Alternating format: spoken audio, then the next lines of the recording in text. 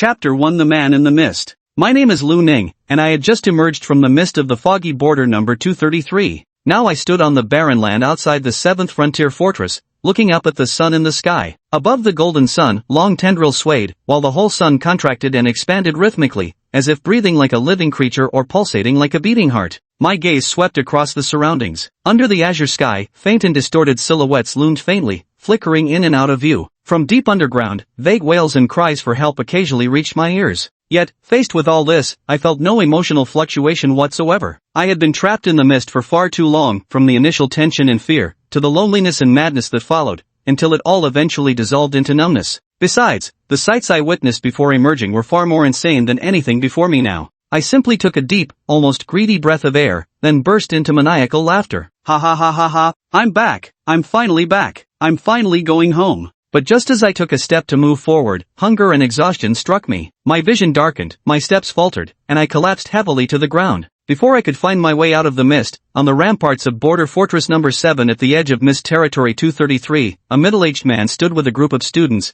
gazing at the swirling fog in the distance as he calmly explained. In the mid-21st century, 2,000 years ago, the first white mist suddenly appeared over South Africa on Earth. A joint international research expedition from the nations of the Old World entered the mist immediately to investigate. Within half a month, the team lost all contact. 6 months later, cases of mental illness in South African nations increased 20-fold, with many patients claiming to see monsters in their dreams, yet none could describe the creatures in detail. Some mentally ill patients became highly aggressive after their breakdowns. The most severe cases underwent physical mutations, their ethical values and behaviors utterly diverging from those of normal humans. 2 years later, a second mist emerged over the central Pacific Ocean. Soon, mental illness cases surged across the Pacific Rim nations, displaying symptoms identical to those witnessed earlier in South Africa. Scientists have discovered through research that these white mists carry a special magnetic field radiation, which directly affects the human mind. The deterioration of mental health, in turn, triggers physical deterioration. The facts align with the scientists' findings. Sapporo, Japan, was the first city enveloped by the mist. Just 5 hours before the city's communication was cut off, 1/3 of the people in the mist showed signs of mental deterioration, and 1/5 exhibited physical deterioration. 10 hours after the mist appeared, Sapporo lost contact. Residents who escaped the mist deteriorated within 5 days of being quarantined, with a survival rate of 0. Although, after 2,000 years of evolution, white mist zones have increased, and humans have developed some resistance to the mental radiation, a normal person still cannot survive in the mist. At this moment, a young man raised his hand and asked in a somewhat strange voice, "Teacher, is it really true that no normal person can survive in the mist?" The middle-aged man nodded gravely. "Yes, none. No normal person can." The young man trembled as he pointed toward the mist. "Then, what about that person over there?" Many other students also turned to look in the direction of the mist, their eyes widening with fear. The middle-aged man froze for a moment before suddenly whipping his head around to stare at the mist. From within the white mist, I staggered out, each step appearing agonizingly difficult. The middle-aged man's eyes grew wider and wider as he murmured, "Normal people indeed cannot survive in the mist. Those who can are either not normal, or not human." Later, I was taken to the Mist Affairs Bureau in Base City number 116, lying on a hospital bed in a metal room, my body and limbs firmly secured to the bed frame by black metal restraints. 3 figures in black trench coats stood by my side, watching me with stern and vigilant expressions. The middle-aged black-haired man at the forefront held a report in his hand, his expression unreadable. Name unknown, race human, physical strength average, mental strength also average, mental corruption level 0%. Ha! He shook his head, flashing a complicated smile. The black-haired young woman next to him rolled her eyes and spoke up, "Captain Lin, are you still looking at that report? It must be a mistake. How could there possibly be a human with 0% mental corruption in this world? Even newborn babies receive mental radiation in the womb, so contamination levels can never be 0%. Another blond young man wearing glasses adjusted his frames and said gravely, "But the inspection team insists they've conducted 24 repeated tests. They even cross-checked with other subjects and switched instruments to eliminate equipment errors. The final conclusion was still 0% mental contamination. I don't believe it. Humans with 0% mental contamination could only have existed on Earth before the mist appeared. There must be some mistake somewhere." The woman glared fiercely at my unconscious form. Even if such a human truly existed, they couldn't possibly be someone who just walked out of the mist. The middle-aged man called Lin Xiao casually set the report aside on a nearby table, fished a cigarette from his pocket, lit it, took a deep drag, and exhaled slowly. Mumu's right. The mist teems with plague carriers, disaster beasts, even servants of evil gods. No ordinary person could survive walking out from there. The blonde-haired youth Colin nodded silently. For the fully armed mist exploration teams venturing into the fog, the mortality rate exceeded 50%. How could an ordinary person have walked out unscathed? If you ask me, he's definitely a mutated monster, possibly even a minion of the evil god. Perhaps he's received a blessing from the evil god through some unknown means that prevents us from checking his specific information. A cold glint flashed in Li Mu's eyes as he smiled grimly and said slowly, Captain Lin, what if we take him out now while he's still unconscious? Lin Xiao shook his head slowly. No. Even among infiltrators disguised as minions of the evil god, there's never been a precedent of someone with 0% mental corruption. From the birth of the mist until now, he must be a unique case. Perhaps we can find a way to cleanse mental contamination from him.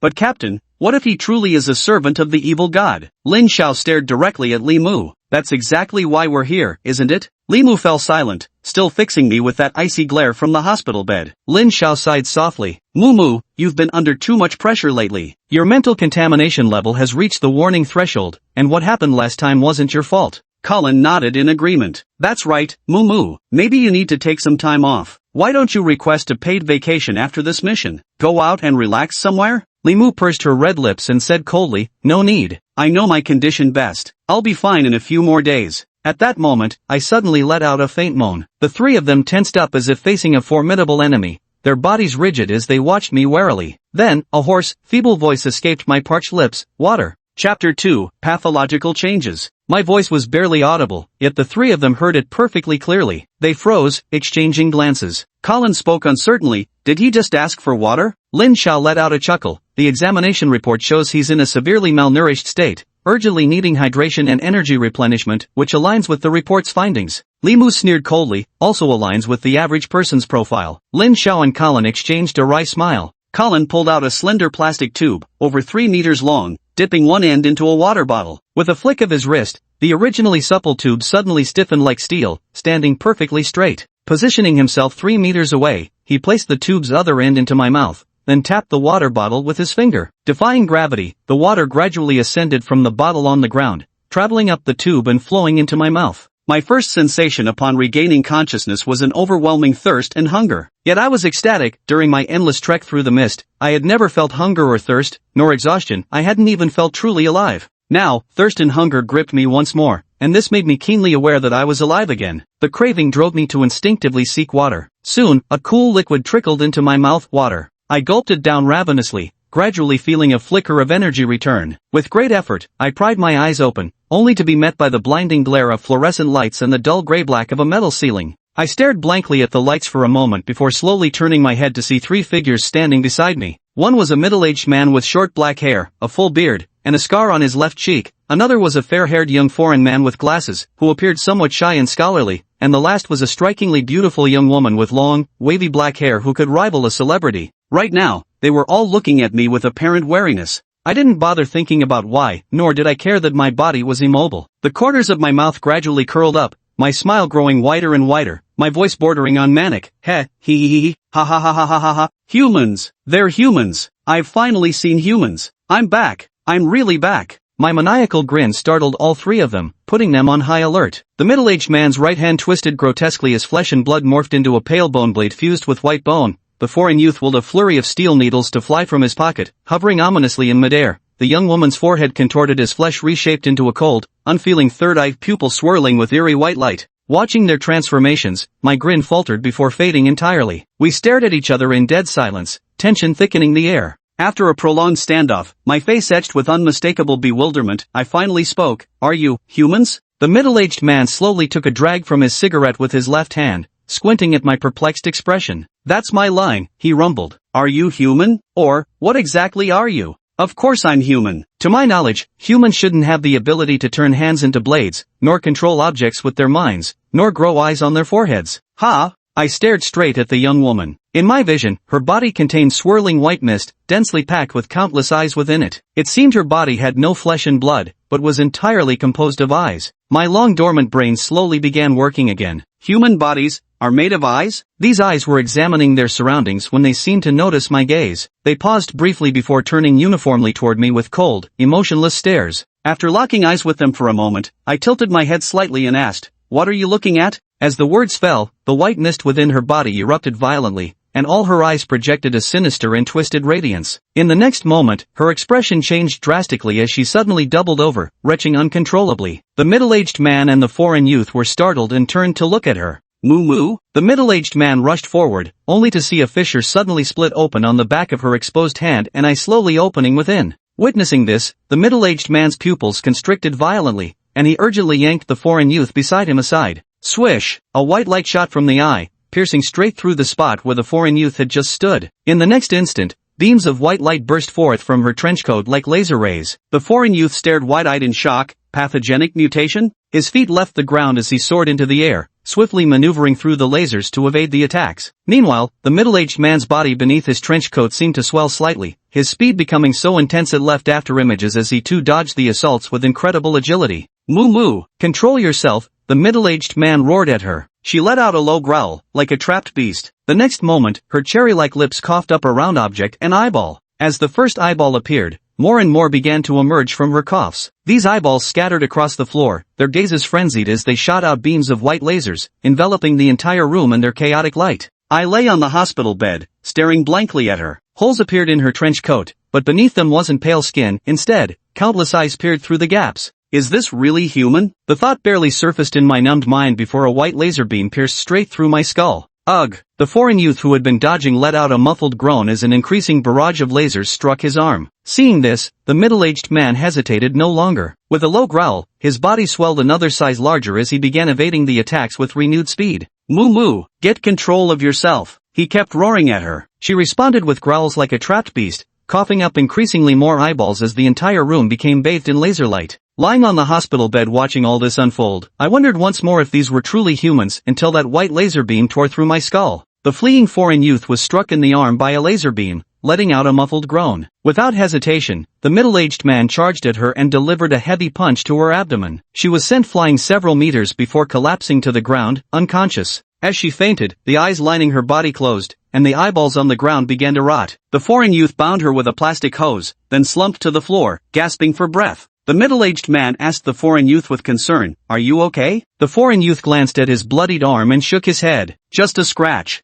Then he looked at her unconscious form, somewhat unable to accept the situation. How could this be? Although Mumu's mental contamination level was already at the warning threshold, it shouldn't have reached the point of immediate pathological deterioration. The middle-aged man silently looked at her, then seemed to recall something, his eyes flickering slightly. That person earlier, he was staring at Mumu and even said something? The foreign young man froze for a moment, also remembering the incident. Right, he asked Mumu, "What are you looking at? Hey, you." He hastily turned to look at me. Then his voice faltered because the me on the hospital bed had over a dozen bloody holes, my clothes and the hospital bed soaked in blood, my eyes wide open with a dull stare, as if I had died with grievances unredressed. Holy shit, dead? The foreign youth was stunned. The middle-aged man frowned slightly, a pity. He was the only individual so far with a 0% mental contamination rate. He might have helped us find a way to cleanse mental pollution. The foreign young man said with some self-reproach, "There were too many eyeballs before, I couldn't keep track of them all." "Don't blame yourself. Mumu's mutation was too sudden," the middle-aged man replied. I still want to ask what he meant by his last words, whether Mumu's mutation was related to him. But now, it seems unlikely. The foreign youth exhaled deeply before continuing. The middle-aged man gave a slight nod,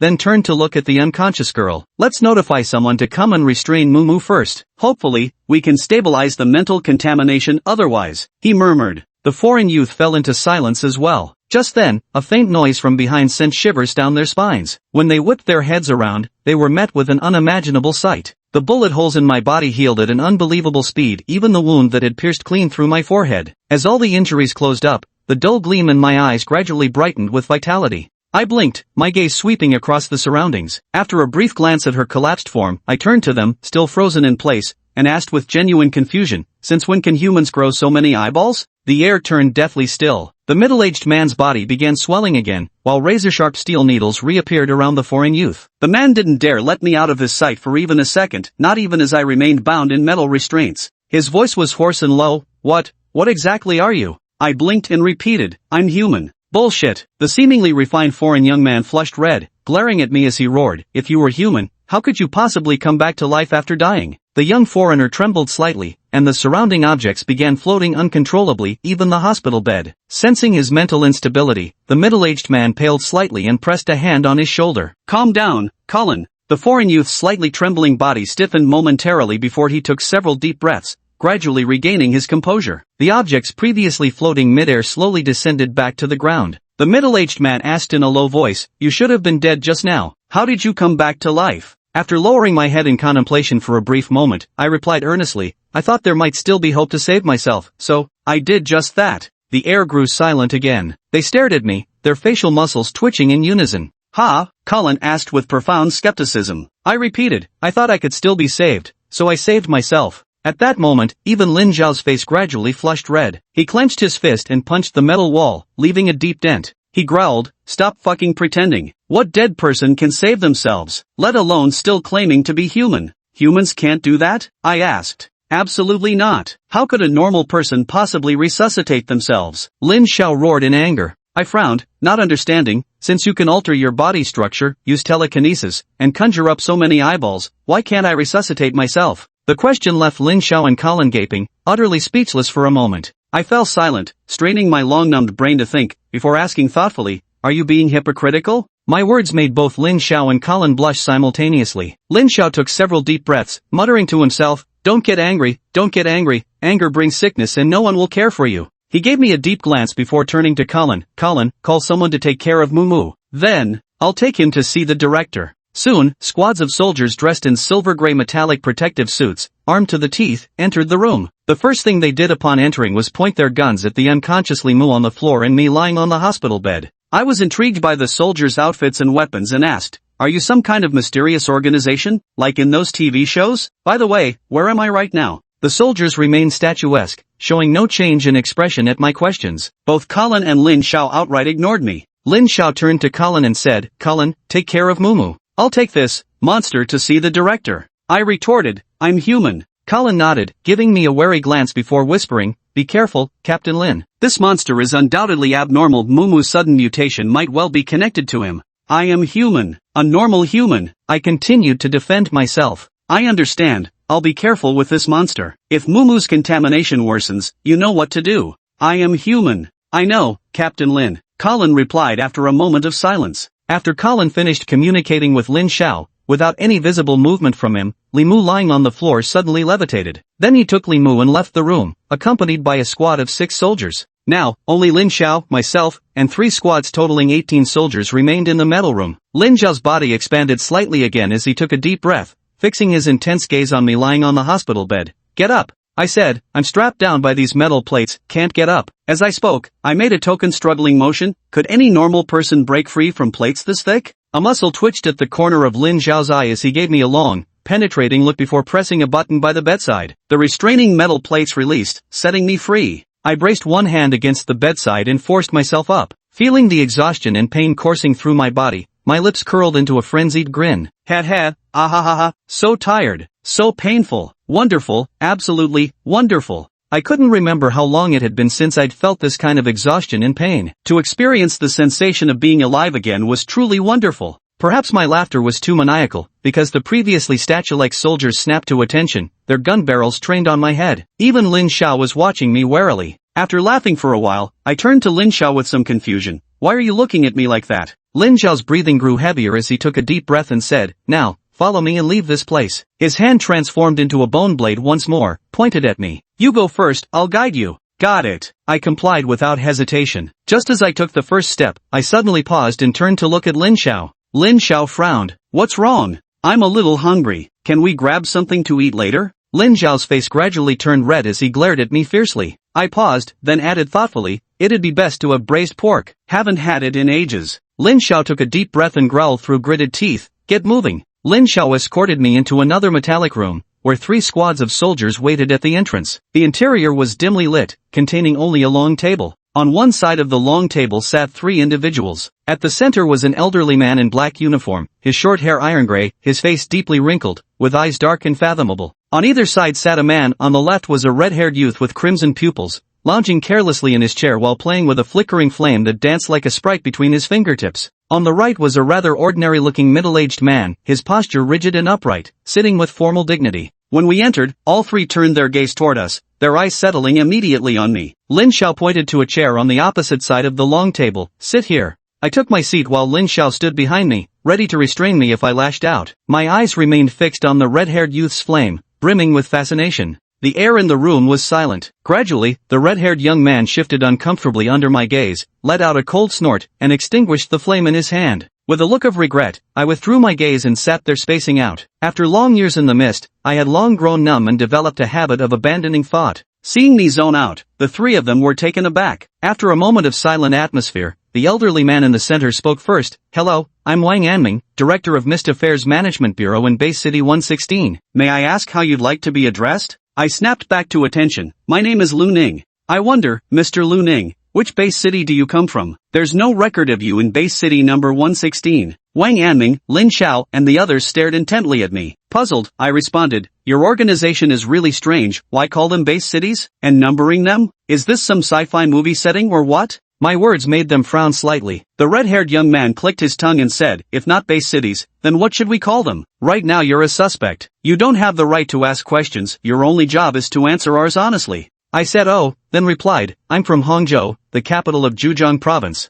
In your terms, would that be Zhejiang province base city number 1? My answer made the four of them furrow their brows even deeper. The red-haired youth slammed the table loudly as he stood up, leaning slightly over it with his hands planted on the surface to exert pressure on me. Slowly, he said, "Don't play games with us. We've dealt with plenty of suspects like you. What is Hangzhou City? And what's a province? Did you invent them?" In contrast to the red-haired youth's outburst, Wang Anming remained expressionless, but his gaze was peculiar as he looked at me. As far as I know, Hangzhou City in Zhejiang province was a civilized city from 2,000 years ago. After the establishment of the Earth Federation, human settlements became centralized as base cities, no longer using the naming conventions from before the Age of Mist. He paused, staring straight at me before asking, "Mr. Lu Ning, is your ancestral hometown from Hangzhou City?" Then he noticed my dazed expression and my failure to answer his question. Just as the red-haired youth was about to press further, Wang Anming tapped him, signaling him to stay quiet. "Mr. Lu Ning?" I snapped back to reality, breathing rapidly, my eyes filled with disbelief. Trembling, I pressed my hands against the long table, staring intently at Wang Anming. "What did you say? 2,000 years ago? What year is it now?" Wang Anming frowned slightly before answering, "Year 2014 of the Mist calendar." "Mist calendar? What in the world is a mist calendar?" My voice came out low and trembling, seething with suppressed fury and madness. The red-haired youth and the middle-aged man beside him immediately frowned, casting wary glances at me. Wang Anming remained expressionless, seemingly oblivious to my odd reaction, and explained, "After the mist descended, humanity established the Human Federation before the complete collapse of order, adopting a new calendar system with the year of the mist's arrival as its starting point." Boom! I clenched my fists and slammed them heavily onto the long table, blood oozing from my hands. My eyes locked onto Wang Anming as I growled through gritted teeth, "Impossible. You're lying." The red-haired young man was wreathed in flickering flames, a fireball the size of a soccer ball forming in his hand. Lin Zhao's body expanded once more, turning him into a hulking giant, the elongated blade of his palm now tinged with a sinister crimson. The expressionless middle-aged man's skin had turned dark with a metallic sheen, his body also tensing up. All three of them eyed me warily, as if I might erupt into violence at any moment. I paid them no mind, only feeling the blood vessels in my eyes becoming visible. I simply couldn't believe this so-called fog calendar. If this were true, did that mean I'd been trapped in that white fog for over 2,000 years? Then what about my family? Where were my parents now? My breathing grew rapid as my body began trembling slightly. At the same time, the white mist that had been flowing within the fog-covered regions across the entire Earth seemed to pause simultaneously for an imperceptibly brief moment. This pause was so fleeting that even the border fortresses monitoring the mist failed to detect any anomaly. In the metal room, the atmosphere grew heavy for a moment. Wang Anming, trying to be as gentle as possible, reassured me, "Mr. Lu Ning, please calm down. Perhaps we can have a proper conversation." I turned to look at him and said, "I want to go outside and see." Wang Anming smiled faintly and replied, "Of course, that's not a problem. But given your mysterious background, we must thoroughly investigate and ensure you pose no danger before releasing you. So, we hope you'll cooperate with our work for now." Under the watchful gazes of Lin Xiao and the other two, I took a deep breath and slowly returned to my seat. Seeing me sit back down, all three of them secretly breathed a sigh of relief. After all, my origins were too enigmatic, and they couldn't predict the consequences if I were to suddenly become violent or mutate. Wang Anming maintained a calm expression and asked me with a smile, "Mr. Lu Ning, we found you at the foggy border number 233. According to eyewitnesses, you walked out of fog number 233 and then collapsed outside the fog. Do you still remember anything?" It seemed I had already recovered from my earlier anger, my expression turning calm again, even slightly blank. Hearing his question, I replied, "I remember. A flicker passed through Wang Anming's eyes as he pressed further. Then, Mr. Lu Ning, before you lost consciousness, did you truly walk out of the fog? Impossible. If you walked out of the fog, why weren't you mentally contaminated? Not to mention, you're just an ordinary person, how could you deal with those monsters in the fog? The red-haired youth slammed the table and growled in a low voice. I glanced at him in confusion. Monsters? Are there monsters in the mist? I walked through it for a long time and didn't see any monsters at all. Wang Anming and the others simultaneously held their breath, staring fixedly at me as if trying to glean something from my expression. Yet after a long while, they found nothing. The silence lingered for a moment before Wang Anming asked again, then how did you enter the mist? How long were you in it? I was walking along the road when suddenly everything around me turned into white fog. As for the time, the year 2025 in the Gregorian calendar, which would be about 2,000 years later? If you guys aren't lying to me. My words left Wang Anming and the others utterly bewildered. At this moment, even Wang Anming's breathing became slightly rapid. He took a deep breath to calm himself before continuing, we've seen the report. It seems you're just an ordinary person? My eyes lit up, and I nodded repeatedly, yes, I'm just an ordinary person. This uncle keeps insisting I'm some kind of monster. I shot Lin Xiao a glare, making his face darken as he clenched his fists. Wang Anming chuckled non-committally,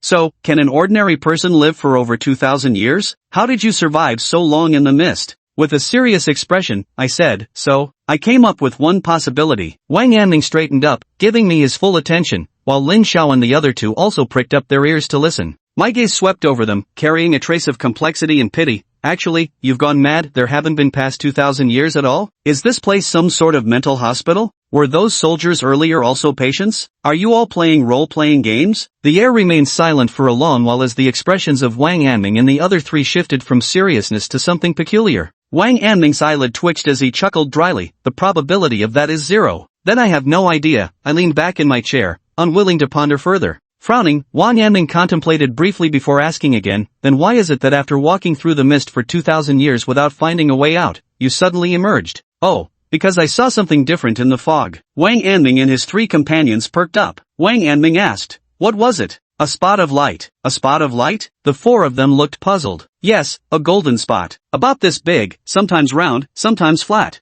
I gestured with my hands as I spoke. And then what? Then I moved closer. After all, it was the first time I'd seen anything besides white mist in the fog. And then, inside that spot of light, I saw the solar system. The solar system? You could see the solar system inside a spot of light? Do you think we're that easy to fool? The red-haired youth slammed the table, glaring at me angrily. Wang Anming and the other two also looked at me with undisguised distrust. However, Wang Anming took a deep breath and patted the red-haired youth on the shoulder. Sit down. The red-haired youth glared at me before slowly sitting down. Wang Anming looked at me impressed, and then, I was just saying, I noticed something odd about the solar system. The sun had these unusually long.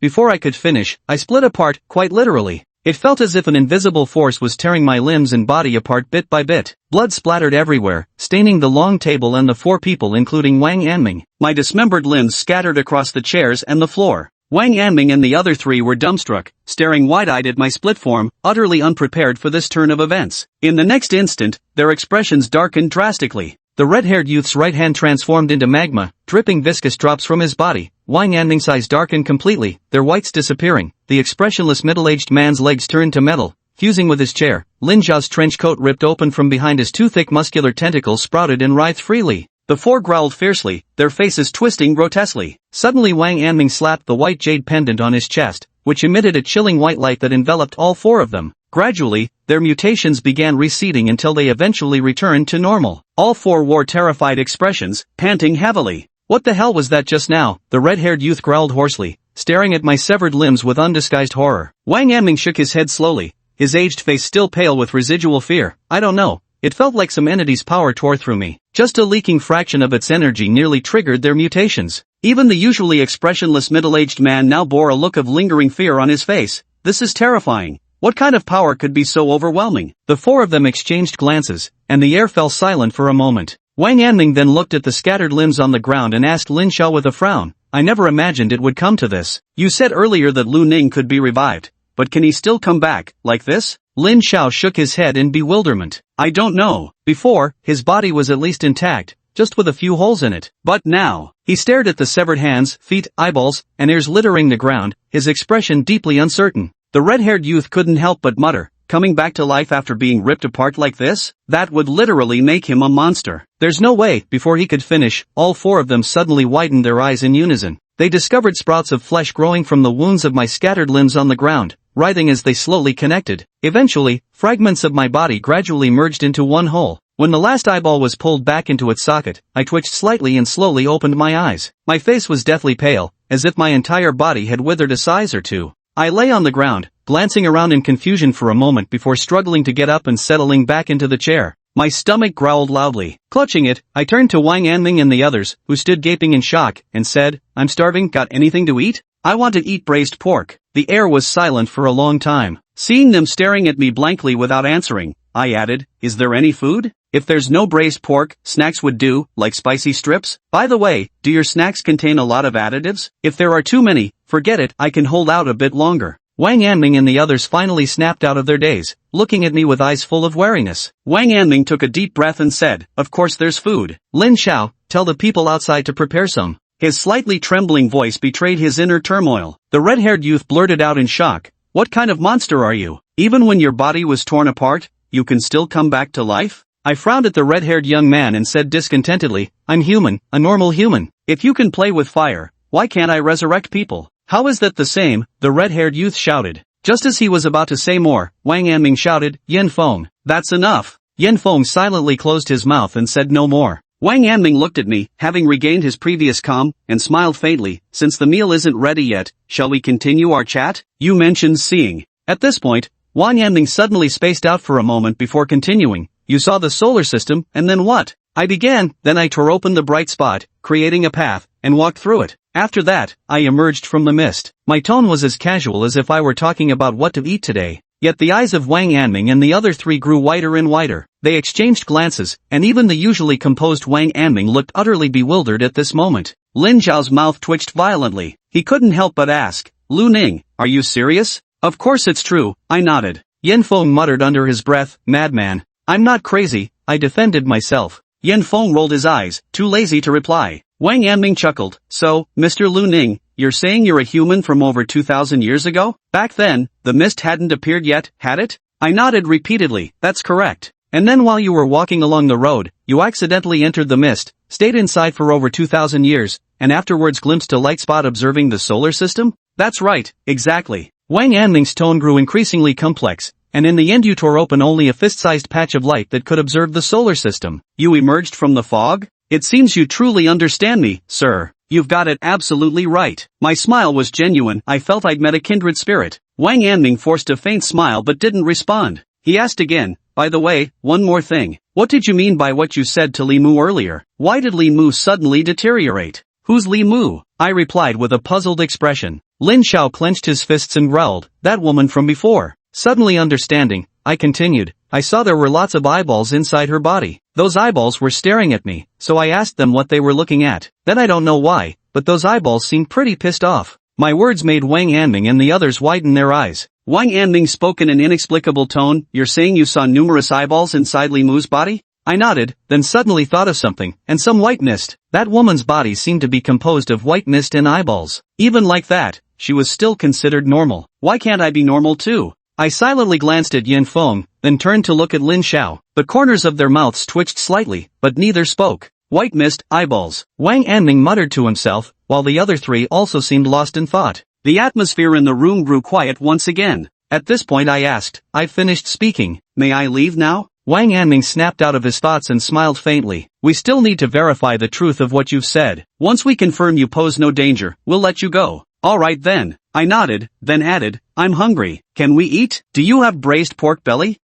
No problem, let's eat." "Shaolin, prepare a resting room and food for Mr. Lu Ning." Lin Xiao nodded silently and looked at me. "Let's go." I stood up and left the metal room. When the door closed again, Wang Anming's expression turned serious as he looked at the two people beside him. "What do you think of what he said?" Yin Feng immediately responded, "That guy must be crazy. His mental contamination must be extremely severe. But you've seen the previous report, his mental contamination level is 0%. Honestly, I can't fathom that there really exists a human in our era with 0% mental contamination." The middle-aged man said calmly, "Director Wang, do you actually believe he's a human from before the fog era over 2,000 years ago? And that he's survived in the fog for more than 2 millennia? Wang Anming shook his head with a bitter smile, logically speaking, I don't believe it. But, he glanced at the bronze-colored ring on his hand. The ring seemed to be made of some special bone material, embedded with a blue gemstone that occasionally emitted strange flashes of light. The Ring of Lies isn't reacting at all, which means it considers his words to be true. The atmosphere in the room once again fell into silence. The middle-aged man suddenly stood up and walked to the seat I had occupied earlier, examining the desk. "Old Li, what are you looking at?" Yan Feng asked curiously. Li Han's expression remained calm as he said slowly, "When Lu Ning got emotional earlier, she hit the table so hard her hand bled, yet the desk surface is completely smooth."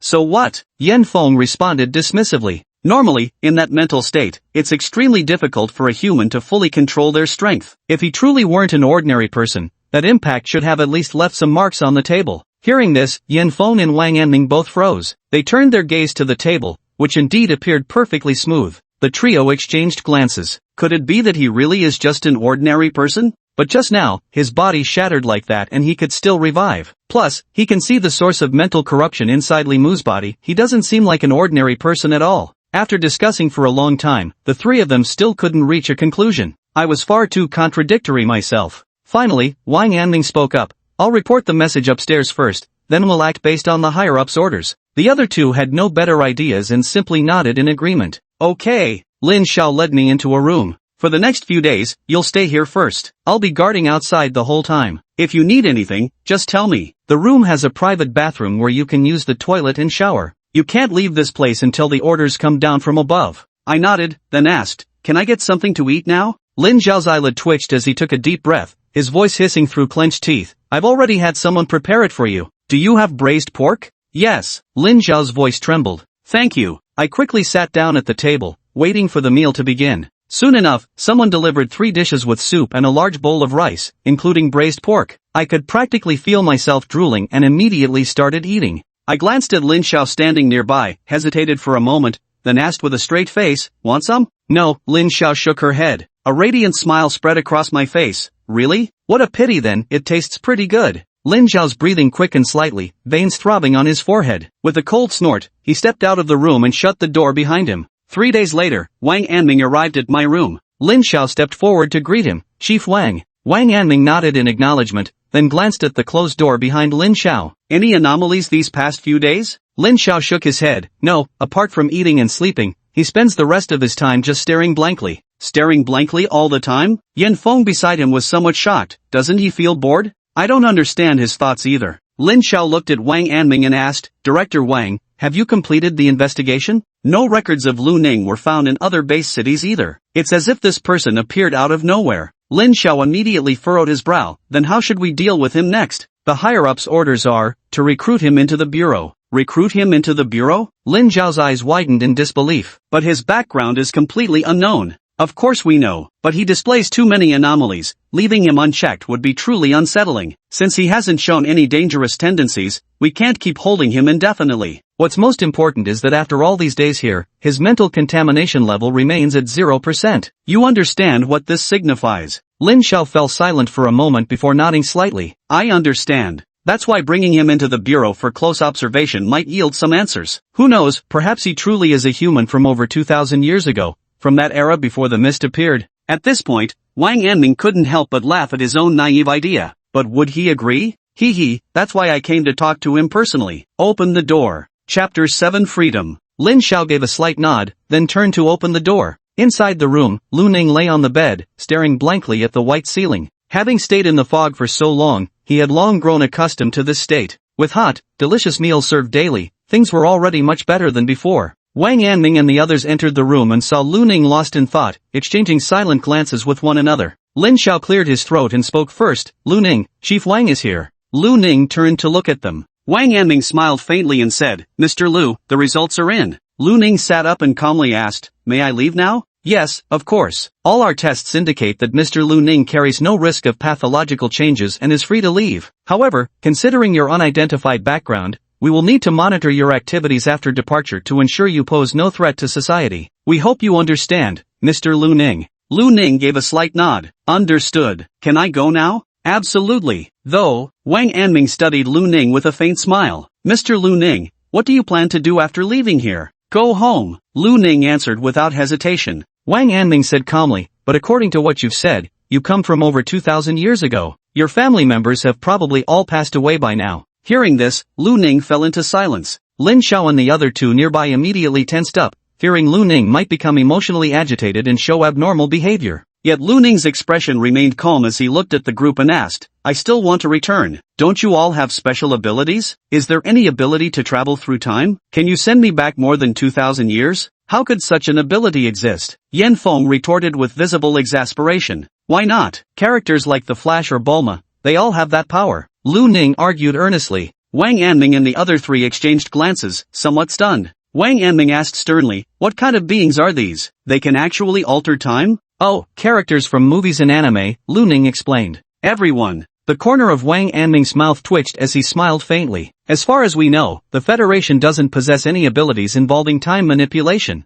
Before Lu Ning could show disappointment, he continued, I suppose you've already realized, Mr. Lu Ning, that you yourself possess special abilities. Perhaps in the future, you might find your own way home? Lu Ning stared directly at Wang Anming. How do I find my way home? You said you've wandered in the mist for over 2,000 years. Perhaps the secret to crossing time lies within that mist. The Federation has mist exploration teams. If you join them, you might uncover some of the mist's secrets. Wang Anming pointed at the document raised by the steward. When the time comes, you'd probably find a way back, wouldn't you? The secrets of the mist? I've walked through it for so long, yet there seems to be nothing within. Lu Ning spoke up. Perhaps you're rather special, Mr. Lu Ning. Wang Anming gave Lu Ning a profound look. From our investigations, the mist appears extremely dangerous and harbors great secrets. Perhaps you could find within it the reason why you entered the mist and why you remained there for over 2,000 years. Lu Ning's numb mind slowly processed the information, finding Wang Anming's words quite reasonable. He looked up at Wang Anming and asked, I want to join the mist exploration team to find my way home. Wang Anming smiled gently. As I mentioned earlier, the mist is extremely perilous. To join the exploration team requires certain qualifications. Though Mr. Lu Ning you seem special, your current abilities don't meet the standards. However, before Lu Ning could speak, Wang Anming continued, however, you can first join our Mist Affairs Bureau. There, someone will teach you about the affairs of this era and also help you improve your abilities. Once your strength is sufficient, you can then join the Mist Exploration Team. Wang Anming smiled and said, this choice has another benefit for you, Mr. Lu Ning. Lu Ning asked in confusion, what benefits? Even if you're free, how do you plan to live alone? Do you have the means to earn money? A place to stay? Wang Anming asked like an elder questioning his junior, his smile kind. Lu Ning's entire body trembled upon hearing this, as if encountering some great terror. He was only a sophomore without even a diploma, could he find a job? Moreover, if this really was over 2,000 years later, would a diploma from 2,000 years ago even be useful? Wang Anming smiled gently, but by joining the Mist Affairs Bureau, you'll receive a generous salary, with meals and accommodation provided. Lu Ning nodded solemnly, deal. Wang Anming smiled, you've made the right choice. Then after a moment's thought, he added, I suppose you still have some doubts about what we've said, Mr. Lu Ning. How about this, let Lin Xiao take you around outside. As it happens, you'll be joining Lin Xiao's team next, so this will give you two a chance to get acquainted. Lin Xiao's expression changed slightly as he looked at Wang Anming in surprise. Commissioner Wang? He's joining MY team. Lin Xiao flushed crimson, turning to look at Lu Ning with an expression of utter disbelief. Lu Ning, however, remained perfectly composed, even offering Lin Xiao a faint smile. Lin Xiao's lips twitched slightly. I'm afraid there might have been some conflict between us before, Director Wang. Wang Anming spoke up, that was just professional disagreement. I doubt Lu Ning would bear any grudge, would he? Wang Anming looked at Lu Ning, who gave a slight nod and said, MHM. Wang Anming continued, the last case dealt a heavy blow to your team. Now, Li Mu is on the verge of complete deterioration too, leaving only you and Colin as the remaining combat-ready members of your unit. You're in desperate need of reinforcements. As you know, awakened individuals are scarce these days. Lu Ning carries no risk of deterioration and has already awakened, he's well suited to join your team. Lin Xiao's eyelids twitched slightly. After a long silence, he exhaled like a deflated balloon, replying, understood. Beside them, the gazes of Yan Feng and Li Han lingered on Lin Xiao, now tinged with faint sympathy. Alright, it's settled then. Wang Anming turned to Lu Ning with a faint smile. Lu Ning, you're free now. Lin Xiao wore a sullen expression. Captain Wang, I'll take him with me now. Wang Anming nodded. Go ahead. Lin Xiao glanced at Lu Ning. Follow me. He turned and walked away, with Lu Ning silently following behind. After leaving the room, they entered a spacious corridor. Passing through the corridor and another door, Lu Ning saw numerous staff members coming and going through several intersecting hallways. There were soldiers in metallic uniforms armed with weapons, as well as men and women wearing trenchcoats similar to Lin Xiao's attire. Several passing staff members greeted Lin Xiao, who responded to each with a forced smile. Lu Ning noticed that many staff members were casting curious and wary glances in his direction, but he paid no attention. After walking down several corridors, Lin Xiao led Lu Ning into an elevator. The elevator descended and soon reached the first floor. The first floor was an impressive lobby, bustling with even more people coming and going. As they reached the main entrance, Lin Xiao, who had been wearing a scowl the whole time, spoke to Lu Ning for the first time. "Where are you planning to go?" Without hesitation, Lu Ning replied, "Hangzhou." Lin Xiao's face instantly flushed red as he gritted his teeth and said, "There's no such place here at all." Lu Ning seemed somewhat disappointed and reluctantly replied, "Then what's at the location where Hangzhou used to be? Let's go see now. We are not leaving the base city. We'll just look around within the base city." Lin Xiao's expression twisted slightly as he spoke. "Fine, do as you wish. Just show me around then." Lu Ning immediately became expressionless. Let's go. Chapter 8, The New World. Lu Ning followed Lin Xiao out the door. The scorching sunlight fell on her face, making Lu Ning narrow her eyes slightly. When his eyes adjusted to the sunlight, he looked around. Outside the gate was a large square, with parking lots on both sides where numerous cars were parked. Beyond the square was a bustling main road filled with traffic, and further away stood rows of buildings. These buildings weren't particularly tall, none exceeding 10 stories. From what Lu Ning could currently see, it was completely different from what he had imagined. He looked at Lin Xiao. "This is what it looks like after more than 2,000 years? Seeing Lu Ning's full-faced suspicion, Lin Xiao grinned. "What? Doesn't match your expectations? How did you imagine things would be after 2,000 years? Lots of intelligent robots. People could lie flat without having to work." Lu Ning answered without hesitation. Lin Xiao's smile turned somewhat bitter. There used to be many intelligent robots. Then why aren't there any now? Because they became diseased. Lin Xiao slowly lit a cigarette and took a drag. Diseased? Like Li Mu before? Machines can get diseased too? Lin Xiao sighed. It was a network plague. Artificial intelligence gained cognitive abilities but was also affected by mental radiation. That outbreak caused robots to collectively revolt. In a single day, the global population was reduced by 1/3, and technology regressed by centuries. At this point, Lin Xiao paused before continuing. "The specifics? Well, you'll undergo training after joining the team. This incident is part of the curriculum on pandemic hazards. Someone will instruct you when the time comes. Let's go." Lin Xiao led Lu Ning toward the parking lot on their side. Lu Ning silently followed. The two arrived at a sleek black sports car. Lin Xiao gently wiped away a speck of dust on the car door as if caressing a lover, then turned to Lu Ning with a hint of pride and asked, "Well, pretty cool, huh?" Lu Ning nodded and answered honestly, "Pretty handsome. Must have cost a fortune, right?" Lin Xiao's smile froze for a second before he feigned nonchalance. "Not bad. In 3 more years, I'll have my car loan paid off. Come on, hop in, I'll take you for a spin." The two got into the car, and after Lin Xiao started it, he drove Lu Ning around the base city. The overall situation inside the base city wasn't much different from the city Lu Ning had known before entering the White Mist. If there were any differences, it was the presence of some homeless people on the streets and frequent violent incidents. He often saw people getting into fights by the roadside. Although ordinary people now have mental radiation antibodies, the psychological pressure is still immense, making them relatively more irritable and prone to aggression. But these street fights aren't our responsibility, public security handles those. We deal with the big cases. This was Lin Xiao's explanation. Soon, Lu Ning noticed the distinct differences between the base city and pre-fog-era urban areas. That distinction was the towering walls at the city's perimeter. The soaring walls, standing over 100 meters tall, were entirely constructed of metal, completely encasing the base city. These walls protect the ordinary citizens inside. Spiritual radiation is significantly lower within the base city due to specialized interference technology. But outside? Entirely different story. Many former wild animals have mutated into disaster beasts, plus roaming infected creatures and other sinister entities. Any of these breaching the city would pose extreme danger to civilians. Lin Xiao parked the sports car beneath the city wall, leaning against the vehicle as he smoked and explained things to Lu Ning. The dangers outside the city walls are handled by the base's defense forces. Our job is to keep ordinary people safe from the dangers within the base city.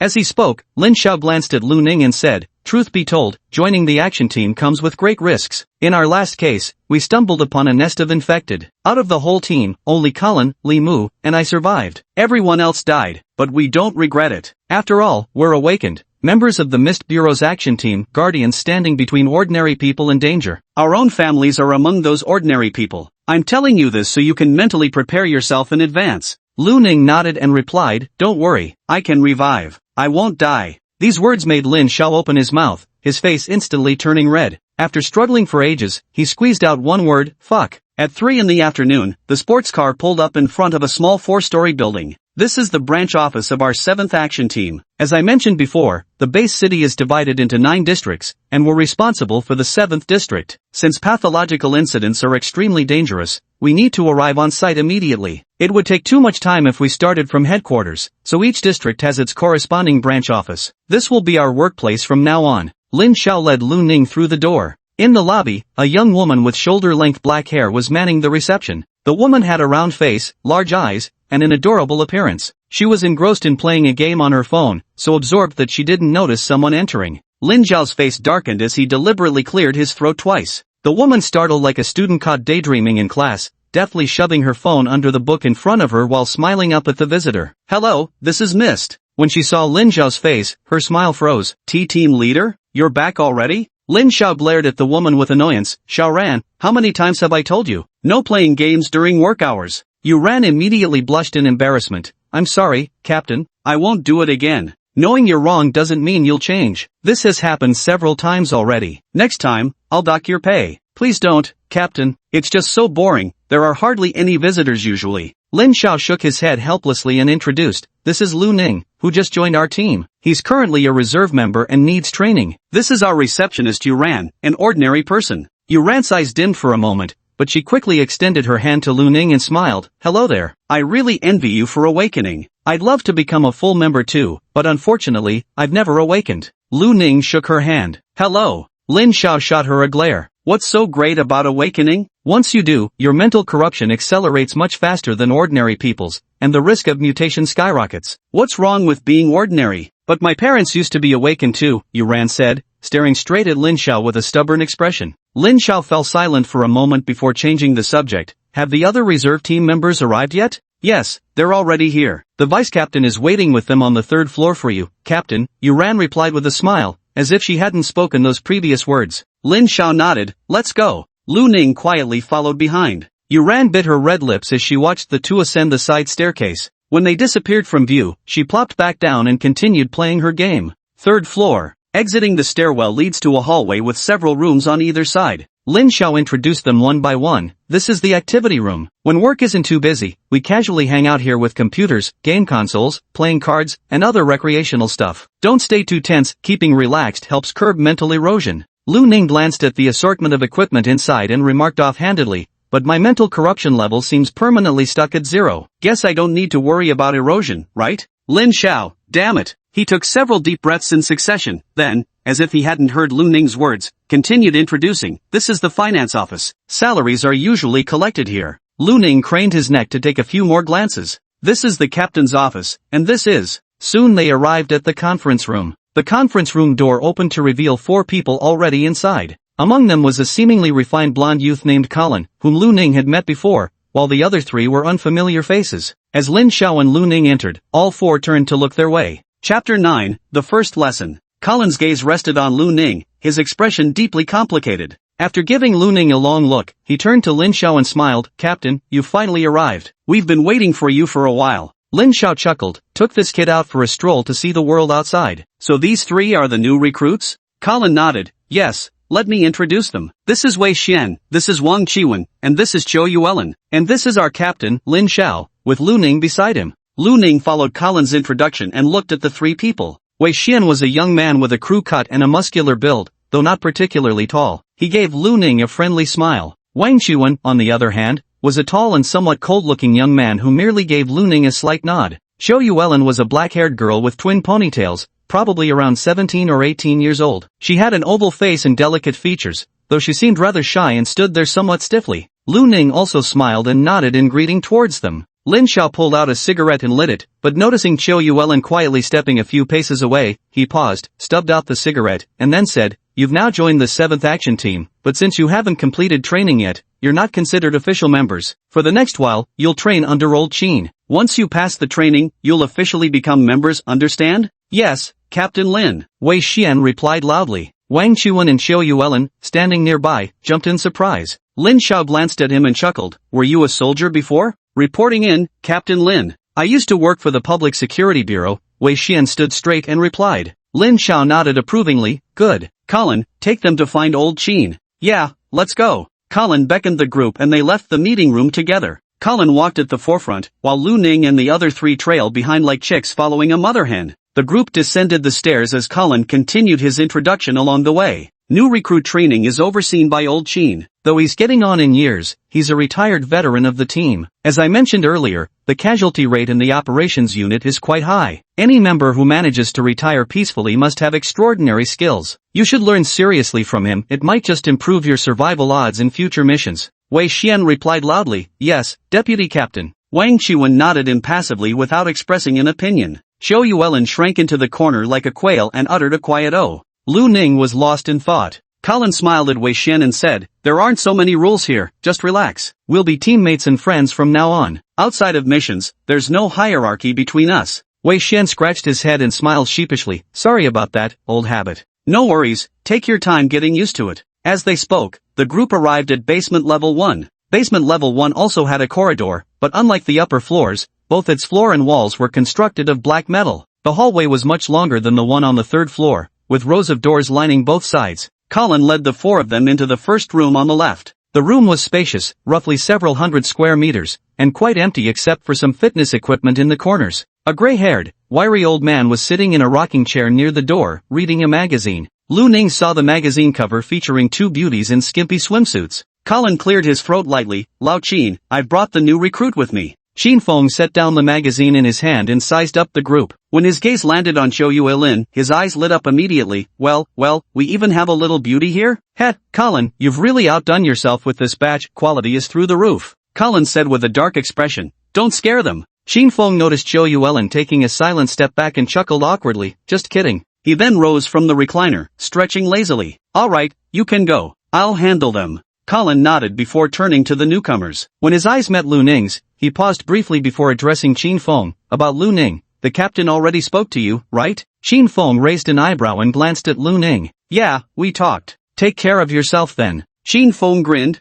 Got it. Wang Qiwen and the other two looked at Lu Ning curiously. What was so special about Lu Ning that made Colin and Xin Feng speak with him privately? Lu Ning was still lost in thought. After Colin left, Xin Feng turned to look at the few of them, standing with his hands clasped behind his back. His frail frame slightly hunched over, his smile carrying a trace of sleaziness as he said, alright, for the next period of time, I will teach you all sorts of knowledge about the operations team, the mist, mutations, awakening, and more along with combat skills. I hope everyone pays close attention. Otherwise, when you end up dead later, this old man will have to burn incense for you. Wang Chuan curled his lips and mumbled under his breath, who's he cursing now? Here's the schedule. We'll study cultural content in the morning, combat training in the afternoon, and everyone goes home after work in the evening, alright? Since it's already afternoon now, we'll start with combat training first. At this point, Xin Feng paused slightly before continuing. From now on, we're all teammates in Squad 7. In combat, understanding both your companions and your own abilities allows for clearer strategic planning based on situations. So our first lesson is self-introductions, getting to know each squad member. His eyes swept across the group as he said with a chuckle, we'll go one by one. Introduce yourselves, including your awakened abilities. Little sister, you first, he. Zhou Yuelin took several steps back from Qin Feng's creepy laughter. But she took a deep breath and then said, my name is Zhou Yuelin, I'm 17 years old. I used to attend Moonlight High School, and 4 days ago,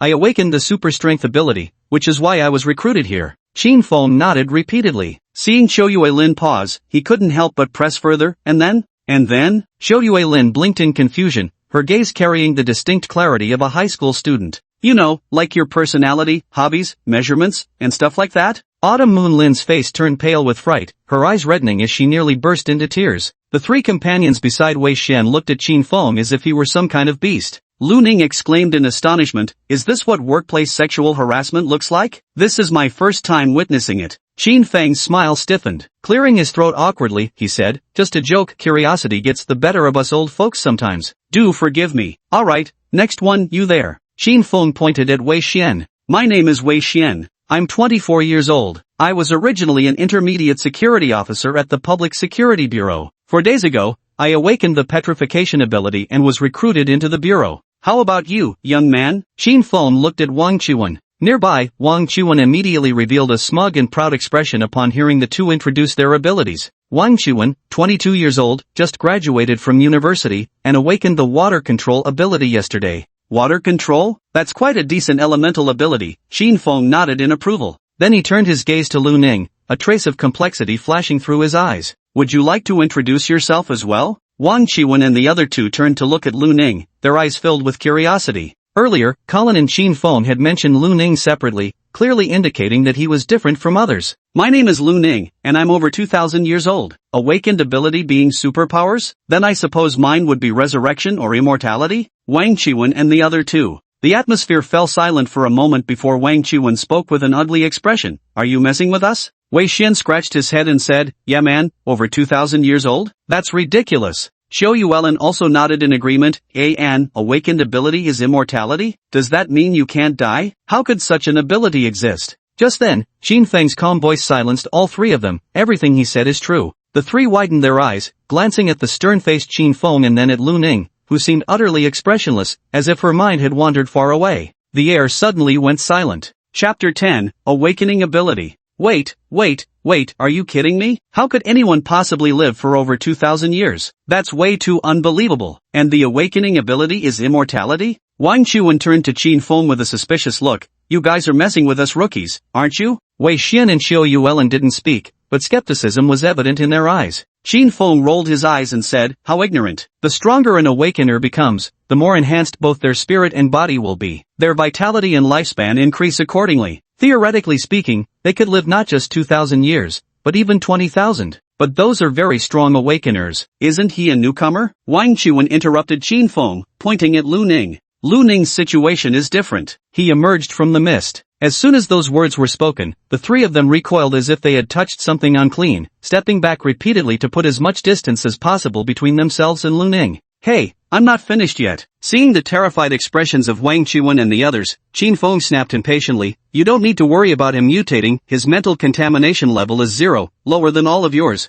What? Their expressions grew even more incredulous, as if they had just heard the most absurd tale ever told. Seeing their expressions, Qin Feng sighed wearily, then couldn't be bothered to explain further. Anyway, this is the situation. Headquarters has already confirmed that Lu Ning carries no mutation risk, so you don't need to worry. Just treat him as an ordinary person who recently awakened. The three looked at Lu Ning's calm, indifferent expression, then glanced back at Qin Feng, hesitating. After several deep breaths, Wei Xian inhaled sharply and spoke first. Since the higher-ups have already confirmed it, I naturally trust headquarters unconditionally. As he spoke, he walked over and extended his hand toward Lu Ning, offering an apologetic smile. Sorry about that, as teammates, we shouldn't have doubted you. Lu Ning snapped out of his reverie. Huh? Oh, it's nothing. He reached out to shake hands with Wei Xian, clearly hearing the sharp inhales of Xiao Yuelin and Wang Qiwen. What bravery! Qin Feng nodded in satisfaction. Seeing the commotion subside, he smiled and said, now we all understand each other better. In combat training, we can coordinate more effectively based on each other's abilities. Let's continue with the lesson.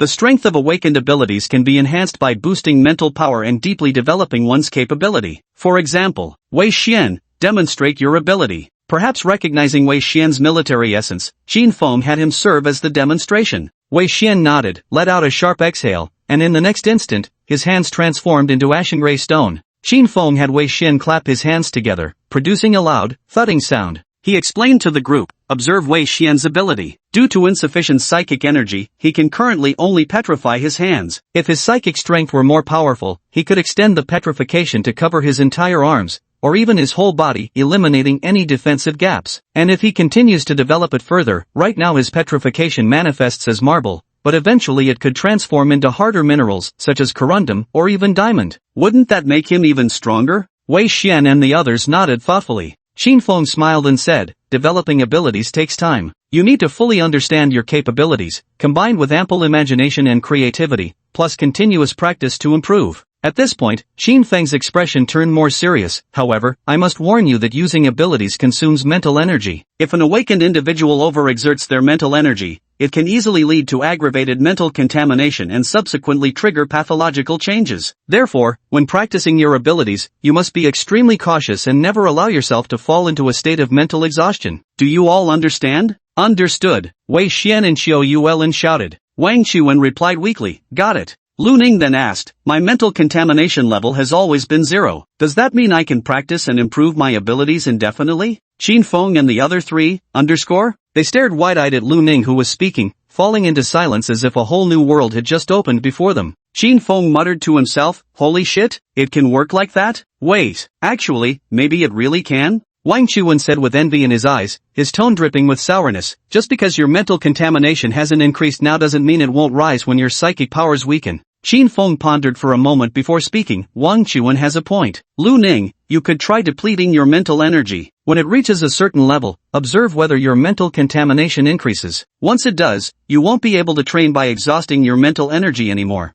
No, it won't. Before this, I died twice at headquarters when I was utterly exhausted, but my mental contamination didn't increase. As soon as these words were spoken, everyone, including Qin Feng, looked at Lu Ning with a mix of envy and resentment. Lu Ning then pressed on, then how should I train my ability? Keep dying and reviving repeatedly? Lu Ning spoke of suicide and resurrection with an expressionless face, as casually as if mentioning having braised pork for dinner today. His calm demeanor sent chills down the spines of the four listeners. Zhou Yuelin's body trembled slightly as she quietly edged away from Lu Ning. Wei Xin couldn't help but grimace. Dude, snap out of it, you're creeping me out. Wang Chuan muttered, are you out of your mind? Lu Ning calmly explained, I'm perfectly normal, I just can't die. After a pause, he added, there's nothing to be afraid of. The four of them. The air was hanging heavy with awkward silence. Then Qin Feng cleared his throat and spoke up. Have you ever tried inflicting minor injuries on yourself to see if you can recover? Maybe your ability isn't just limited to resurrection from death, but also healing injuries too, huh?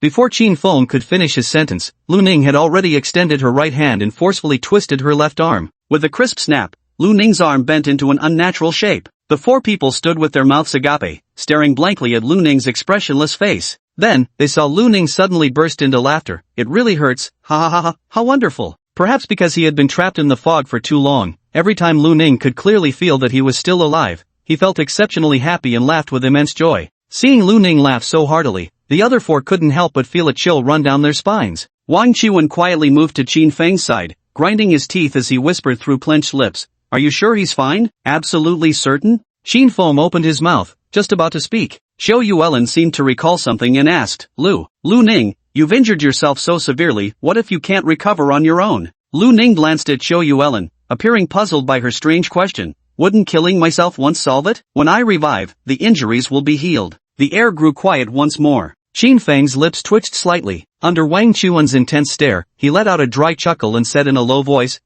it's confirmed by headquarters, I really don't know. Chapter 11, Mental Refinement Method. Before Qin Feng had even finished speaking, Lu Ning's twisted arm returned to normal. Lu Ning clenched his fist, then looked at Qin Feng and said, it seems my injuries can heal too. Wang Chuan and Qin Feng immediately stopped whispering to each other. Qin Feng cleared his throat and said, so it seems that healing yourself after being injured can also enhance your abilities. At this point, Qin Feng couldn't hide his envy as he added, since your mental contamination won't worsen, you don't have to worry about the hazards of mutation. That means your ability development and growth should progress relatively quickly. Lu Ning gave a slight nod and remained silent. Qin Feng continued his instruction. The previous discussion about ability enhancement focused on deep development. Now I'm going to talk about psychological strength improvement. This relates directly to how powerful an awakener can become, so let's address this point first. After awakening your abilities, you should all be able to sense your own psychological strength, correct? All four members of Lu Ning's group nodded in agreement. These past few days, whenever Lu Ning closed his eyes, he could see a swirling mass of white gas circulating in his mind. He had asked Lin Xiao about it, and Lin Xiao had explained that this was his awakened mental energy. Since the early days of the mist era, scientists have been studying the psychic radiation emitted by the mist. They discovered that awakened individuals also absorb this psychic radiation to achieve their awakening and can consciously harness it. After years of research, our Federation developed a mental refinement technique specifically tailored for the awakened. This technique uses the power of psychic radiation to temper one's own mental energy.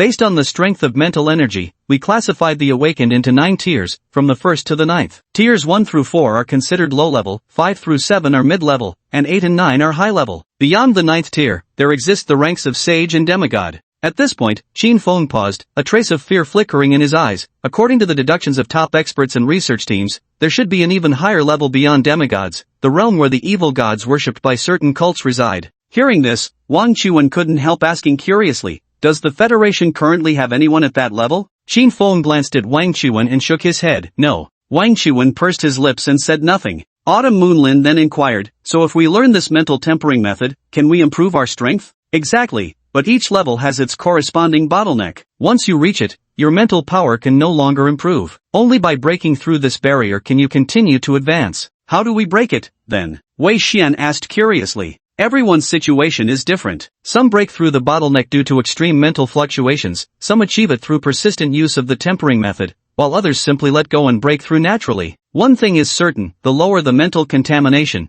the easier it is to break through the bottleneck. Hearing Qin Feng's words, Wei Xian and the other two turned their gaze towards Lu Ning simultaneously. Wang Chuan muttered under his breath, "Damn, how come he gets all the advantages?" Xiao Yuelin said with a tinge of envy, "Brother Lu Ning is really fortunate, his bottleneck will probably break through easily now." Wei Xian also nodded in agreement. Qin Feng sighed and said, "There's no need to envy Lu Ning. As I've said before, he's special. In fact, Lu Ning is the only human in the entire Federation with a 0% psychic contamination rate, and mind you, I'm referring to every single human from the Fog era until now." Seeing that Wang Qiwen and the other two still seemed dissatisfied, Qin Feng continued, "Alright, now I'll teach you the mental refinement technique. It's actually quite simple, use your own psychic energy to sense the external psychic radiation. Once detected, absorb that radiation into your body with your psychic energy. Now pay close attention." At this point, Qin Feng gave the four of them a serious look. All external psychic radiation carries contamination. So after absorbing it, your psychic contamination will deepen. You'll feel mental pressure, possibly hallucinations,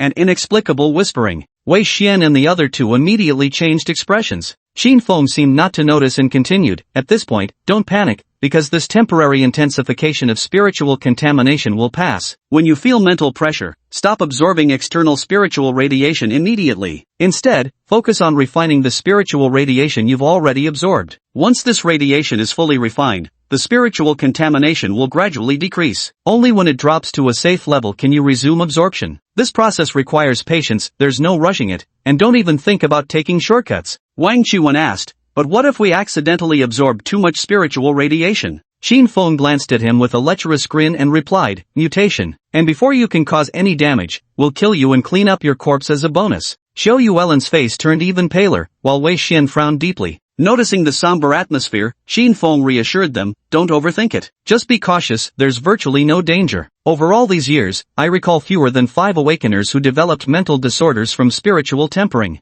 Hearing this, the trio's expressions visibly brightened. As for Lu Ning, his emotions remained completely undisturbed, because this wouldn't affect him in the slightest. Qin Feng taught the four of them the method and key points of refining mental radiation, then said with a sly grin, "Your first mental refinement begins right here. I'll keep an eye on you to prevent any accidents. The rest of today will be dedicated to helping you perceive external mental radiation." Wang Chuan frowned in dissatisfaction. "It's only 4 o'clock now. Why would we need 2 hours? Qin Feng scoffed, 2 hours? For rookies like you who just awakened, perceiving external mental radiation for the first time would take at least a full day, there's no way it'd be faster. Some with poorer aptitudes even took several days to succeed." Hearing this, Wang Chuan snorted coldly, crossing his arms confidently. "That's others. I awakened water control abilities. My talent must be high, 2 hours at most, and I'll definitely perceive it. Do whatever you think best. Let's begin now. A quiet environment is needed for sensing. Sit apart from each other and remain silent." Qin Feng waved his hand, and immediately Lu Ning and the other three scattered to different corners of the room, each taking a seat. There's no specific posture required for sensing psychic radiation, sit however you're comfortable. Leaning against the wall, Lu Ning closed his eyes. In the next moment, he sensed an extremely faint fluctuation outside his body. Upon closer inspection, he realized these fluctuations were also white mist, just so thin they were almost negligible. Is this mental radiation? Following Qin Feng's earlier instructions, Lu Ning used his own mental energy to entice and attempt to absorb this white mist. Instantly, the white mist was drawn in like iron filings to a magnet, offering no resistance as it swiftly entered Lu Ning's brain. However, Qin Feng had mentioned earlier that absorbing spiritual radiation could lead to increased mental stress, even causing hallucinations and whispering, symptoms Lu Ning did not experience. Following the tempering method, he began using his own spiritual energy to refine the newly absorbed spiritual radiation, grinding it down like a millstone. Soon, he could sense his mental strength steadily increasing, slowly but surely. Chapter 12, Gratitude. Alright, it's almost time to clock out. Let's call it a day here. Qin Feng's voice sounded ethereal, as if coming from a distant place, startling Lu Ning awake. In Lu Ning's perception, only a few seconds seemed to have passed, he hadn't realized 2 full hours had already elapsed. The process of tempering his mental strength appeared to have made him completely lose track of time's passage. Qin Feng clasped his hands behind his back, hunched slightly, and asked with a grin, "Well, did you sense the mental radiation?" Wei Xian and Xiao Yuelin shook their heads with disappointed expressions. Qin Feng looked at Wang Chuan, who had previously been boasting. Now looking somewhat embarrassed, Wang Qiwen said, I almost had it. If you just gave me a little more time, I definitely could have sensed it successfully. Qin Feng chuckled lightly, young man, don't be too proud. Then Qin Feng turned to Lu Ning, how about you? Lu Ning nodded calmly and said, I've already succeeded in perception. What? Really? How could you be so fast? Wang Qiwen, who had already felt somewhat embarrassed by what Qin Feng said, widened his eyes in disbelief upon hearing Lu Ning's words. Even Wei Xian and Xiao Yuelin were looking at Lu Ning in astonishment. Qin Feng was also slightly surprised, though only just a little. He glanced at Wang Qiwen and said, just a small scene, no need to make a fuss. Then, he turned to Lu Ning and remarked, given your uniqueness, it's only natural. Now that perception was successful, what you need to do next is start attempting to absorb spiritual radiation and eventually refine it. These two steps are more difficult than perception and might take some time. You can try them on your own after you return. Lu Ning replied, I've already started refining spiritual energy. The air fell silent for a moment. Including Qin Feng, the four of them stared at Lu Ning as if looking at some kind of monster. Qin Feng exclaimed in shock, you're saying you've already started tempering your spiritual power? What the hell? How could it be so fast? How is that possible? Lu Ning asked in confusion, is it really that difficult? Wei Xian and the other two? Their mouths gaped open, completely at a loss for how to counter. Wang Qiwen in particular flushed crimson, his breathing turning noticeably ragged. Qin Feng's aged face also reddened as he growled through gritted teeth, not difficult? You've only just begun practicing the mind tempering method. Most people take weeks, even months, just to reach the stage of tempering mental radiation. And you call this easy? Wang Qiwen's eyes burned with jealous admiration. Lu Ning, how did you do it? How could you achieve enlightenment so quickly? Wei Xian and Xiao Yuelin also looked at Lu Ning with curious expressions. Lu Ning thought for a moment, then replied, after listening to Elder Qin's words, I just followed his instructions, and then it worked. The four of them, Qin Feng and the others, fell silent. That's it? No special methods or anything like that? Wang Qiwen couldn't help but press further, unwilling to give up easily.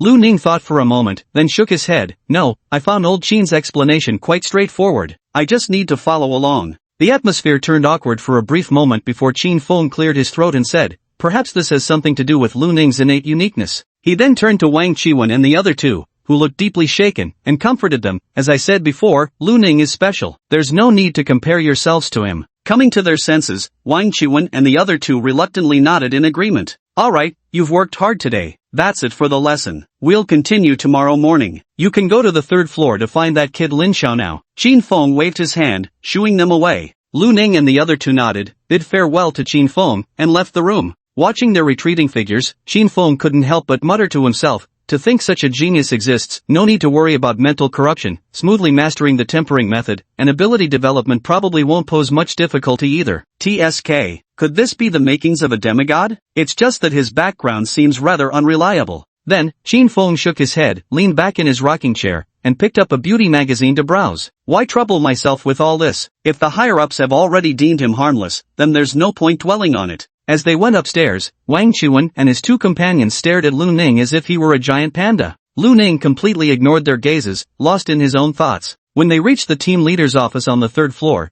they found the door open with Lin Xiao sitting inside watching TV. The screen was depicting the heart-wrenching separation of star-crossed lovers. Lin Xiao's eyes were red as he silently wiped away tears with a tissue, completely unaware of Lu Ning and the other three approaching. Wei Xian knocked on the door, startling Lin Xiao, who visibly jumped. He tossed the tissue into the trash bin and, like flipping a switch, his expression turned stern again. Is today's class over? Report to the captain. It's over. Wei Xian stood at attention. No need to be so polite. Lin Xiao waved his hand dismissively, quietly taking out a cigarette before spotting Xiao Yuelin and putting it away again. Then he smacked his lips and said, our usual working hours at the branch are from 10 in the morning to 6 in the evening. However, considering the special nature of our work, we need 2 action team members on duty every night to prevent unexpected incidents. The rest of the team members should also keep their phones on in case of emergencies where we can't reach anyone. Although you're not official members yet, since you've already joined the action team, you'll also need to take shifts for night watches. Tonight, Wei Xian and I will be on duty, the rest of you can head back. At this point, Lin Xiao paused and looked at Lu Ning, saying, by the way, Lu Ning, don't you still lack the money to rent a place now? For the time being, you can stay in the staff lounge on the 4th floor. Once your paycheck comes in, you can go rent a place outside.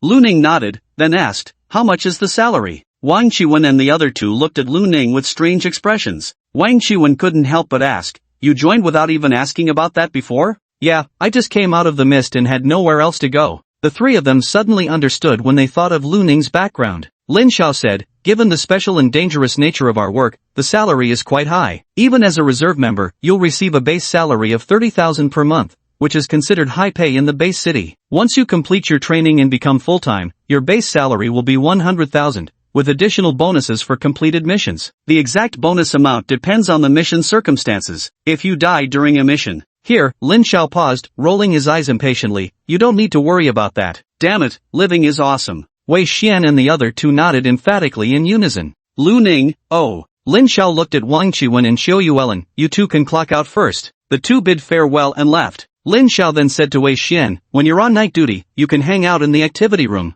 Colin is inside, you can go find him. Wei Xian nodded, okay. After Wei Xian left, Lin Xiao turned to Lu Ning. Let's go, I'll take you to the staff lounge. As he spoke, he retrieved several large shopping bags from behind the office door. These contained toiletries like toothpaste and toothbrushes, along with a change of clothes, and a phone. I've already set up the SIM card for you, it's ready to use. Oh, I used your identification documents, which have already been processed and are inside the bag too. I also bought you a wallet, make sure to keep your documents safe. Later you can go out to open a salary account. There's a federal bank branch right by the entrance. He pushed the items against Lu Ning's chest. Lu Ning instinctively caught it. After a moment of silence, he turned to Lin Xiao and said, thank you. Lin Xiao took out a cigarette, lit it, took a satisfying drag, and waved his hand dismissively. The money was just in advance from me. You'll have to pay me back when you get your salary. I still haven't finished paying off my mortgage and car loan. Alright. Chapter 13, Soul Revival. The staff lounge was a one-bedroom suite with a living room, kitchen, and bathroom. The interior decor was excellent, and the environment was quiet. This gave Lu Ning a sense of the Fog Affairs Bureau's lavishness. After freshening up, Lu Ning first went downstairs to open a salary account at Federal Bank. Her current account balance was 0, but next month it would hit 5 digits. Lu Ning had dinner on the 3rd floor with Colin, Lin Xiao, and Wei Xian. After dinner, the four of them played cards for a while. Since Lu Ning hadn't used his brain for too long, he couldn't be bothered to think much even during the card game. Though it was just for fun with small stakes, Lu Ning still lost over 500, while each of the other three won 100 or 2. The three, Lin Xiao and the others, all wore satisfied smiles, and even Colin looked at Lu Ning with friendlier eyes. As for the money, they naturally agreed to wait until Lu Ning got his paycheck to settle it. It was past 9 in the evening when Colin went back to rest. His house was very close to the branch office. In fact, all the houses of the official team members in the branch were located nearby. This way, in case of emergencies, they could reach the branch quickly. After Colin left, the card game couldn't continue. Lu Ning and Wei Xian went to play video games instead, while Lin Xiao hid in the captain's office to watch a soap opera. It was nearly midnight when Lu Ning finally returned to the 4th floor to rest. He had a wonderful day today.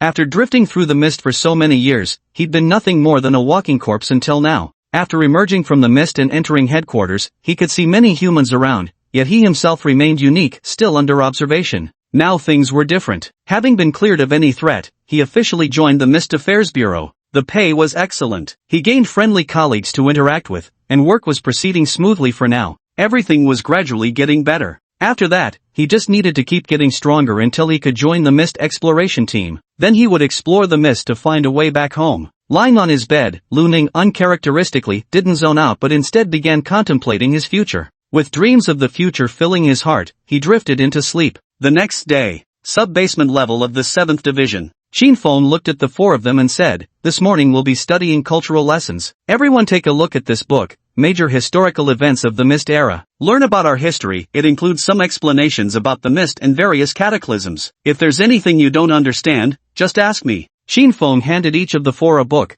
then reclined on a rocking chair to read a magazine. Lu Ning noticed that the cover model on the magazine had been replaced by another beauty. Lu Ning grasped the thick tome Major Historical Events of the Mist Age and began flipping through its pages. It chronicled the fluctuations in the number of mist zones during that era, from the first mist's emergence in South Africa to the eventual proliferation of over 100 such zones across every corner of the globe. It also documented figures like Li Yang, history's first awakened, whose emergence heralded the dawn of the awakening era. Notably, Li Yang awakened in year 35 of the Mist calendar and remains alive today as one of humanity's demigods, the Federation's most ancient guardian whose presence alone stabilizes civilization like an immovable pillar. For instance, the Earth Federation was established amidst various upheavals, experiencing two major schisms before ultimately reuniting once more. Lu Ning also encountered what Lin Xiao had mentioned in yesterday's conversation, the robot rebellion caused by the pathological mutation of artificial intelligence. This incident represents one of humanity's most severe losses in the mist-shrouded history spanning over 2 millennia. The ultimate outcome was the outright ban on all artificial intelligence research and development, even leading to smartphones becoming far less intelligent. Lu Ning played around with his phone yesterday and found it felt quite similar to the ones before his time traveling. The features might even be a step behind advanced smartphones. While Lu Ning was reading, Wang Qiwen used a thick history book as a pillow and lay there sleeping.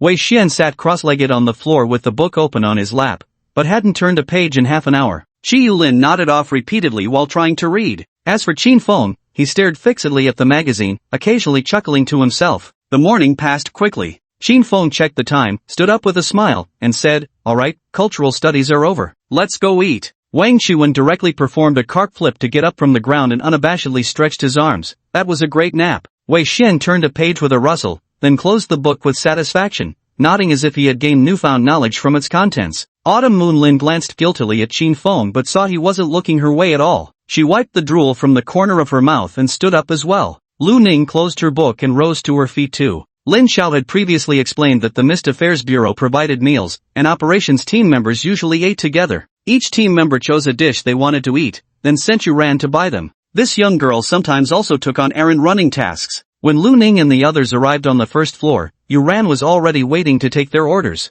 Unsurprisingly, Lu Ning's choice was once again braised pork. Wang Qiwen chose stir-fried pork with green peppers, Wei Xian opted for steak, and Xiao Yuelin selected sushi. Afterwards, they went to the third floor to wait for dinner. Only Colin was in the activity room playing video games on the third floor. Lin Xiao wasn't there, nor was he in the captain's office. "Where's the captain?" Wei Xian asked. Colin glanced at Lu Ning and said, "Went to see another teammate. Besides you and the captain, there are other teammates?" Wang Qiwen was somewhat surprised. Xiao Yuelin and Wei Xian also looked a bit astonished. Colin nodded. "Yes, there's one more." "Then how come we haven't seen her? Was she on vacation?" Xiao Yuelin asked curiously. Colin took a deep breath before speaking. "No, she was on the verge of complete pathological transformation under surveillance at headquarters." Xiao Yuelin and the other two opened their mouths slightly, then fell silent. Lu Ning understood that Colin was referring to that woman named Li Mu. He asked, "Has she still not lost any eyeballs? You know her?" Wang Qiwen looked at Lu Ning with some surprise. Lu Ning nodded. "Yeah, she killed me once at headquarters before." Wei Xian and the other two, underscore?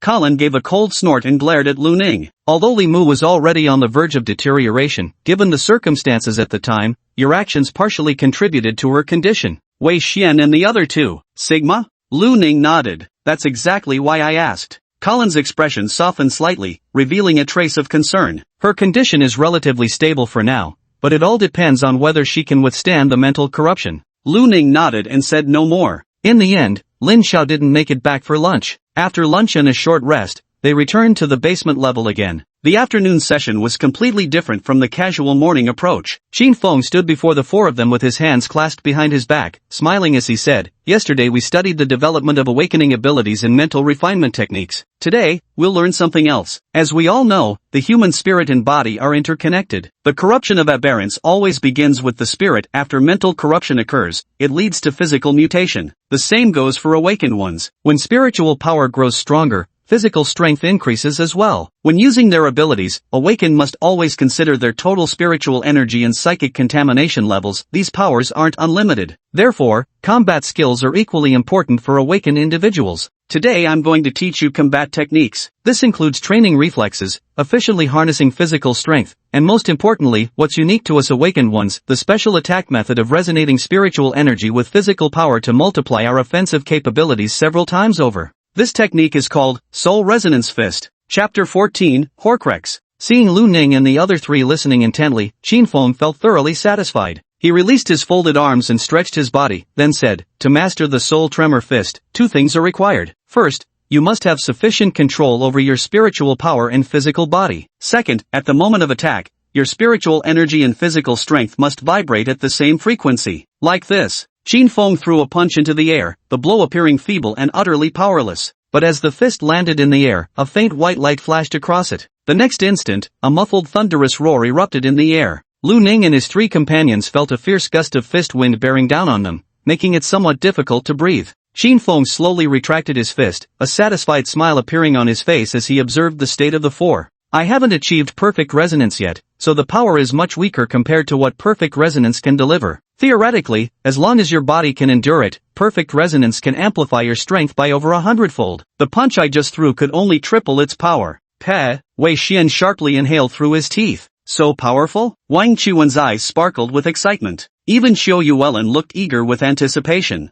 Only Lu Ning remained as expressionless as ever. Qin Feng chuckled lightly, folding his hands behind his back again. But if you want to achieve this, I'm afraid you still have a long way to go. After all, you've just awakened. It's not realistic to perfectly control your spiritual energy yet, and physical strength is even harder to master than spiritual power, let alone the subsequent resonance. Lu Ning, what are you doing? Qin Feng watched as Lu Ning suddenly stretched his arm and asked. Wang Qiwen and the other two also turned their gaze, looking somewhat puzzled. Lu Ning replied, just now, listening to what you said, old Qin, it didn't seem too difficult. I want to give it a try. Hearing this, Wang Qiwen immediately crossed his arms with an excited look on his face. Dude, you're getting a bit cocky, aren't you? Go ahead and try. If you can pull it off, I'll stand on my head and... Boom! A faint white glow flashed across Lu Ning's fist as he struck, cutting off Wang Qiwen's words. Wang Qiwen seemed petrified on the spot, his mouth gaping as if he'd forgotten how to close it. Similarly frozen in shock like stone statues were Qin Feng, Wei Xian, and Xiao Yuelin.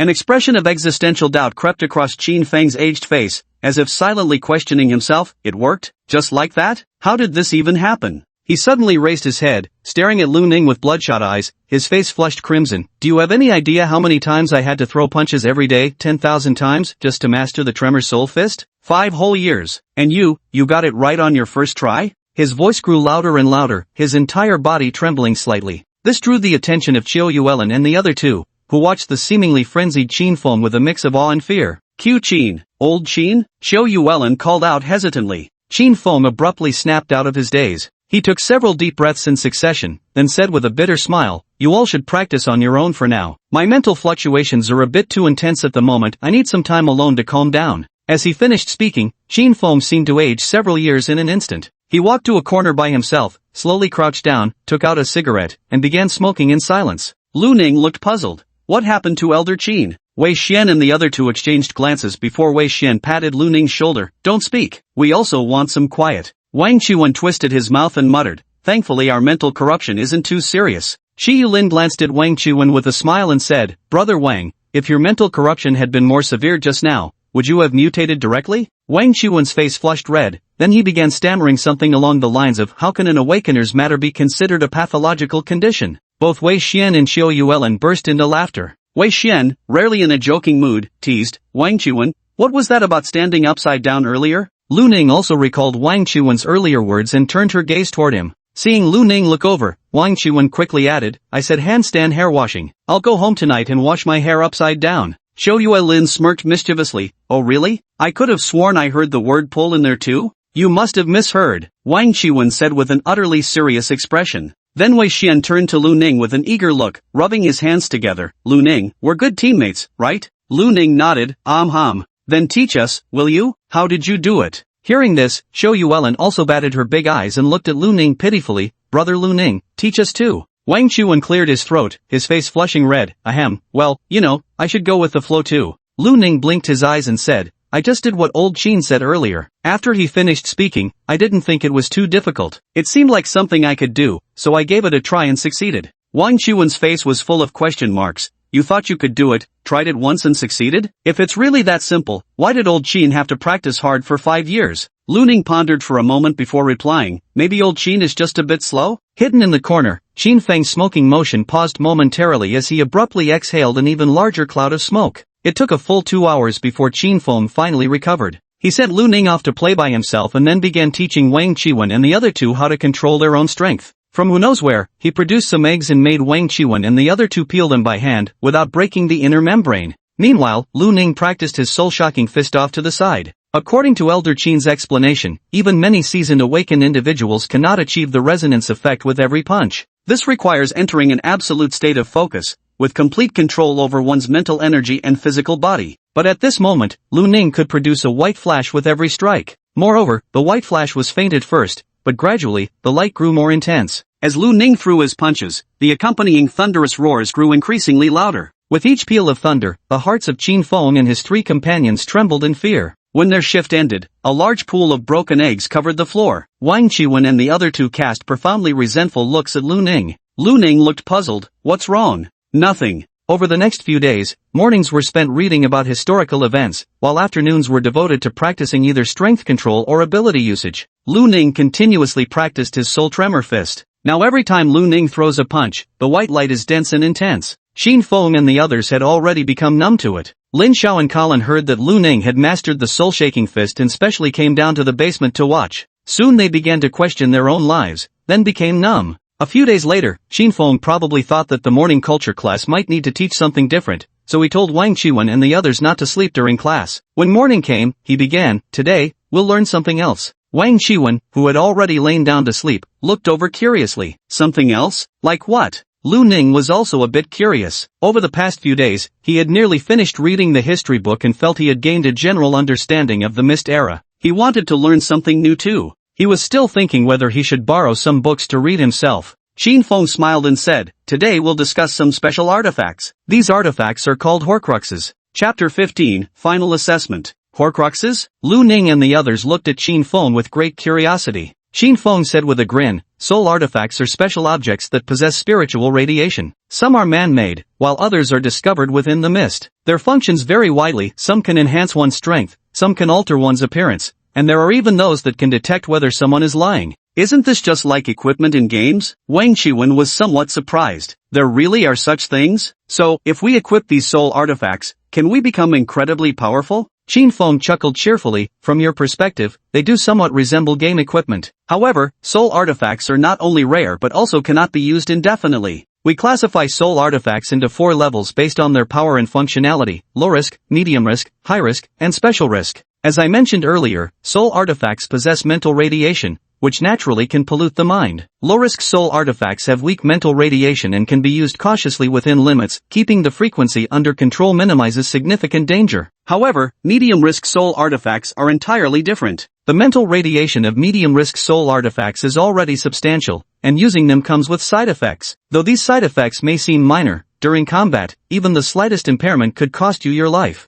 High-risk soul artifacts emit mental radiation stronger than being trapped in the mist. Low-level awakeners who use them risk immediate mental corruption. Beyond that, the side effects of wielding such artifacts are severe. Of course, in exchange, high-risk soul artifacts possess devastating power, capable of obliterating an entire fortified city. As for catastrophe-level soul artifacts, I know very little about them. It's unclear whether such artifacts even exist within the Federation. One thing is certain, activating a catastrophe-level soul artifact would likely kill even advanced awakeners outright, and in return, its destructive power might be enough to end the world. Xin Feng said with a smile, "Our Mist Affairs Processing Bureau also possesses soul artifacts, but they're all low to medium risk grade. Normally, these artifacts are kept under proper custody and are only used when we encounter particularly challenging missions." Wang Qiwen looked disappointed. "I thought they were just like regular equipment, didn't expect the side effects to be this severe." Meanwhile, Shi Yulin seemed to have thought of something and turned to Lu Ning. "If it's just a low-risk soul artifact, does that mean Brother Lu Ning can use it indefinitely? After all, he doesn't have to worry about mental radiation, right?" Xin Feng, Wang Qiwen, and Wei Xian were startled for a moment before widening their eyes at Lu Ning. Xin Feng murmured, "It actually seems possible?" Wang Qiwen's eyes turned green with envy. "Damn, how is Lu Ning having it so good? Is having a mental contamination level of 0 really this amazing?" Wei Xian looked surprised. Lu Ning must already be quite proficient with Spirit Tremor Fist by now, right? If you add a low-risk level soul artifact to that, combined with his undying ability, damn, just how strong would that make him? Lu Ning also turned to Xin Feng curiously. "So, can I use it too?" Xin Feng frowned in contemplation before speaking up. "I'll report to Lin Xiao later. During the afternoon break, you can go have a chat with him." Lu Ning nodded. "All right." Wang Qiwen and the other two looked on with envy. For the remainder of the time, Xin Feng introduced several interesting low-risk soul artifacts. After the introduction, Xin Feng went on to discuss some pathological characteristics, and the morning passed just like that. During the lunch break, Lu Ning and his group returned to the activity room on the 3rd floor. Both Lin Xiao and Colin were already inside. When the 4 entered, Lin Xiao looked at Lu Ning and said, "Lao Qin just called me. Your mental contamination level has consistently been at 0. Perhaps you could try using some low-risk soul artifacts." Hearing this, Wang Qiwen and the other two immediately pricked up their ears. Lu Ning nodded.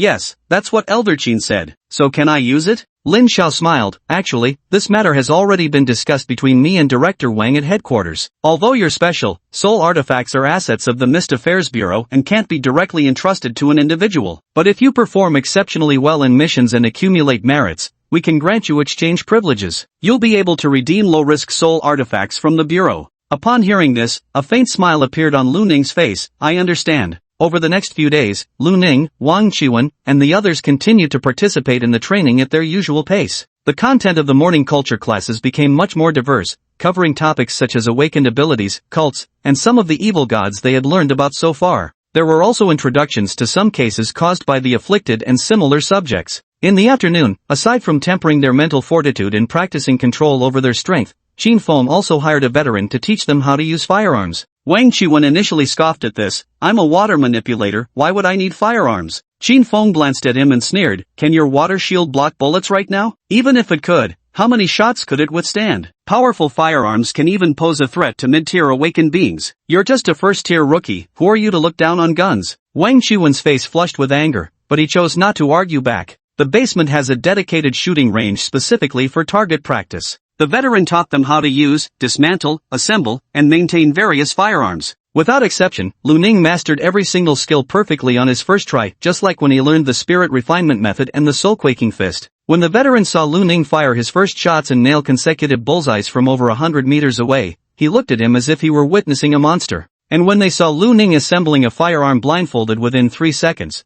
the veteran was looking at him as if he were a god. As for Wang Qiwen and the other three, they were already accustomed to Lu Ning's performances. Qin Feng often comforted Wang Qiwen and the other two, saying that Lu Ning was special and it was pointless to compare themselves to him. As for Lu Ning himself, he actually found these things quite easy and learned them effortlessly. The training lasted about 20 days in total. Apart from the soul-shattering fist technique, where Wang Qiwen and the other two hadn't made much progress yet, they had all mastered how to properly perform the spiritual tempering method, and their combat skills had also improved during subsequent training sessions. As for firearms training, since awakened individuals possess stronger mental abilities, they actually pick it up quite quickly. Though not as proficient as Lu Ning, they fully mastered it within a few days. On that particular morning, as Lu Ning and the group arrived at the basement, Qin Feng declared, the standard reserve member training is essentially complete. I've taught you everything I needed to. What comes next is the final assessment. Pass it, and you'll officially become full-fledged team members. Chapter 16, The Gang Leader. Hearing this, Wang Qiwen immediately rubbed his hands in anticipation and couldn't wait to ask, what's the assessment? Xiao Yuelin looked a bit worried. Elder Qin, will it be very difficult? Qin Feng smiled cheerfully.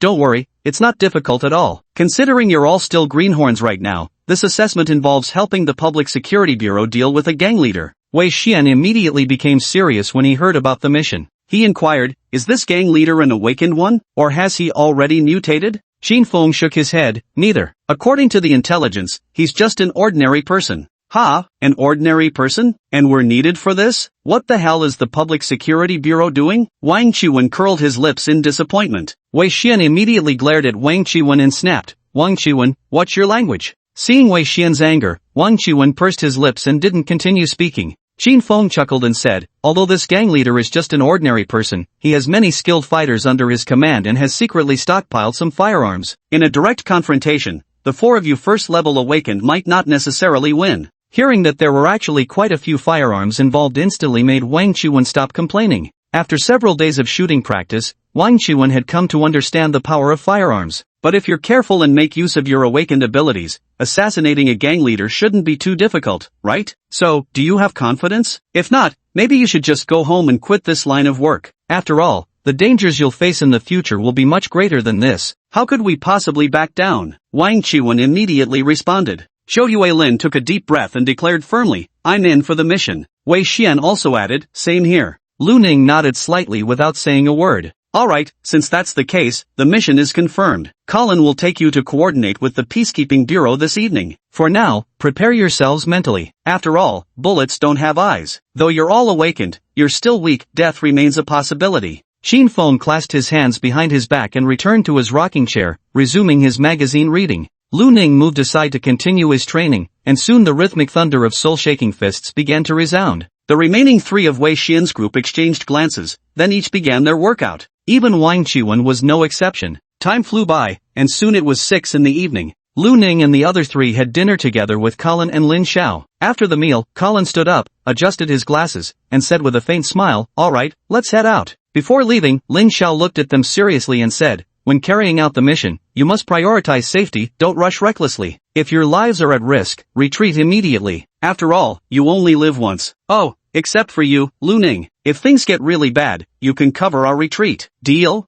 Lu Ning nodded. "Fine." Lin Xiao grinned. "I knew I could count on you, kid, and if you pull through with a big contribution, you'll get a bigger bonus. Got it?" Wang Qiwen and the other two remained silent. As the mission approached, they all felt the pressure. Colin led the four of them away from the branch and arrived at the parking lot. His ride was an off-road vehicle. Compared to Lin Zhao's sports car, it was as wild as a beast. The interior space was spacious. Zhou Yuelin sat in the passenger seat, while the three big men, Lu Ning and the others, crowded in the back. Colin started the car and, noticing the heavy atmosphere, smiled as he spoke up, "Little Lin, you're actually the first girl to sit in my passenger seat." Upon hearing this, Zhou Yuelin immediately grew nervous and stammered, Then, should I take a taxi instead?" Colin quickly reassured her, "No need, I wasn't complaining, just mentioning it casually." "You all seem pretty tense?" "Actually, there's no need to be so nervous. I've seen your shooting training, it's all quite good. Plus, as awakened, even without using your abilities, your physical attributes surpass ordinary people. This mission isn't about confronting the target head-on. For awakened like you, assassinating an ordinary person isn't difficult. Just maintain your usual performance and proceed carefully, there won't be any issues."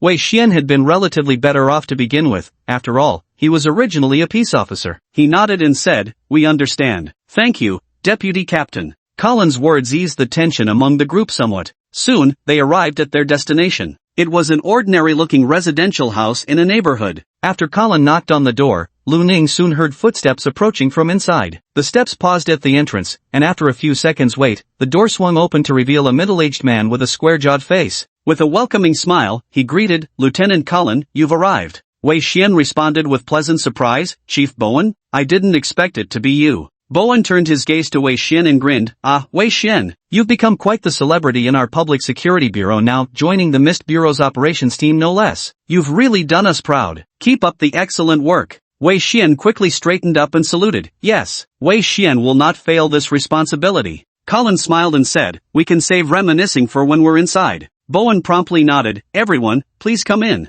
The group filed into the room one after another. Lu Ning entered the room, his gaze sweeping across the surroundings, noticing how dimly lit it was. In the living room, only a faint small lamp was on, and a young man with scruffy beard stood by the window. The curtains were drawn over the window, and he was peering outside through a gap in the fabric. On the living room sofa, 2 men and 2 women were seated. The unfinished takeout boxes lay scattered on the coffee table in the living room. Several security officers on the sofa rose to their feet as Colin's group entered, eyeing them with undisguised curiosity. The young man by the window barely glanced their way before resuming his surveillance. After brief introductions and pleasantries, Bowen invited everyone to take their seats. Colin adjusted his glasses, wearing a refined smile. "Senior Sheriff Bowen, please brief my team on this mission." "No problem." Bowen nodded, his expression turning serious. "This time, the target is Gao Tianlin, the top leader of Peach Heart Gang, a major underground syndicate in Base City. The gang's illicit operations span various fields including drug trafficking, human trafficking, organ trade, and loan sharking. Because Gao Tianlin is extremely cautious, the Peach Heart Gang has developed its operations underground for quite some time, causing significant negative impacts within Base City. It took us considerable time, effort, and even numerous sacrifices to gather the evidence, locate Gao Tianlin's residence, and roughly confirm his movements." Bowen took a sip of water to soothe his throat before continuing. "According to our investigation, Gao Tianlin places great emphasis on his personal safety. Whenever he goes out, he's accompanied by at least 6 subordinates. We've confirmed that all of them are armed, possibly with more than just basic handguns, likely including higher-grade firearms.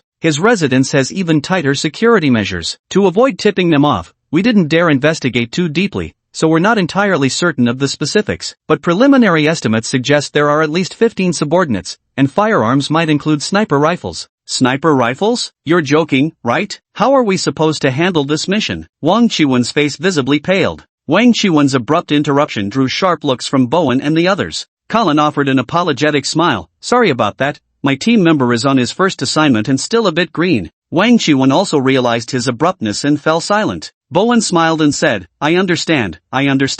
Colin smiled and asked, "What I need to confirm is, there are no awakened or infected individuals among them, right?" "We can confirm there indeed are none," they replied. Colin nodded, Then tell me about your plan. Chapter 17 The Plan. Bowen cleared his throat and began. Gao Tianlin's residence is located at the very end of this villa district opposite us. Behind his villa lies a small hill, and we suspect there's an escape passage inside his villa leading directly to that hill. Bowen spread out a map on the coffee table, showing the terrain of the entire villa district, with the furthest villa circled in red. He pointed his finger at the villa, then at the marker on the small hill behind it. Our plan is as follows. The operation begins at 3 a.m., when Gao Tianlin should already be asleep. Members of the assault team will infiltrate the villa from all directions as the vanguard, carrying out a decapitation strike. Considering that both the exterior and interior of the villa are guarded by Gao Tianlin's men, infiltration will be highly challenging. If the infiltration fails, our support team will provide fire cover while also serving as decoys to divert the enemy's attention. This will ensure your team can enter the residence and execute the decapitation. Additionally, to account for any possible escape routes, my suggestion is to position 2 people toward the direction of the small hill. This way, we can form an inescapable net, fully surrounding Gao Tianlin.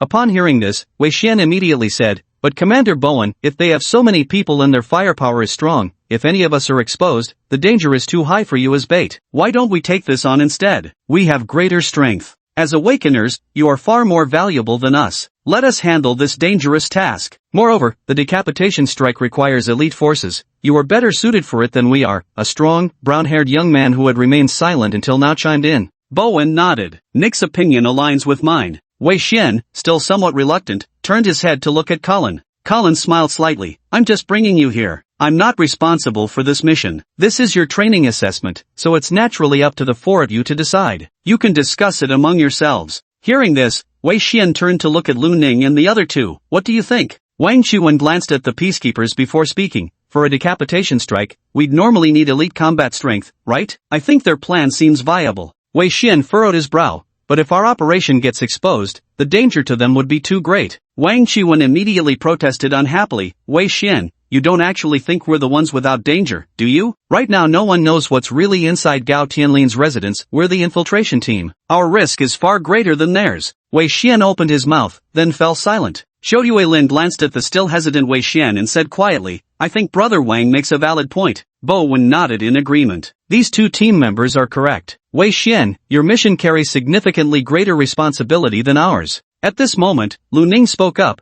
"How about you just guard the perimeter of the villa? Let the 4 of us handle this mission." Bowen and the other peace officers were stunned. Nick frowned and asked, "What do you mean?" "I'm saying you just need to prevent anyone from escaping. We can handle going inside by ourselves." Lu Ning, perhaps I wasn't clear enough earlier. The enemy firepower is extremely fierce. If no one creates a diversion and your infiltration fails, you could be surrounded with no chance of survival. Lu Ning nodded. "Understood. Their firepower is intense, so you all should just wait outside to avoid unnecessary casualties." Nick immediately stood up in dissatisfaction. "Are you looking down on us? Even though we're not awakened like you with special abilities, we're still willing to contribute to the safety of the base city." The other security officers' expressions darkened as they looked at Lu Ning. Bowen frowned and was about to speak when Colin stopped him with a smile, looking at Lu Ning and asking, "Lu Ning, what do you think? If someone gets spotted, I'll draw their fire while the rest of you keep going." Wang Chuan said somewhat unhappily, "Lu Ning, you're the strongest among us. Without you infiltrating, we'll be significantly weaker." Wei Xian, however, chimed in, "I think it's doable. After all, that Gao Tianlin is just an ordinary person. Are we, as awakened ones, really going to fear someone like that?" Wang Chuan, "You're not seriously scared, are you?" It was only then that Wang Chuan realized Gao Tianlin was just an ordinary person. His tension dissipated as he chuckled. "What's there to be scared of? Then it's settled." Xiao Yuelin also voiced her agreement. "I have no objections either." "Then it's decided," Lu Ning declared. Hey, are you seriously planning to move like this?" Nick looked at Lu Ning with disbelief. "Are you insane? The firepower outside Gao Tianlin's residence is intense. You're planning to draw their fire alone. Aren't you afraid of dying?" "Not afraid," Lu Ning replied. "Nick and the others?" Another young woman also spoke up. "Team member Lu Ning, don't worry about us. Although we're civilians, we're not cowards." Bowen looked at Colin. "Deputy Captain Colin, what do you say?" Colin responded, "Lu Ning's situation is rather special. This is their mission, so let's proceed according to their plan." Nick and the others widened their eyes, looking at Colin with disbelief, as if they thought Colin was sending his team members to their deaths. At that moment, the young man who had been standing by the window observing spoke up. "Sir, Gao Tianlin's car is back." Bowen fell silent for a moment, then gave Colin and Lu Ning a profound look before saying, "Are we sure about proceeding with this plan?" Lu Ning nodded. "Yes. Bowen and several other officers exchanged glances before lapsing into silence. Their task was to provide support and cooperate with the operational team to complete this mission, naturally following Lu Ning and his team's plan as the primary approach. We still have some time before the operation begins. Let's go over the details again to make sure nothing is overlooked, Bowen said with a hint of helplessness. In the following few hours, Lu Ning and his 3 companions discussed the details of the plan with Bowen and the other security officers. The final decision was that the 4 of them would infiltrate the villa from 4 different directions, with the routes already mapped out. Once someone is exposed, fire a warning shot. Lu Ning immediately rushed to provide support and acted as bait to draw the other subordinates over. The remaining infiltrating team members continued their covert operations. Given that none of them were familiar with the interior of the villa, the covert team's mission was equally challenging. As for the marshals, they set up a perimeter around the villa. If Gao Tianlin attempted to escape amid the chaos, they were to shoot him on the spot. Time passed quickly, and soon it was 3 o'clock in the morning. Today, dark clouds drifted across the sky, and the villa district opposite the residential buildings was dim and silent. From behind the curtains, the young security officer who had been observing saw only 2 women entering the villa area during this time. Gao Tianlin had not left. It's time. Best of luck with your mission. Colin adjusted his glasses and smiled at the group. Lu Ning gave a slight nod and stood up, followed by Wang Qiwen and his 2 companions, as well as Nick and several other sheriff's deputies. The expressions of everyone present grew stern. Let's go. The group left the residence and closed the door behind them. In the dimly lit room, only Bowen, Colin, and the young sheriff's deputy who was still observing remained. Bowen glanced worriedly at the closed door. Isn't this mission too difficult for them? Armed criminals are not so easy to deal with. Colin smiled faintly. In recent years, anomaly incidents have been increasing, and the appearance of the mist has become more frequent. The members of the operations team must be more elite and capable. If they can't even accomplish missions like this, how will they survive in future tasks? Bowen glanced at Colin with a resigned smile. I heard you and Captain Lin have been holding down the fort in Sector 7 alone this month. You've both worked hard. Colin smiled faintly. This is our duty. After all, our Mist Division strike team has always been the guardians of the base city against pathological threats, haven't we? Chapter 18 The Siege. The group quickly arrived at the entrance of the villa district across the street. There were 8 people in total, Lu Ning's group of 4 and 4 security officers. The security in the villa district was quite strict, but Lu Ning's group had already obtained a visitor's permit from one of the homeowners, so they had no trouble entering. The entire villa complex covers a vast area with very low housing density and extremely high greenery ratio. The winding roads stretch through dense woods, making it feel like you're inside a forest park. This made Wang Qiwen purse his lips disapprovingly. Those rich people have it so good. In the base city where every inch of land is worth its weight in gold, they actually set aside such a huge plot to build a villa complex. How many people can even live here? Meanwhile, who knows how many outside don't even have roofs over their heads? The security officers remained silent. They were different from the Mist Bureau's operations team. All Mist Bureau members were awakened with lofty status, while the Security Bureau consisted entirely of ordinary people. A single careless remark could easily cost them their jobs. Those who can live in such places are naturally either wealthy or noble. Wei Xian said, alright, keep it down. The mission is important. And if someone hears us, it won't look good. Wang Qiwen curled his lip and said dismissively, at this hour, who could possibly hear? Before he could finish, he fell silent. 2 figures were walking towards them on the road ahead. As they drew nearer, Lu Ning saw that they were 2 women. Both women wore exquisite makeup and were strikingly beautiful. Upon noticing Lu Ning and his companions, their eyes flickered with surprise. They cast a few extra glances before cautiously passing by the group. Nick's eyes kept following those 2 beauties until they turned the corner and disappeared from view. Only then did he turn back, saying with certainty, let me tell you, those 2 must be some rich man's mistresses around here. The young man who had been silent all this while beside them also showed a look of envy. Being rich is really nice. The woman nearby scoffed impatiently. Are you guys really members of the Public Security Bureau? Can't you have some noble ideals? What's wrong with being from the Public Security Bureau? We're not saints, so can't we have normal thoughts like everyone else? Who doesn't want a better life? Wang Qiwen retorted. Nick and the other young man nodded in agreement. Wei Xian intervened again. Let's go, no need to complicate matters. They finally stopped talking. As they neared their target location, the group of 4 with Nick split off from Lu Ning's group of 4. They would lie in wait around the villa through the forest path, preventing anyone from escaping. The remaining 4, including Lu Ning, walked quietly, their footsteps clearly audible in the night. As they turned a corner, they soon spotted the target villa. This villa stood as the crown jewel of the residential area, a 4-story structure with expansive grounds, featuring a small garden enclosed by walls on all sides. Lu Ning could see figures moving in the small garden through the gap in the wall amidst the dim light. They immediately crouched down and exchanged a glance. Wei Xian took a deep breath and said, "Proceed as planned?" Wang Qiwen nodded. "Don't hold us back now, make sure we're not spotted." Lin Qiuyue's tense body trembled slightly, rendering her nearly speechless. Wei Xian noticed Lin Qiuyue's state and said, "Shaolin, why don't you wait outside? Treat it just like any other mission with the Public Security Bureau." Wang Qiwen frowned slightly but didn't object, stating stiffly, "I have no objections. After all, Shaolin is only 17, still so young." Lin Qiuyue shook her head firmly, took a deep breath, and declared, "No need. I'm going on the mission. I'm a member of the operations team too." Seeing Qiu Yuelin say this, Wei Xian didn't continue persuading her. "Let's move." The four of them split up, approaching the villa estate through the forest. Lu Ning's footsteps were light, his movements swift, and he quickly arrived at the base of the perimeter wall. He crouched slightly, peering through the gap in the wall to scan the area inside. After confirming no one was around, he pushed off the ground with his hands and smoothly vaulted over the 2-meter-high wall, landing silently amid the garden grass. Immediately after, he ducked behind a rock formation in the garden. Just as he concealed himself, 2 men in suits emerged from a corner, strolling along the pathway while chatting and laughing during their patrol. Rumor has it the boss recently got his hands on something valuable again.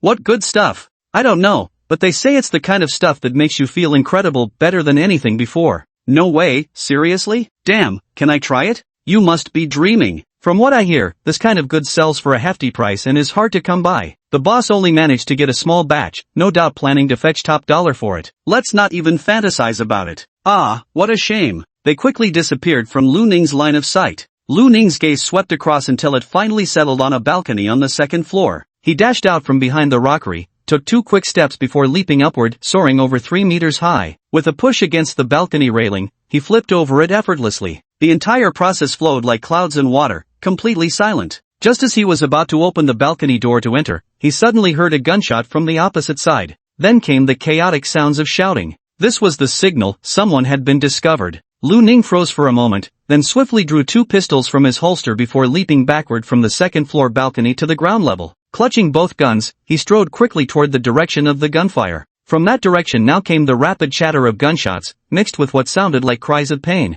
Lu Ning's bold, swaggering movements quickly caught the attention of other guards rushing toward the scene. The bodyguard in a suit paused upon seeing Lu Ning in his trench coat, then immediately raised his gun and shouted, "Who are you?" His answer came in the form of 2 gunshots. 2 bullet holes appeared in the foreheads of the guards. Eyes wide open, they collapsed straight backward. Without even glancing at them, Lu Ning continued to move. At that moment, Lu Ning suddenly slammed on the brakes and dove to his left. The next moment, gunfire rang out, and the sound of bullets embedding into the ground echoed from where Lu Ning had just been standing. Inside a third-floor window, a bald man clutching a submachine gun widened his eyes in disbelief. How is this possible? How did he dodge that? In the next instant, another gunshot sounded, and a bloody hole appeared precisely between the bald man's eyebrows. His eyes still filled with shock and confusion, he collapsed slowly to the ground. At this moment, Lu Ning noticed several suited bodyguards emerging from both the villa and the small garden. Some of these guards were carrying handguns while others held submachine guns. Lu Ning found himself standing on an open grassy area with absolutely no cover available. With menacing grins, the entire group of guards opened fire the instant they spotted Lu Ning. However, Lu Ning exploded into motion from complete stillness, his body clearing several meters in an instant as bullet sparks flickered repeatedly behind him. He constantly altered direction, adjusting his footwork while both pistols fired continuously in motion. Bang bang bang! Each gunshot dropped another guard, every bullet finding its mark precisely between the eyebrows. This terrifying marksmanship combined with evasive maneuvers left the guards wide-eyed and panic-stricken. Is this human or ghost? How can he move so fast? A burly, thick-necked man roared at the top of his lungs. Beside him, a tall and lanky man shouted into his headset, requesting backup. "We need immediate reinforcements here." However, the tall man's furious shout soon ceased abruptly. A bloody hole appeared between his eyebrows as his widened eyes filled with resentment and terror. His body swayed momentarily before collapsing to the ground. The beefy man beside him screamed in terror and stumbled backward, his gun hand trembling uncontrollably. The 4 or 5 surviving bodyguards also retreated simultaneously, looking at Lu Ning as if he were some kind of monster. At that moment, a muffled gunshot rang out. Lu Ning twisted aside just in time to avoid a lethal hit, but his left arm still burst into a spray of blood, bones shattered,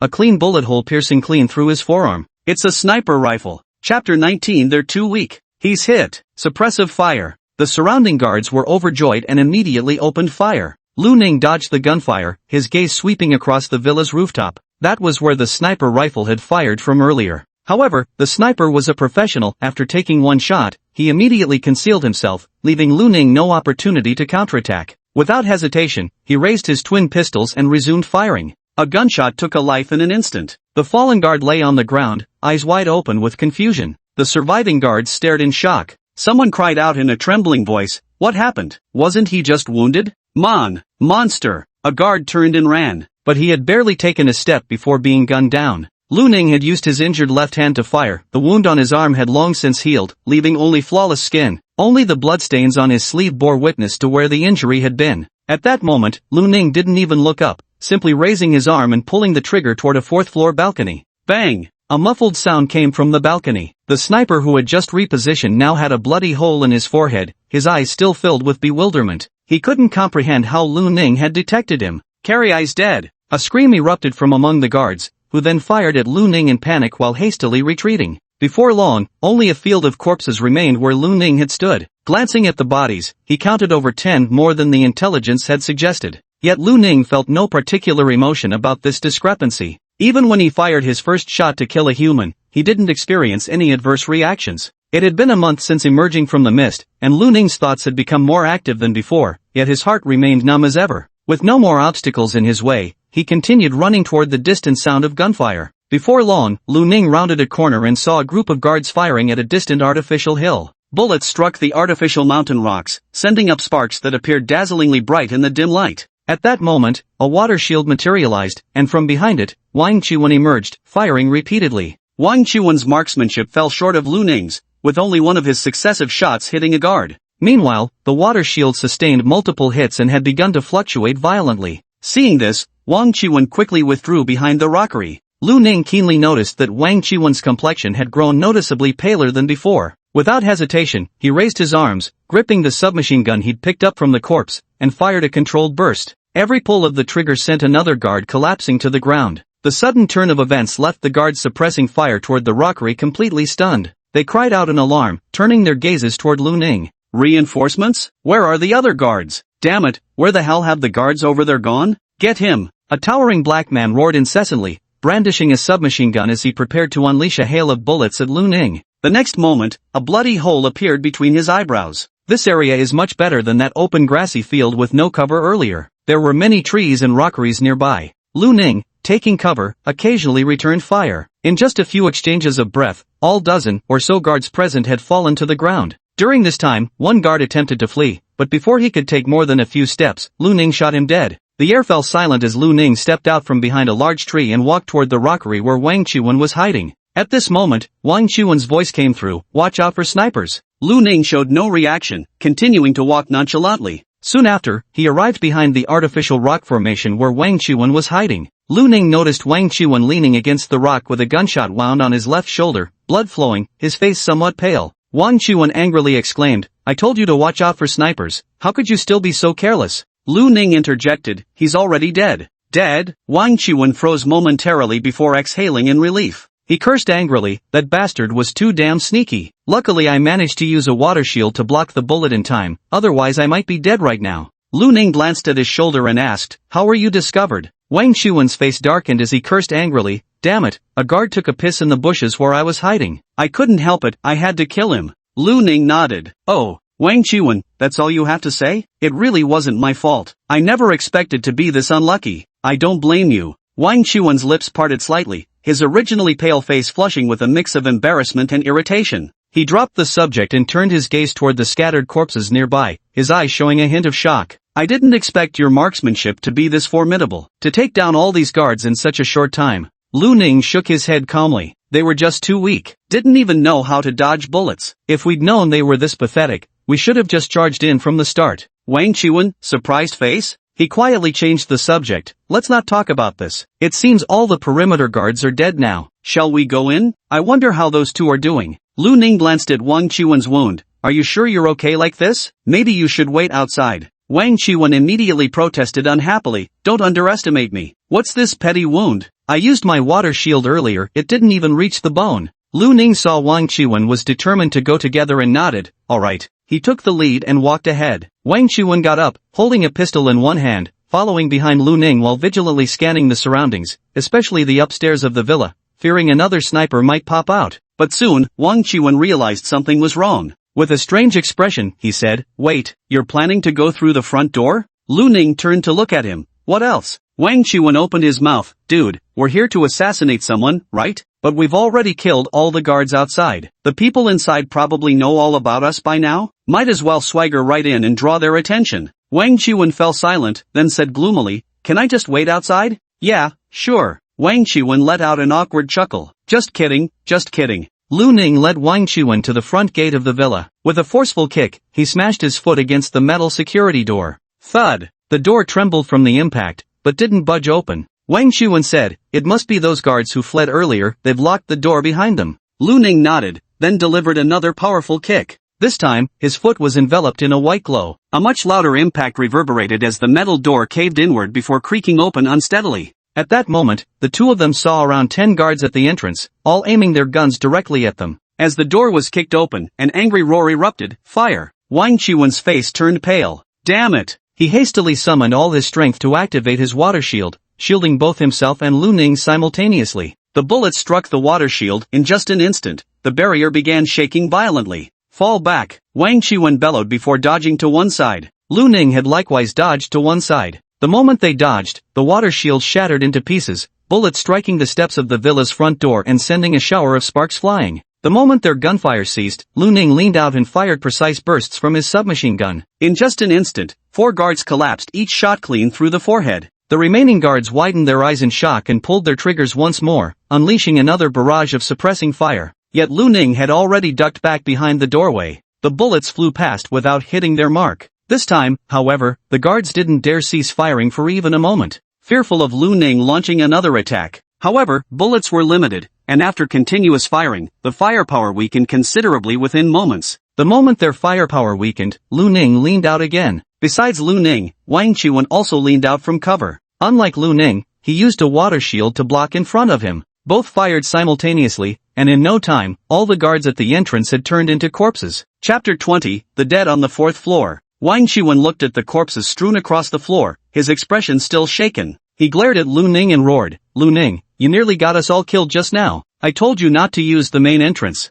Lu Ning glanced at him with some confusion and said, "I wouldn't have died anyway, and I already told you to wait outside." Wang Qiwen's originally pale face flushed red with anger as he indignantly retorted, "If I follow you again next time, I'm a damn dog." Lu Ning, oh. Wang Qiwen took several deep breaths in anger, saying nothing more. Lu Ning had already begun surveying the interior of the villa. Beyond the entrance lay an enormous living room. 2 staircases flanked either side leading to the 2nd floor, with corridors running alongside them. Lu Ning walked over to take a look and noticed doors lining both sides of the hallway. He opened one door after another, finding all the rooms empty. Lu Ning followed the stairs up to the 2nd floor, with Wang Qiwen silently trailing behind him. Lu Ning turned to look at Wang Qiwen, who met his gaze in return. The two stared at each other, wide eyes meeting narrow, and after a moment of awkward silence, Wang Qiwen said stiffly, "I'm injured right now, so it doesn't count." "Oh." Lu Ning nodded and continued leading Wang Qiwen down the 2nd floor corridor as they searched. After checking several rooms, Lu Ning noticed most of them were empty. However, they soon spotted a woman lying unconscious in one of the rooms. Judging by her uniform, she appeared to be a maid. There were no wounds on her body. Lu Ning checked and found she was still alive. Wang Qiwen spoke up, "It must have been Wei Xian or Shaolin who knocked her out." Lu Ning nodded, Then Wang Qiwen seemed to recall something and said, "Since she's a maid in the villa, she should know where Gao Tianlin's room is, right?" Lu Ning nodded, then patted the maid's face. His patting gradually became forceful, until the maid's originally beautiful face began to swell and redden, but she still didn't wake up. Wang Qiwen was almost unable to bear watching. With a grim expression, he said, "Let me handle this." He conjured a water ball that landed directly on the maid's face. The maid's eyelids fluttered as she slowly opened her eyes. When she saw Lu Ning and Wang Qiwen, her eyes widened in terror. Just as she was about to scream, Wang Qiwen threatened fiercely, "If you dare make a sound, we'll kill you." The maid's voice caught in her throat, her eyes reddening as if on the verge of tears. Wang Qiwen demanded, "Who knocked you out?" The maid said in a trembling voice, "Yes, it was a strange man, wearing a trench coat like yours." Wang Qiwen said to Lu Ning, "It seems it was Wei Xian. Did he ask you anything?" The maid's expression changed, looking somewhat fearful as she said, He asked me where Gao Tianlin was." "Did you answer then?" No, I really didn't answer." The maid screamed as if facing something terrifying, crouching with her head in her hands, continuously muttering no under her breath. Lu Ning looked puzzled. "Why are you so scared?" "We're not bad people. I don't know anything. Truly know nothing at all. The maid seemed mentally distraught, not answering Lu Ning's question, just repeating this one phrase. Wang Chuan couldn't help but frown at the sight. This is the result of severe mental trauma. If things continue like this, she'll likely develop pathological symptoms. Lu Ning delivered a chop to the maid's neck, causing her eyes to immediately roll back as she fell unconscious. Wang Chuan froze momentarily before showing sudden understanding. Wei Xian probably knocked her out for this very reason too. Lu Ning nodded in agreement and stood up. Wang Chuan asked curiously, what exactly has Gao Tianlin done to make the maid this fearful? Just mentioning his room was enough to terrify her nearly to the point of illness. No idea. You can ask him when we find him. Lu Ning stepped out of the room. Then they continued searching through the rooms on the second floor. They quickly found several more maids, all unconscious. After Wang Chuan revived them with water, both men inquired about Gao Tianlin's room location, but none were willing to talk, and some even became mentally unstable. After knocking out the last maid in the room, Lu Ning stood up. Let's go to the third floor. Wang Chuan glanced at the fallen maid and clicked his tongue. This Gao Tianlin really knows how to enjoy himself. These maids are each more beautiful than the last. Lu Ning had already left the room while Wang Chuan was speaking. At that moment, violent gunshots suddenly rang out from upstairs. Wang Chuan's expression changed sharply. Did they find Gao Tianlin, or were they discovered during infiltration? Lu Ning's body had already bolted forward, racing toward the staircase to the third floor. Wang Chuan followed closely behind. After rushing up to the third floor, 2 stray bullets whizzed past Lu Ning's head. Glancing sideways down the corridor, he saw 4 guards wielding submachine guns, pouring suppressing fire toward a particular room. The next moment, a guard came flying out from the room. The momentum knocked down 2 guards standing by the doorway. Several gunshots rang out from inside immediately after. One guard collapsed to the ground with blood spraying from his body, while the others scrambled for cover. At that moment, several gunshots rang out, and multiple bodyguards simultaneously jolted as a crimson hole appeared between their eyebrows. Still wearing expressions of bewilderment on their faces, they slowly collapsed to the ground. Lu Ning holstered his twin pistols and strode forward with determination. Just as he reached the doorway of the room, he heard gunfire erupt again. He swiftly dodged sideways, narrowly avoiding the bullets. That's me. Ah! Chi Yulin's exclamation echoed from the room. She quickly apologized. Brother Lu Ning? Sorry, I thought you were one of those guards. It's fine, come out. Chi Yulin hurried out, still holding a pistol in her hand. She wasn't physically injured, but her face was pale with fear, and her steps were somewhat unsteady as she walked. Glancing at the corpse on the ground, she sighed in relief and patted her chest. God, that scared me to death. I thought I was going to die. I'd already started drafting my will on my phone. Lu Ning asked, have you seen Wei Xian?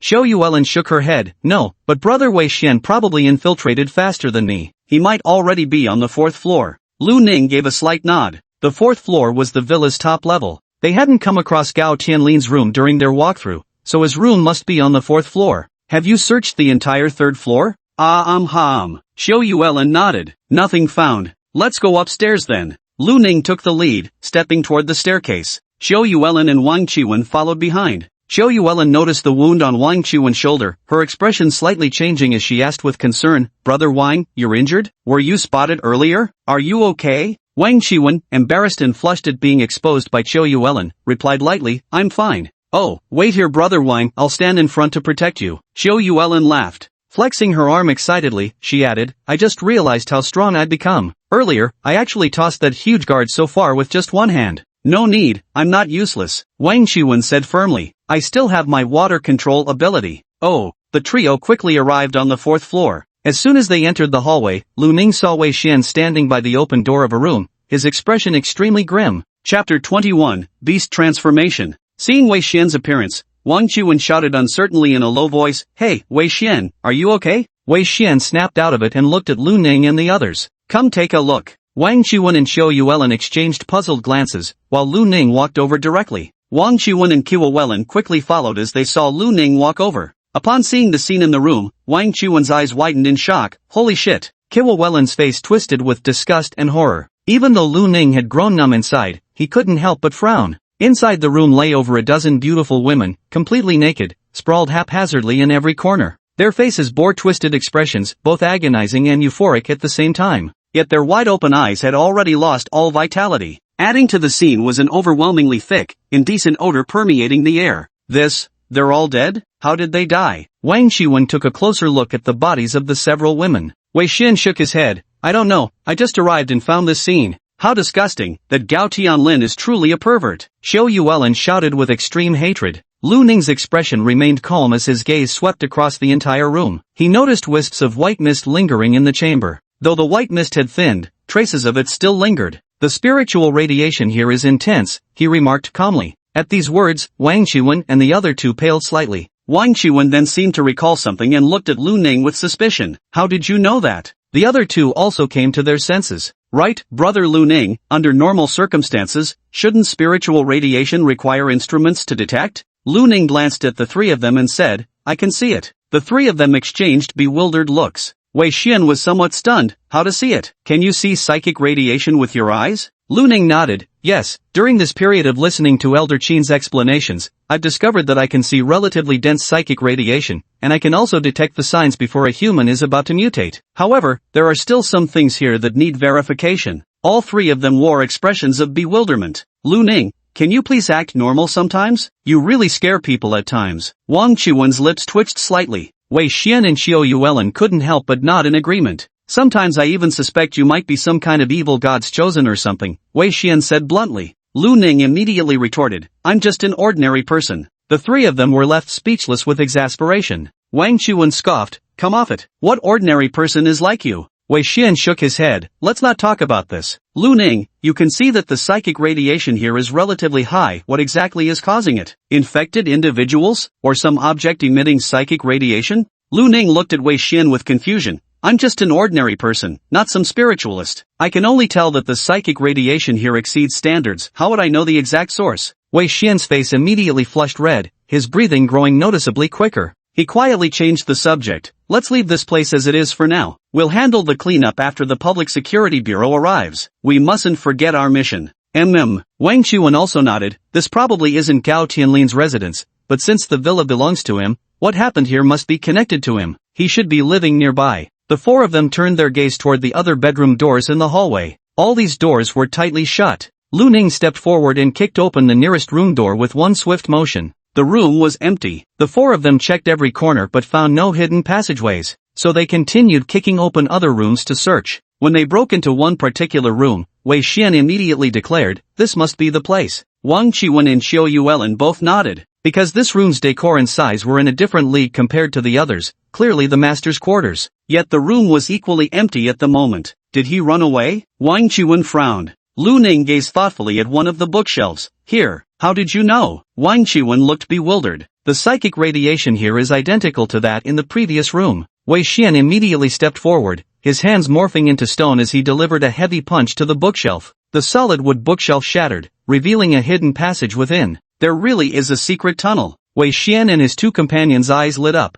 "Go after her." Wei Xian charged ahead first, followed by Lu Ning, with Xiao Yuelin bringing up the rear. Wang Qiwen stayed at the rear due to his injury. The passage was extremely narrow, allowing only single-file movement, with stairs descending continuously downward. After descending the stairs for a stretch, they arrived at a small tunnel barely 1.5 meters high. Wei Xian glanced at the stairway height before examining the tunnel walls and remarked, "We must be underground now." Then he bent down and moved forward along the tunnel, with Lu Ning and the other two following closely behind. After walking about a few hundred meters, they saw the end of the tunnel. Just as they approached the end, they heard gunshots. Shouts and roars soon followed. Wei Xian's expression changed slightly. "It's the Public Security Bureau, they've cornered Gao Tianlin. Let's hurry over." He quickened his pace, climbing up the stairs at the end of the tunnel. At the top of the stairs lay a disguised rock formation. The group had just emerged from the rock when they spotted muzzle flashes flickering amidst the forest. Just a few dozen meters away from them, behind several trees, 4 individuals were exchanging gunfire with the sheriff's deputies on the opposite side of the forest. One of the 4 wielded a machine gun, sweeping suppressing fire across the opposing position and forcing them to keep their heads down.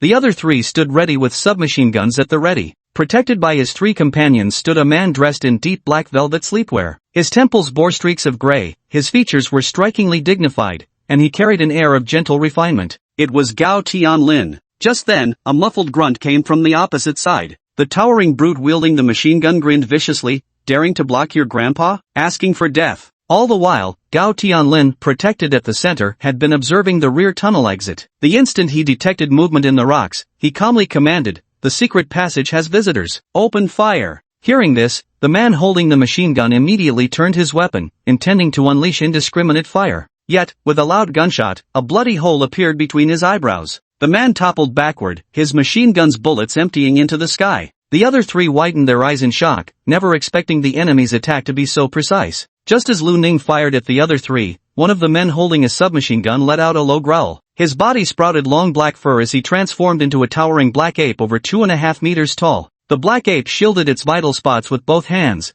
placing its body directly in front of Gao Tianlin. A spray of blood erupted from the black ape's arm, but the wound wasn't serious. With a furious roar, the black ape used its left arm to cover its eyes, swung its massive limbs, and charged headlong toward Lu Ning and his three companions. "Beast Awakener, coming right at me?" Wei Xian shouted, activating his petrification ability as he charged forward to meet the attack. Xiao Yuelin also unleashed her immense strength ability. She glanced around, picked up a basketball-sized rock from the side, and hurled it at the black ape. The black ape growled low and swung its right arm, smashing the rock aside. By this time, Wei Xian had already closed in on the creature. His petrified fist drove hard into the black ape's abdomen, but since Wei Xian hadn't yet mastered soul-shaking fist, no white light radiated from his punch. The black ape extended its left hand, grasping toward Wei Xian's fist. Just as it lowered its arm, a gunshot rang out, and a spray of blood blossomed from the black ape's left eye. It let out a howl of agony, instinctively clutching its eyes with both hands. Wei Xian's fist then landed unimpeded against the black ape's abdomen. With a dull thud, the black ape staggered back several steps, its agonized cries growing louder. Chapter 22, Praise Our God. Seeing the black ape sustaining heavy injuries immediately, terror finally surfaced on Gao Tianlin's face. "You're not from the Public Security Bureau? You're the Misdisposal Bureau's tactical team?" Another guard was already showing signs of mental collapse. With a furious roar, he raised his submachine gun to attack again. Yet with a gunshot, a bloody hole appeared between his eyebrows. Lu Ning's expression remained unchanged as he spoke calmly. "Gao Tianlin, your crimes have been exposed. Surrender now and await judgment." Gao Tianlin let out a cold laugh. Without the slightest hesitation, he raised the gun in his hand. Bang! Gao Tianlin's eyes widened as a bloody hole appeared between his brows, collapsing lifelessly to the ground. The remaining black ape roared furiously but was struck twice on the head by Qiu Yuelin with a massive rock, leaving it utterly dazed. His body was relentlessly pummeled by Wei Xian's rocky fists, blood continuously trickling from the corners of his mouth. Wang Chuan also fired several water arrows with his injured body, leaving wounds on the massive frame of the black ape.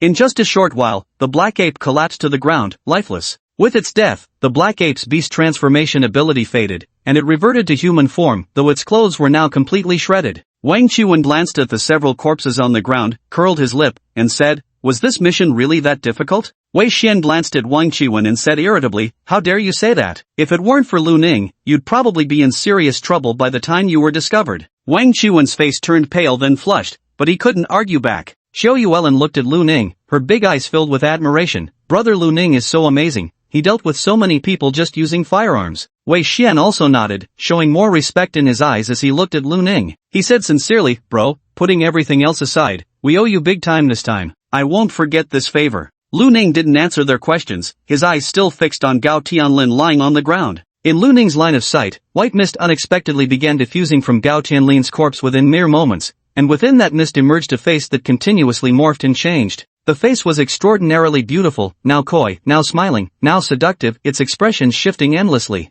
Noticing Lu Ning's gaze, the three grew puzzled. "Brother Lu Ning, what are you looking at Gao Tianlin's corpse for?" Xiao Yuelin inquired. "There's a human face inside his body," Lu Ning replied truthfully. The three of them froze momentarily, then widened their eyes in horror as they instinctively backed away from Gao Tianlin. The next moment, the flesh of Gao Tianlin's corpse began melting like wax from a statue. The melted wax figure seemed to be reshaped by a sculptor. Within just a few breaths, it transformed into a tall, slender human with a bewitchingly beautiful yet eerie appearance. It was pure beauty, so androgynous that one couldn't tell whether it was male or female. Gao Tianlin slowly opened his eyes, flecks of crimson light shimmering in them. Pressing his hands against the ground, he straightened up with an unervingly charming smile on his face. The three of them, Qiu Yuelin and her companions, were momentarily dazed by Gao Tianlin's stunningly beautiful appearance. Both men and women seemed irresistibly drawn to his charm. Only Lu Ning remained unaffected. With a light cough, he snapped Xiao Yuelin and the other two out of their trance. Startled, the trio turned fearful gazes toward Gao Tianlin,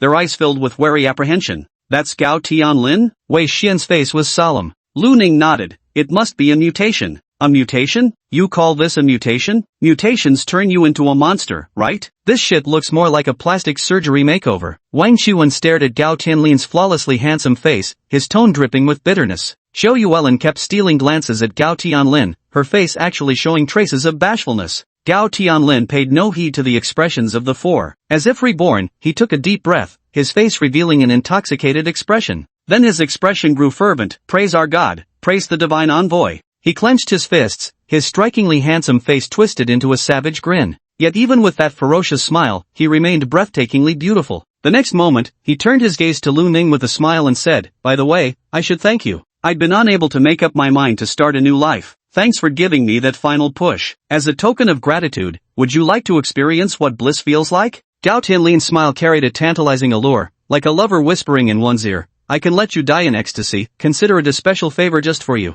"I don't like gender-ambiguous people, thanks," Lu Ning replied without hesitation. Gao Tianlin's expression froze, a trace of bewilderment flashing across his face as if he couldn't comprehend why Lu Ning remained unaffected by his charm. But soon he stopped caring and smiled. "You simply don't understand the wonders of this body. But never mind, since you're too ungrateful to appreciate it." As he spoke, Gao Tianlin smiled faintly. In the next instant, his figure blurred into afterimages as he charged toward Lu Ning with incredible speed. Lu Ning remained expressionless and opened fire with both guns. Bang bang bang! Lu Ning's marksmanship was extraordinarily precise, but Gao Tianlin's mutated body moved too swiftly, dodging every single bullet through sheer speed. However, to evade the bullets, he had no choice but to constantly dodge and change direction, unable to continue approaching Lu Ning. While running circles around Lu Ning, he burst into laughter. "Ha ha ha, useless, useless. I admit your marksmanship is terrifying, but how many bullets does your pistol hold? Once you run out of ammunition, that's when I'll tear you to shreds." At that very moment, a gunshot rang out, blossoms of blood spraying from Gao Tianlin's shoulder. The smile instantly vanished from his face as he staggered backward repeatedly.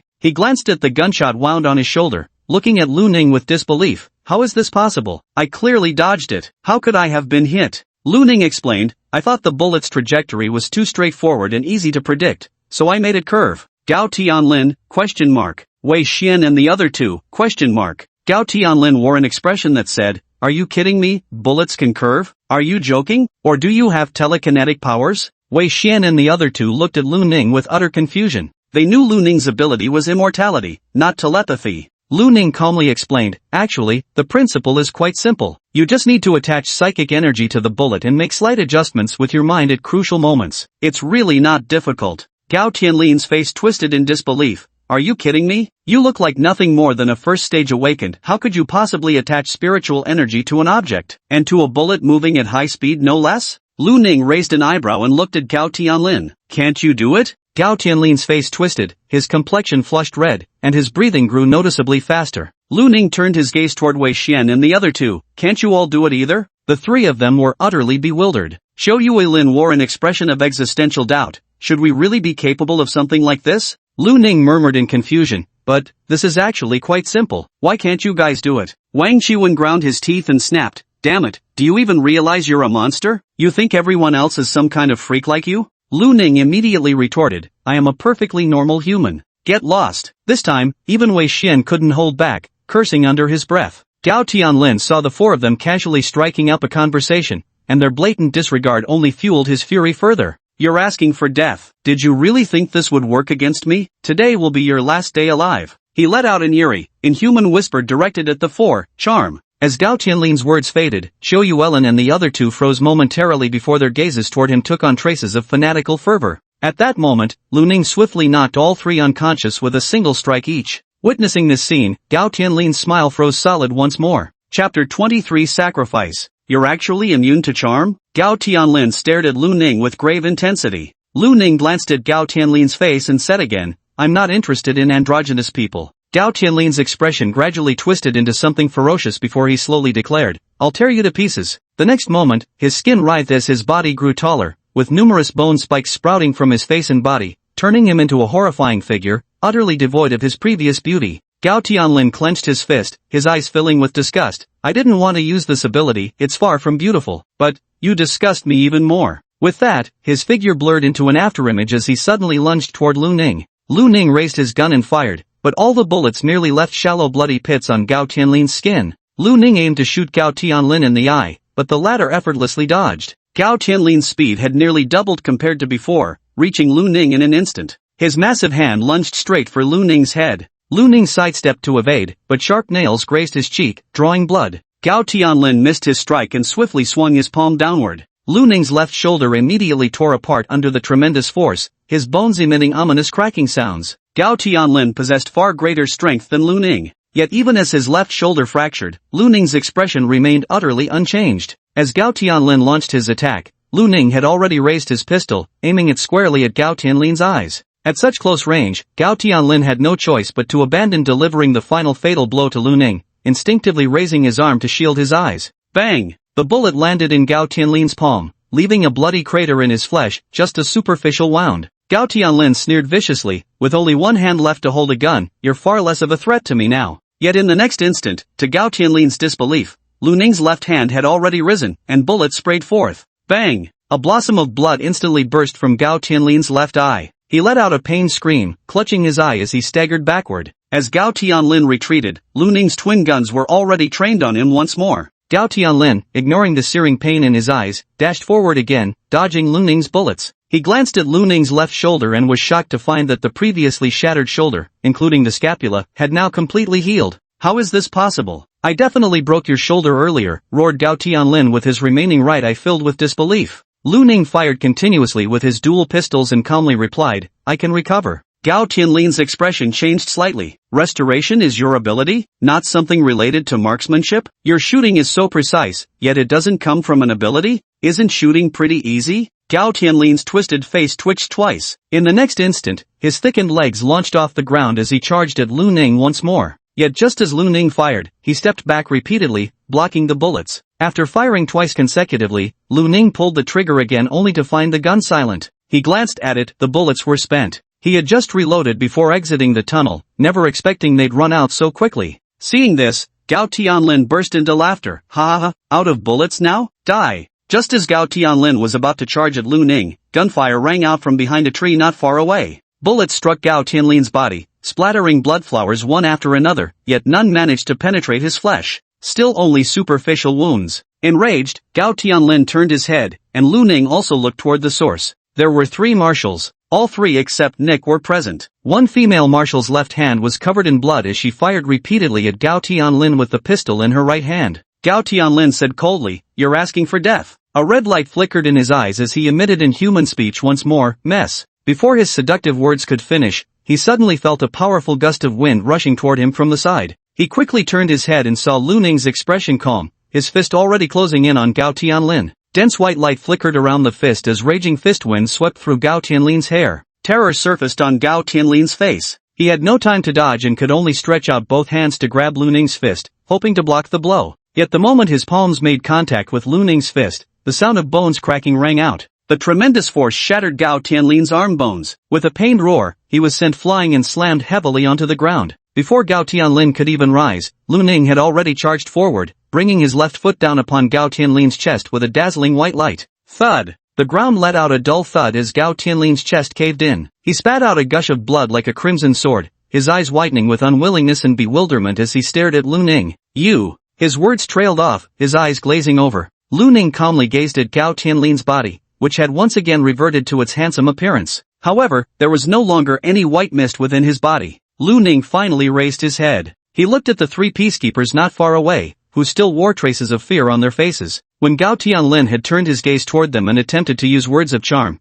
merely uttering a single syllable had already made them feel as though their consciousness no longer belonged to them. Fortunately, Lu Ning had swiftly killed Gao Tianlin. Lu Ning asked, "Are you all okay?" The 3 security officers snapped out of their daze. They glanced at the handsome Gao Tianlin lying on the ground, then turned their gaze to Lu Ning, their eyes filled with awe. "We're fine. Thank you, Officer Lu Ning. If not for you, we probably would have died," said Lin Fei, the male security officer, still visibly shaken by the ordeal. Lu Ning shook his head. "You showed great courage by attacking under these circumstances. We're peacekeepers. It's our duty," said the female peacekeeper Peng Shanshan, who had spoken earlier in the room, with seriousness. Lu Ning gave a slight nod. Peng Shanshan looked at the handsome corpse on the ground, alongside the remains of the bestial awakened. "I never imagined Gao Tianlin had awakened accomplices, and that he'd degenerate himself." Lu Ning said calmly, "The remarks Gao Tianlin made before his condition worsened likely involve members of a cult. This is no longer within the jurisdiction of your Public Security Bureau. The Mist Affairs Bureau will take over."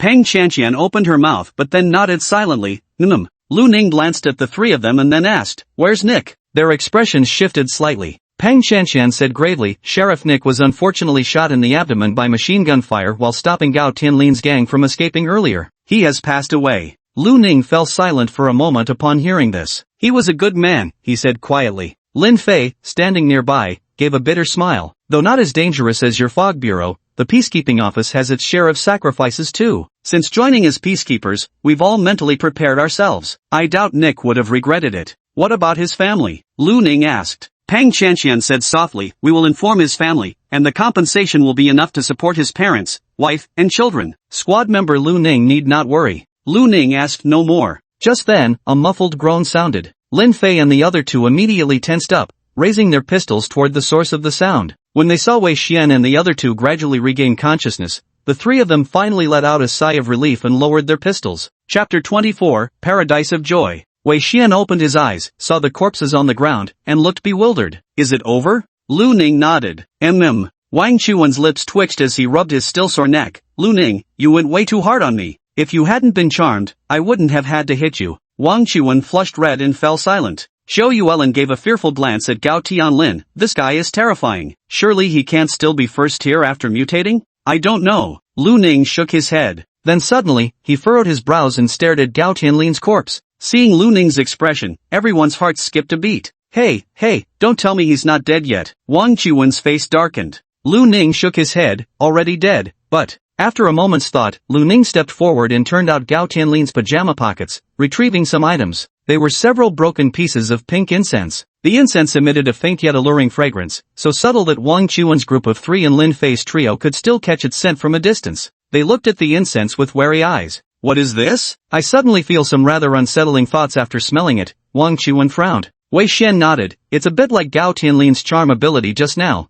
but somehow it feels different. Lu Ning stared at the incense. In his vision, thin wisps of white mist wafted from it, even thicker than what they'd encountered earlier in the villa. The concentration of psychic radiation on these incense sticks is quite high. They're probably special items similar to Horcruxes, Lu Ning remarked. Wei Xian suddenly had a thought and said, could this be the source of psychic radiation that Gao Tianlin left behind in the villa earlier? That's possible. From what Gao Tianlin just implied, his mutation seems connected to some cult. I wonder if this thing is related to that cult too. Wang Chuan added. Lu Ning put away the incense and said, let's hand it over to Deputy Captain Colin later. Wei Xian and the other two had no objections. At that moment, three figures emerged from the forest, and Colin's voice rang out. What's this about handing something to me? Lu Ning and the others turned to look, then saw Colin, Bowen, and the young constable who had been on guard duty walking over. Captain Colin, what brings you here? Zhou Yuelin's eyes sparkled as she spoke. Colin adjusted his glasses and replied gently, we came right behind you. If you couldn't handle it, we were supposed to clean up. Colin turned to Lu Ning with a complicated gaze. You performed far better than I expected. In such a dangerous situation, you showed no fear, acted decisively, and kept a clear head. Beside them, Bowen couldn't help marveling. Indeed, teammate Lu Ning, your performance was truly astonishing, especially when the other three members were charmed. You immediately made the call to knock them out. That was remarkably decisive. Wei Xian and the other two looked utterly embarrassed. Lu Ning turned to Colin and asked, could you have saved Nick when he was hit by the machine gun just now? At these words, Wei Xian and his companion's expressions changed slightly. Wang Chuan stood frozen in place, murmuring in disbelief, Nick was hit by a machine gun? No wonder he isn't here. Wei Xian had a good impression of Nick and quickly asked, how is he doing? Lu Ning spoke up, he's already dead. Zhou Yuelin covered her mouth, somewhat unable to believe it. Wang Chuan and Wei Xian's faces turned extremely grim. Damn it, wasn't he perfectly fine just now? Wang Chuan couldn't help but snap angrily. The guy was alive and kicking a moment ago, and now he's dead? He suddenly thought of something and turned to Colin. Lieutenant, didn't you say your team arrived earlier? Why didn't you save him? Colin remained expressionless as he replied, we couldn't. We were on the villa side earlier and only rushed here after hearing the gunshots. We arrived at about the same time as you. Nick was already shot by the time we got here. Bowen also explained, exactly. Nick's death is a tragedy, but it's not that Lieutenant Colin didn't want to save him. Colin looked at Lu Ning and the other three calmly and said, the captain has already told you. The mortality rate in our Mist Bureau's operations team isn't low. This time it was Nick who died. Perhaps next time it'll be Wang Chuan, or even me. If death leads you to lose your senses, then maybe you should consider leaving now. Lu Ning shook his head. I just wanted to know if you could save them, that's all. Wang Chuan and the other two also fell silent. Bowen also said solemnly, I think, as Lin Fei mentioned earlier, Nick probably wouldn't have regretted it. As for his family, we will take good care of them. The atmosphere fell silent for a moment before Colin turned to Lu Ning and asked, "Earlier you mentioned something to give me?" Lu Ning pulled out several broken sticks of pink incense and handed them to Colin. Colin immediately noticed the unusual psychic radiation emanating from them, as well as the abnormality of the incense itself. He took the incense, frowned while examining it briefly, then tucked it away. "We'll hand this over to the inspection division at headquarters for analysis once we return," he said. Wang Qiwen spoke up to remind them. When Gao Tianlin's condition deteriorated earlier, some of the things he mentioned seemed connected to a certain evil deity and cult organization. Colin gave a slight nod. "I heard it too." He thought for a moment before continuing. "When it comes to cults involving charms and similar afflictions, as far as I know, there's only the Heavenly Joy sect." Shock registered on Wei Xian and the others' faces. "That Heavenly Joy sect old Qin warned us about?" Colin nodded, then glanced at Bowen and the others before saying, "This is classified information. We'll discuss it after we return." Lu Ning and the others nodded, dropping the subject. Wei Xian continued, "Deputy Commander, there are several female corpses in the villa. Their deaths look bizarre, probably related to these leftover incense sticks." Colin nodded again. "I'll have the forensic team come take a look." Bowen said, "We'll handle the aftermath." Colin turned to Lu Ning and the other three, smiling slightly. "You've done quite well in this mission. Although there were some shortcomings, your performance was better than I expected. Only Wang Qiwen got injured." Wang Qiwen's expression froze momentarily, and he pouted in mild frustration. "Alright, you must be tired today. I'll take you back first, get some proper rest." Wei Xian fell silent for a moment before saying, "I'd like to go see Nick first." "Let's go take a look too," Wang Qiwen quickly added. Bowen and Colin naturally had no objections to this. They headed in the direction the security officers had come from, and soon spotted Nick lying on the ground. His body had been laid flat, with a hideous wound on his abdomen, his eyes closed and his expression peaceful. Lu Ning and the other three calmly observed Nick for a while. The young man who had been lively and laughing just moments ago had now lost his life. After a while, Colin led Lu Ning and the other three away, leaving only Bowen and a few others behind. Lin Fei asked curiously, "Sir, what's this joyful paradise cult they mentioned earlier?" Peng Qianqian and her companion also curiously turned their gaze toward Bowen. Upon hearing this, Bowen immediately replied sternly, "What exactly did they teach you during your onboarding training?" Seeing Bowen's anger, Peng Qianqian quickly straightened up and said, "Regarding all matters related to cults and evil gods, do not listen, do not inquire, do not investigate, report them directly to the Mist Affairs Bureau for handling." Bowen's expression softened slightly as he looked at the three of them and said gently, "It's not that I don't want to talk about it, but the mental corruption inflicted by cults and evil gods on humans is too severe. Ordinary people can easily be dragged into an abyss once they learn about it." Colin's reluctance to speak in front of us earlier was actually to protect us. Upon hearing this, Lin Fei said somewhat guiltily, "I'm sorry, sir. I breached discipline." Bowen shook his head. "It's only human nature." Then he said sternly, "If you want to live long, don't inquire too much about things related to the mist. That's not something we ordinary people should concern ourselves with." He looked at Nick on the ground, sighed softly, and said slowly, "Let's go. Let's take Nick home." The expressions of the other three also revealed a tinge of sorrow. Chapter 25, The Art of Physical Refinement. In Colin's off-road vehicle,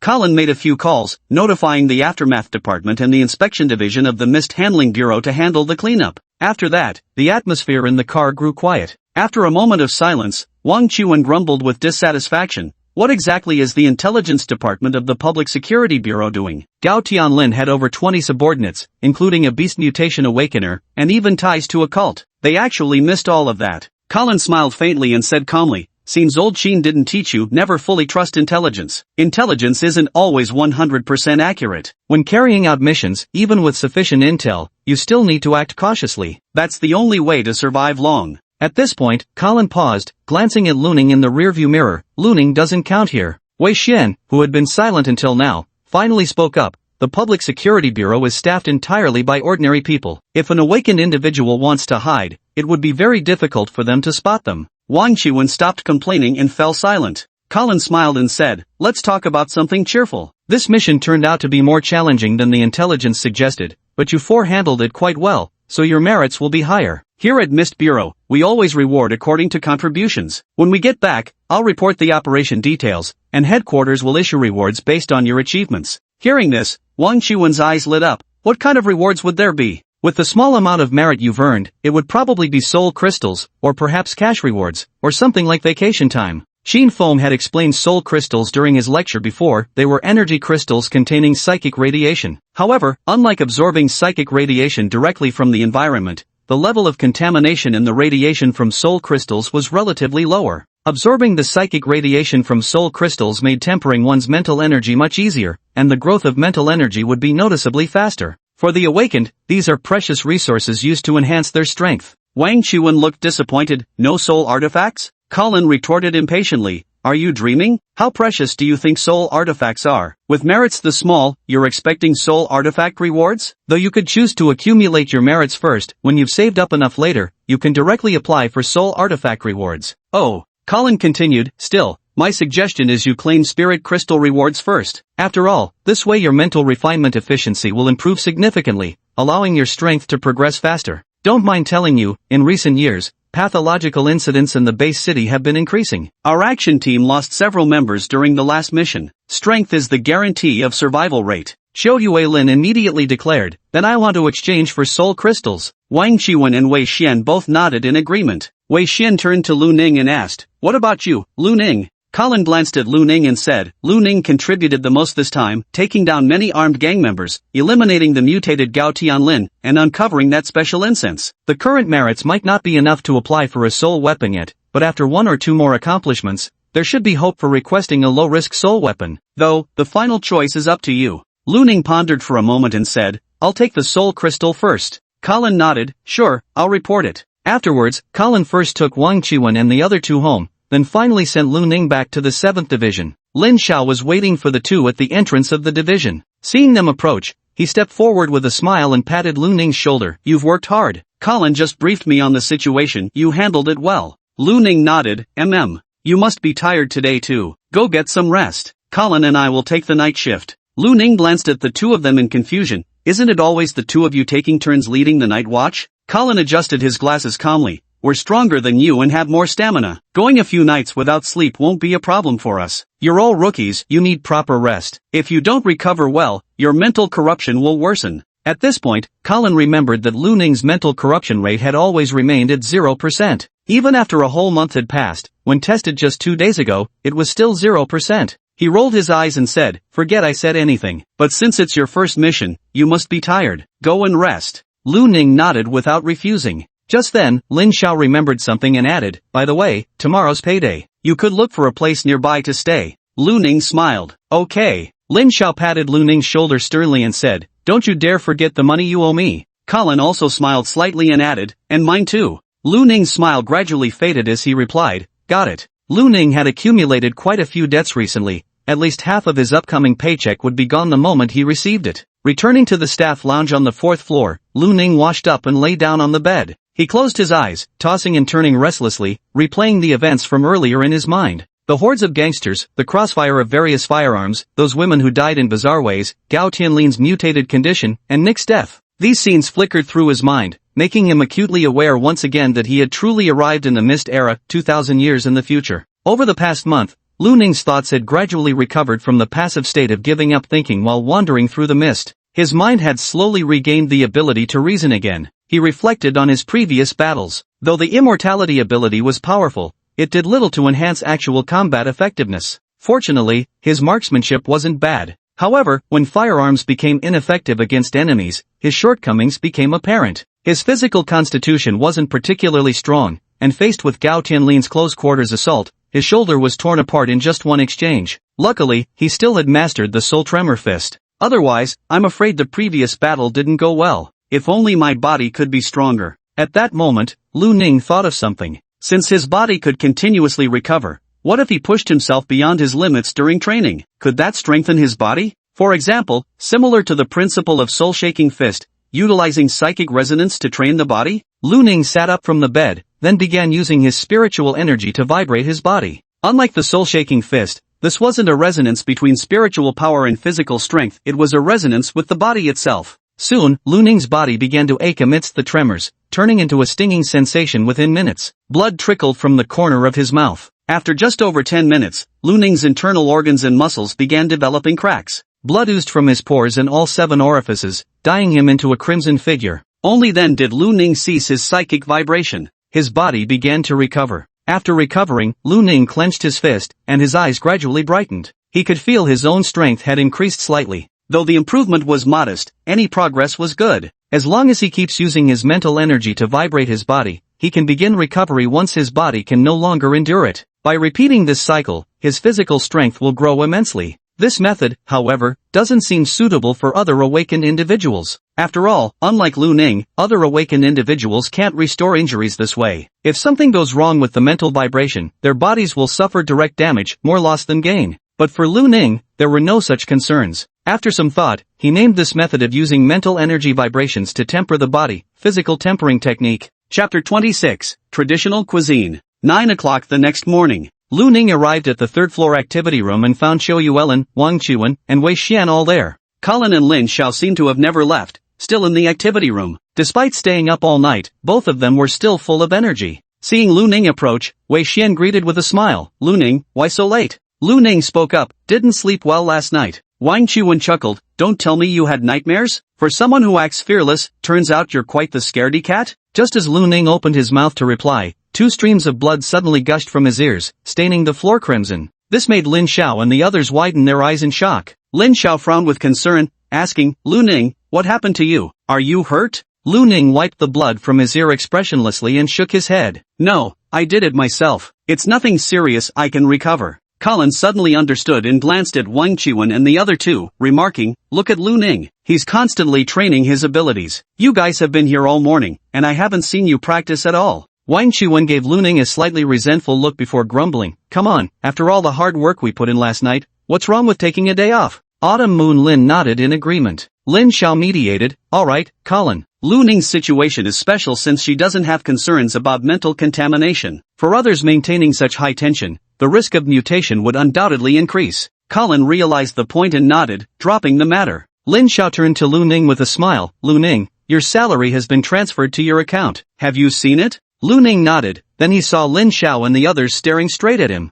Give me your account numbers, I'll transfer the money to repay you. Wei Xian chuckled, got paid today, wanna play a few rounds? Wang Chuan nodded, I'm in. Xiu Yuelin also nodded. They all looked at Lu Ning. Though they were only playing cards for fun with small stakes each round, they couldn't help but notice Lu Ning played without using his brain at all. After continuous rounds, their small wins accumulated, and each of them had won at least 1,000 yuan from Lu Ning. In the eyes of Wei Xian and the others, Lu Ning was nothing short of a money-giving child deity. Lin Xiao gave them an exasperated look before saying, Lu Ning, now that you've got your paycheck, are you thinking of renting a place outside? Lu Ning nodded. Yeah, I'm planning to check some out. Lin Xiao grinned. I figured you might, so last night while I was on duty and had nothing better to do, I checked out all the listings nearby. I've picked out 4 pretty good ones that I think you'd like. Want to take a look? Lu Ning was momentarily stunned, then replied, sure, thanks, Captain. Wang Chuan said helplessly, Captain, sometimes you really act like an old mother. Colin adjusted his glasses and smiled faintly. You didn't say that last time when the captain took your night shift for you. Ha ha ha, we're all members of the operations team, the closest combat partners. As your captain, it's my duty to help when you're in need, Lin Xiao said with a laugh. As he spoke, he forwarded several rental listings to Lu Ning's phone.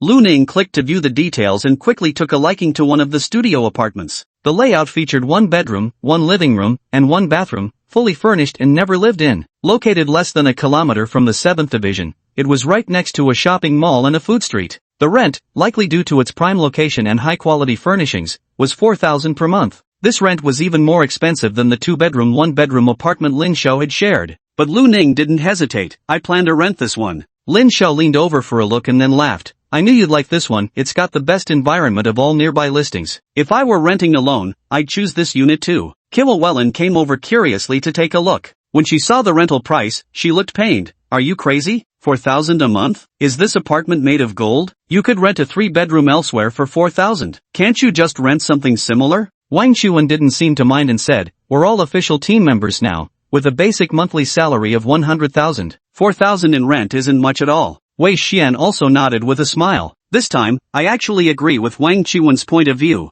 Colin adjusted his glasses slightly and smiled. It's nice to indulge occasionally. After all, the missions of the operation team come with high risks. If something unexpected happens, at least we won't regret not having enjoyed life. As soon as these words were spoken, the atmosphere turned somewhat somber. Wang Chuan and the other two cast a resentful glance at Colin. Lin Xiao chuckled. Colin was just joking. But everyone has different perspectives. Xiao Lin's viewpoint isn't wrong, and Lu Ning's isn't either. Happiness is what matters most. Pausing briefly, Lin Xiao added with a smile, since we don't have any tasks today, why don't we all accompany Lu Ning to find a rental? And later, I'll treat everyone to a meal to celebrate the addition of 4 new members to our 7th action team, as a welcome ceremony of sorts. Zhou Yuelin immediately cheered, long live the captain. Ah, captain, you said it yourself. I want to eat well, I want a lavish feast. Wang Qiwen rubbed his hands together eagerly. Even Wei Xian couldn't help but smile. Colin also chuckled, but then his expression gradually darkened. It's a pity Mumu couldn't come. Lin Xiao's smile also froze, then dimmed slightly.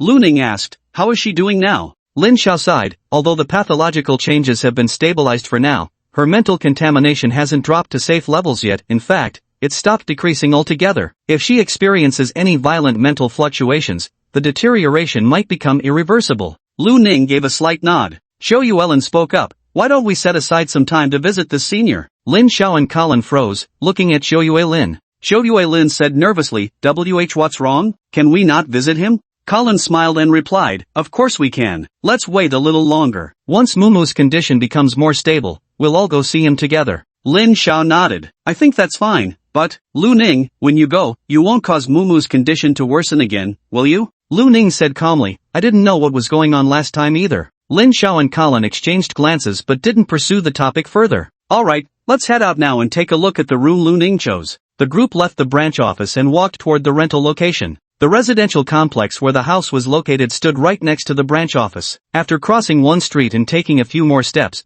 they arrived at the main gate of the community. Lin Xiao had already called the real estate agent to notify them. A young male agent was waiting for them at the main entrance. Following the agent into the complex and inspecting the room, even Zhou Yuelin, who had previously thought the price was too high, couldn't find any faults with it. All the furniture is brand new, the renovation style is quite nice, and the room appears to be well maintained. The environment is indeed excellent. In the end, Lu Ning decided to rent it outright, paying a 1-month deposit plus 1 month's rent up front. His freshly received salary now amounted to less than 5,000 yuan. Fortunately, next month, Lu Ning's base salary would be 100,000. Plenty for a single person living in this era. Afterwards, Lin Xiao rallied the group to help move Lu Ning's belongings over. Once the personal items were moved, Lin Xiao rolled up his sleeves and helped Lu Ning with the cleaning. After bustling about all morning, it was finally done. Looking at the room now arranged with her personal belongings, Lu Ning couldn't help but feel a sense of quiet comfort settling in. From now on, he truly stood firm in this era. After moving, Lin Xiao waved his hand grandly. Come on, there's a rather famous hot pot restaurant downstairs. This is a traditional Chinese dish from before the Mist era, a real high-end delicacy. Today, I'll treat you all to a feast. Lu Ning looked puzzled. Hot pot? High-end delicacy? Hearing this, the group froze and turned their gaze toward Lu Ning.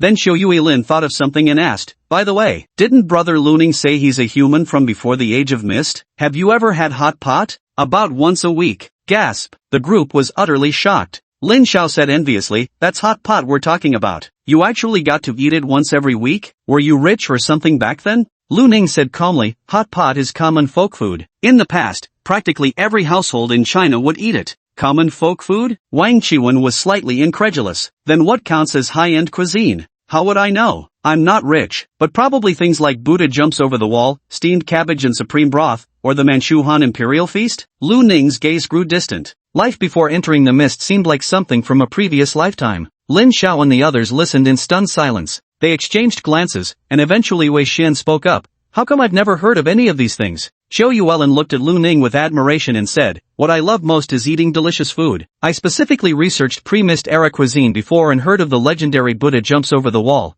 but I'd never heard of the other 2 dishes. Now I truly believe brother Lu Ning is from before the mist era. Lin Xiao gave an awkward cough, feeling somewhat embarrassed. So, shall we skip the hot pot then? Go, haven't eaten this in over 2,000 years. Lu Ning's eyes burned with unwavering determination. The colleagues beside him, including Colin, were startled by Lu Ning's resolute conviction. After exchanging glances, they ultimately decided to go eat hot pot. Chapter 27, Corrupt Incense. The hot pot meal left Lin Xiao and the others thoroughly satisfied. It was so delicious, absolutely delicious. Wei Xian patted his rounded belly as he leaned back in his chair. Zhou Yuelin kept nodding in agreement, though she was too stuffed to speak. Even Wang Qiwen didn't offer any objections. It was indeed good. Lin Xiao turned to Lu Ning and asked this authority figure, so, how is it? Lu Ning remained expressionless. The base stock isn't great, and there aren't enough varieties of seasonings. Had this restaurant existed before I entered the mist, it would have certainly gone out of business. Colin seemed doubtful. It's so delicious, yet it wouldn't pass in your era? It's mediocre at best. Xiao Yuelin said enviously. It seems brother Lu Ning must have eaten some really delicious hot pot back then. I've never had any, I'm so jealous. Lin Xiao smiled magnanimously and said, close enough is good enough. Then he stood up and said, I'll go pack some for Xiaoran and old Sheen. I saw they offer takeout. With that, Lin Xiao walked out of the private room. Wei Xian glanced at the closed door and smiled. The captain is really kind. Lu Ning nodded in agreement. Colin adjusted his glasses and gave a gentle smile. He always says the 7th Division is one big family, that in this chaotic world, we need to huddle together for warmth. As the division captain, he sees himself as our older brother. Wang Chuan muttered under his breath, I think he's more like a mother hen. They immediately burst into laughter. After Lin Xiao finished packing, the group returned to the branch office. When Lin Xiao placed the packed hot pot on Yuran's desk, she jumped up with delight, her cute round face beaming with an ingratiating smile. Captain, you're the best. Go share it with old Sheen and the others, Lin Xiao smiled. Yuran nodded repeatedly and happily ran off to find the others. Moments later, Xin Feng and the others arrived too. In the basement of the second-floor division, there were also retired team members responsible for guarding magical artifacts and other spiritually radioactive items. However, they couldn't leave, so Xin Feng was the only retired member to come. Apart from Xin Feng, there was also An, who was in charge of finance and payroll, a blonde beauty who had maintained her charm. The man in charge of odd jobs, Dan, was a middle-aged man who appeared extremely honest. In addition, there was an armed squad consisting of 6 people. These were soldiers Lu Ning had seen before at headquarters, dressed in silver-gray metal protective suits. These soldiers were responsible for assisting the operations team. The 7th Division has 2 squads in total that take turns patrolling the division's premises. This time it was the team not on patrol duty. Lu Ning and the others did not leave either, instead staying in the hall chatting with everyone. The entire branch's atmosphere was thoroughly joyful, enveloped in the fragrance of hot pot. Until everyone had finished eating, Lu Ning and the others returned to the activity room. As soon as they got back to the activity room, Lin Xiao received a phone call and left the room. When he finally returned to the activity room, his expression turned serious. Colin was playing a fighting game with Wei Xian when he noticed Lin Xiao's stern face and asked, "What's wrong?" Lin Xiao opened his mouth and said, "The preliminary test results are out for that incense you sent back to headquarters yesterday." Hearing this, not only Colin, but Lu Ning and the others also looked over. "What's the verdict?" Colin adjusted his glasses and asked. Lin Xiao frowned and said, "Not good. The scent emitted when this incense burns can trigger humanity's most primal desires. Without strong willpower, one would become a slave to their desires." Hearing this, Wang Chuan seemed to recall something, revealing a strange expression as he asked, "So those women, that's how they died?" Lin Xiao nodded. According to the autopsy reports, those women died from excessive indulgence, overexertion leading to death. Everyone exchanged glances awkwardly, while Qiu Yuelin's face flushed crimson with shame. Colin calmly scanned the group before remarking, "Desire isn't limited to just lust." Lin Xiao nodded with a grave expression and said, "Colin is right. The urge to kill, the urge to devour, these are humanity's most primal instincts as living beings." The inspection department conducted experiments on death row inmates. Under the influence of this incense, each person exhibited different desires, but lust goes without saying. Once consumed by the urge to kill, they would attack others indiscriminately. If there was no one nearby, they would resort to self-mutilation. As for the craving for food, at this point, Lin Xiao paused, his expression turning grim. When death row inmates driven by hunger found no food around, they even resorted to eating their own flesh. The expressions of Wei Xian and the others twisted in horror. Wang Chuan exclaimed, "Holy crap, this thing is so terrifying?" Lin Xiao nodded, "It is indeed terrifying, but this incense also has its drawbacks. Its effects are much weaker on awakened individuals. After all, their mental resilience is strong enough to resist such temptation." Hearing this, Lu Ning and the others visibly relaxed. Xiao Yuelin patted her chest and said, "That's a relief. I don't want to end up eating myself." Colin's expression grew increasingly serious as he spoke, "Don't be so optimistic. The current tests show minimal impact on awakened individuals, but what happens when the incense dosage increases? And even if it doesn't affect awakened, widespread use of this incense could." Lin Xiao nodded. After all, the base city is mostly populated by ordinary people. How many awakened are there really? If this incense sees widespread adoption, the entire base city could descend into chaos. Listening to Colin and Lin Xiao's exchange, Wei Xian and the others gradually turned pale. All 3 of them had families, ordinary people every one.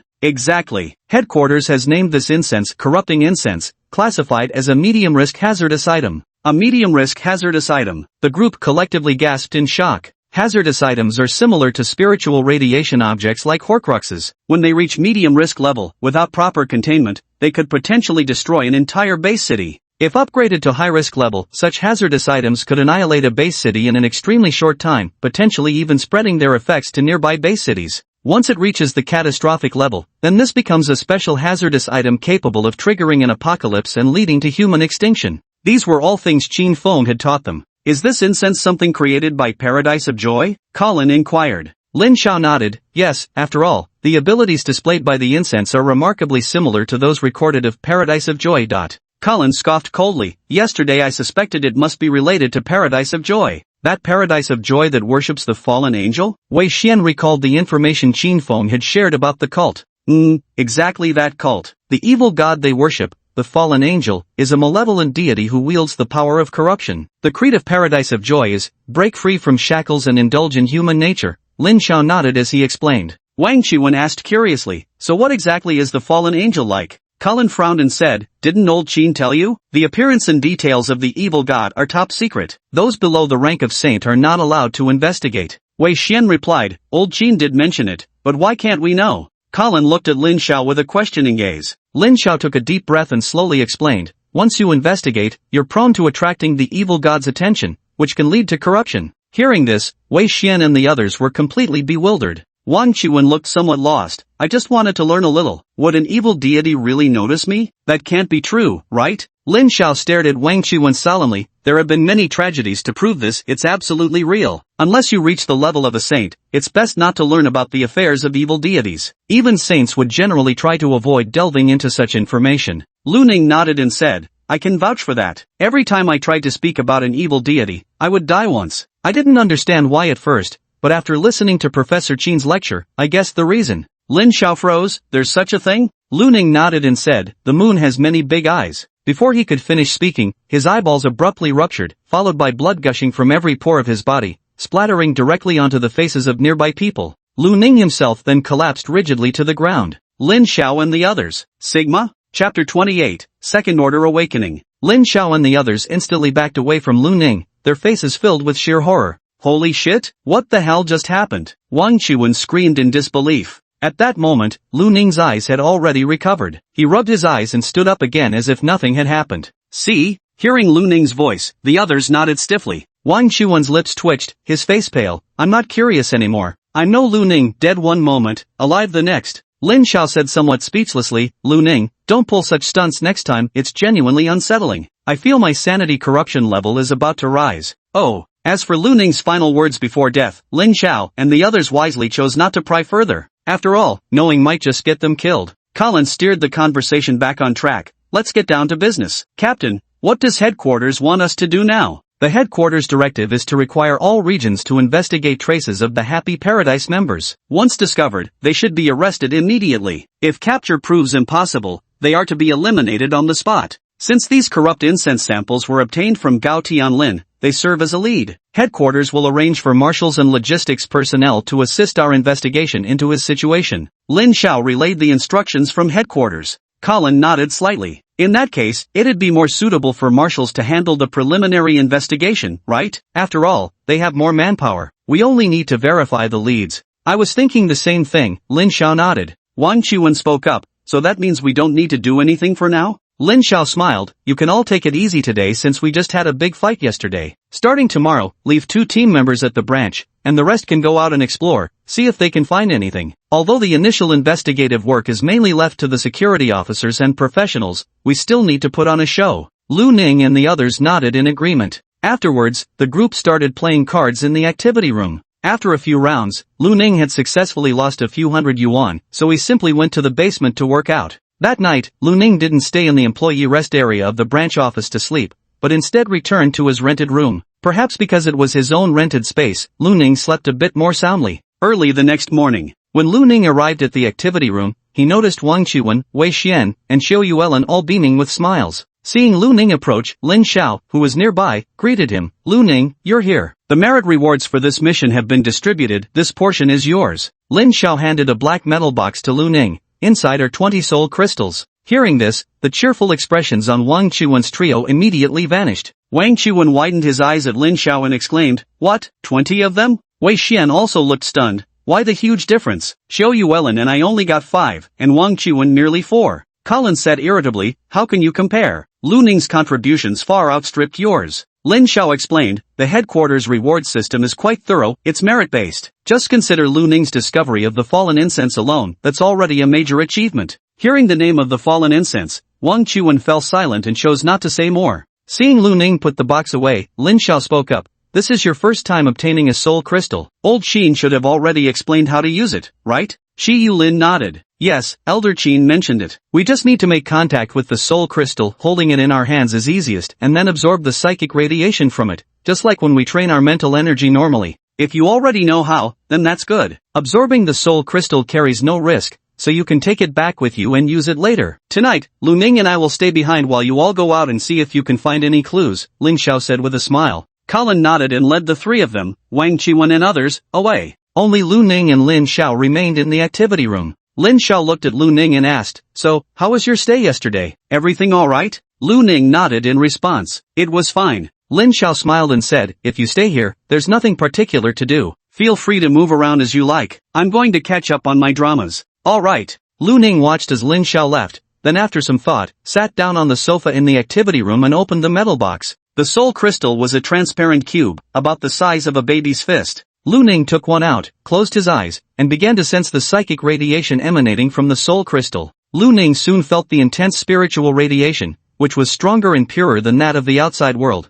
Lu Ning absorbed it smoothly, and his mental power increased rapidly. Over the past month, Lu Ning's mental power had improved significantly, yet he still hadn't encountered the bottleneck Qin Feng had mentioned. It seemed he was still far from reaching the second stage. 2 hours later, the mental radiation emitted by the soul crystal in Lu Ning's hands was completely absorbed by him. The boost to his mental power was equivalent to an entire week's worth of prior refining. He opened his eyes, watching as the soul crystal in his hand crumbled into dust, then picked up another one to continue refining. After another hour passed, Lin Xiao walked into the activity room. Lu Ning, time to eat. I ordered takeout. Lu Ning slowly opened his eyes. Got it. Lin Xiao glanced at the soul crystal in Lu Ning's hand and smiled. Already started cultivating? The soul crystal has turned grayish-white. Looks like you've nearly absorbed all its psychic radiation. To absorb almost an entire soul crystal's radiation in just a few hours, your refinement efficiency is impressive. Lu Ning looked at Lin Xiao and said plainly, this is the second one. Ha! Lin Xiao was momentarily stunned, then his eyes widened in disbelief. The second one? You've already finished absorbing the first soul crystal? Lu Ning nodded. MHM. Lin Xiao looked shocked. You started absorbing when I just left? Yes. Only 3 hours later, and you've almost absorbed 2 soul crystals? Lin Xiao wore an expression of utter disbelief. Your refining efficiency is simply unbelievable. Even third-order awakeners might not refine this quickly. As he spoke, his gaze held a hint of concern as he looked at Lu Ning. Are you sure absorbing and refining this fast is okay? Could your mental energy be affected? Maybe you should go check your mental contamination level? Didn't we just test 2 days ago? And I don't feel anything unusual. Fine, forget it then. Lin Xiao said with a tinge of jealousy. I wish I had your refining speed like yours. I might have reached 6th rank by now. Lu Ning turned to Lin Xiao. Your 5th rank? Lin Xiao chuckled. Yeah. Barely qualifying as a mid-tier awakened. Our base city's not that big, and the aberration incidents we encounter aren't too severe, so the Mist Bureau's strike team isn't particularly strong. But at your current pace, you'll probably catch up to me in no time, that is, if you don't hit many bottlenecks. Lu Ning nodded and said nothing more. Let's go, time to eat. In the following days, the operation team conducted daily investigations in various districts.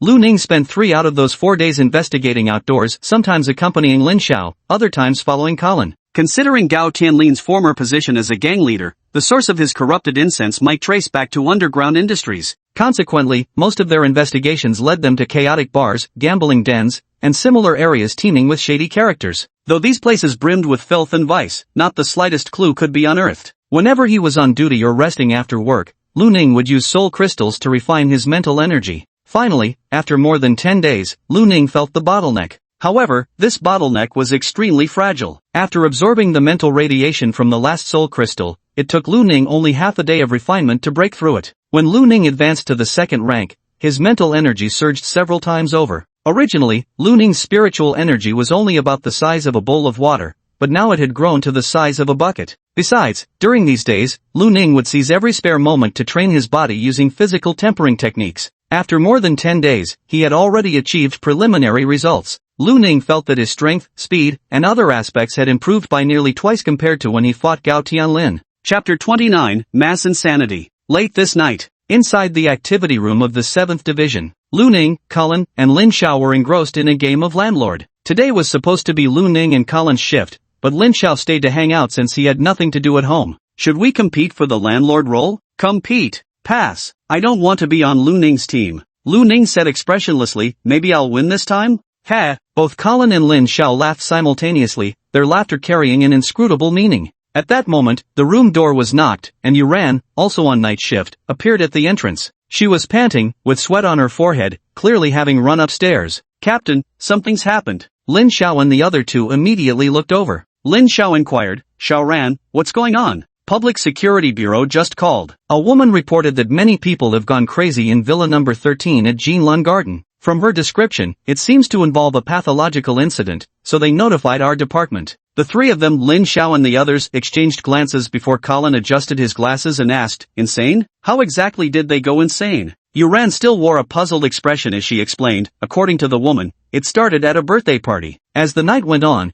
people began indulging in increasingly unrestrained behavior. Gradually, some started attacking others, some even stabbed people to death over food. The woman had stayed near the door and didn't join in the group activities. When she saw the situation spiraling out of control, she managed to escape. As Yuran spoke, the expressions on their faces shifted rapidly. Lin Xiao suddenly stood up and declared, it's the corrupting incense. Yuran was taken aback and shot a puzzled look at Lin Xiao. Captain, what is corruption incense? Lin Xiao snapped back to attention and fixed Yuran with a stern gaze. Xiaoran, this is classified information from the operations team, you can't pry into it. Yuran frowned, then snorted coldly, so what if I'm not an awakener? My marksmanship is excellent, why won't you let me join the squad? Xiaoran, you're violating the Fog Bureau regulations. Colin's ever-gentle smile chilled as he snapped. Yuran glared stubbornly at the two of them, then turned and walked away. The atmosphere turned heavy. Colin adjusted his glasses and gave Lu Ning a helpless smile. Xiaoran's parents were our former teammates. During the last mission, her mother sacrificed herself. Lin Xiao sighed, does she really think awakening is something good? After awakening, when mental energy becomes active,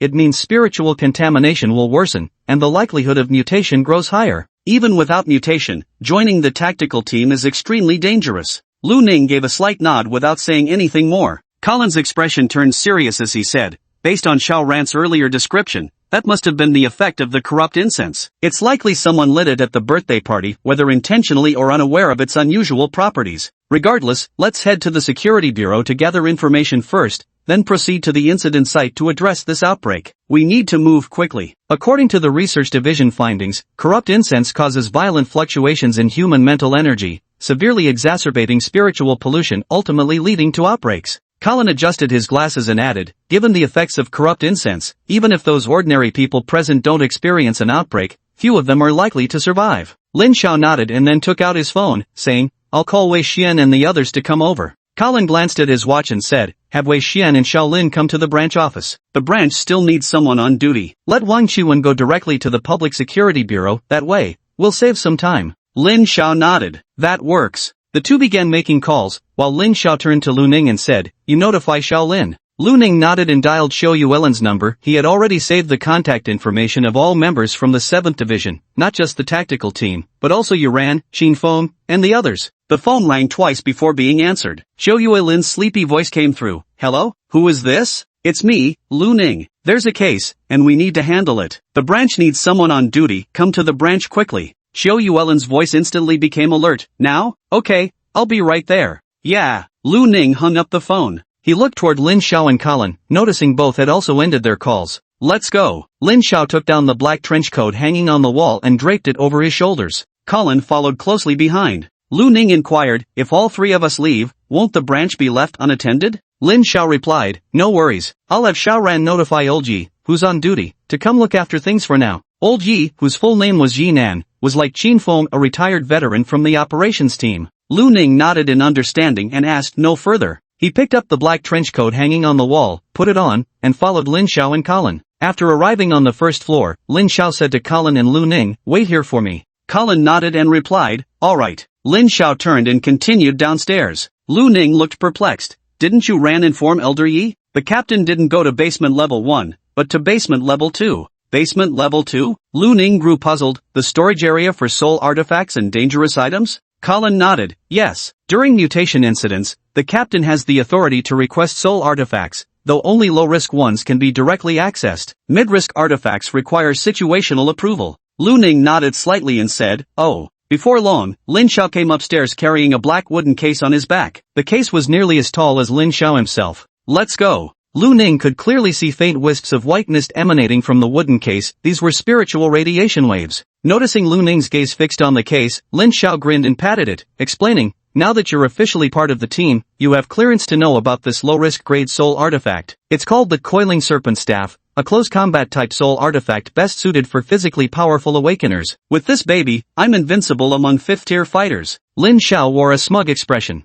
Colin adjusted his glasses and said calmly, "Your mental contamination level is already quite high. You should use it less." Lin Xiao's triumphant look stiffened. He forced a chuckle and said, "I might not even need it this time, just brought it as a precaution. Come on, let's go." They headed toward the hall. At the front desk, Yuran was sitting there with a stern face, playing a game. Hearing footsteps, she glanced up. Seeing the wooden case Lin Xiao was carrying, her eyes flickered slightly before she lowered her head again. Lin Xiao smiled and said, "Xiaoran, we're heading out. Let Olji take over here for now. Xiaolin and Wei Xian will be coming soon." "All right." Lin Xiao and the other two stepped out of the hall, disappearing into the late-night streets. Only when the sound of footsteps faded did Yuran finally lift her eyes from her phone screen. She watched the three blurred figures vanishing into the nighttime darkness, parting her lips slightly to whisper, "Safe travels." Having said this, she hurriedly stood up and headed toward the basement. In the parking lot, Lin Xiao pressed his sports car key, and the headlights of the car not far away flashed. He took a smug puff of his cigarette. "No matter how you look at it,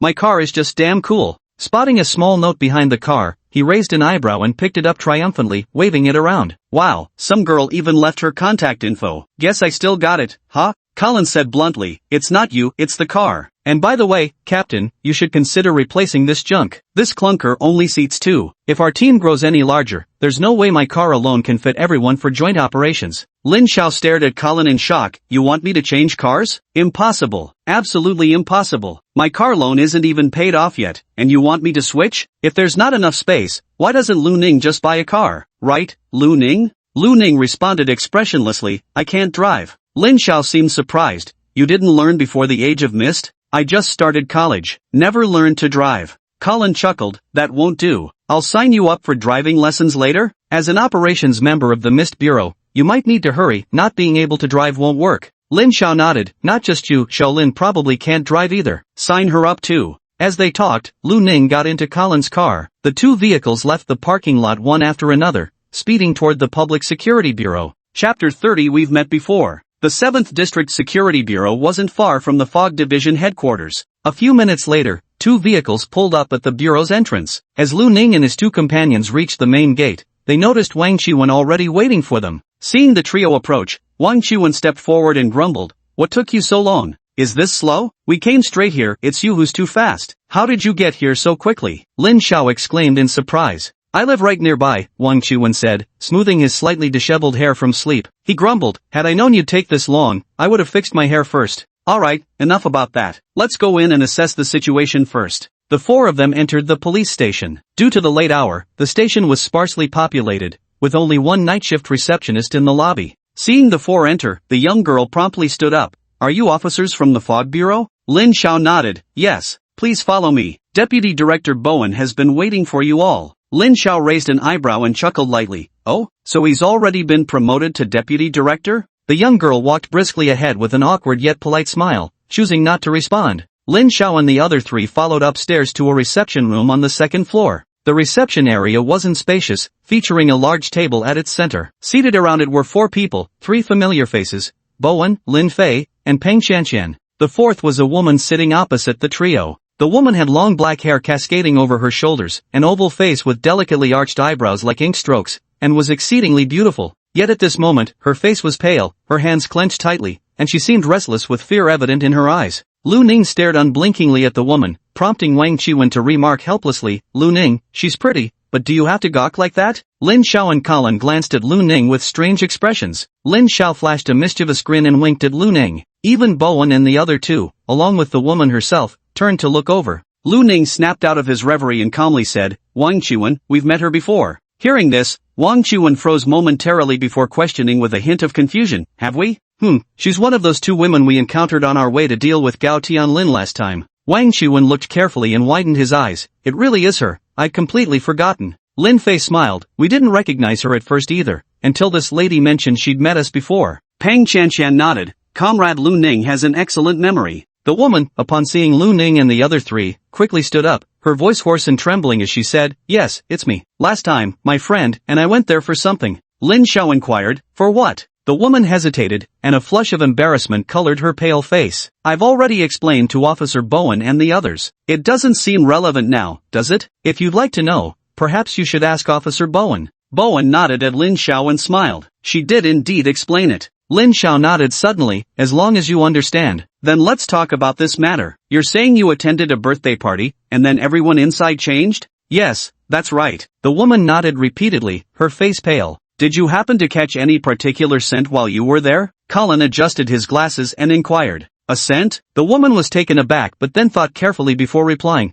Plenty of scents. All the girls attending that party wore perfume. Lin Xiao said, it's not like the scent of perfume. That fragrance is very subtle, and after smelling it, you might have some thoughts you've never had before. Oh, what you're describing, I think I've smelled it before. The woman widened her eyes, as if suddenly remembering something, and quickly added, I definitely have. It was an extremely faint scent. After you smelled it, how did you feel? Lin Xiao asked calmly. The woman's face flushed slightly before she replied, well, I just felt a little warm, so I thought maybe I'd had too much to drink. I went outside for a walk to clear my head, but when I came back, everything inside had turned horrifying. I took the chance to slip away when no one noticed me. The woman's widened eyes were filled with terror. Colin asked, when did you attend the birthday party? And when did you escape? The woman recalled, this birthday party started at 8 p.m. I didn't check the time when I escaped, but I came straight to the precinct afterward. Bowen added, this lady arrived at the precinct at 3:22 a.m. From Jinlan Garden to the precinct, it would take an average woman about 20 minutes if she ran all the way. She probably escaped around 3 a.m.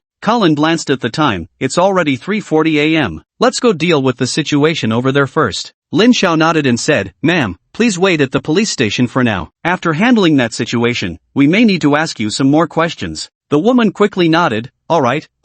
To be honest, I don't dare go home right now either. Bowen spoke up, Captain Lin, I'll have Lin Fei and Shanshan take some people to assist you. Lin Xiao pondered for a moment before nodding. Alright, but you mustn't go near that villa. The situation inside isn't good, the mental radiation might already be intense. If you get too close, there's a risk of losing your sanity. Bowen nodded repeatedly, they'll be careful. Bowen glanced at Lin Fei and Peng Shanshan, who nodded in turn before standing up to salute Lin Xiao and his group. Lin Xiao said, we'll head over first then. Got it, Captain Lin. We'll follow shortly. Lin Fei responded. The four of them, including Lin Xiao, turned and walked away. Upon returning to the first floor and ensuring no one was around, Lin Xiao quietly asked Lu Ning, did that girl just now show any signs of mutation? Lu Ning thought for a moment before shaking his head. I didn't notice anything abnormal in her body. There shouldn't be any mutation. Colin gave a slight nod, so it seems that girl was simply blessed with good luck. The group no longer had any doubts and boarded the car, heading towards Golden Orchid Gardens. Though Golden Orchid Gardens couldn't compare to the residential area where Gao Tianlin had previously lived, it was still considered an upscale community, featuring both villa and apartment zones within its premises. Villa number 13 was located in a corner of the villa district. The gatekeeper of the residential compound, though strict, promptly let Lin Xiao pass after he presented his Fog Bureau credentials. Villa number 13 has reported a mutation incident. Go inform your security team to evacuate the villa residents, in case any infected individuals break into other villas and cause harm. The security guard's face turned pale as he nodded repeatedly, yes, sir. He hastily grabbed his communicator and began shouting, Captain, something's wrong. There's been a mutation. Lu Ning and his group didn't stop, driving directly toward the villa area. When they reached paths inaccessible by car, the four disembarked and continued along the trails, following the directions given by the security guard. Soon, they arrived at villa number 13. Bright lights illuminated the villa grounds, yet inside, an eerie silence prevailed. It didn't look at all like setting up for a birthday party. Lin Xiao sniffed the air saying, there's the scent of blood. Colin nodded, steel needles appearing in his hand.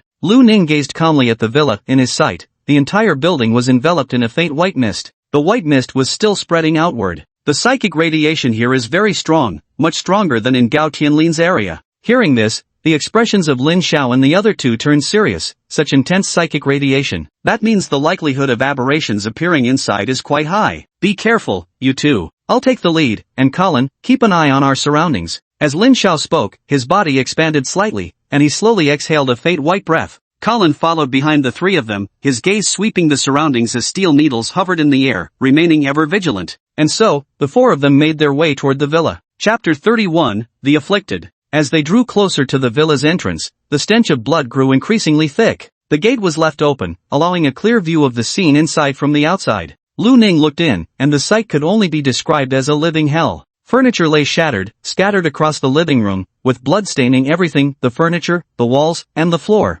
Several skinless monsters, their crimson muscles exposed, crouched over the naked bodies of men and women, feasting voraciously. Internal organs and intestines were scattered across the ground. Wang Chuan turned pale instantly at the sight and gagged, mouth hanging open. The sound caught the attention of those monstrous creatures, making them lift their heads to look. These creatures no longer had eyes, noses, or ears, just a single enormous mouth stretching across their entire faces. The enormous mouth contained layers of sharp teeth, with bloody shreds of flesh hanging between them. Several monsters abandoned the nearly devoured corpses they had been gnawing on and began crawling on all fours, slowly encircling the group of humans. Food. Hungry. The monsters emitted guttural snarls that still vaguely conveyed meaning. Droplets of grayish-brown saliva dripped from their jaws, splattering onto the marble floor where they ate tiny pits into the surface. Eat. In the next instant, one monster could no longer restrain its ravenous hunger. Its limbs propelled it forward like an arrow from a bowstring, charging straight toward Lin Xiao at the front. Just as the monster was about to reach Lin Xiao, a blade flashed through the air. The creature was split in half from head to toe, blood and entrails spilling across the ground. Without realizing when it happened, Lin Xiao's right hand had transformed into a bone blade, still dripping with fresh blood. He cracked his neck and glared at the few remaining monsters, showing no sign of retreat. With a disdainful smirk, he sneered, "Just a bunch of low-level infected trash, thinking you can feast on your grandpa? Maybe in your next life." Lin Xiao pressed his foot hard against the ground, causing the floor beneath him to cave in. The next moment, his entire figure seemed to vanish, moving faster than the human eye could track. A few flashes of blade light sliced through the air. The monsters crawling on all fours were instantly dismembered, their flesh scattering across the floor as blood painted the ground crimson. As if nothing had happened, Lin Xiao flicked the blood off his bone knife, leisurely pulling out a cigarette and lighting it. Wang Chuan's eyes widened in astonishment the first time he saw Lin Xiao in action, exclaiming, "Captain, you're this strong?" Lin Xiao seemed to have been waiting for Wang Chuan's question. He turned around, grinning as he blew out a puff of smoke, and said, "Well, pretty cool, isn't it?" Contrary to his usual sarcastic retorts, Wang Chuan nodded and admitted, "Damn right, that was cool." With a touch of envy, he muttered, "No fair. I've got water control and elemental ability. Why isn't mine this cool?" Colin's gaze continued to survey the surroundings as he adjusted his glasses with a light chuckle. "Because the captain is 5th tier, what tier are you?" Wang Chuan sighed. "This mental refinement is quite challenging. I think it'll take me at least half a year, maybe longer, to reach the 2nd rank. Lu Ning should be faster than me, right? After all, he has more soul crystals." Lu Ning was staring at the ceiling when he responded, "I've already reached the 2nd tier. Wang Chuan? Lin Xiao? Colin?" The air seemed to freeze for a moment. Thud. The cigarette in Lin Xiao's mouth dropped to the ground as he gaped, his mind flooded with questions. "What the hell? You reached 2nd tier already?" Lu Ning glanced at Lin Xiao and nodded. "Yeah, what's the problem?" Colin looked utterly dumbfounded, not even bothering to adjust his glasses. "Problem? That's a huge fucking problem. How did your psychic energy refine so quickly?" "Just alright, really. I had soul crystals anyway, so I absorbed a bit whenever I had time," Lu Ning replied with complete calm, sharing his cultivation experience matter-of-factly. "Soul crystals are easier to absorb. I basically took one piece daily, and during my guard shifts I'd absorbed 2 or 3. Before I knew it, I'd broken through." Their expressions all twisted in shock. "What the hell? Absorbing soul crystals fast is one thing, but aren't you afraid of mental corruption?" Lin Xiao looked genuinely baffled before suddenly realizing, "Holy shit, you actually aren't. Life's so unfair." Wang Chuan wore the expression of a man whose worldview had crumbled, whining miserably, "Damn it, I'm still miles away from reaching 2nd tier. Meanwhile, Colin asked directly, "Lu Ning, did your abilities improve after reaching 2nd tier?" Lu Ning thought for a moment. "The recovery speed is a bit faster. I killed myself a few times for experiments earlier and found I can revive quicker than during the first stage." The trio. Lin Xiao looked utterly shocked. "Just casually committing suicide for experiments? I admit, you're one ruthless dude." Lu Ning smiled brightly, "Because dying hurts, and that makes me feel alive. It's actually quite nice." "The 3? Colin said with a solemn expression, "After we get back, Lu Ning, you should go for another mental contamination level check." Wang Chuan nodded repeatedly. "I suspect you might actually have gone insane." Lu Ning replied earnestly, "I'm completely normal." The 3 of them rolled their eyes simultaneously. Lin Xiao surveyed their surroundings and said sternly, "Alright, enough chit-chat. Let's go in and investigate, see if there are any more infected." At this point, Lin Xiao paused, lowering his voice as he added, and while we're at it, let's look for any survivors too. And we also need to find the corrupted incense here, Colin chimed in. Then he brought Lu Ning and Wang Qiwen into the hall as well. As soon as they entered the hall, Lu Ning caught a faint whiff of a delicate fragrance. Wang Qiwen and Colin clearly noticed it too. Wang Qiwen frowned, his expression turning irritable as he muttered, "This scent is so irritating, it always gives me unpleasant thoughts." Colin glanced at Wang Qiwen. "Your mental energy is still too low. When it grows stronger, this kind of contamination won't affect you much." Then he looked at Lin Xiao. "This villa isn't small, should we split up?" Lin Xiao thought for a moment and nodded. "All right, Wang Qiwen, you're with me. Lu Ning, you go with Colin." "Fine by me." Colin surveyed their surroundings. "We'll investigate the first floor first. Captain, why don't you check upstairs?" "All right, A1, keep up." Lin Xiao called out to Wang Qiwen before heading toward the staircase. Wang Qiwen stood frozen for a moment, then muttered, "Wait, I never agreed to this?" Nevertheless, he quickly hurried after them. Colin turned to Lu Ning and said, "Let's search the first floor first, we might locate the incense burner there." Lu Ning nodded. The two began searching through the living room, but unfortunately, the space was in complete disarray with no trace of any incense. "Let's check the kitchen and other rooms." "All right." As they headed toward the kitchen, Colin suddenly asked, "By the way, Lu Ning, can your ability resurrect others?" Lu Ning shook his head upon hearing this. "No way." "Is that so?" Colin sounded disappointed. "It would be great if we could revive others." Lu Ning glanced at Colin. "Do you have someone you wish to bring back to life?" Colin adjusted his glasses with a smile and said, "There are quite a few. For instance, the deceased team members, if they could be revived, their families would surely be overjoyed. Xiao Ran wouldn't keep nagging about becoming a full-fledged team member anymore. And then there's my parents and my wife." Colin paused, his smile tinged with pain. "When I awakened, the chaotic surge of psychic energy sent objects flying around the room. They were all killed by me." Chapter 32, Save Me. Lu Ning looked at Colin, remained silent for a moment, then spoke. "If I ever gain the ability to resurrect others in the future, I'll help you bring them back." Colin was momentarily stunned, then turned to Lu Ning with a look of joyous surprise. "Really?" Lu Ning nodded.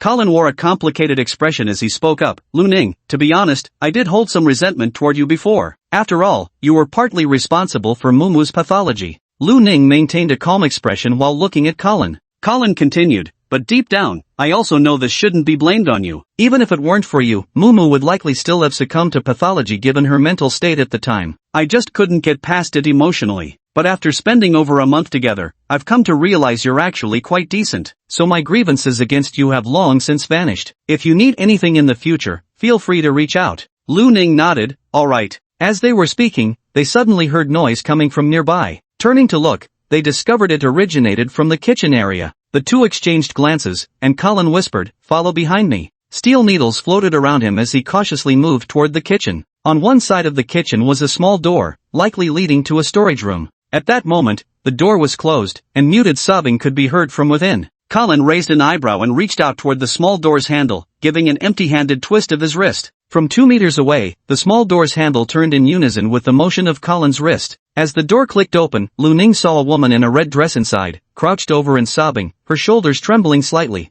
Just as Colin was about to speak, he saw Lu Ning raise a pistol toward the woman. Bang! A gunshot rang out, and the woman's red dress suddenly flared up, shielding her head. The bullet landed on the red dress, embedding itself into the fabric as blood began to seep through. The woman let out a piercing scream and raised her head. Her features were bizarrely distorted, as if two different faces had merged together, with the left and right sides utterly mismatched. The left side of the face appeared more delicate and graceful, while the right side seemed more rugged and stern. The woman's scream sounded like a bizarre fusion of male and female voices, her gaze upon Colin and Lu Ning brimming with voracious hunger. She shrieked shrilly, "So handsome, big brothers, come play with us. Let's have fun together." In the next instant, the piercing sound of something cutting through air erupted. Multiple steel needles penetrated the woman's red dress, piercing through her forehead, heart, and other vital areas. The woman's face still wore a seductive smile, though the light had faded from her eyes. Colin adjusted his glasses and bent slightly toward the fallen woman with elegant grace, smiling faintly as he said, "No, thank you for the invitation." Lu Ning glanced at the pistol and remarked, "Handguns lack sufficient firepower. May I request more powerful firearms?" Colin chuckled, "Indeed, standard pistols have limited effectiveness. The bodies of the infected are generally robust against second stage or higher variants. Unless you hit a weak point, it's difficult to inflict meaningful damage. Just like with Gao Tianlin earlier." He paused for a moment before continuing, "Normally, an awakened one's combat effectiveness mainly relies on their own awakened abilities. But your case is different. After I return, I'll apply to headquarters for some firearms. What are your requirements? Lu Ning thought for a moment and said, the Chixiao pistol. I heard from Elder Qin that it's the most powerful handgun available? Colin thought it over and nodded, yes, unless it's a second stage mutated with specialized defensive abilities, none can withstand it. Even third stage mutants, as long as they aren't particularly strong in defense, can be killed with it. However, this thing has quite a recoil. It was specifically designed for strength-enhanced awakened ones. Think you can handle it? Lu Ning nodded. My strength is pretty decent right now. That'll do. Colin nodded.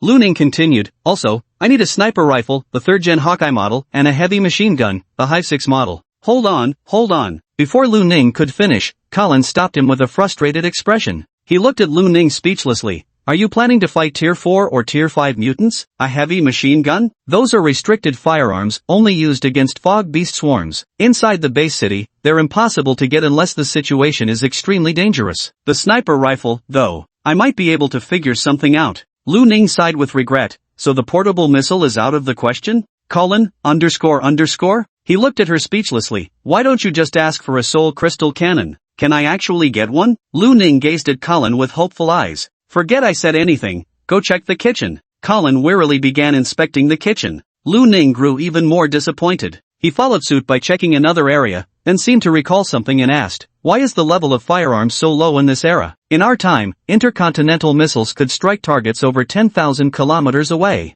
Colin began, because the spiritual radiation from the mist somehow affects the laws of the universe. Weren't nuclear bombs originally detonated through, what was that reaction called? Nuclear fission and fusion? Oh right, those things. Later, people discovered, who knows whether nuclear fission and fusion failed or what, but anyway, nuclear bombs stopped exploding. In your era, weren't those humanity's most powerful weapons? Lu Ning nodded, but his mind drifted to the sun covered in writhing tendrils. Then you've read major historical events of the Mist era, right? You should know about the Robot Rebellion? Back then, all advanced firearms were integrated with intelligence systems, you get it? Lu Ning immediately nodded, got it. So you see, don't always rely on firearms. Moreover, according to historical records, even during the era of artificial intelligence, firearms could barely kill saint-level mutants and disaster beasts. Hearing this, Lu Ning frowned. Are saint-level creatures that powerful? Colin said with a face full of longing, of course they're strong. Saints can practically be considered natural disasters. Destroying a base city would be effortless for them. If you have time, you can search online. You should find introductions about saints. Lu Ning nodded, then asked again, what about demigods? Doesn't the Human Federation have demigods? Colin shook his head. Don't know. I've never heard about what happens when a demigod takes action anyway. Alright, let's not talk about this. The kitchen's checked. Let's go inspect the other rooms. The two left the kitchen and checked several other rooms, but found nothing. Not even a single corrupt incense, let alone any afflicted, was spotted. Let's check upstairs, Cullen said, leading the way upward. At that moment, a deafening explosion erupted from above. The entire building seemed to tremble from the impact. Colin's expression changed as he left behind the words, I'll go check it out first. With that, he soared into the air, flying straight toward the upper floors. Lu Ning followed closely behind, quickly catching up. The entire villa had 3 floors in total. After reaching the second floor, Lu Ning discovered that the third floor slab had already collapsed. A 4-meter-tall giant with exposed muscles and covered in terrifying barbs threw a punch, sending Lin Xiao flying. Lin Xiao crashed through the wall, landing inside a room. The following moment, the intact wall shattered as well, and Lin Xiao charged back out. His trench coat was torn, and his entire body had transformed into a nearly 3-meter-tall mini-giant, with both arms morphing into bone blades. He charged at the muscular giant, swinging his bone blade, while the giant clenched both fists and advanced to meet him.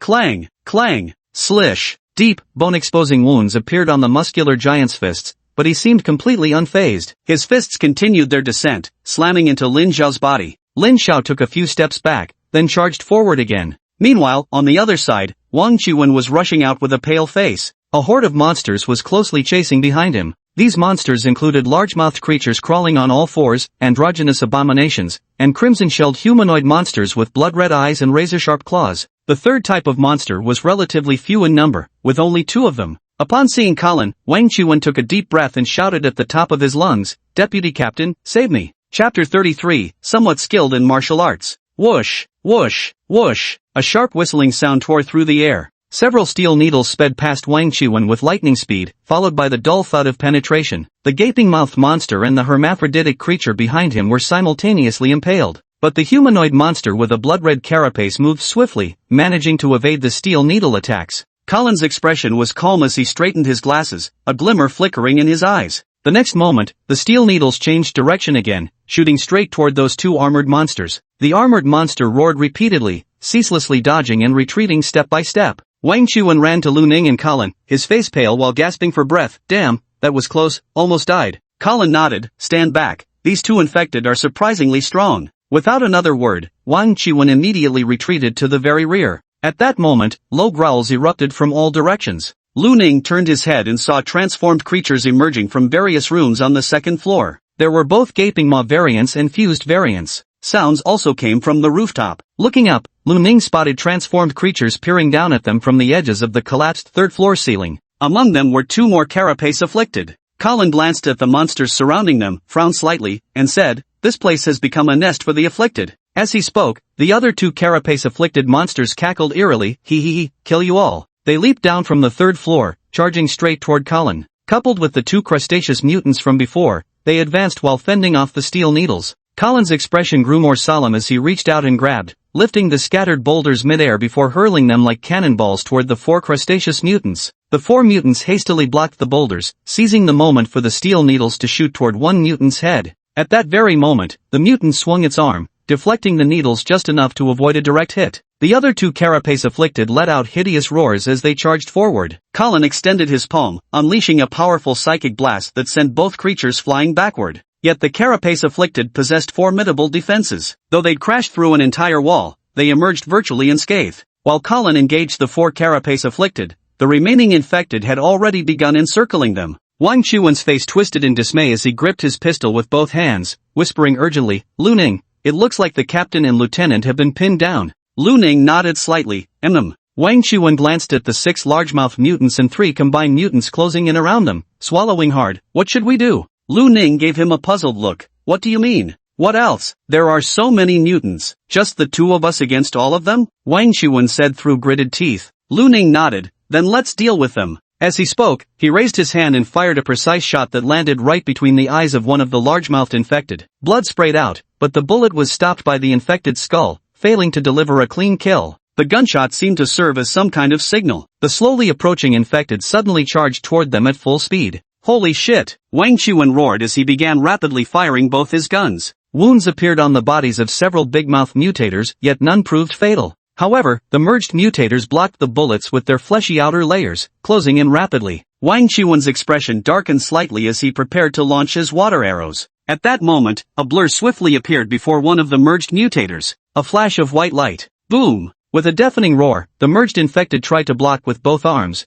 only to have them instantly shattered by the impact as his body was sent flying backward. A grotesque scream, both male and female voices mingled in agony, erupted from him. But Lu Ning had already closed the distance. His fist descended like a hammer onto the merged infected's skull. Another white flash. The head exploded violently, spewing crimson and pale matter in all directions. Lu Ning wiped the blood from his face calmly, clenched his fist, and said, "If firearms aren't effective, I'm somewhat skilled in hand-to-hand combat too." After speaking, he charged toward the other two fused infected once more. Hee, you're so strong, I like you so much. Come, let's have fun together. Merge with me." The merged afflicted seemed to feel no fear, only hunger. When they saw Lu Ning charging towards them, fiery gleams flickered in their eyes as they rushed forward to meet him, as if eager to merge with him. One of the merged afflicted reshaped its flesh garment, transforming it into crimson cloth that surged forward to envelop Lu Ning. Yet under the force of Lu Ning's soul-shaking fist, the crimson cloth shattered instantly, dissolving into splatters of scattered flesh and blood. Lu Ning charged toward the merged infected whose flesh armor had been shattered, raising his fist to strike. At that moment, another merged infected transformed its palm into a claw and swept toward Lu Ning's left arm. Lu Ning glanced at it but completely ignored the attack. Boom! He shattered the defending arm of the merged infected, though his own left arm lost a massive chunk of flesh in the process. The fused mutant with the shattered arm twisted its expression, its eyes filled with confusion as it staggered backward. The fused mutant that tore off Lu Ning's flesh glanced at the bloody flesh in its hand, its palm squirming as it devoured the chunk. Then it revealed an expression of ecstasy, letting out a pleasurous growl, so satisfying. At this moment, Lu Ning also flashed a blazing grin. Yeah, it hurts so good, feels amazing. The fused mutant, who had been showing an expression of enjoyment, suddenly stiffened, looking at Lu Ning with some confusion. The next moment, he noticed that the flesh on Lu Ning's arm had already completely healed. "You can heal wounds," came a shrill, gender-mixed scream. "No wonder you didn't dodge earlier. Ignoring the outburst, Lu Ning charged once more toward the fused mutant with the broken arm. The fused mutant staggered backward, evading continuously, shrieking, "Why are you chasing me?" Lu Ning flashed a radiant smile. Hee, didn't you want to merge with me? Why run? Go after him instead, the fused mutant screamed, pointing at the other mutant pursuing Lu Ning. That fused mutant had already closed in behind Lu Ning, its claw reaching for his back with a cruel grin twisting its face. At that moment, Lu Ning suddenly turned around, blocking the combined mutant's claw, and struck forward with a soul-shaking fist. The combined mutant didn't expect Lu Ning to counterattack, his expression shifting slightly as he hastily retreated. Lu Ning's fist grazed his cheek, the tremendous force of the soul-shaking fist instantly tearing open the male face of the combined mutant, blood spurting out. He screamed in rage, but Lu Ning had already closed the distance and launched another attack. A lightning-fast right straight punch aimed straight for the merged infected skull. He jerked his head aside to dodge, clawing toward Lu Ning's arm. Lu Ning pulled back his fist and switched to an elbow strike, meeting the infected's claw head-on. White light flickered around his elbow. The moment it collided with the infected's claws, a crisp snapping sound rang out. Every finger of the infected shattered under the soul-shaking fist. The merged infected let out a screech of agony as it tried to retreat. Lu Ning's left hand shot out, grasping the infected's arm. The infected's expression changed dramatically. A hint of pink light flashed in his eyes as he smiled seductively. "Do you think I'm beautiful?" The answer came in the form of Lu Ning's fist. A fist shimmering with white light slammed into the infected's face, shattering his skull. After Lu Ning released his grip, the corpse of the merged aberration swayed slightly before collapsing heavily backward. He said calmly, "Not beautiful at all." It was only then that the merged aberration with the severed arm began to realize what had happened. Watching the merged aberration with its shattered skull lying motionless on the ground, the one-armed aberration finally showed a look of terror on its face. Chapter 34 Using the Horcrux. Lu Ning didn't give the remaining fused aberration any chance to react, charging straight at it without hesitation. Just like all his other abilities, Lu Ning's combat skills had reached an exceptionally high level immediately upon learning them, to the point where he even defeated the veteran soldier who trained him, along with Qin Feng. The one-armed fused aberration stood no chance to counterattack, its head shattered by two crisp punches from Lu Ning. All three merged infected were completely eliminated. Lu Ning turned his gaze toward Wang Qiwen's direction. Wang Qiwen was currently besieged by the wide-mouthed infected. The wide-mouthed infected moved swiftly, making it impossible for Wang Qiwen to evade all attacks. He could only rely on his hydrokinesis to form water shields. While defending against the onslaught, he simultaneously fired his dual pistols. At close range, even Wang Qiwen could land consecutive headshots. The skulls of the big mouth afflicted are tough, a single shot won't penetrate them. But if one doesn't work, try twice, or thrice. After 3 shots, even a big mouth infected would have its head blown apart. As Lu Ning took down 3 fused mutants, Wang Qiwen had already blown apart the skulls of 2 gaping mob abominations. However, the water shield around Wang Qiwen began to tremble under the continuous attacks of the larger mutated creature. His face gradually turned pale. Wang Qiwen's mental energy wasn't sufficient to sustain his water control ability for prolonged periods, otherwise risking mutation. Seeing this, Lu Ning drew his twin guns and fired repeatedly. He fired 2 consecutive shots from his dual pistols, both landing in the exact same spot on the maw mutant's head. With just those 2 bullets, he took down the creature. Wang Qiwen, who was vigorously shooting, felt his spirits lift. The idea of retreating to a room and using the terrain to hold out instantly vanished. He roared furiously, "Fuck you motherfuckers, go to hell." His pistol fired into the gaping mouth of a maw infected, 2 shots putting the deformed creature down for good. As Lu Ning and Wang Qiwen continued firing, the remaining 2 legion bearers with gaping mouths were all killed. The water shield around Wang Qiwen shattered, and he slumped to the ground, gasping repeatedly, drenched in sweat. Lu Ning walked over and asked somewhat puzzled, "Can your water control ability only form shields for defense?" Wang Qiwen was taken aback. "Why do you ask? Then why aren't you using your water control ability to attack?" Facing Lu Ning's question, Wang Qiwen's face darkened with frustration. "Do you think I don't want to? Those damn dogs are too fast and their defenses are strong. My water arrows currently pack about the same punch as a pistol, not enough for a one-hit kill. Besides, they drain a lot of mental energy. I'm better off using water shields for defense and just shooting them with a pistol." "Oh." Lu Ning nodded. Wang Qiwen's lip twitched. "Hey, Lu Ning, what's that supposed to mean? You're not looking down on my water control ability, are you?" Lu Ning shook his head. "I don't have it." Wang Qiwen showed a skeptical expression. "Let me tell you, it's just because I'm only at the 1st rank now. Once my spiritual power grows stronger, my water control ability will be mighty. Don't you dare think I'm incompetent. Elemental abilities are top-tier awakened powers." Wang Qiwen noticed Lu Ning turning to watch Kalin and Lin Zhao's battle in the distance and was fed up. "Hey, Lu Ning, are you even listening to me?" "Ha?" Lu Ning looked at Wang Qiwen blankly. "What did you say?" Wang Qiwen. Just as Wang Qiwen was about to lose his temper, Lu Ning spoke up, I'll go help Vice Captain Colin. Wang Qiwen watched Lu Ning's retreating figure, then glanced at the three fused pathogen creatures whose heads he had blown apart. He opened his mouth, then slowly closed it again, sinking into silence. The battle between Colin and the four armored pathogen creatures had reached its most intense phase. The Shelled Afflicted were clearly a type of enhanced defensive variant,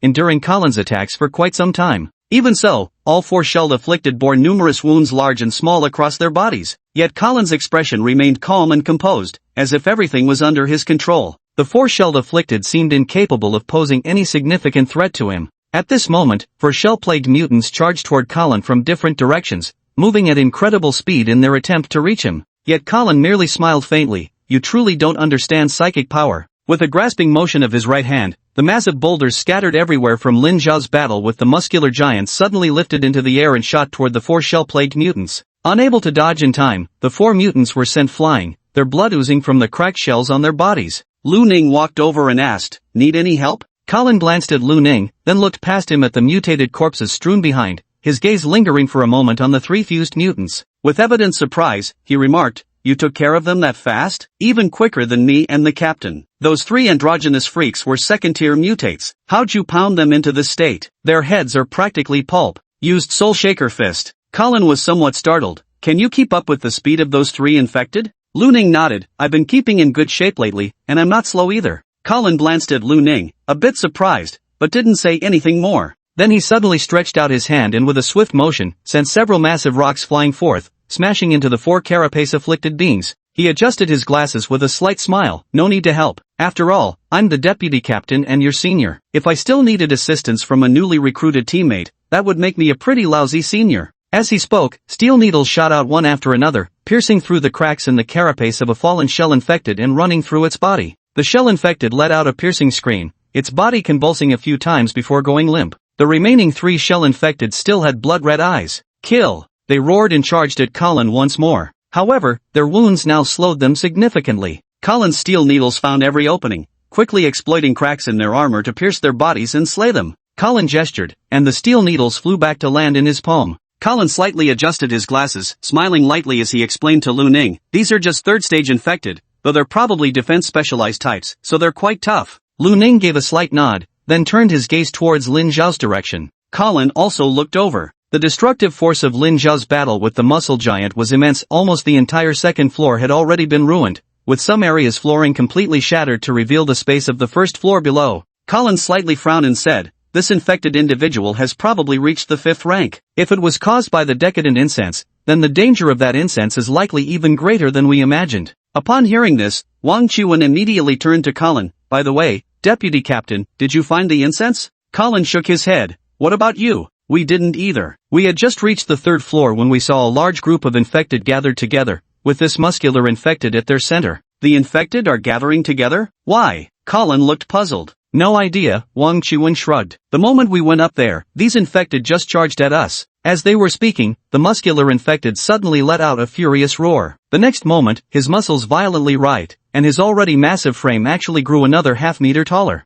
In an instant, he dashed in front of Lin Zhao and swung a powerful punch downward. Lin Zhao's arms were raised in a grim block. The next moment, he was smashed through the floor into the ground level. With a thunderous crash, cracks spread across the flooring as the entire second floor collapsed. Lu Ning and the others came crashing down to the first floor as well. Captain, Wang Qiwen shouted nervously. Colin adjusted his glasses and said, this level of injury won't kill the captain. As if to confirm his words, a dark black flash streaked through the air. The next moment, from the rubble of giant stones, a figure burst forth, charging straight toward the muscular giant. The muscular giant was immediately sent flying, soaring a good 10 meters away. At this moment, Lin Zhao's clothes were torn to shreds, his body had grown to over 3 meters tall, and his skin had turned crimson. Wisps of steam seemed to rise from the surface of his skin. In his hand, he held a black long rod. Coiled around the surface of the rod was a ferocious silver serpent, which appeared alive as it slithered around the weapon, even winding itself around Lin Zhao's wrist. As Lin Zhao grasped the serpent-coiled rod, the aura he exuded put Lu Ning under tremendous pressure. Wang Qiwen nearby exclaimed in shock, what is that? Why does that rod make me feel so uncomfortable? Chapter 35, The Smiling Mask. That's a Horcrux, Colin explained. A Horcrux? That's a Horcrux? It looks kinda how should I put it? Wang Chuan opened his mouth, wanting to describe this feeling but couldn't find the right words. A bit evil? Colin began. It is a bit, Wang Chuan nodded repeatedly. Because soul artifacts inherently contain powerful psychic radiation that can corrupt the mind. Ordinary people who stay near one for too long will suffer permanent mental trauma. While awakened individuals fare better, excessive use still carries the risk of mutation, Colin explained. At that moment, Lin Xiao gave a low shout, his figure blurring into an afterimage as he instantly appeared before the muscular mutant. His coiled serpent staff lashed out toward the mutant who had just managed to stand. The muscular mutant didn't even have time to react before being struck in the abdomen, its massive body sent flying backwards once more, trailing blood through the air. Lin Xiao appeared determined to end this quickly, vanishing from his position again. The muscular giant was sent flying through the air like a ragdoll, with Lin Xiao batting it from one position to another. Remarkably, the muscular giant's constitution was incredibly resilient even after such punishment, it still refused to die. His furious and frenzied roar carried a deep undercurrent of pain. Lin Xiao wore a twisted, sinister smile as he ignored the muscle-bound giant's struggles, continuously swinging his coiling serpent staff. 1 strike, 5 strikes, 10 strikes. Only after Lin Xiao had hammered the giant dozens of times did the massive body finally collapse lifelessly to the ground. The moment the muscular giant died, Lin Xiao threw the coiled serpent staff to the ground and collapsed onto the floor as well.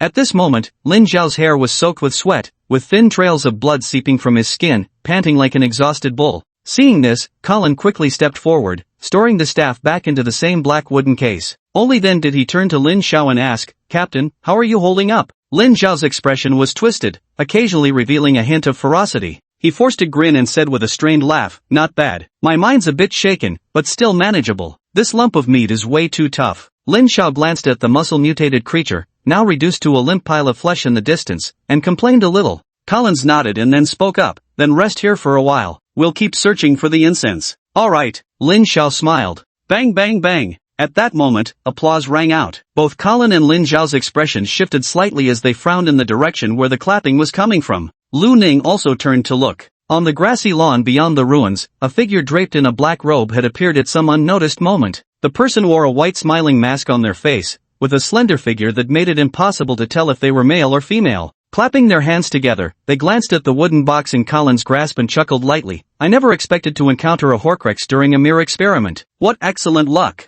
The masked figure's voice was neither distinctly male nor female, somewhat similar to those merged mutation carriers. Colin narrowed his eyes, steel needles materializing once again, a member of the Joyous Paradise? The masked figure gave a slight bow. "You guessed right, officer from the Mist Bureau. Your captain seems to be in poor condition now. Why don't we coexist peacefully? Just hand over the soul artifact you're holding, and I'll leave immediately." Colin's steel needles were the reply to the masked man. Over a dozen needles pierced through the air, aimed straight at the masked figure's vital points. Yet as soon as the needles approached, the masked man extended a finger with a light tap. The needles trembled slightly before clattering harmlessly to the ground. Colin frowned, his expression growing grave. "You can dissipate my psychic power?" The masked man chuckled softly, his voice as gentle as a whisper in a lover's ear. "It seems you don't understand us. I merely made your psychic power passive. Once it becomes passive, it naturally dissipates. Just like this." He stared directly at Colin. "Passive." As the masked man's words fell, Colin's body swayed slightly, nearly collapsing to the ground. He growled low, his mental energy surging as he forcibly shook off the negative state.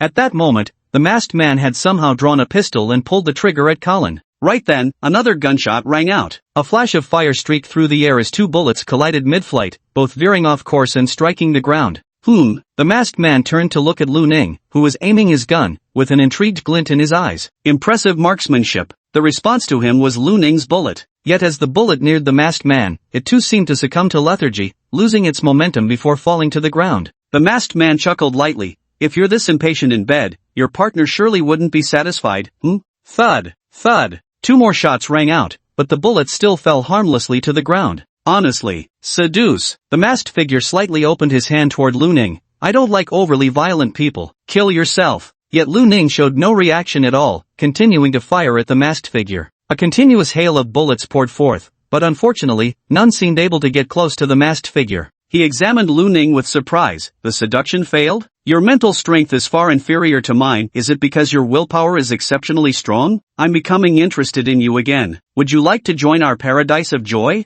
At that moment, the masked figure suddenly moved, leaping several meters away as a massive boulder crashed violently onto the spot where he had just been standing. Colin adjusted his glasses, his usually gentle and refined face now carrying a ruthless coldness. Poaching my team members right in front of me, that's something I won't allow. As he spoke, veins bulged on his forehead, and with his hands spread open, fragments of stone began levitating around him. He glared coldly at the masked figure and said, "Your ability to suppress psychic energy must have its limits, right? Then show me exactly where your limit lies." He waved his hands, sending dozens of rubble pieces flying like cannonballs, all aimed directly at the masked man. The masked man stood still, spreading his arms wide, and uttered a deep, hoarse voice, "Negate." With his words, an invisible force rippled outward in all directions, causing every piece of rubble to instantly lose momentum and clatter to the ground. The masked man murmured softly, "A pity. You can't even begin to fathom my limits." Just as he finished speaking, he turned his head to look in another direction. Lin Xiao, who had been resting there, had already risen to his feet. He slowly walked over to Colin and took the wooden box from his hands. He grinned, his eyes gleaming coldly. "If Colin can't do it, then how about me?" The masked man spread his hands, his tone still light-hearted. Hey, didn't you expend quite a bit just now? Using a soul artifact at high frequencies wouldn't want to trigger a mutation, would you? Lin Xiao wore an expression of indifference. "That's none of your concern. Before mutation occurs, I can kill you first." "Ha ha, it seems I'm still being underestimated. Though you're strong, I'm not as foolish as that test subject. My abilities are particularly suited for prolonged engagements," the masked man murmured softly. "Is that so? Then let's test that claim." As he spoke, Lin Xiao opened the wooden case and once again took up the coiling serpent staff. Chapter 36, The Fall. With a low growl, Lin Xiao's contracted frame suddenly expanded again. His feet left the ground as he vanished from his original position, reappearing instantly before the masked man. Both hands gripping his coiling serpent staff tightly, Lin Xiao swung at the masked man's head. A faint white glow even flickered along the staff's surface. This was the power of Lin Xiao's soul-shocking fist technique. With full force of his abilities, combined with the power of Horcrux and soul-shaking fist, the storm raised by this strike made the black robes around the masked man flutter violently. "Are you insane?" The masked man's voice was no longer as calm as before. "Negativity." He reached out toward Lin Xiao, activating his own ability. Under the effect of negativity, the white glow from soul-shaking fist on the coiling snake staff dissipated,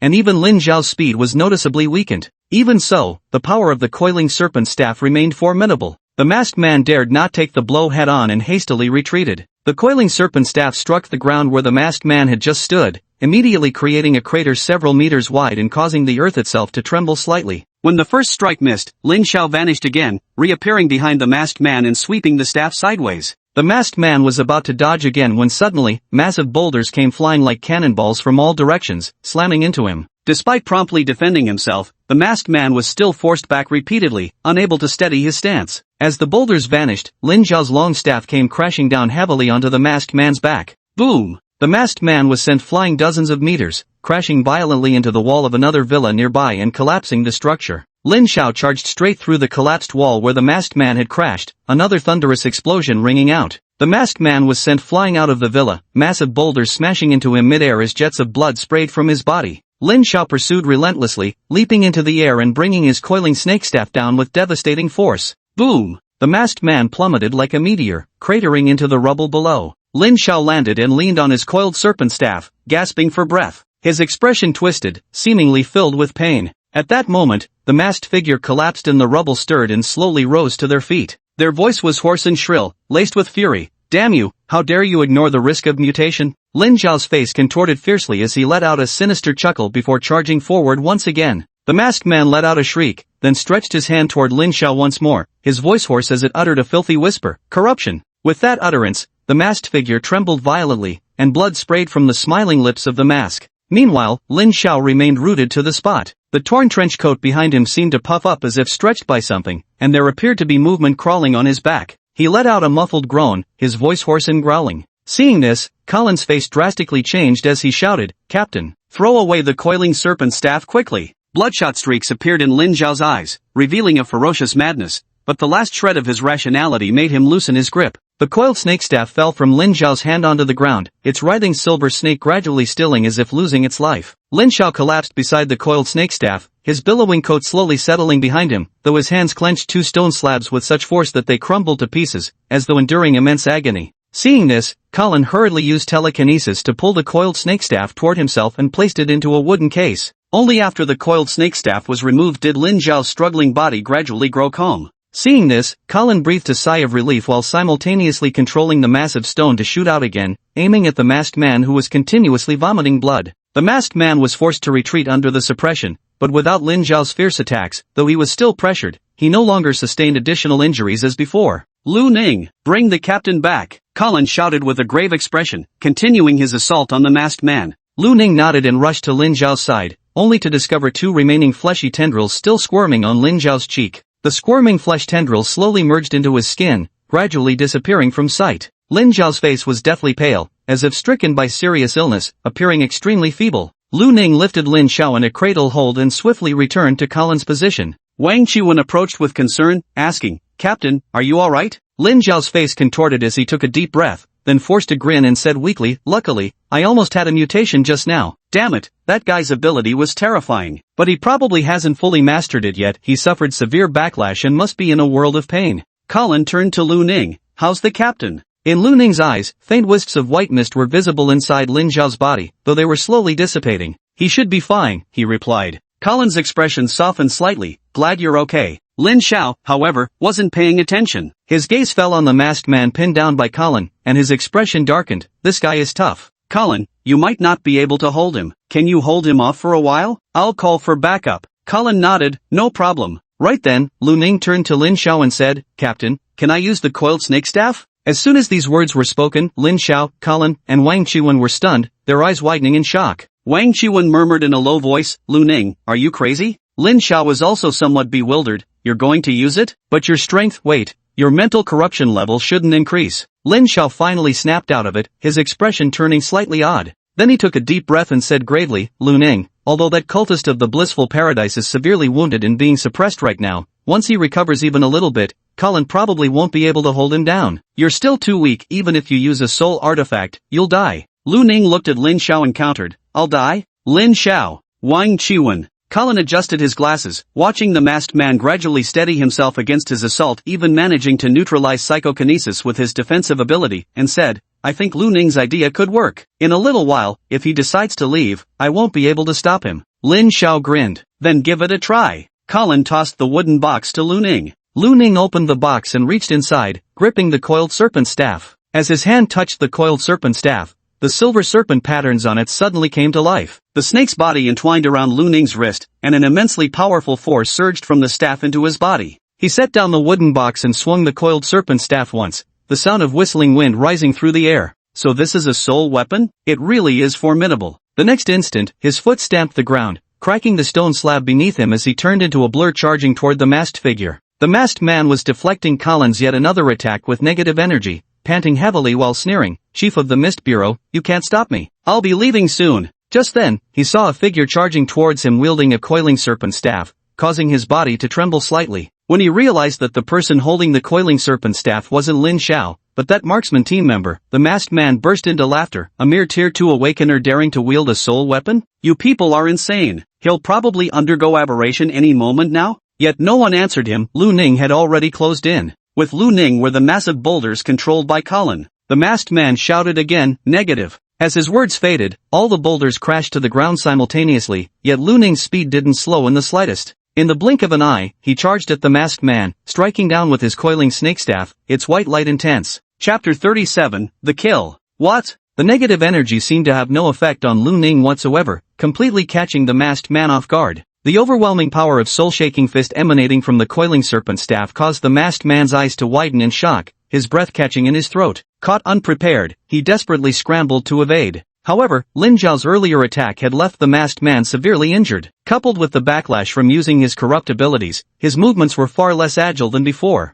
He barely managed to dodge the blow to his head, but the coiling serpent staff struck his left shoulder. The power of the high-frequency soul-shaking fist was exceptionally devastating, and Lu Ning's inherent strength, amplified by the coiling serpent staff, received a significant boost. Even a mere graze from this strike shattered the masked man's left shoulder, reducing his flesh and bones to a mangled mess. He let out a shriek, his eyes beneath the mask widening in disbelief. The masked figure never expected that a mere second-rank awakened could inflict such severe injuries upon him. With a single strike, Lu Ning gave the masked man no chance to catch his breath. He twisted his waist and swung his arms, the coiling snake staff sweeping out with a whistling wind, lashing once more toward the masked man's torso. The masked man gritted his teeth, swallowing the blood in his mouth, and roared at Lu Ning, negation. This time, the white light on Lu Ning's coiling snake staff dimmed slightly, and both its power and speed weakened a bit. Yet the masked man found it even harder to believe even after focusing his negation ability entirely on Lu Ning, the weakening effect was this minimal? Fortunately, this time the masked man was prepared. While activating his ability, he quickly retreated, narrowly dodging the weakened strike from the coiling snake staff. The masked man hadn't even caught his breath when massive boulders came hurtling toward him from behind. He dodged frantically, but one enormous rock still struck his back, forcing him to cough up blood.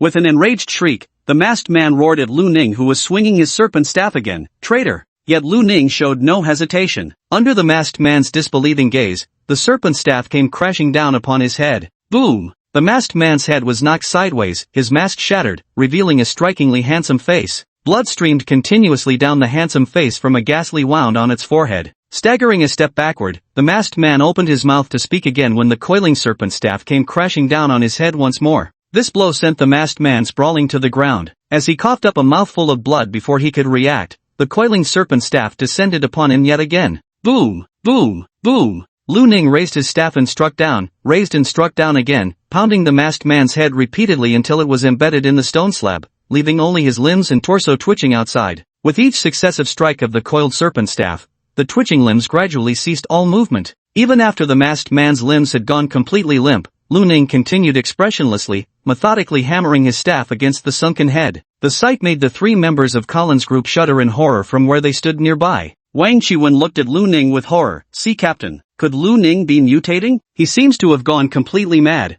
Colin also watched Lu Ning with uneasy suspicion, his expression guarded. Lin Zhao's lips twitched slightly as he tentatively called out, "Lu Ning? Lu Ning? Are you okay?" Lu Ning paused his stick-wielding movements and glanced at Lin Zhao, confusion flickering across his face. "What's wrong, Captain?" Lin Zhao's expression relaxed slightly before he cleared his throat and said, "Lu Ning, I know you dislike cultists too, but desecrating corpses is wrong. It goes against the Fog Bureau's values, understand?" Lu Ning explained, "I just didn't know if he was dead or not, so I hit him a few more times just to be safe." Lin Zhao and the others? They stared at the pit where the head was embedded, the edges splattered with the red and white, and fell into deep contemplation. Colin adjusted his glasses, his lips twitching slightly. "Lu Ning, would you like to check if his head is still intact?" Hearing this, Lu Ning glanced at the pit and realized the masked man's once handsome head now appeared utterly mangled. Lu Ning examined his body but found no traces of white mist or anything similar inside. Then, turning to Colin with a radiant smile, he said, "He's definitely dead." Even someone as composed as Colin was wearing an awkward yet polite smile at that moment. "Dead, huh?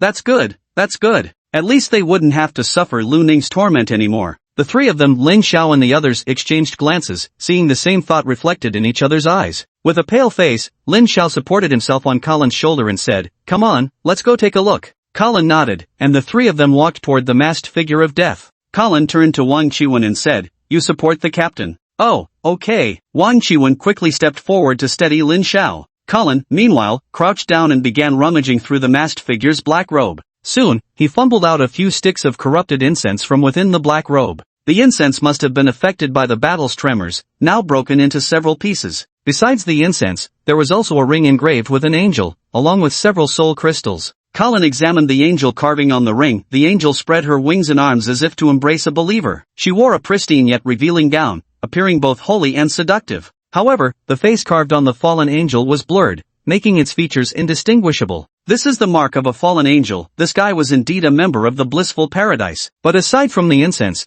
there aren't any useful clues on him," Colin said with some regret. Lin Zhao pondered for a moment before speaking up. This cultist just mentioned an experiment, so tonight's gathering might have been an experimental site. The question is whether this was his personal initiative or if there were originally blissful paradise members in the gathering. That's worth investigating. Colin nodded in agreement. "Right, we can start by investigating the organizer of the birthday party. That should lead us to a list of the attendees. Go back and ask that lady from before." Lin Zhao nodded and said softly. Then he looked at Lu Ning with amazement in his eyes. "Lu Ning, why did that cultist's ability have such little effect on you? Do you have some special way to resist it?" Colin also snapped back to attention and looked curiously at Lu Ning. He said seriously, "Lu Ning, if you have such a method, you could share it with the Mist Bureau. This would greatly reduce casualties among the operation teams when facing Happy Heaven members. The credit alone should be enough to apply for a powerful spirit artifact for you. There might even be a chance to get you a medium danger level spirit artifact." Wang Qiwen also looked at Lu Ning with curiosity. Lu Ning said calmly, I don't have any special resistance method. Lin Xiao was taken aback, somewhat stunned. Then why aren't you affected? That corruption ability nearly made me mutate.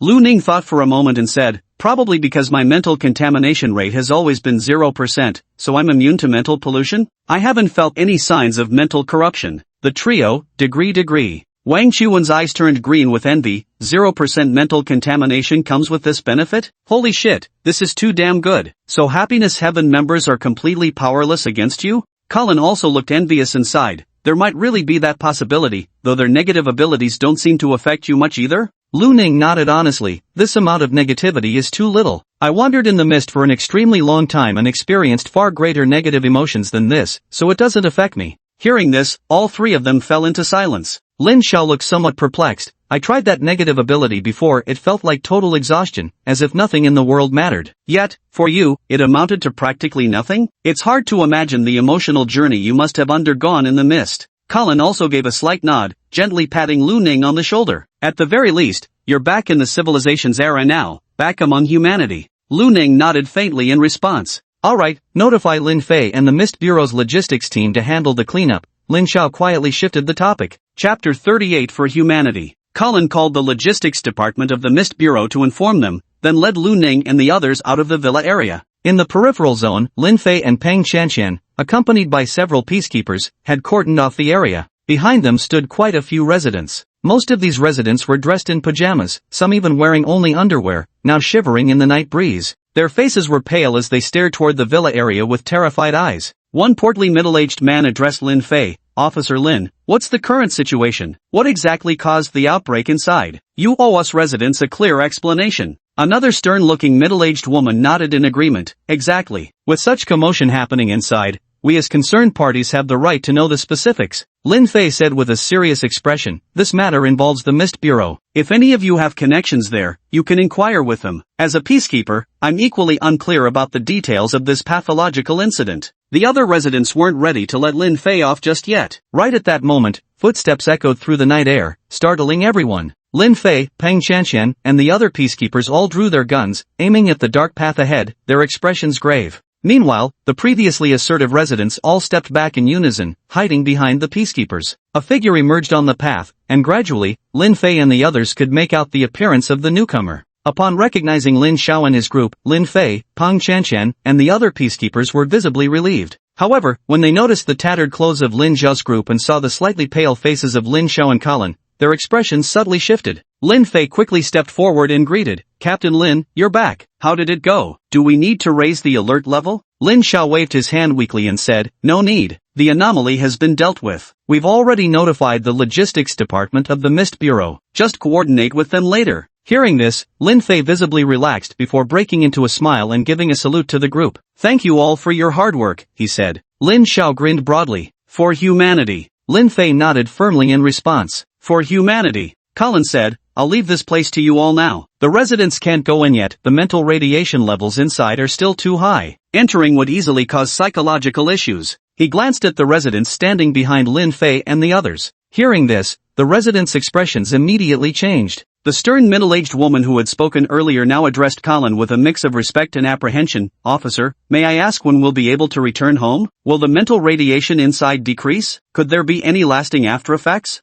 Colin adjusted his glasses and smiled politely. Rest assured, ma'am, the mental radiation inside isn't permanent. At most 2 days, you can return, there won't be any lingering effects. Hearing this, the residents finally breathed a sigh of relief. The stern middle-aged woman hastily nodded. Thank you, officer. Colin gave a slight nod, then turned to Wang Qiwen and asked, Awan, can you drive? Wang Qiwen was startled. Yeah, I can. Why? Since the captain isn't in condition to drive, could you take his car back for him? What? Though barely conscious moments ago, Lin Xiao nearly leapt off Wang Qiwen's shoulder upon hearing this. He shook his head violently like a rattledrum. No way. Absolutely not. What if this punk Awan crashes my car? I haven't even finished paying off the car loan yet. Wang Qiwen? Colin said helplessly, but you can't drive now, can you? Lin Xiao insisted stubbornly, absolutely not. When the logistics department arrives, have them tow my car back to the branch office. Fine then. All of you get in my car. Several people got into the car together, with Lu Ning taking the front passenger seat while Wang Qiwen helped Lin Xiao into the back. The SUV started and soon headed out of the villa area. By the time they returned to the division, it was nearly 5 in the morning. In the lobby, Yuran sat at the front desk, resting her head in her hands, nodding off occasionally. Startled by the sound of the door opening, she quickly snapped back to attention and looked toward the entrance. When she saw Lin Xiao, his clothes torn, covered in blood, his face pale as he leaned against Wang Chuan to stagger inside, Yuran's face turned white with panic. She immediately stood up and rushed over. "Captain, are you alright?" Her voice trembled slightly, her eyes reddening at the rims. Lin Xiao forced a grin and said, "It's nothing, just minor wounds." Colin and Lu Ning followed behind and walked in. Colin smiled and said, "Xiaoran, the captain is indeed fine, but don't be too rough, you might make his injuries worse." Yuran immediately glared at Colin upon hearing this. "Assistant Captain, give me a break. I'm not that clumsy at all." Colin's words immediately lifted Yuran's spirits. She quickly responded, "I'll go get the medicine." Lin Xiao nodded. "Let's go to the third floor first." Colin spoke up, "Take the elevator today." Given the captain's condition, climbing stairs would be torture. Next to the staircase was an elevator. Though everyone usually took the stairs, few people used the elevator. Wang Chuan suddenly understood. So that's why they installed an elevator? For situations like this? Colin nodded with a light laugh. Right, using a stretcher would make going up the stairs even more troublesome. Wang Chuan was full of confusion. If they're using a stretcher, why aren't they going to the hospital? Colin smiled slightly. "We have special medication here that can provide emergency treatment with better results than hospitals." Wang Chuan nodded in sudden understanding. The group stepped into the elevator and quickly arrived on the third floor. As the elevator doors opened and they stepped out, they saw a black-haired elderly man walking out from the activity room. The old man was tall and robust in stature, and if one didn't look at his face, it would be impossible to tell he was an elderly person. He was none other than Yinan, one of the retired team members. Behind him, Zhou Linyu and Xianwei also stepped out. Upon seeing Lin Xiao's miserable state, Zhou Linyu turned pale and exclaimed, "How did the captain end up like this?" Xianwei hurried over and, together with Qi Wang, supported Lin Xiao. "What happened?" he asked. Qi Wang grinned ruefully, his face full of lingering fear. "Damn, we ran into some really tough guys this time." Yinan frowned as he looked at Lin Xiao and asked, "You even took the coiled serpent staff and still ended up like this? What kind of opponent was it?" Lin Xiao gave a weak smile. "A fifth-tier member of the Joyous Paradise." "Fifth tier?" Yinan's expression shifted slightly. Mid-tier awakened ones are rare within the Joyous Paradise. Usually, if a fifth tier appears, there are bound to be some minor demons lurking behind them. Was it because of that corrupt incense again? Colin nodded and explained, "Yes, judging from the cultists' words, it seemed like they were testing the corrupt incense." At this point, Colin's expression grew solemn. "The test results aren't good for us. This time, there was actually a fifth-order mutated infected, very powerful." Yinan's complexion shifted slightly as he looked at Lin Xiao and the others with surprise. "A fifth-order mutated infected plus a fifth-order cultist, yet your team suffered no casualties?" The three members of Colin's team snapped back to reality. Lin Xiao grinned and pointed to Lu Ning, who was standing quietly to the side. "We owe it all to Lu Ning this time. Otherwise, I might have risked mutation." Hearing this, Yinan and his two companions immediately turned their gazes toward Lu Ning, their faces a mix of confusion and astonishment. Yinan looked puzzled. Lu Ning is only a first-tier cultivator. What help could he possibly offer? First tier? That kid has already reached second tier. Colin's lips twitched as he responded helplessly. Yinan and his two companions? Chapter 39, The Party Organizer. What? He's already reached the second level? Didn't he just learn the spirit refinement method not long ago? Yinan widened his eyes at Lu Ning, exclaiming in shock. Yeah, this kid doesn't have to worry about mental contamination levels. His spirit refinement isn't as cautious as ours, and his efficiency is remarkably high too. Lin Xiao curled his lips, his eyes filled with envy. Zhou Yuelin gazed at Lu Ning, admiration overflowing in her eyes. Brother Lu Ning is amazing. He's already at the second level, while I'm still so far from it. Wei Xian also nodded in admiration. I'm still way behind too. But, a second tier is still just a low-level awakened. How could he possibly deal with a fifth tier awakened? Yinan remained puzzled. Colin smiled. He can use soul weapons, and that awaken's abilities happen to have little effect on him. You could say that cultist was quite unlucky. Hearing this, Yinan grew even more shocked. A fifth tier awaken's abilities had no effect on him? How is that possible? Well, because most of that cultist's abilities involved mental attacks. And you know Lu Ning's mental state, is very stable. Yinan suddenly understood, then looked at Lu Ning with a smile and said, I never expected that even at the second tier, you could make such a contribution. Indeed, the younger generation is truly remarkable. Lin Xiao also seemed to realize something and turned to Lu Ning, adding, by the way, your contribution this time was immense. After all, a mid-tier awakened cultist is extremely dangerous. Without you, the best outcome would likely have been us holding out until reinforcements arrived and him retreating in the face of difficulty. It was entirely thanks to you that we managed to kill that cultist. You should receive quite a reward this time. Upon hearing this, Lu Kong turned to Lin Xiao and asked, could there be a soul artifact as a reward? At these words, Lin Xiao paused for thought before replying, I'll put in a request for you, but whether it's possible or not, I can't say for certain. Still, don't get your hopes up too high. Lu Ning gave a slight nod, saying, Just then, the sound of rapid footsteps echoed as Yuran came running from behind. In her hands was a silver medal case. Captain, your medication. Yinan also snapped back to reality. Let's help Lin Xiao to the activity room first, he said. Wang Qiwen and Wei Xian nodded repeatedly, supporting Lin Xiao into the activity room and helping him lie down on the sofa. Then, Colin took the metal box from Yuran and opened it, revealing a blue vial of medicine inside. Noticing Lu Ning and the others looking curious, Colin explained, this medicine was created by an awakened individual with healing abilities from the Mist Bureau. Unfortunately, this serum can't be stored for long and the production process is rather complicated, so the Mist Bureau maintains very limited stock of it. As he spoke, he fitted a needle and injected the serum into Lin Zhao's body. Lin Zhao's expression immediately relaxed considerably, the previously pale complexion gradually regaining its rosy hue. He exhaled a turbid breath and grinned, finally feeling comfortable. Just lie down and rest a bit longer. Colin glanced at Lin Xiao who was trying to sit up and spoke. Lin Xiao shrugged and lay back down. Colin then looked at Lu Ning and Wang Qiwen and said, you two go get some rest. It's been a tiring night for you both. Wang Qiwen looked slightly embarrassed. I didn't really do much. Colin laughed. Didn't you take down several first-stage infected? That counts as merit. I'll put in for your rewards when the time comes. Wang Qiwen's eyes lit up instantly. That works for me. Lu Ning nodded and said, then I'll go back to sleep. After Lu Ning and Wang Qiwen left, Yinan also returned to the basement. Colin looked at Lin Xiao and asked, we're going to question that woman later. Are you coming? Lin Xiao laughed and replied, obviously, I'm definitely going. Let's go a bit later, I need to rest for a while too. Colin nodded in agreement. After returning, Lu Ning had a good night's sleep. By the time he arrived at the Mist Bureau, it was already evening. The receptionist was another young girl named Annie. Yuran had worked the night shift yesterday and was taking time off during the day. Annie greeted Lu Ning, who nodded in response before heading up to the third floor. In the third floor activity room, neither Colin nor Lin Xiao were present, only Wei Xian and Qiu Yuelin remained. Wei Xian was playing a single-player game, while Qiu Yuelin was watching an idol drama on the side. When she saw Lu Ning approaching, Qiu Yuelin's eyes lit up as she greeted him with a smile. Brother Lu Ning, have you gotten enough rest? Wei Xian chuckled. Why not rest a bit longer? One hasn't even arrived yet. He probably wasn't as exhausted as you were yesterday, right? Lu Ning responded, I've rested enough. Where are the captain and vice captain? They went to the security bureau, supposedly to talk further with the lady who filed the report yesterday, Qiu Yuelin explained. Lu Ning gave a slight nod and went to stand beside Wei Xian to play games with him. It wasn't until around 6 p.m. that Lin Xiao and Colin returned to the activity room. Lin Xiao had changed into a fresh set of clothes, his complexion rosy, with no trace left of his earlier wretched state. He and Colin hung their trench coats on the wall and sat wearily on the sofa. Wei Xian asked, how did it go? Colin replied, the lady has told us everything she knows. This birthday gathering was a private party hosted by Han Yu, the young master of Tianqing Entertainment Group. Some of the attendees were children of the group's executives,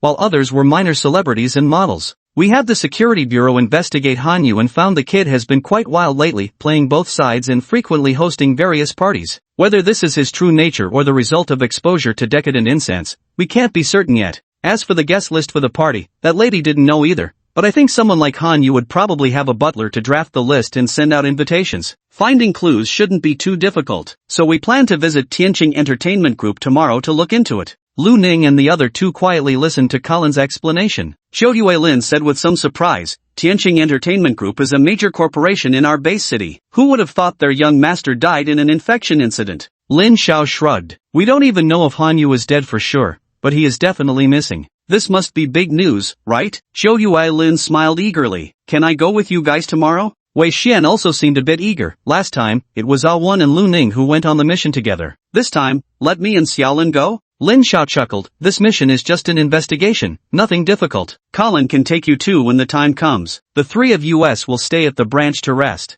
Qiu Yuelin waved her fist excitedly. Does that mean we'll get to see those celebrities? Colin adjusted his glasses helplessly. We're not going there to chase stars. Qiu Yuelin chuckled and said, I got it. I'll just take a quick look from afar. Then Colin turned to Lu Ning and said, I submitted both your weapon request and merit application together. You should hear back tomorrow. Lu Ning nodded and replied, thank you, Deputy Captain. Colin patted Lu Ning's shoulder with a smile and said, we're all comrades here, no need for thanks. Lin Xiao grinned and said, if you really want to thank me, how about a few rounds? Wei Xian and Colin both flashed knowing smiles as they looked at Lu Ning. Lu Ning replied with a straight face, I take back my thanks. TCH, whatever, let's just have dinner. I'm starving, Lin Xiao scoffed. Chapter 40 Red Roses and White Roses. That night, it was Lu Ning and Lin Xiao's turn to keep watch. As usual, Lin Xiao went to watch soap operas, while Lu Ning, having exhausted his spirit crystals, could only slowly refine his psychic energy. The night passed quickly. Early the next morning, just as Lu Ning finished his spiritual energy training and was about to visit Captain Lin Xiao's office to order breakfast,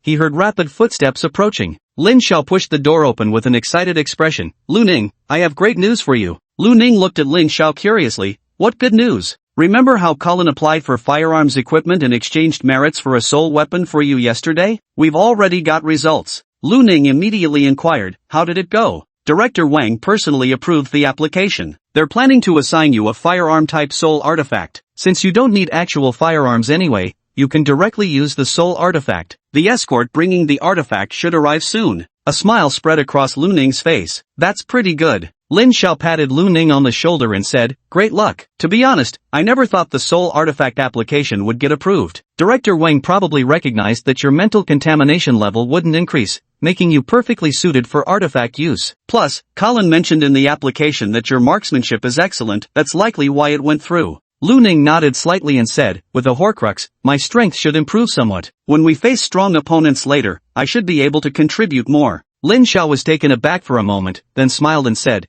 you already helped a great deal last time. If it weren't for you, I might have mutated. Without dwelling on the topic, Lu Ning spoke up, I'm hungry. Let's order takeout. Sure, what do you feel like eating? Tofu pudding should be savory. Heresy, only sweet tofu pudding tastes good. Lin Xiao immediately glared in anger. Lu Ning said calmly, I only eat it savory. Lin Xiao. He stomped out of the room angrily to order takeout. A short while later, Colin, Wang Chuan, and the others arrived at the activity room one after another. Upon hearing that Lu Ning's application for a spiritual weapon had been approved, Wang Chuan and the other two looked at Lu Ning with undisguised envy. Lu Ning was already an excellent shot with his original firearm. Now that he's got a new spiritual weapon firearm, isn't he practically invincible? Wang Chuan tried hard not to appear too envious, but his twisted expression betrayed him completely. Colin grinned and said, with Lu Ning's marksmanship combined with soul weapon firearms, he could at least handle third-tier mutants and awakened. There's even hope he might take on fourth-tier ones. Shi Yulin looked shocked. That impressive? Lin Xiao beside them stuffed a bun into his mouth and chimed in. It makes sense. Lower-tier awakens actually have pretty weak physiques. Regular firearms might not work on them, but soul weapon firearms are powerful. Their defenses can't withstand such attacks unless they have special abilities.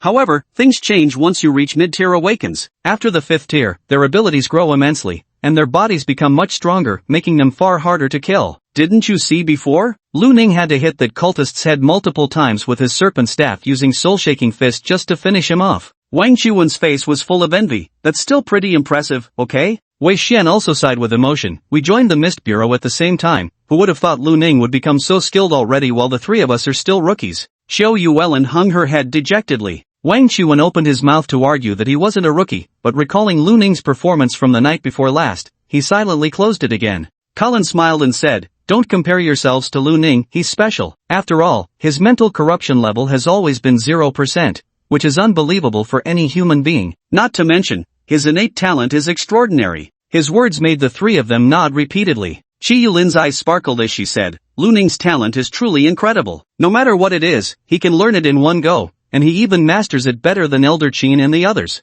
Lu Ning replied calmly, I just think those things are quite simple. I should be able to handle them. Wei Xian's lips twitched as he smiled wryly. Perhaps geniuses think differently from ordinary people. Just then, the activity room door was knocked. Shi Yulin, who was sitting near the door, quickly stood up to open it. Outside stood Yuran, accompanied by several members of the Mist Bureau wearing trench coats. Lu Ning recognized one of the leaders as a familiar face. It was Yen Feng. Yen Feng was holding a black metal case, his expression as carefree as ever. Yuran spoke up, Captain, they said they have business here. Lin Xiao smiled and asked, Yen Feng, are you here to deliver something? Yen Feng gave a slight nod and replied, yes, the goods you requested have arrived. As he spoke, he glanced at Lu Ning, his eyes revealing a hint of solemnity and wariness. Lu Ning's performance at headquarters remained vividly fresh in his memory. Come in. Yen Feng nodded, then entered the room by himself. Lin Xiao turned to Yuran and said, Xiaoran, take these brothers to the reception room and brew them some tea. Yuran nodded in agreement. alright.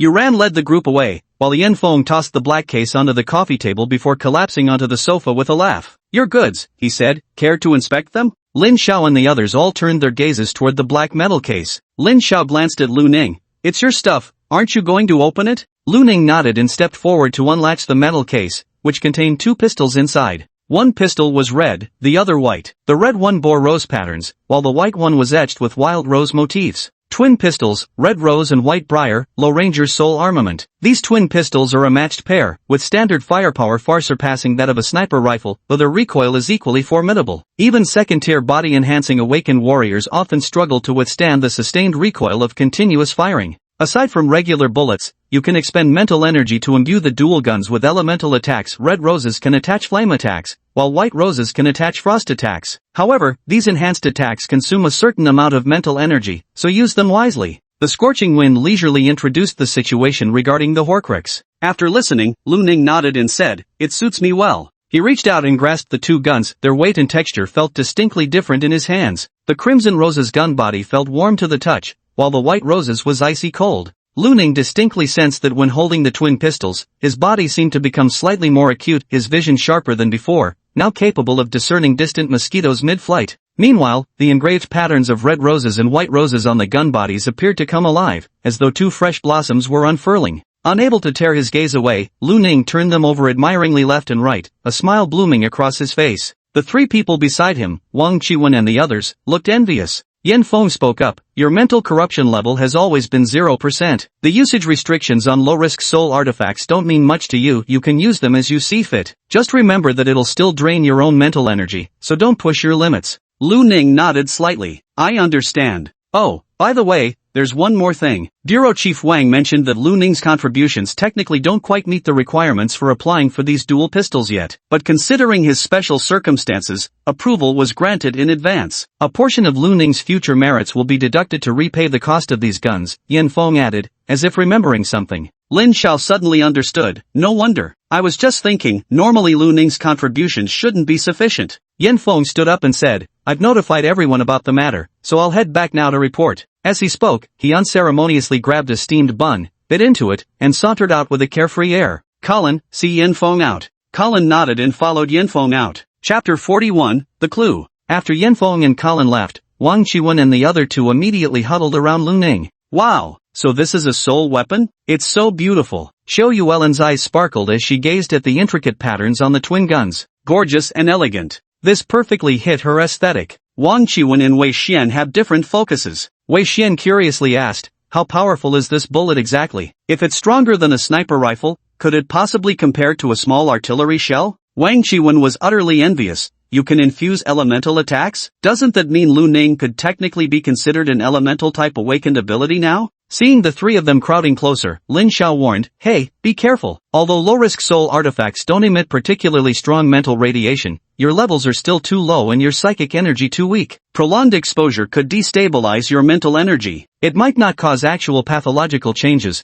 but it would definitely affect your psychic refinement process." Hearing this, their expressions changed immediately, and they hastily backed away. "Does this mean we can't use soul artifacts at all right now?" Wang Qiwen asked, his face falling with disappointment. Lin Xiao chuckled softly, "It's not that severe. For short-term use, even you could manage it, though the side effects are considerable. You might not be able to use psychic powers for a while afterward, and your mental corruption level would rise slightly. Then I'd rather not use a Horcrux." Xiao Yuelin stuck out her tongue and said. Lin Xiao smiled and said, "Don't worry. With me, Colin, and now Lu Ning on the team, it won't come down to you 3 needing to use the Horcruxes." Then his expression turned serious. "If it really comes down to you, then it's a big deal." After a short while, Colin returned. After finishing breakfast, Colin took Xiao Yuelin and Wei Xian away from the branch to investigate Han Yu's situation and the guest list for the birthday party at Tianqing Entertainment Group. Lin Xiao, Wang Qiwen, and Lu Ning stayed behind at the branch, naturally finding themselves with nothing to do. In the end, the 3 of them decided to head to the underground training room to check out the power of Red Rose and White Rose. The ammunition used in dual pistols is standard pistol rounds, with each magazine holding 20 rounds, 40 rounds for dual pistols. The standard firepower is extraordinarily powerful. Lin Xiao tested it with a 5 cm thick alloy steel plate, which was effortlessly pierced by a single shot. Compared to these, ordinary pistols are practically toys. Moreover, when Lu Ning enhanced the bullets with his ability, their power was further increased. The flaming bullet can cause an explosion when infused with sufficient mental energy, practically rivaling a small artillery shell. The frost bullet, on the other hand, can freeze an entire area solid. After Lu Ning finished testing their power, Wang Chuan had completely shut down emotionally. These elemental abilities are even stronger than mine. Even Lin Xiao was somewhat surprised. The power of this soul weapon exceeds that of the coiled serpent staff, and it's a special soul weapon of the firearm type. In your hands, it's simply a devastating weapon. Lu Ning, this time you owe Director Wang a colossal favor. Lu Ning nodded, It wasn't until 5 p.m. that Colin and the other two returned to the activity room, their faces showing exhaustion. Lin Xiao immediately inquired, so, any progress? Xiao Yuelin complained, there is, but Han Yu's parents are simply outrageous. They actually blame us for not detecting their son's condition earlier. Can you believe it? Even Wei Xian, who usually has a good temper, couldn't hide his disdain. Why don't they reflect on how they raised their son? Lin Xiao turned to Colin, who calmly said, although the process was a bit bumpy, we did make some discoveries overall. We visited Han Lin, the president of Tianqing Group, and he mentioned Han Yu originally worked there but has been taking frequent leave recently, allegedly to hang out with friends. Moreover, Han Yu's temper has been unusual lately, he gets angry easily, which never happened before. Also, Colin paused and said, our investigation shows Han Yu has coerced quite a few celebrities into sexual favors recently, both men and women. From what we've learned, he never showed interest in men before. Lin Xiao raised an eyebrow. This aligns with what we found at the Public Security Bureau. Has this behavior only emerged recently? Colin nodded. Yes. We interviewed several employees from Tianqing Entertainment Group and obtained multiple testimonies, all indicating Han Yu's recent words and actions have been rather unusual.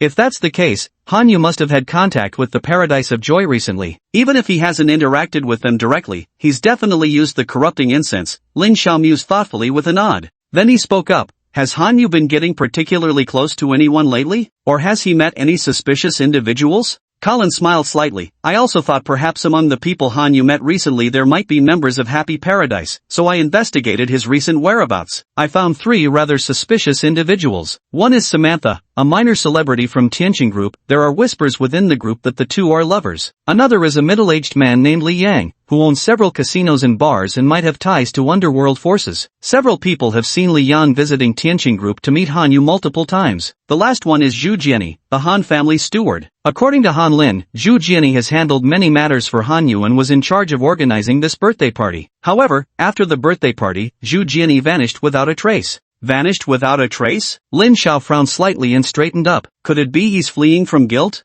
Colin nodded. That's possible, which is why I think he's the most suspicious. The second most suspicious is that Li Yang. After all, Gao Tianlin's Peach Heart Gang used to be quite influential in the underworld of the Bay City. If Li Yang's businesses are involved in that sphere, he might have crossed paths with Gao Tianlin. So far, Gao Tianlin hasn't given us any useful leads. Maybe this could be a breakthrough. As for Samantha, she's been with Tianqing Group for a while now, and there have been quite a few rumors about her. She is a celebrity, after all. And no one can say what's true and what's gossip. Who knows if she really is Han Yu's lover? Even if she were, given Han Yu's behavior in recent days, he had so many favors for access partners that even a lover relationship wouldn't prove anything. Lin Xiao nodded slightly in silence before saying, in that case, our priority should be focusing on Zhu Jiani to locate his whereabouts. Even if he's not the mastermind behind the Happy Paradise, given his close ties with Han Yu, he should know some details. Next, we should investigate Li Yang, check if he's had any contact with Gao Tianlin. If so, he becomes highly suspicious. As for Samantha, let's put her under surveillance too. Better safe than sorry, we can't afford to miss any opportunity.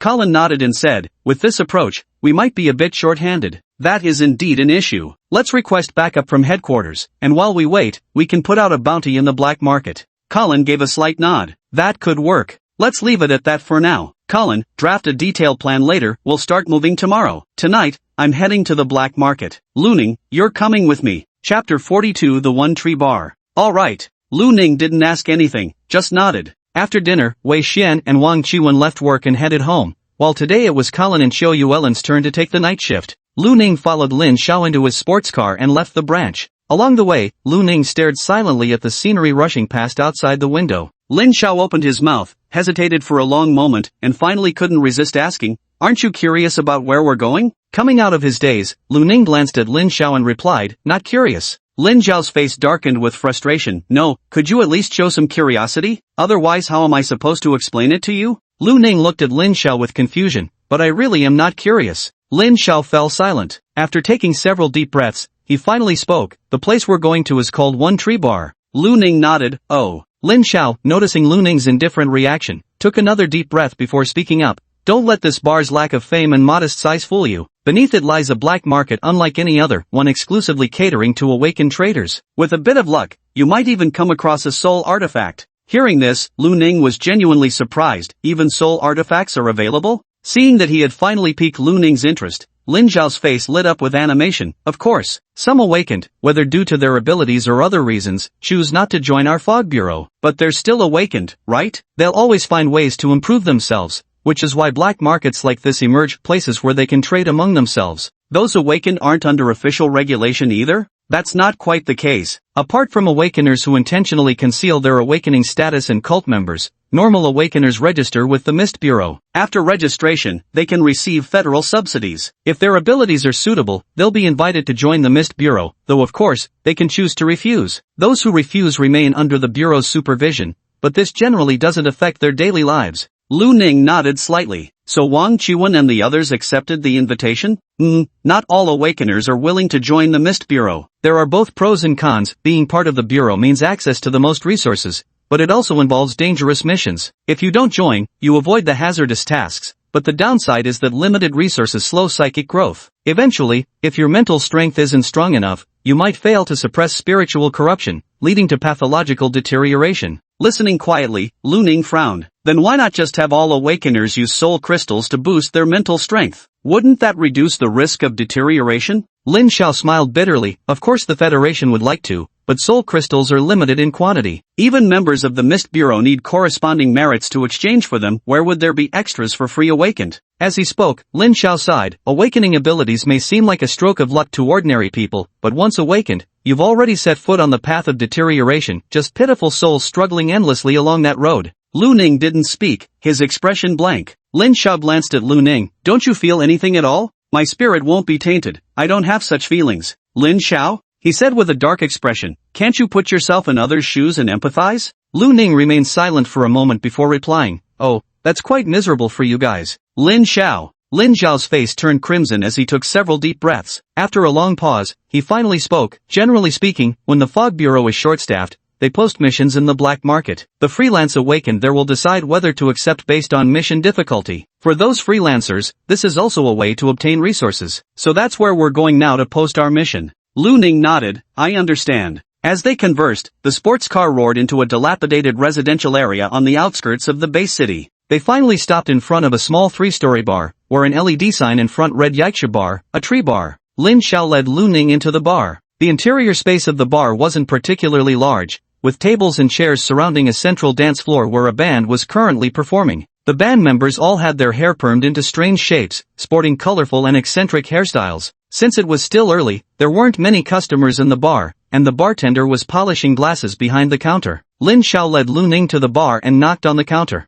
The bartender looked up at him and immediately smiled, saying, "Ah, Mr. Lin, welcome. Where's your boss?" "Behind there. Should I go get him?" "Bring him over." "Right away, Mr. Lin." The bartender set down the glass in his hand and headed toward the back door. Before long, the bartender returned accompanied by a burly blonde man. The burly man's face bore several scars of varying depths, and he walked with a pronounced limp. Lu Ning glanced down and noticed his left foot was made of metal. The tough-looking man had a cigarette dangling from his lips. When he saw Lin Xiao, his face broke into a grin. "Old Lin, been ages since you last came around." "Ha, well I'm here now, aren't I?" Lin Xiao stepped forward, and both men simultaneously punched each other's chests with a dull thud. "Come on, let's talk inside." The burly man wrapped his arm around Lin Xiao's shoulders and led him toward the back door, with Lu Ning following behind. Beyond the back door lay a corridor lined with several rooms on either side. The burly man led the two to an empty room on the left side and closed the door behind them. Lin Xiao smiled and asked, "How's business lately?" Same as usual, the burly man waved his hand dismissively, then lowered his voice. "But there seem to be more awakened ones appearing recently?" Lin Xiao's smile faded slightly as he nodded. "Yes, pathological incidents are becoming more frequent now." As he spoke, he suddenly thought of something and pulled Lu Ning over. "Come, let me introduce. This is our team's new recruit, Lu Ning. This is Talon, my former colleague." Talon raised an eyebrow, sizing Lu Ning up and down. "Such a young little guy, a freshly awakened newbie?" Lin Xiao chuckled. "Then you'd be mistaken, this kid's anything but ordinary. Just a couple days ago, he took down a 5th-tier fighter." Talon, who was in the middle of taking a drag from his cigarette, choked on the smoke at these words, coughing violently until his face turned red. Tyrone gave Lin Xiao a strange look. Old Lin, haven't seen you in days, you've gotten even better at joking around, huh? Hey, I'm not joking. I told you this kid's special, but the specifics, well, you know the Bureau's rules better than me. Seeing Lin Xiao wasn't joking, Tyrone finally turned skeptical eyes toward Lu Ning, his gaze growing noticeably more serious. With a smile, he extended his hand to Lu Ning. Lu Ning, right? Consider me your senior. Come by any time, drinks on the house. Lu Ning also reached out to shake Tai Long's hand. Hello, senior. At this point, Lu Ning paused and said with all seriousness, Senior, it seems you're about to undergo mutation. Chapter 43, Horcrux Embryo. Lu Ning's words instantly brought silence to the room's atmosphere. Tyrone looked at Lu Ning uncertainly, then at Lin Xiao. Old Lin, what's going on here? Lin Xiao shrugged. I told you he's special. He was the one who spotted Mumu's condition during her last mutation. Tyrone's expression shifted several times before he grinned wryly. If you hadn't brought him here, I'd have thought some damn monster had infiltrated the base city. Lu Ning calmly countered, I'm fully human. Lin Xiao rolled his eyes, then looked at Tai Long with concern. The contamination level hasn't dropped yet? Tai Long took a drag of his cigarette and chuckled with a complicated expression. Probably never will. Maintaining it at this stage is already pretty good. Lin Xiao fell silent, watching Tai Long without speaking. Tai Long blew smoke toward Lin Xiao, then punched him lightly in the chest with a grin. Quit looking at me like that. Don't worry, I've got my gun ready. When the time comes, I won't be a burden to you. Lin Xiao's eyelids twitched violently. Taking a deep breath, he also broke into a smile. You old bastard. Alright, enough of that. What brings you here? Showing the rookie around? Or here to post missions? Talon changed the subject. Both actually. Bringing Lu Ning to see the black market, and posting a few missions while we're at it. Talon raised an eyebrow. Been posting more missions lately, haven't you? Running short on manpower?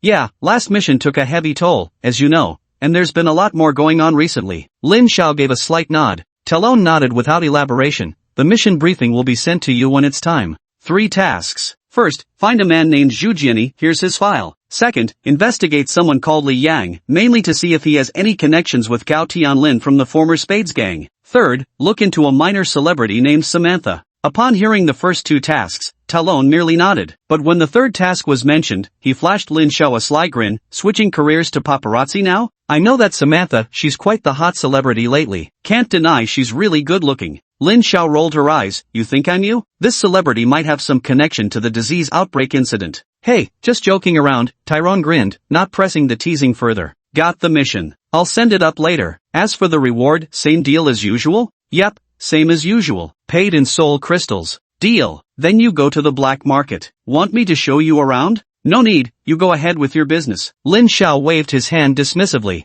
Alright then, I'll leave you to it. The 3 left the room, and Lin Xiao led Lu Ning down the corridor into its depths. At the end of the corridor, there was a wooden door leading to a small room, inside which only a descending staircase could be seen. Lin Xiao escorted Lu Ning downward, and they soon arrived at a new room. This room also had a small wooden door. Lin Xiao opened the small wooden door and led Lu Ning out. Outside the door suddenly opened up into a vast underground space spanning nearly a kilometer in diameter. The chamber was entirely lined with stone on all sides, illuminated brightly by incandescent lights embedded in the ceiling. Dozens of people already occupied this subterranean expanse. Some wore masks draped in cloaks, while others, like Lu Ning and Lin Xiao, were dressed in ordinary civilian attire. Someone has set up a street stall here, displaying various goods, while others are browsing through the stalls. Lin Xiao glanced around and said to Lu Ning, we've come a bit early. There aren't many people yet. Are these all free awakened individuals? Lu Ning asked. Most of them are. There are quite a few awakened ones in that base city. Not many. The number of awakened ones is too small compared to ordinary people. But there's an advantage to having fewer. If there were more awakened ones, mutated incidents would only increase, and it'd be harder to manage. Lu Ning nodded slightly. That's true. Let's go. Let's browse the stalls and see if there's anything you want. Lin Xiao led Lu Ning as they began exploring. They soon arrived at a street stall surrounded by 7 or 8 people. The stall owner was a blonde young man, and his stall displayed about a dozen items. Some were watches, some were small knives, and even a toy water gun. However, in Lu Ning's eyes, most of these items emitted faint white mist, indicating a certain level of psychic radiation. Because the mist was very faint, the radiation wasn't particularly severe and would barely have any effect on awakened individuals. These antiques were all collected by our team from the ruins of an ancient city. The fact that they haven't corroded over time proves they're already soul weapon embryos. If you take them back and bring them along on expeditions outside the base city, letting these items absorb more psychic radiation, they might just evolve into soul weapons. Anyone interested, feel free to take a look. Nearby customers were examining the antiques, some whispering excitedly to each other, clearly tempted. Lu Ning looked at Lin Xiao in surprise. Soul weapons can actually be created artificially? Lin Xiao smiled. Soul weapons come from various sources, but many low-risk ones evolve from ordinary items that have absorbed psychic radiation. The more dangerous the soul weapon, the more mysterious its origin. High-risk soul weapons and above are all discovered in the mist. What this young man said isn't wrong. If these items are genuine antiques already capable of absorbing psychic radiation, they could indeed be considered soul weapon embryos. If you buy them and expose them to psychic radiation outside the base city, they might very well evolve into low-risk soul weapons. Lu Ning nodded slightly. How long will this process take? Who can say for sure? Some might take just a few days, while others could require years, even decades. Lin Xiao shrugged, then continued, let's not worry about that right now. Don't you already have a spirit artifact? Lu Ning looked puzzled as he asked, can a person only use one spirit artifact? Not necessarily, but even though the mental radiation from low-risk spirit artifacts isn't too high, using multiple artifacts would accumulate mental radiation and cause spiritual contamination. Lin Xiao suddenly hesitated mid-sentence. He glared at Lu Ning, struggling for a long moment before finally spitting out a word, fuck. He opened his mouth to speak, then glanced around and noticed several people nearby were subtly listening in on their conversation. When Lin Xiao looked over, the awakened ones immediately flashed him fawning smiles. Captain Lin, you're here? Lin Xiao nodded at the group and said, MHM. Then he pulled Lu Ning aside, his eyes practically glowing green with realization. It just hit me, if you equip multiple low-risk soul artifacts, couldn't the combined boost rival that of a medium-risk one? And with zero side effects? Lu Ning gave Lin Xiao a puzzled look. Why else do you think I'm buying other soul artifacts? Lin Xiao's expression crumpled into existential envy. God damn it, I'm so jealous. Not having your mental corruption increase must feel fucking amazing. Chapter 44, Tracing the Trail. Lin Xiao took several deep breaths before finally venting the frustration in his heart. He spoke up, if that's the case, you'd better not buy these spirit vessel embryos. After all, it's just like gambling, no one knows when these embryos might evolve, or even if they're truly embryos at all. If you really want a spirit vessel, you should complete a few more missions first and accumulate merits. Then you can apply for one through the bureau. Our bureau undoubtedly has the most spirit vessels, and their quality is top-notch.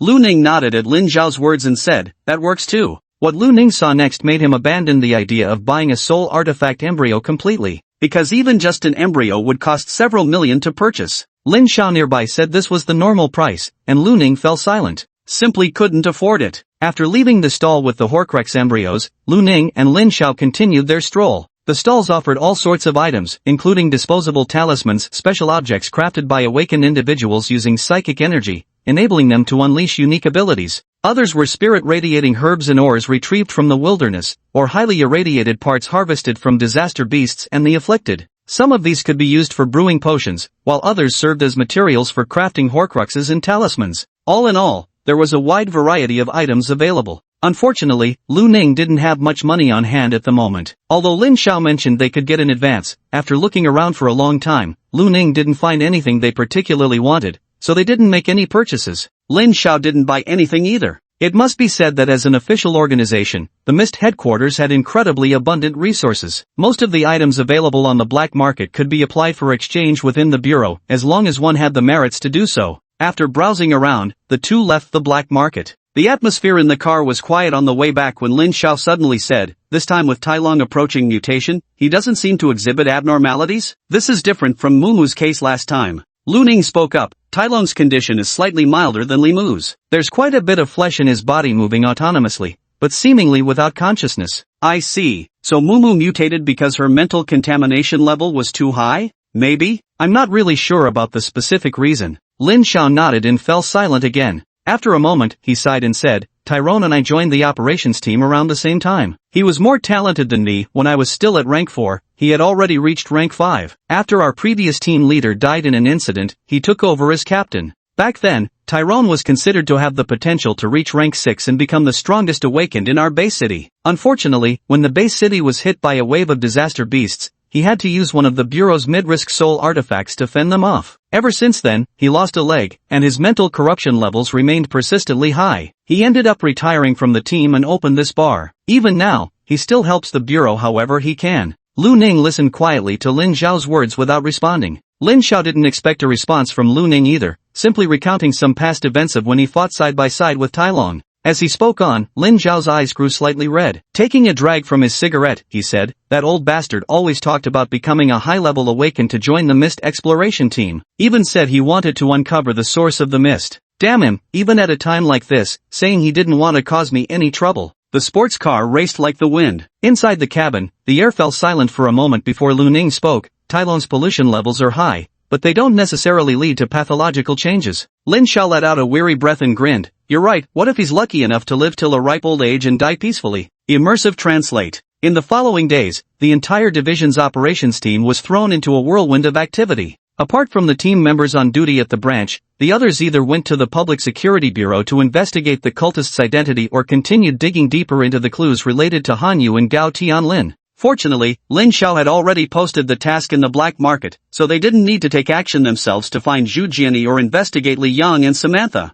Otherwise, they simply wouldn't have been able to handle everything. Unfortunately, after several days, Lu Ning and the others still hadn't managed to uncover the identity of that cultist. Before Lu Ning killed that cultist, Lin Xiao and the others had all seen his face. Yet this face didn't appear in the Public Security Bureau's registration system. Maybe that cultist is like Gao Tianlin from the mutation incident. His face changed afterward. Didn't Gao Tianlin become quite handsome after his mutation? Wei Xian remarked. Lin Xiao rubbed his forehead. That's actually quite plausible. If so, we can't trace this cultist's identity at all. Trying to use this lead to locate Joyous Heaven's hideout in our base city seems unrealistic now. Since that's the case, we'll have to follow the leads through Gao Tianlin and Han Yu. Colin also wore a helpless expression. Didn't the captain post missions a few days ago? Why are those freelance awakens so inefficient? After all this time, haven't they found any clues? Truly amateurs. Wang Chuan curled his lip, clearly dissatisfied with the sluggish performance of the freelance awakened. Just then, Lin Zhao's phone rang. He raised an eyebrow, picked it up to check, and immediately broke into a smile.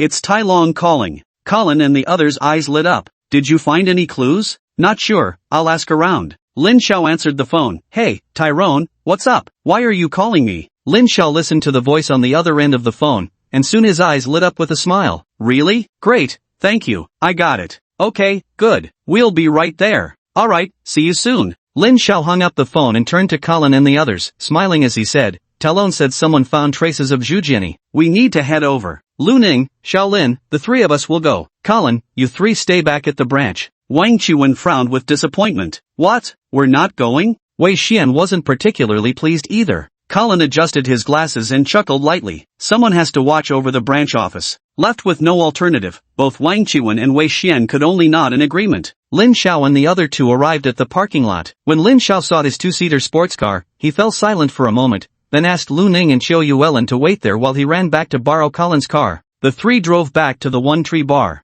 Since it was still afternoon, the bar was quiet. Tyrone sat alone on a stool drinking beer. When he saw Lin Xiao and the other two entering, he stood up to greet them. Lin Xiao briefly introduced Tai Long to Chiu Yuelin before getting straight to the point. Where is he? He's inside. Follow me. He led the three of them through the back door into the corridor from earlier, then opened a closed room door along the side. Inside the room sat a middle-aged man. The man was dressed in casual, everyday clothes. Seeing Lin Xiao and the others enter, he quickly stood up. Captain Lin, hello. Tai Long introduced. This is Jeff. He's the one who discovered Zhu Jianyi's trail. Lin Xiao nodded. Hello, Jeff. As long as the information is accurate, your mission reward will be given directly to you. Jeff's eyes lit up as he grinned. Guaranteed accurate. Shall we set off now? No time like the present. Let's go. Chapter 45, Underlings. Jeff led the way in his own pickup truck, while Lin Xiao followed behind with Lu Ning and Chiu Yuelin in their car. As for Tai Lon, he chose not to follow. You can't possibly expect a disabled man to run around with you all over the place. I'm not part of the action team anymore. I'd much rather stay here, enjoy some drinks, and wait for your good news. That was Tai Lon's own explanation. After following Jeff's car for a while, Chiu Yuelin looked around with some confusion. We're already in District 6, aren't we? Lin Xiao nodded slightly. Yes, this is District 6. Should we notify the Mist Bureau's action team in this area? Chiu Yuelin inquired. No need. We'll inform them only when we truly require their assistance. Alright then. Yet Jeff didn't stop. He led Lin Zhao's group through nearly the entire base city until they reached the opposite side. The pickup truck finally stopped outside a remote old residential area, and Jeff stepped out of the vehicle. Lin Xiao, along with Lu Ning and Chiu Yuelin, also got out of the car. The environmental maintenance of the residential area was quite poor, with all kinds of trash scattered everywhere and some ragged homeless people sleeping on the ground. Not far from these homeless individuals, there were foul-smelling drainage ditches emitting a terrible stench. Chi Yuelin frowned and said, "The environment here is really terrible." Jeff walked over, grinning. "Little girl, this is the slums. Probably never seen it before, huh? There's always some poor souls in the base city. Look at those guys lying on the ground. They've ended up homeless for all sorts of reasons. Forget whether they'll survive this winter. Just one outbreak of disease would be the end of them." Chi Yuelin glanced at the homeless with a trace of pity in her eyes and turned to Lin Xiao. "Captain, why doesn't the Federation help these people?" Lin Xiao shrugged. "The reasons are complicated, but not all homeless people deserve sympathy. Many of them might have committed crimes." Jeff grinned. "Captain Lin is right. A young lady like you coming here at night. Heh. Zhou Yuelin couldn't help but frown upon hearing Jeff's laughter. Lin Xiao turned to Jeff and said, "Alright, let's hear what information you have. Where's Zhu Jianyi?" Rubbing his hands together, Jeff replied, "As you know, Captain Lin, people in my line of work always have some connections. A few of my subordinates happened to spot Zhu Jianyi while taking care of business here. What an astonishing coincidence, wouldn't you say?" "When did this happen?" "Just last night." Lin Xiao's eyes lit up. "Is he just passing through or does he live here?" "Hey, my men are all sharp lads. They alerted me the moment they spotted Zhu Jianyi, then tailed him straight to his place. Don't worry, Captain Lin, I came personally to verify. There's no mistake." "Then lead the way." "Right this way, please. Follow me, folks." Jeff hurried ahead, bending slightly as he led the way. They entered the residential area, where the inner streets were narrow. There was more garbage here than it had seemed from the outside. Clusters of trash piled together, emitting a foul stench. Pedestrians were scarce on the streets. The few they occasionally encountered all wore vacant expressions and ragged clothes, their bodies exuding strange odors. Autumn Moon Lin frowned deeply. "They live here, aren't they worried that the psychological strain from environmental issues might trigger mental illness?" Jeff sneered. "Little girl, surviving is already hard enough for them. The disease won't make their situation any worse than it already is." At that moment, Lu Ning, who had remained silent until now, spoke up. "Out of the 5 pedestrians we saw, 3 are probably not far from developing the condition." Jeff's smile froze abruptly. He looked blankly at the always taciturn Lu Ning and gave a dry laugh. This officer really knows how to joke. Lin Xiao raised an eyebrow and glanced at Lu Ning. "Which ones?" "That woman dressed very revealingly, that extremely thin kid covered in wounds, and that man with only one hand." Zhou Yuelin looked shocked upon hearing this. 3 out of 5? That's just too much. Jeff looked bewilderedly at the serious Lin Xiao, then at Zhou Yuelin, his eyes widening. "Wait, are you guys being serious with this joke?" Lin Xiao smiled at Jeff. "Buddy, don't sweat the small stuff. Just keep leading the way." Jeff swallowed hard and nodded silently. "Oh, okay." As he walked ahead to lead the way, Lin Xiao turned to Lu Ning and asked, "How bad are those 3's conditions?" Lu Ning pondered for a moment before speaking. "Slightly better than Taylor's condition." Jeff, walking ahead, stumbled briefly and had to steady himself against the grimy wall to regain his footing. Zhou Yuelin glanced at him and said, "Then it probably hasn't reached the point of immediate mutation yet?" Lu Ning nodded. "I'd say odds are they won't even get the chance to mutate." Chi Yuelin looked puzzled. "Why?" Lin Xiao froze for a moment, then smiled bitterly. "That's true. Given the living conditions here, they might die from illness even before mutation sets in. And if even one of them transforms, who knows how many surrounding residents would die." Chi Yuelin fell silent, saying nothing more. After a pause, Lin Xiao spoke again. "Still, I'll mention this to the local branch. They should come clean up this area. If multiple mutants appear simultaneously, the situation could turn quite bad." Afterwards, the group fell into silence. Jeff led the 3 through a series of narrow alleys until they arrived before an utterly ordinary apartment building. Turning to Lin Xiao and the others, he said, "Captain Lin, Zhu Jianyi lives inside here." Lin Xiao glanced at the residential corridor and asked, "You spotted him here yesterday, are you certain he hasn't fled?" Jeff grinned and said, "Don't worry, I've got a few of my men keeping watch here. If Zhu Jianyi really leaves, they'll notify me immediately. Since there's been no word yet, he's definitely still hiding in there." Lin Xiao nodded upon hearing this. Jeff then continued leading the way, pushing open the partially closed metal gate of the apartment building. The space inside the gate was dim, with only a seemingly worn-out staircase visible. The area beneath the stairs was likewise piled high with garbage. Jeff whispered softly, "He's on the 4th floor." He took the lead and headed up the stairs. Each floor had 2 households, both doors covered in rust and tightly shut. Soon, they arrived at the 4th floor. Jeff pointed to the door on the left and said, "Zhu Jianyi is inside here." Chi Yuelin glanced around, somewhat puzzled, and asked, "Jeff, didn't you say your men were watching? Where are they?" Hearing this, Jeff froze momentarily, a look of confusion flashing across his face. "My men? What men? I don't have any men." Chapter 46 Unless the Dead Can Speak. Jeff's words made Lu Ning and the other 2 freeze for a moment. In the next instant, Lin Xiao's body tensed up slightly as he eyed Jeff warily. "Lu Ning, has he mutated?" The moment Jeff showed abnormal behavior, Lu Ning had been observing his physical condition closely, but saw no dense white mist inside him. Lu Ning shook his head. "I don't think so. After his momentary daze, Jeff quickly snapped back to attention.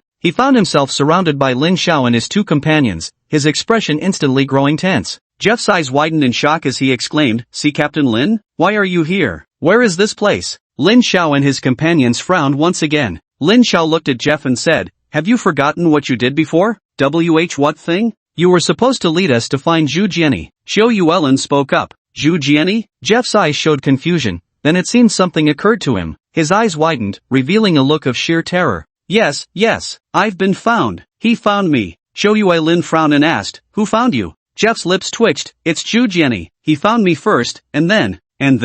Then I forgot what happened next. When I regained consciousness, I saw Captain Lin and the three of you." Jeff's expression kept changing as he spoke to Lu Ning and the others. Seeing that Lin Xiao and the other two seemed somewhat unconvinced, he hastily added, "Captain Lin, you must believe me. Everything I've said is true." Lin Xiao frowned and said, "Whether it's true or not, we'll verify that ourselves." Lu Ning then asked, "Since you can't remember what happened to you, why did you bring us here?" Jeff froze for a moment, then shook his head with a bewildered expression. I don't know either. I've never been here before." Lin Xiao and the other two exchanged glances. Lin Xiao turned his gaze to the door behind Jeff and barked, "Move." Jeff hastily stepped aside. Lu Ning, keep an eye on him. If he makes any suspicious moves, kill him immediately. Lu Ning nodded calmly, revealing twin exquisite pistols, one red rose, one white rose. Seeing the guns in Lu Ning's hands, Jeff quickly raised his hands with a bitter smile. "Officer, I'm a law-abiding citizen," he said. Lu Ning remained expressionless, offering no reply. Beads of cold sweat formed on Jeff's forehead as he kept his hands raised high, not daring to move a muscle. Lin Xiao, meanwhile, motioned for Xiao Yuelin to step back as he took a stride forward,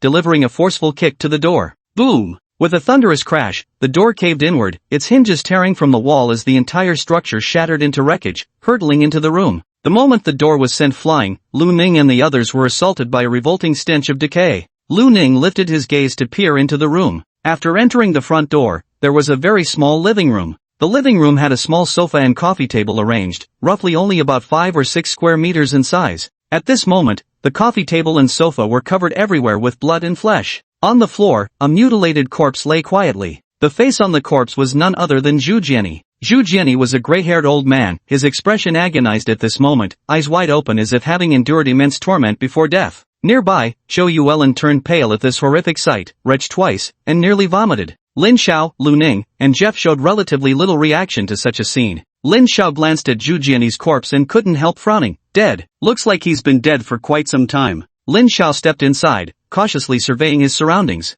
Qi Yulin took a deep breath and quickly followed after him. Lu Ning aimed his pistol at Jeff, gesturing at him with the weapon. Jeff immediately put on an ingratiating smile. "Officer, I really don't know anything. How about you just let me go?" Lu Ning said calmly, "Get inside, or I'll shoot." Seeing Lu Ning's expressionless face, Jeff broke into a cold sweat and hurriedly nodded. Okay, officer, whatever you say." After the group entered the room, Lu Ning discovered 2 additional corpses in the room besides Zhu Jianyi's body. The 2 corpses were humanoid in shape, but their skin had peeled off, exposing blood-red muscles throughout their bodies. They were clearly mutated individuals. The entire room bore signs of a fierce battle, with numerous pits and holes on the sofa, and the wooden coffee table was similarly pockmarked. There were even deep claw marks on parts of the walls. Lin Xiao frowned and said, "There was a fight here." These 2 mutants were at most second tier, but they still weren't something ordinary people could handle. If Zhu Jianyi was the one who took them down, then he's probably an unregistered awakened. Jeff quickly nodded and said, "He must be an awakener, otherwise I wouldn't have lost all memory of seeing him. It must have been his doing. He probably has some kind of mental control ability."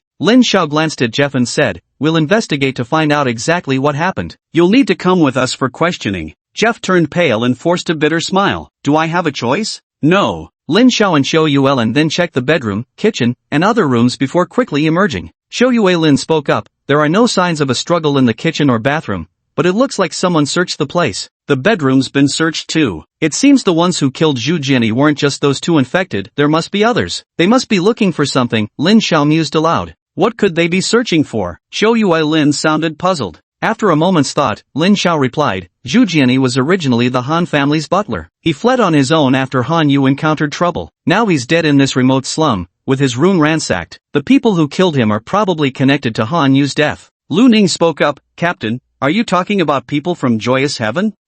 That's what I'm thinking. I just don't know what they're looking for." Lin Xiao said regretfully, "What a pity. We were hoping we might be able to get the member list of that gathering through Zhu Jianyi." Lin Xiao froze, murmuring, member list? Xiao Yuelin widened her eyes and said, could it be those people also killed Zhu Jiani because of the member list? Lin Xiao's expression instantly turned serious as he spoke. It's possible. If that's the case, there might be crucial clues in that member list. Lu Ning glanced at the corpse on the ground and said, but Zhu Jiani is already dead, and we have no other leads regarding the list unless this corpse could talk. Xiao Yuelin shivered and exclaimed, Brother Lu Ning, that's too terrifying, how could a corpse possibly speak? Lin Xiao was also smiling, just about to speak. Right at that moment, Zhu Jiani's blood-covered head on the ground suddenly twitched. Jeff, who happened to see this, was startled. He literally jumped up. Thankfully, Lu Ning's nerves were steady enough, or he would have fired a shot immediately. What's wrong? Lin Xiao asked urgently. At that moment, Zhu Jiani, whose corpse still reeked of decay, suddenly opened his mouth and spoke in a hollow, raspy voice, Number 12 Nanning Road, beware of Han. Before he could finish speaking, his voice faded once more. The air became deathly still. Lin Xiao, Xiao Yuelin, Jeff, and Lu Ning all stared fixedly at Zhu Jiani's unmistakably lifeless body on the ground, as if afraid Zhu Jiani would speak again. After a while, when Zhu Jiani remained motionless, Lin Xiao stepped forward and kicked his body to turn it over. There was still no response. Lin Xiao took a deep breath. Seems he's thoroughly dead. Then Lin Xiao, Lin Xiao, and Jeff all turned their gazes toward Lu Ning in unison. Lu Ning looked puzzled. Why are you all staring at me like that? Jeff's eyes were full of despair. Didn't you just say, sir, that it'd be great if the corpse could talk? Don't tell me you can actually make it speak? Lin Xiao also seemed unsettled. Lu Ning, do you have some hidden skills we don't know about? Lu Ning retorted sharply, I'm completely normal, how on earth would I make a dead body talk? Lin Xiao and Xiao Yuelin rolled their eyes simultaneously. Lin Xiao couldn't help but retort, if you're normal, then there are no oddities left in this world. Chapter 47, Simultaneous Mutation. Xiao Yuelin stared at the corpse with uneasy suspicion. If it wasn't you, Lu Ning, then how could this corpse have spoken? Lin Xiao also frowned, thought for a moment, and then said, maybe some special ability caused him to leave behind certain contingencies even after his death. Awakener's abilities are all sorts of bizarre, so this possibility isn't out of the question. But were those words he just said meant for us? Was he trying to tell us something? Xiao Yuelin asked doubtfully. Lin Xiao pondered as well, I don't know. Maybe. Lu Ning glanced at Jeff, who seemed somewhat frightened, and said, Jeff didn't know about this place before. After seeing Zhu Jiani, he was controlled into calling the police and leading us here. Could this be Zhu Jiani's intention? Lin Xiao and Xiao Yuelin both froze in surprise. Lin Xiao widened his eyes and said, Lu Ning, are you saying it was Zhu Jiani who wanted to find us? That's why he arranged for Jeff to bring us here? Lu Ning nodded. That's just my speculation. Lin Xiao fell into thought, then his eyes gradually brightened. Lu Ning, your idea might actually hold water. Zhu Jiani was originally the steward of the Han family. After the mutation during Han Yu's birthday party, he probably noticed something unusual about Han Yu and fled. Maybe he intended to lure us here to share what he knew,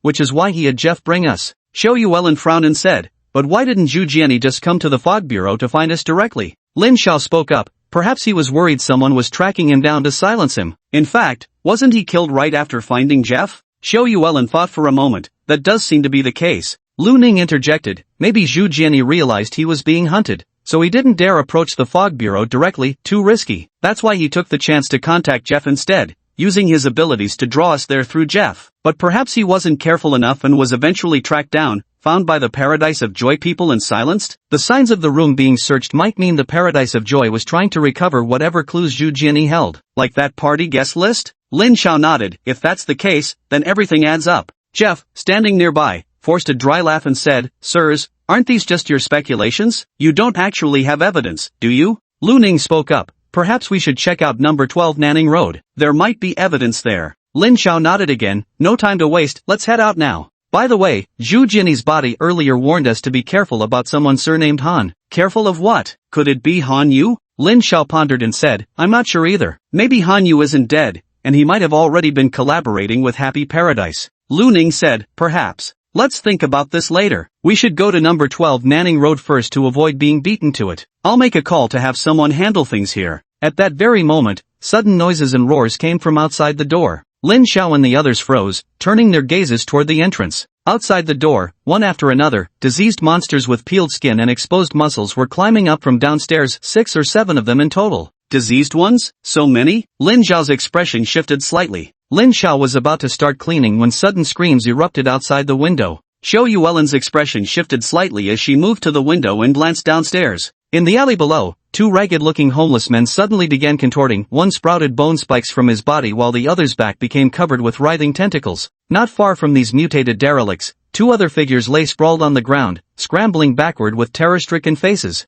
"Someone below has mutated," Xiao Yuelin exclaimed. "It's two homeless men." "What? Two homeless men mutating simultaneously?" Lin Xiao was stunned. Just then, Lu Ning suddenly rushed to the window, leaped out, and landed in the alley. He landed right beside the two mutated homeless men. Two mutated beings had just completed their transformation. One of them let out a hoarse roar, "Flesh!" The next moment, the tentacles on its back shot straight toward Lu Ning. The response came in the form of a gunshot. Boom! The instant the gun fired, the mutant's head exploded, splattering red and white matter everywhere. The red rose in Lu Ning's hand was still emitting wisps of smoke. With an expressionless face, he aimed the white rose at another infected and pulled the trigger. The infected had no chance to resist, instantly shot through the head. Upstairs, Jeff gasped at the sight, feeling an eerie chill run down his spine. Xiao Yuelin nearby exclaimed, "Captain, the infected below have been dealt with by brother Lu Ning." Lin Xiao shouted sharply, "Good, just wait until I finish off these remaining infected." "Wait, brother Lu Ning, where are you going?" Before Lin Xiao could finish, Xiao Yuelin cried out.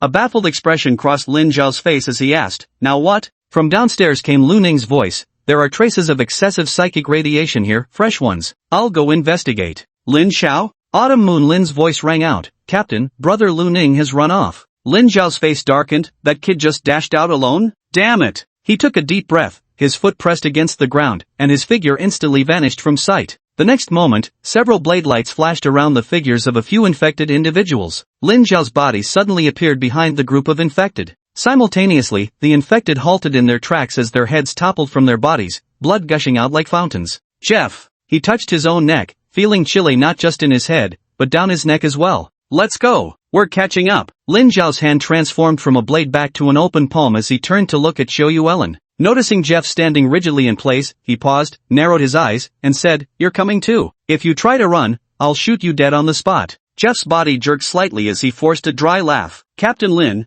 what are you saying? Why would I run away? I'm innocent, I've got nothing to fear." "Good, you won't run away. Keep up." Lin Xiao quickly headed downstairs, followed closely by Xiao Yuelin and Jeff. Immersive Translate. After jumping off the building, Lu Ning immediately noticed faint white mist swirling in the alleyway, stretching into the distance. The concentration of psychic radiation in this white mist wasn't particularly high. However, the two homeless men who had previously mutated already possessed significant psychic radiation levels. The white mist acted like a catalyst, directly triggering their mutation. During this period, Lu Ning hadn't neglected his body tempering techniques. Moving faster than most second-tier physical enhancement awakeners, he quickly traversed several alleys, chasing after the white mist. In no time, Lu Ning spotted a figure sprinting down a narrow alley ahead. It was a black-haired woman dressed in a striking red dress and matching high heels. Her porcelain skin and vivid attire stood in stark contrast to the grimy surroundings. Despite wearing high heels, the woman moved with remarkable speed and silence, like an agile crimson cat.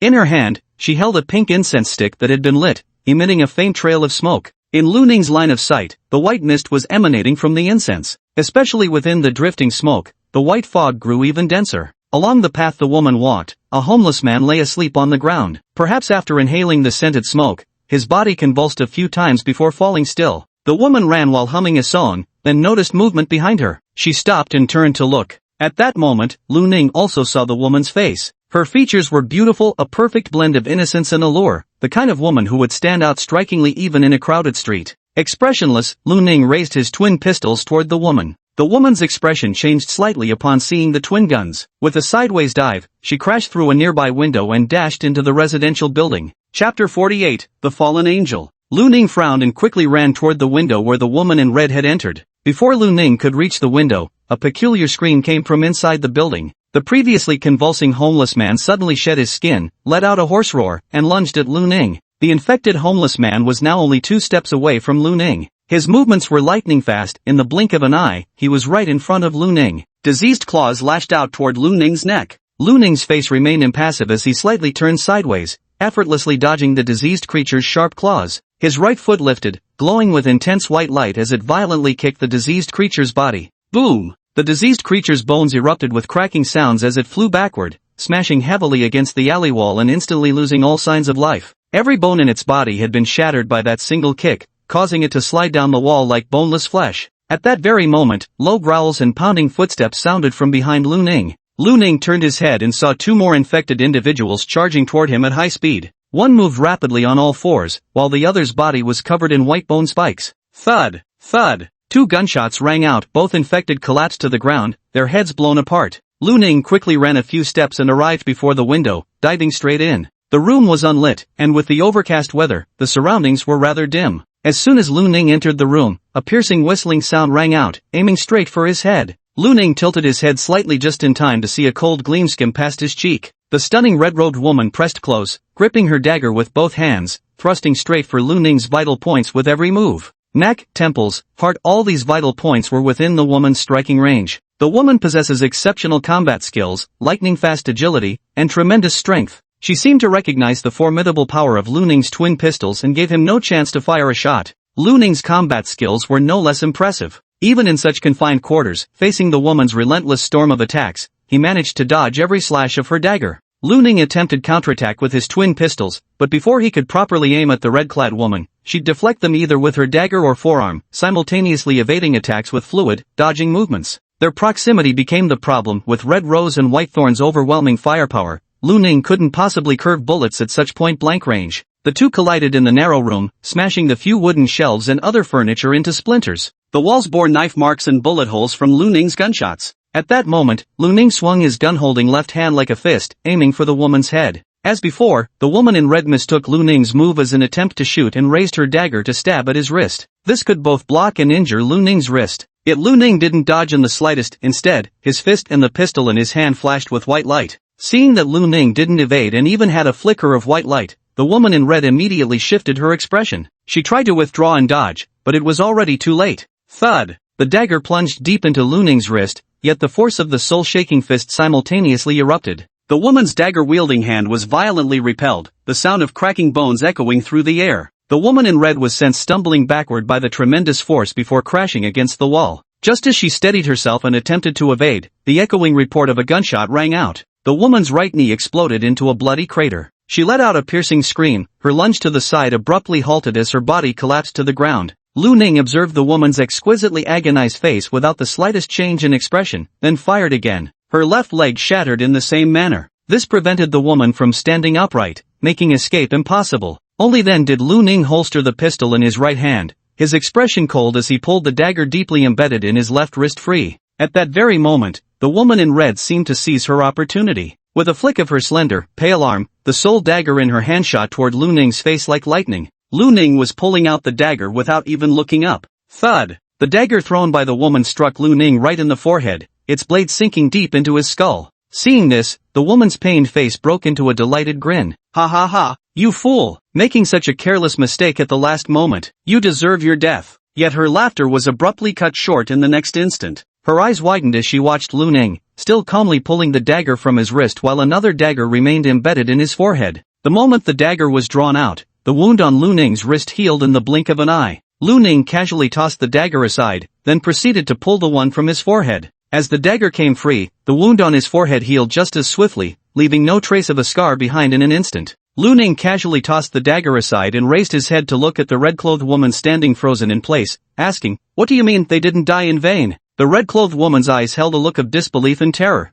What are you? Lu Ning frowned. I'm human. Pausing briefly, he added as if emphasizing his point, a perfectly normal human. The woman in red twisted her features in distress, pressing her hands against the ground as she dragged herself to lean against the wall. What kind of normal human acts like you? Are you some kind of infected mutant? Or perhaps a cursed minion of some evil god? How could you possibly have joined the Mist Bureau? The woman in red seemed utterly shaken, staring at Lu Ning with wild eyes and muttering incoherent things like impossible and divine chosen one. Lu Ning replied, impassive as ever, all right, you're one of those blissful heaven cultists, aren't you? You're under arrest now. Suddenly, the woman in red snapped back to reality. She stopped dwelling on Lu Ning's identity, her face breaking into a hysterical grin so frenzied it twisted her once beautiful features into something terrifying. Arrested? Me? Ha ha ha, ah. The next instant, the woman's laughter morphed into a piercing shriek. Smoke still curled from the pistol in Lu Ning's hand. He raised his hand and broke both of the woman's arms. At that moment, her limbs shattered, and she stared wide-eyed at Lu Ning in disbelief,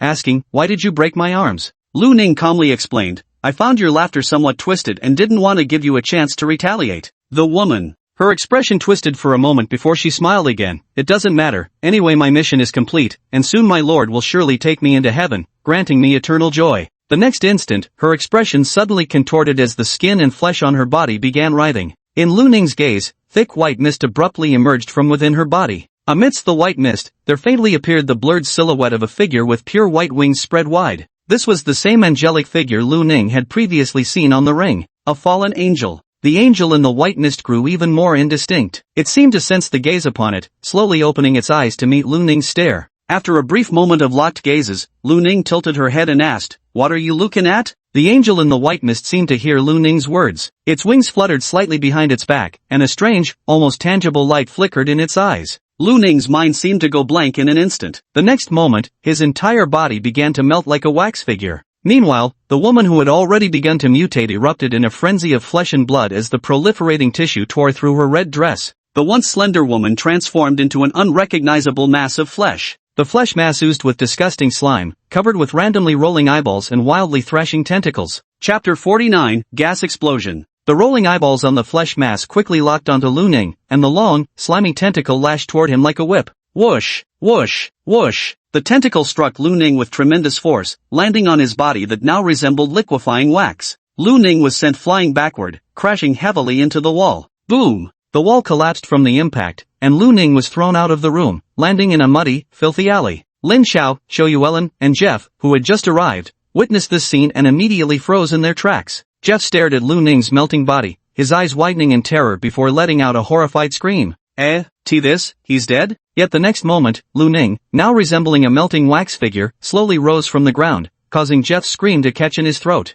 Staring at Lu Ning's waxen, liquefied form, his face drained of all color as his entire body began trembling violently. "Say Commander, mutation! Your teammate's mutating!" Lin blared at Jeff, "Shut up!" The next moment, fleshy tendrils squirmed across Lu Ning's melted body and face, gradually beginning to regenerate. As he recovered, from within the shattered wall, numerous tentacles swiftly lashed out, surging toward Lu Ning. Although Lu Ning hadn't fully recovered, it didn't affect his mobility. His figure darted and weaved, evading the attacks while channeling his psychic energy into the crimson rose. The rose pattern on the crimson blossom seemed to ignite with flames as the psychic energy flowed into it. Even the air around Lu Ning grew scorching hot. While dodging the tendrils, Lu Ning raised the crimson rose in his hand and fired it toward the interior of the wall. Boom! Like the roar of cannon fire, the bullet shot forth and transformed into a fireball, hurtling into the room. Flames erupted, as if a massive explosion had occurred inside the room, causing the surrounding walls to crack apart. The tentacles that had been probing outside the room were now ablaze, thrashing wildly, their interiors even emitting piercing shrieks. The next moment, the walls shattered violently as the massive fleshy mass beneath, its writhing tendrils propelling it forward, burst out of the flaming room. Seeing this disgusting mass of flesh, Zhou Yuelin turned pale and screamed, "What on earth is this thing?" Lin Zhao's expression also hardened as he frowned. "This level of mutation is rare." "Lu Ning, what the hell was this thing originally?" Lu Ning had mostly recovered by now. While dodging the tentacle attacks, he calmly replied, "It was a follower of blissful heaven. When she mutated, I saw a fallen angel inside her body. The three of them, underscore?" Jeff had even forgotten Lu Ning's recovery progress since earlier. He felt as if he might be hallucinating, his mouth hanging open in complete bewilderment. Lin Zhao's expression turned extremely grave. "What did you say you saw?" "A fallen angel." Lin Xiao took a deep breath, his hands transforming into blade-like gestures as he spoke. "Let me help you." Lu Ning's previous attack had indeed inflicted some damage on the fleshy mass. However, considering the fleshy mass spanned several meters in diameter, the damage wasn't particularly severe. He gave a nod and said, "All right." Lin Xiao exhaled a turbid breath, his body slightly crouching lower. The next moment, his breathing became incredibly deep as he took a sudden, forceful step forward. White light flashed from his hand blade, and a streak of white blade light sliced out, cleanly bisecting the fleshy mass. Blood and viscous fluid gushed from the wound of the fleshy mass, splattering across every corner of the alley. The fleshy mass let out a bizarre shriek, as if countless voices were wailing in unison. Though split in two, the fleshy mass remained alive in both halves. Lin Xiao aimed at the larger portion of the fleshy mass and slashed repeatedly with streaks of white blade light. Meanwhile, Lu Ning channeled his spiritual energy into both White Rose and Red Rose once more. As the spiritual energy flowed, White Rose and Red Rose fired two bullets in unison. The White Rose's bullet instantly froze one of the smaller fleshy masses, then the Red Rose's fireball struck the frozen lump, triggering an explosion. Amidst the roaring sound, the fleshy mass was torn apart, shattered into fragments. As Lu Ning and Lin Xiao took action, the fleshy mass quickly ceased to show any signs of life. Lin Zhao's hand blade transformed back into an arm as he approached Lu Ning with a serious expression. "What happened just now?" he demanded. "I just tracked the psychic radiation here and saw a woman using corrupt incense to emit psychic waves.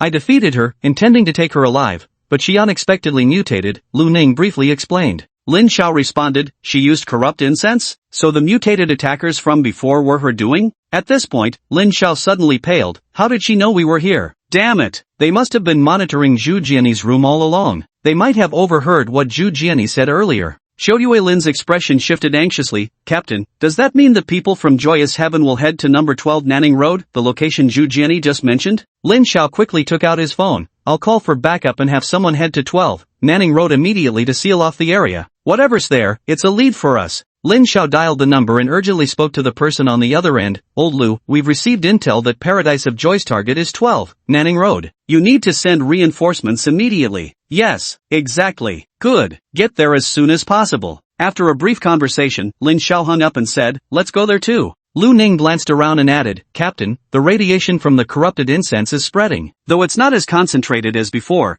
people in this area remain mentally unstable, and new aberrations might emerge." Lin Zhao slapped his forehead and said, "Let me make another call." Afterwards, Lin Zhao called the Fog Bureau in charge of this area to inform them and have them handle the aftermath. Only after finishing the calls did Lin Zhao signal everyone to leave, and they ran toward the outskirts of the slums. Along the way, the usually silent Jeff kept glancing at Lu Ning with a strange expression, as if he had something to say but hesitated. Lu Ning looked at Jeff with confusion. "Why are you staring at me like that?" Jeff hesitated for a long moment before carefully asking, Sir, how are you, still alive after what just happened?" "That shouldn't be possible." Just as Lu Ning was about to respond, Kiwawelin beside him proudly explained, "Brother Lu Ning is immortal." "Pretty amazing, right?" Jeff's eyes widened comically. "Immortal?" He seemed to have more to say, but Lin Zhao cut him off impatiently. "You're still a suspect, mind your place. Don't ask whatever comes to mind." Jeff shuddered instantly and nodded hurriedly. "Yes, Captain Lin. I'll shut up right now." Before long, the group arrived at the outskirts of the slums and boarded Colin's off-road vehicle again.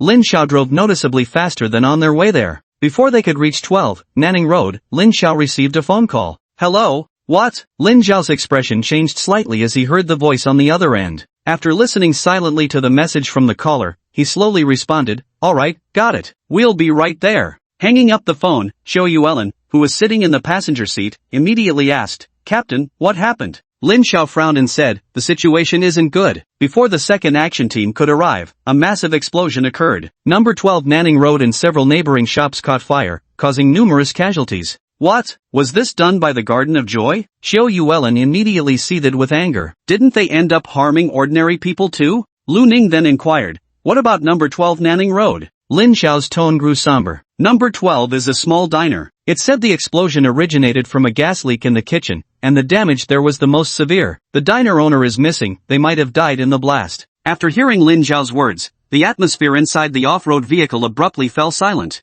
Chapter 50, He's Dead Too. After a long silence, Xiuyue said somewhat unwillingly, "Doesn't that mean our lead has been cut off again?" Lin Zhao's expression was equally grim. "From the current situation, it seems we've indeed hit a dead end with Zhu Jianyi's lead." Lu Ning spoke up. Before turning, that blissful heaven cultist said her mission was complete. They might have been hiding in one of the adjacent rooms all along, eavesdropping on our conversation through awakened abilities or some kind of soul artifact. Lin Zhao sighed. "That's highly possible. Then that cultist was responsible for disrupting us by turning, while also alerting other cultists. This way, they could exploit the time difference and head straight to 12 Nanning Road." Hearing this, Xiuyue recalled something and turned suspicious eyes toward Jeff in the back seat. "You aren't from Blissful Heaven too, are you? Were you left here to spy on us?" Jeff turned white as a sheet, shaking his head frantically with a trembling voice. "Please believe me, officer. I'm really an innocent civilian. I didn't even know I'd been hypnotized by Zhu Jianyi." Jeff's eyes were red, tears nearly falling, making Xiuyue feel somewhat guilty.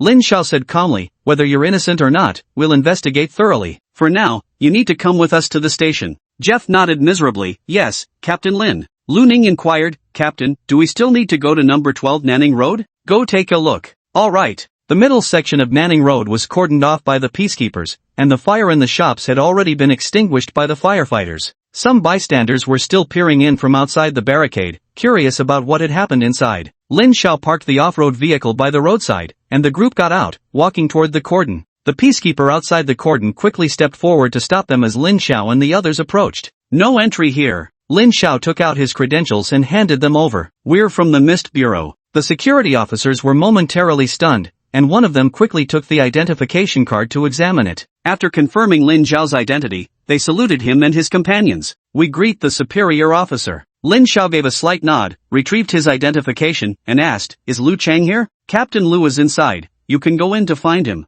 "All right." The officers let them pass, and Lin Xiao's group stepped over the barricade into the restricted area. Lu Ning scanned the surroundings intently. One side of the street was lined with shops reduced to rubble, with one particularly devastated area almost completely destroyed. The walls bore scorch marks and clear signs of fire damage. Several sheriff's deputies and members of the Fog Bureau's operations team in trench coats were moving in and out of a few shops. One of them, a tall and lean middle-aged man, spotted Lin Xiao and the others, his eyes lighting up as he approached. "Old Lin, you're here?" Lin Xiao nodded. "Yeah, how's it going?" Lu Chang frowned and said, "There are combat marks on the walls of Building 12, left by awakened individuals. However, they were very careful and didn't leave any obvious clues, or perhaps the evidence was destroyed by the explosion." Lin Xiao's expression darkened as he spoke. "Who originally owned this restaurant in Building 12? Has it been checked?" "We've checked. It was originally a restaurant owned by someone named Zhu Yunxiao, operating for over 5 years. According to our investigation, the business had always been legitimate,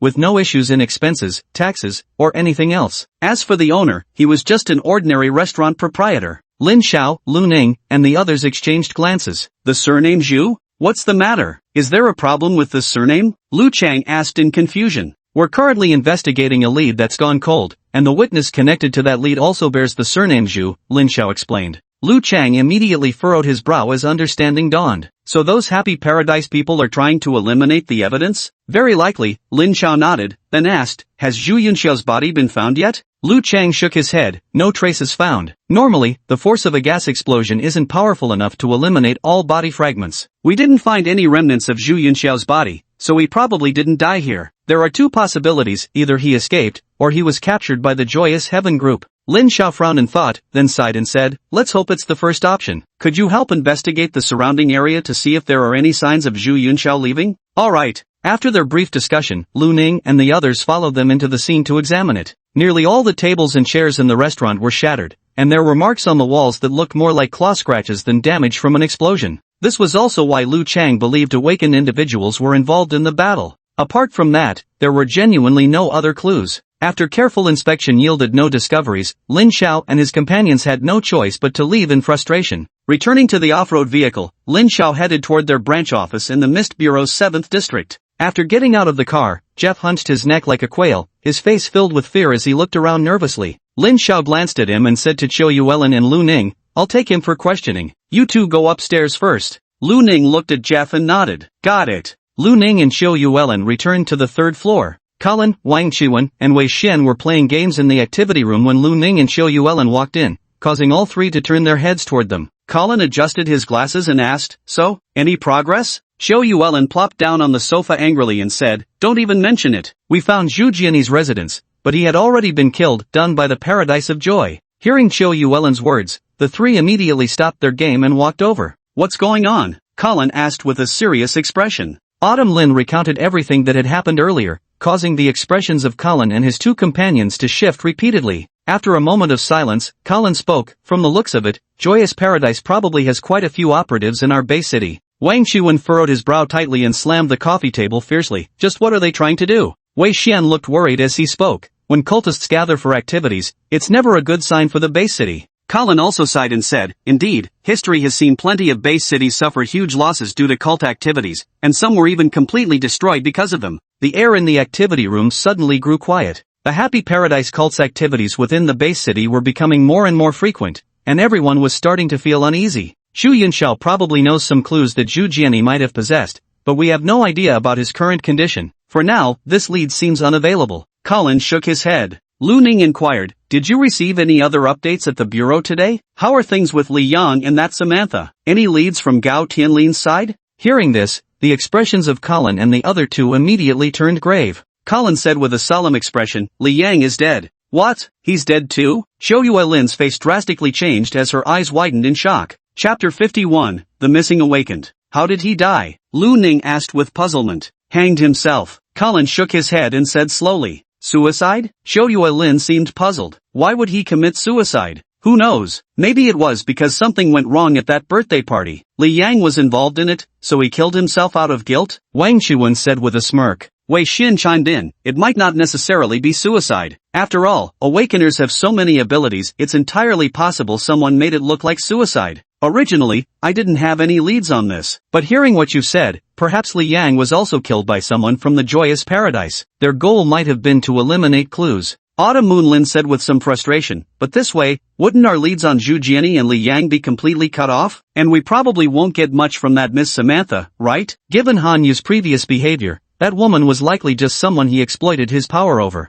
No matter what, as long as there's even a glimmer of hope, we shouldn't give up the investigation. Happy Paradise's activities are becoming increasingly frequent. It gives me a bad feeling, Colin sighed. After that, no one spoke much. Lu Ning and Autumn Moonlin had been running around all day, while Colin had previously visited Li Yang's suicide scene. The entire group was somewhat exhausted and took a rest in the activity room. More than 2 hours later, as the sky grew dim, Lin Xiao finally returned to the activity room. Zhou Yuilin glanced behind Lin Xiao and asked, Captain, where's that Jeff? We've interrogated him thoroughly. Jeff truly knows nothing. There were signs that his mind had been controlled before, so Zhu Jianyi's matter probably has nothing to do with him. Alright then. Colin stood up, clapped his hands, and said, that's it for today. Let's order some food. I'll go buy it. Everyone has worked hard today, my treat. You all deserve a good meal. Lu Ning's eyes lit up. Braised pork belly. The others cheered as well. Long live Captain Colin. After ordering their meals, Colin left the room to go fetch the food. Over the next few days, Lu Ning and the others, as usual, cooperated with the Public Security Bureau and other departments to continue investigating leads.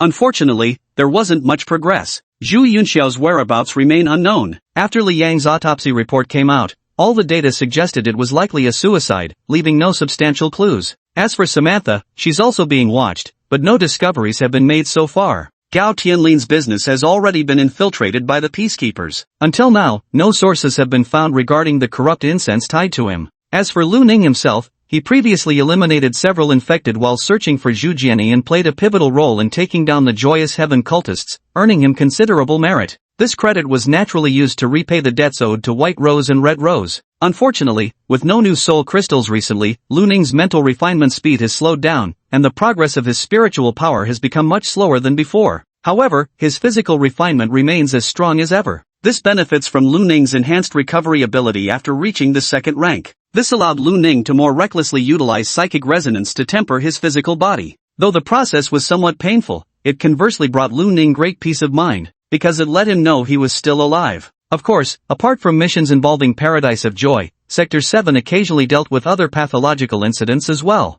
However, these mutation incidents were relatively simple, mostly involving first-level infected individuals. Lin Xiao and Colin didn't even need to intervene, even Zhou Yuilin and the others could handle them. About 10 days passed in this manner. On this particular day, Lu Ning and Wang Chuan remained on duty at the branch office while Lin Xiao, Colin, Zhou Yuilin, and Wei Xian went to deal with a mutation incident. Lu Ning and Wang Chuan were locked in an intense battle at the arcade game console. Just then, hurried footsteps approached, and soon the activity room door was flung open. Yuran stood panting in the doorway, saying, Lu Ning, someone's come to report a case, her husband has been missing for 2 days. Wang Chuan was currently being dominated by Lu Ning in the game. That bastard Lu Ning seemed to master anything he touched almost instantly, reaching expert level straight away. Wang Chuan had never beaten Lu Ning in a single game. He was feeling a bit frustrated at the moment. Hearing Yuran's words, he frowned and said, missing persons cases shouldn't fall under our Mist Bureau's jurisdiction, right? Yuran replied, ordinary missing persons cases certainly don't concern the Mist Bureau,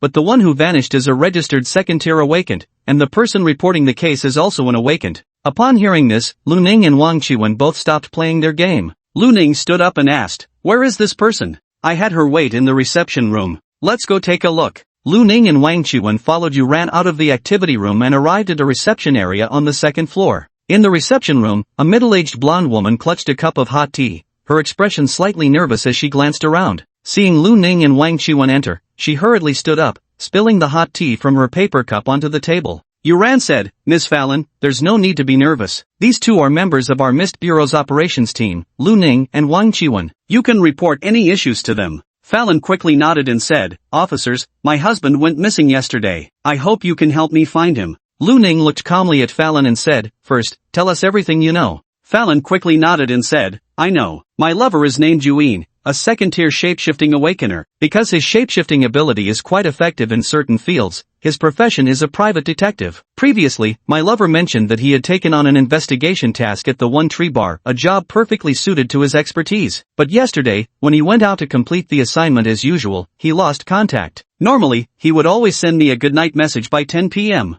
I tried calling him this morning, but still got no answer. Wang Chuan's expression showed a hint of surprise as he asked, "Taken at the One Tree Bar?" "Yes, sir. As you know, many freelance awakeners like us take on jobs at bars to make ends meet." "Do you know who your lover's target was?" Lu Ning inquired. Fallon thought for a moment and said, "I remember my spouse mentioning something about a celebrity. What was the name again? Let me think. Samantha?" Fallon's eyes lit up as she nodded repeatedly. "Yes, that's exactly the name." "How did you know, sir?" Fallon looked at Lu Ning with some confusion. Wang Chuan said somewhat impatiently, "Our action team will also keep an eye on the bar mission." Fallon nodded in understanding. Wang Chuan spoke up again, "Give us the details about your partner's investigation. When did he set out? Where did he usually go to investigate this celebrity? When did you notice he was missing? Do you know where he disappeared?" Chapter 52, Samantha's Private Residence. Wang Chuan's series of questions gradually calmed Fa Lin down, and she continued her story. "My husband didn't have a fixed schedule when tracking and investigating that Samantha. Sometimes it was during the day, sometimes at night, and sometimes even for an entire day. He had been tailing her for about a month. Just 2 days ago, he complained to me that he hadn't found anything valuable. If it weren't for the rewards he got each time he reported back, he would have quit long ago.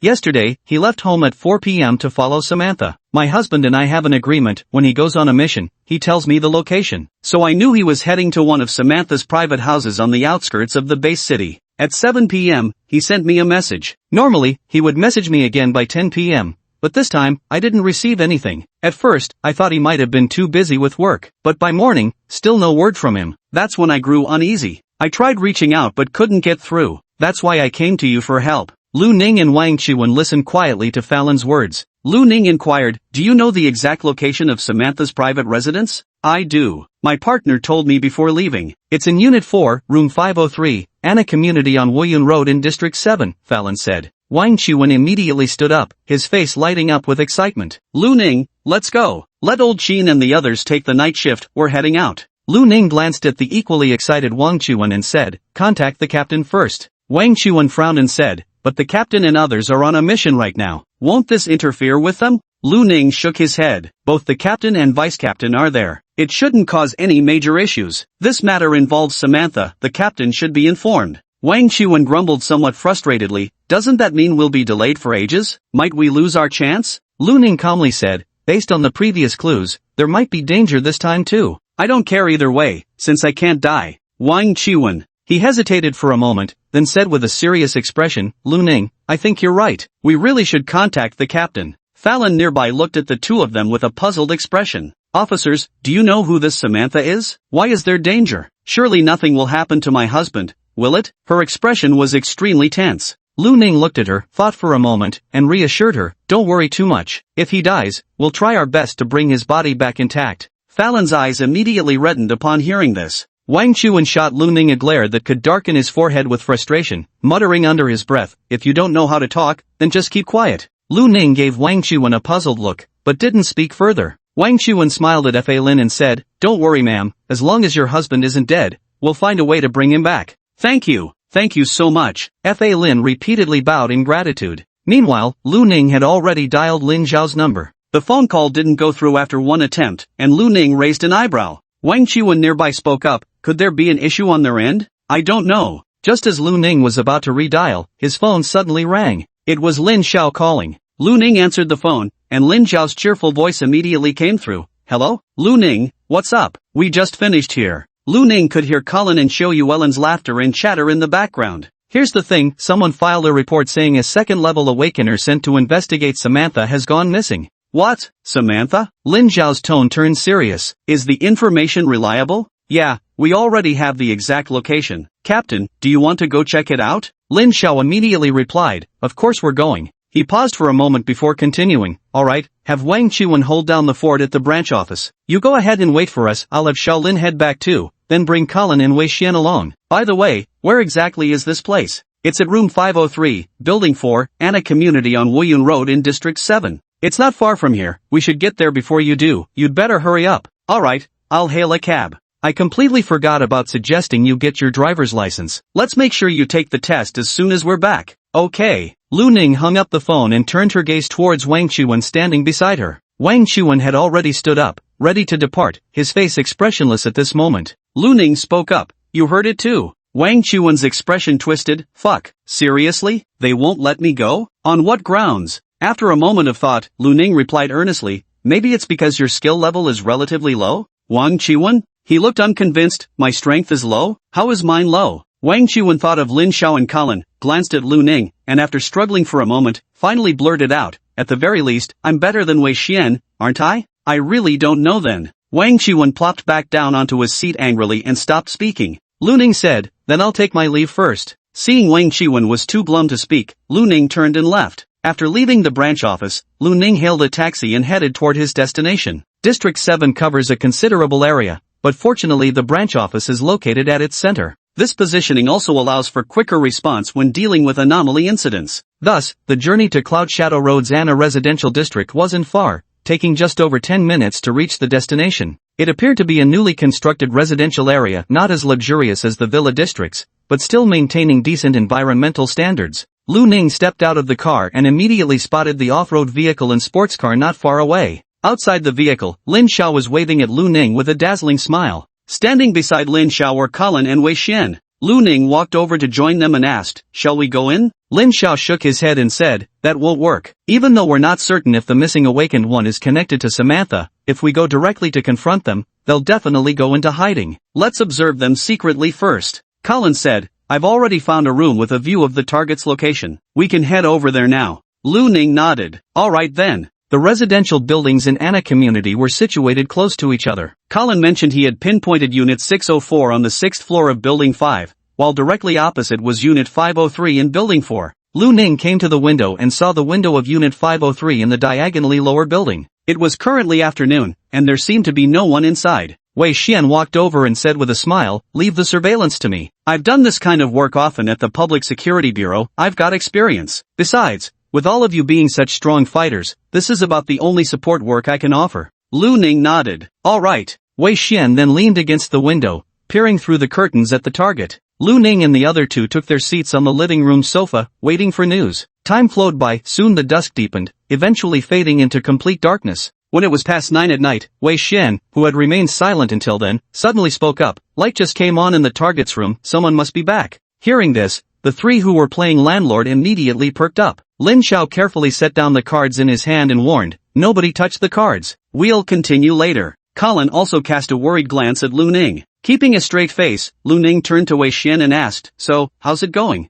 Chapter 53 The Prey. Wei Xian hid behind the curtains, peering outside through the gap without turning his head. No one in sight for now. Wait, someone's coming. Ha, why is it a man? The next moment, Wei Xian frowned and said, the curtains have been drawn. Lin Xiao and Colin both furrowed their brows in unison. Can't see anything anymore? Lin Xiao asked. Though the curtains are drawn, there are still shadows. They're not as professional as us, the room lights are very bright. Another figure has appeared. Wei Xian whispered, this figure has a slender build, probably female. Might be Samantha. Colin muttered, a man and a woman? Then who's the man? Some celebrity? Wei Xian thought for a moment and said, it's not any celebrity I've seen in Samantha's social circle before, nor any famous star I'm aware of. Not a celebrity, then who could it be? Lin Xiao pondered thoughtfully. Lu Ning chimed in, could it have something to do with Happy Paradise? Did Yuan, who came to investigate earlier, lose contact because he discovered this? Not certain, but that's a possibility, came the reply. Captain, what should we do now? Wei Xian looked at Lin Xiao. They're probably not in the living room anymore, or they've moved away from the windows, I can't see any figures. Lin Xiao pondered for a long moment before speaking. Lu Ning and I will keep watch from the opposite side. You two stay here. Late tonight, we'll sneak in to check the situation. We might find some clues.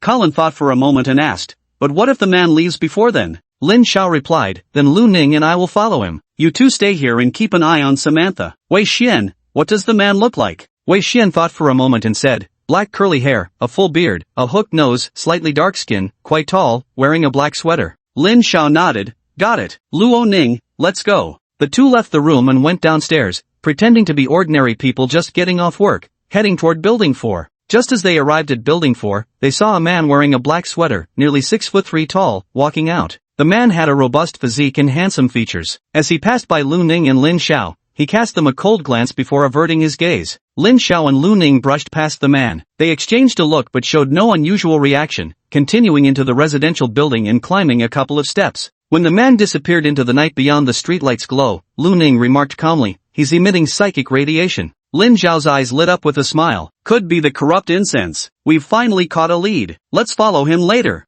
Lu Ning nodded. Lin Xiao glanced at Lu Ning and asked, "Will the radiation leave any traces along the way?" "It will leave some slight traces," Lu Ning replied truthfully. Lin Xiao's eyes lit up, followed by a smile. "Then we don't have to follow too closely and risk being discovered. Ideally, we could follow these clues right to their hideout." Then Lin Xiao recalled something and said, "I'll contact Colin and have them keep an eye on Samantha. It's obvious this man knows Samantha. Since he's carrying something dangerous, Samantha might be involved too." With that, Lin Xiao took out his phone and called Colin. After briefly explaining the situation, Lin Xiao turned to Lu Ning. "Let's go, follow them." Lu Ning nodded and left the apartment building. The air still carried faint traces of psychic radiation, stretching into the distance within Lu Ning's field of vision. The pale white mist of this psychic radiation occasionally parted to reveal fleeting, distorted phantom figures. Naturally, these spectral shadows seemed wholly unaffected by it. Lu Ning had been able to see these eerie phantoms ever since leaving the mist, though they appeared to have no tangible presence now. The two of them followed unhurriedly through the white mist. Soon, they arrived at the entrance of the neighborhood. The man didn't seem to have driven, walking instead along the sidewalk before turning and leaving. Lu Ning and Lin Xiao trailed after him through the fog. The base city had few people out at night, with streetlights spaced far apart, rendering the entire street dim and quiet. The footsteps of Lu Ning and Lin Xiao seemed audible in the stillness. After walking for a while, Lu Ning suddenly furrowed his brow. Noticing this, Lin Xiao looked puzzled and asked, "What's wrong?" Lu Ning glanced toward a dimly lit alley nearby and murmured, "He went in there." Lin Xiao raised an eyebrow. "Follow them." Lu Ning nodded, and the two of them entered the alley. After walking in the alley for just a short while, Lu Ning frowned again. "He's moving faster than before, seems like we're gradually losing him. The mental radiation in the air has faded compared to earlier." Lin Xiao's complexion changed slightly. "Have they discovered us?" "I don't know. Damn it. Then we'd better pick up the pace too." Lu Ning nodded and began running, with Lin Xiao following closely behind. After just a few steps, Lin Xiao realized something was wrong. He looked at Lu Ning's retreating figure with confusion and asked, "Wait, Lu Ning, how can you be so fast? Didn't you just reach the second stage not long ago? And you're not a speed-enhanced awakener either, are you?" While running, Lu Ning replied, "Because I've been training my body a lot lately." Lin Xiao's face was full of curiosity. "I noticed earlier that your physical condition doesn't seem inferior to awakeners of the same level who specialize in body enhancement. How exactly have you been training? Maybe I can learn from it. It might help me break through to the sixth stage." "It's very simple. It's based on the principle of soul-shaking fist, using spiritual energy to vibrate internal organs, bones, flesh, and blood. This vibration strengthens the body." Lu Ning calmly explained his method of physical refinement. Lin Xiao behind him was filled with confusion. He stared blankly at Lu Ning's retreating figure. "Wait. You can use soul-shaking fists like that? How do you even vibrate your body with psychic energy? And what if you mess up? Won't your body get hurt?" Lu Ning replied as if it were obvious, "Of course it'll get hurt. I've actually died twice from overdoing it." Lin Xiao. His face darkened with disbelief as he stared at Lu Ning. "Seriously, Lu Ning, what kind of deep-seated grudge do you have against me to want me dead?" Lu Ning asked in confusion, "Didn't you ask me how I exercise? This is exactly how I train." Lin Xiao was utterly exasperated. "You can come back to life, but I can't. Who besides you could possibly pull off something like this?" "I don't know." Lin Xiao's face flushed crimson, unwilling to speak another word. At that moment, Lu Ning spoke again. "The psychic radiation is getting stronger." Lin Xiao shook off his thoughts and perked up. "Then we can slow down a bit." Before he could finish his sentence, a cold glint flashed at the corner of the alley, unbelievably fast. By the time Lu Ning, who was in front, realized what was happening, it was already too late to dodge. The cold light sliced across his neck. Blood gushed from Lu Ning's neck as his head rolled to the ground. His body swayed for a moment before collapsing heavily onto the pavement. Lin Xiao, splattered with Lu Ning's blood, halted in his tracks and stared grimly at the alleyway's corner. The sweater-clad man from earlier emerged slowly from the turn, gripping a long blade in his hand. He licked the blood from the blade with a look of ecstasy on his face, such an exquisite flavor. He turned his gaze toward Lin Xiao, his eyes flickering with a red glow as he said, "I knew I caught the scent of prey. To think someone dares to track me? I wonder if your flesh will taste as good as that little mouse from before?" Chapter 54, Big Fish. Lin Xiao remained silent, his hands transforming into bone blades as he prepared to attack. Just then, movement stirred beneath their feet. Headless Lu Ning got up, fumbled around, picked up the severed head beside him, and fitted it back onto his neck. The sweater-clad man? His originally savage and cruel expression froze momentarily, as if his brain had short-circuited for a second. Then a fanatical gleam appeared in his eyes. Not dead? Can regenerate? Perfect. The ideal ingredient. He muttered to himself, if I only chop off one thigh at a time, it should be able to grow back, right? Then I could have fresh thighs to eat every day? As he spoke, the man in the woolen sweater swallowed hard, his gaze turning nakedly covetous as he stared at Lu Ning. Lu Ning had already reattached his head, his expression blank as he said, your gaze is utterly revolting. Ha ha ha. Ingredients don't get to speak. The sweater-clad man sneered, already treating Lu Ning as meat on the chopping block. At that moment, a sharp whistling sound tore through the air, causing the sweater-clad man's expression to drastically change as he turned sideways to raise his blade in defense. Clang! The metallic clang of colliding weapons rang out as the sweater-clad man staggered backward, slamming against the alley wall. Staring at Lin Zhao's ice-cold expression, his vicious grin now carried traces of wariness. Fifth tier? With those words, he turned and fled. Trying to run? Lin Zhao sneered, his figure vanishing from the spot and instantly reappearing before the man. His hands transformed into bone blades that slashed down repeatedly, their glint flashing through the dark alley. The sweater-clad man had astonishing instincts. Though inferior to Lin Zhao in every physical aspect, he somehow managed to barely parry each attack. However, Lin Zhao's strikes carried immense force. With each block, the man was forced back a step, utterly suppressed. At this moment, the man in the sweater growled lowly, self-devour. In the next instant, his originally robust frame gradually withered away, as flesh and blood beneath his skin seemed to be devoured by some unknown entity. With the disappearance of his flesh, the sweater-clad man exchanged it for immense physical prowess, managing to fend off Lin Zhao's continuous attacks.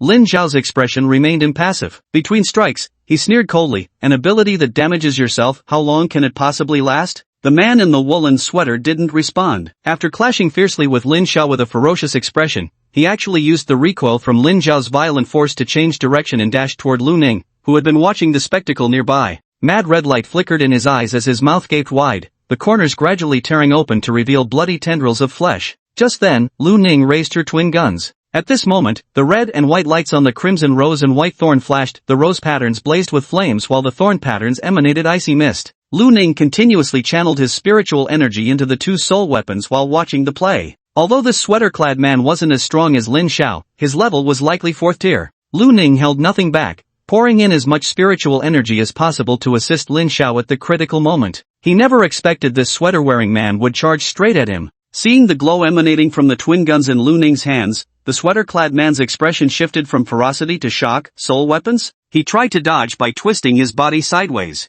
Bang! Bang! Yet the bullets fired from these soul weapons, infused with massive spiritual power, carried force comparable to small artillery shells, and their speed was terrifyingly fast. If the man had been slightly farther away from Lu Ning, he might have had a chance to dodge, given his speed. But the sweater-clad man was charging straight toward Lu Ning, mere steps away from him. White Rose's frost bullet shot out first. Though the man tried his best to evade, it still struck his left thigh. The frost bullet exploded, its spiritual energy-infused core transforming into icy cold. In an instant, the wound froze over, and the frost began spreading outward. The man's left leg immediately lost all sensation. Before he could react, the flaming bullet fired from the red rose landed precisely on the frozen spot. Boom! The explosion tore apart his left leg along with half his pelvis, sending his entire body flying backward to slam violently against the wall, where he coughed up a mouthful of blood. As the man still struggled to move, Lin Zhao stepped before him. Several streaks of blade light flashed, the man's previously uninjured arms and legs were sliced open with bloody gashes,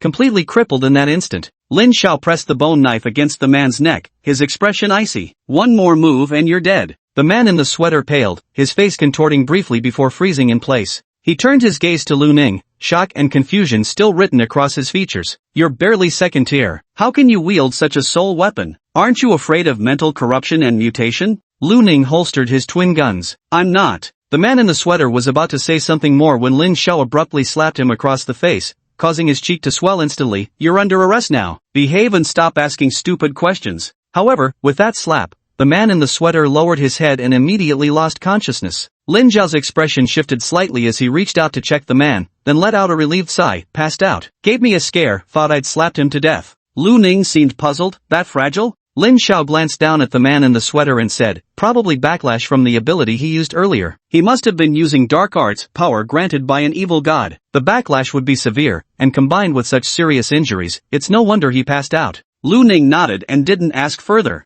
Turning to Lu Ning with a thumbs up, Lin Zhao grinned and said, nice job. Who'd have thought we'd actually capture one alive this time? A cultist who wields dark arts like this must hold a fairly high rank. Let's see if we can extract some intel from him back at HQ. We might actually make progress. If we do manage to uncover something valuable, the two of us are in for some serious recognition. Lu Ning's eyes lit up as he smiled. Can I get a different Horcrux? Lin Xiao rolled his eyes. It's not that simple. You already have one Horcrux. In principle, you shouldn't be able to swap it. If you really want to change, you'd probably need even greater merits. At this point, Lin Xiao paused before continuing. But I can put in a special request for you. After all, your case is unique. There's a chance it might get approved. Just don't get your hopes too high, alright? Lu Ning nodded. Got it. Lin Xiao said, I'll make a call to have someone come over and take this fellow to headquarters. We have more professional interrogators there, so it'd be better to handle this at headquarters. Lu Ning had no objections. After calling headquarters, Lin Xiao made another call to notify Wei Xian and Colin. The two were still keeping an eye on Samantha. When they heard that Lu Ning and Lin Xiao had captured a follower of the Joyous Paradise alive,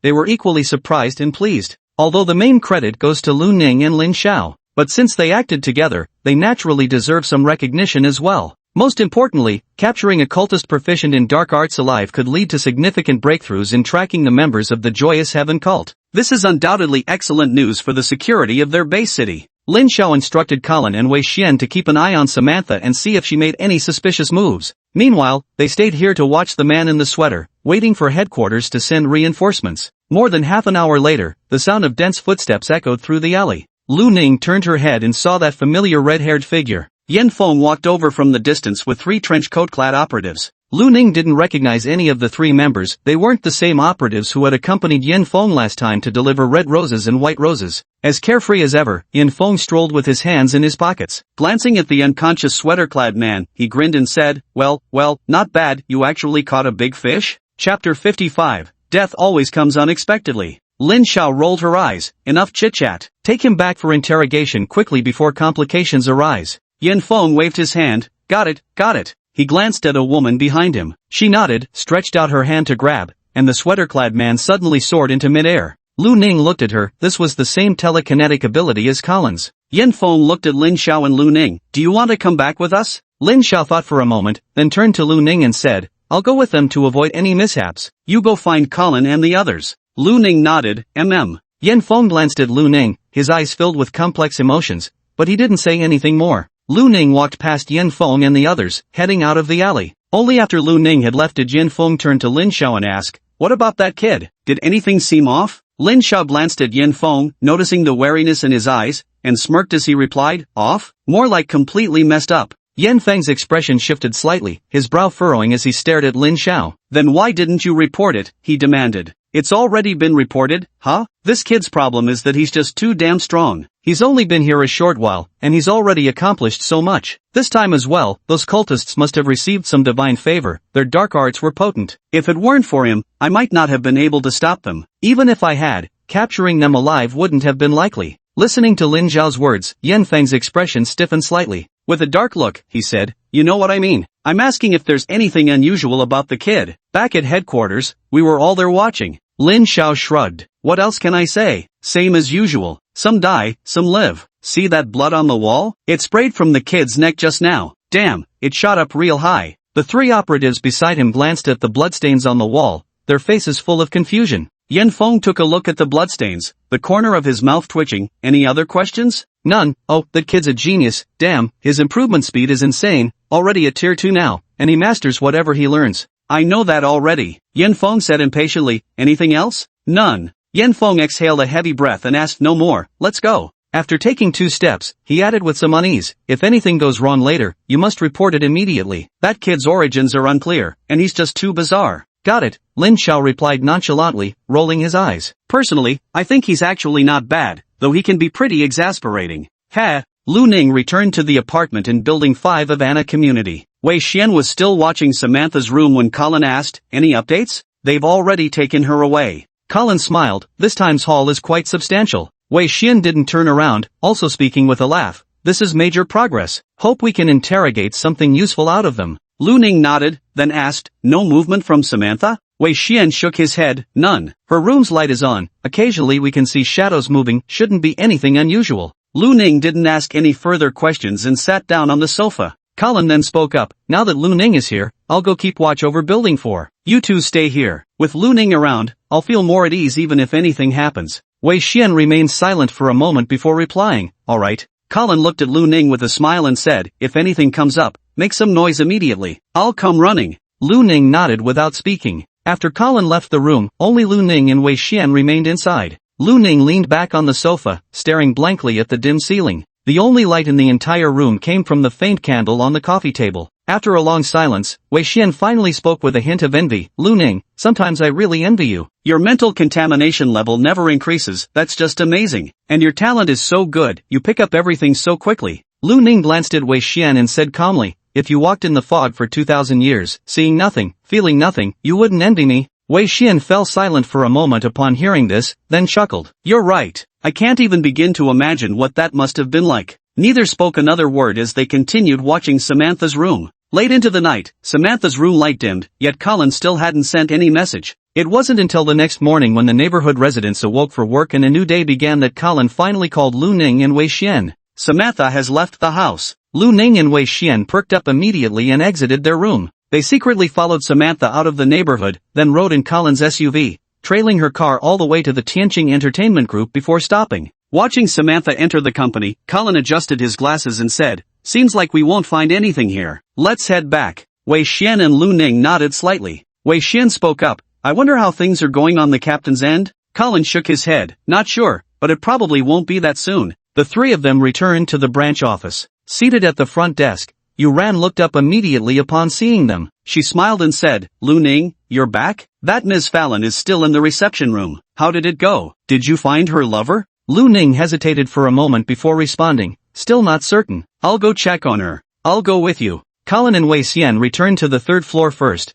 while Lu Ning and Yuran headed to the reception room instead. Fallon was sitting in the reception room, holding her phone with both hands, her expression anxious. Hearing footsteps, she quickly turned her head. When she saw Lu Ning, Fallon's eyes lit up, and she stood up to ask, Officer, have you found my beloved? Lu Ning looked at her and asked, you said your beloved is a shape-shifting ability user? What can he turn into? Fallon was taken aback, somewhat embarrassed, and replied, into a mouse. She chuckled awkwardly, then quickly added, Officer, have you found him yet? Lu Ning nodded. If I'm not mistaken, he was probably eaten by someone. The air in the reception room instantly grew still. Yuran beside him turned to look at Lu Ning in shock, utterly bewildered. Fallon widened her eyes, her expression frozen. What did you say? Last night we caught a criminal who claimed to have eaten a rat. Lu Ning explained calmly. Before he could finish speaking, Fallon swayed and collapsed backward. Lu Ning stepped forward and caught the woman by her shoulders, realizing she had already fainted. With some resignation, Lu Ning looked at Yuran. Yuran, let her rest here for a while.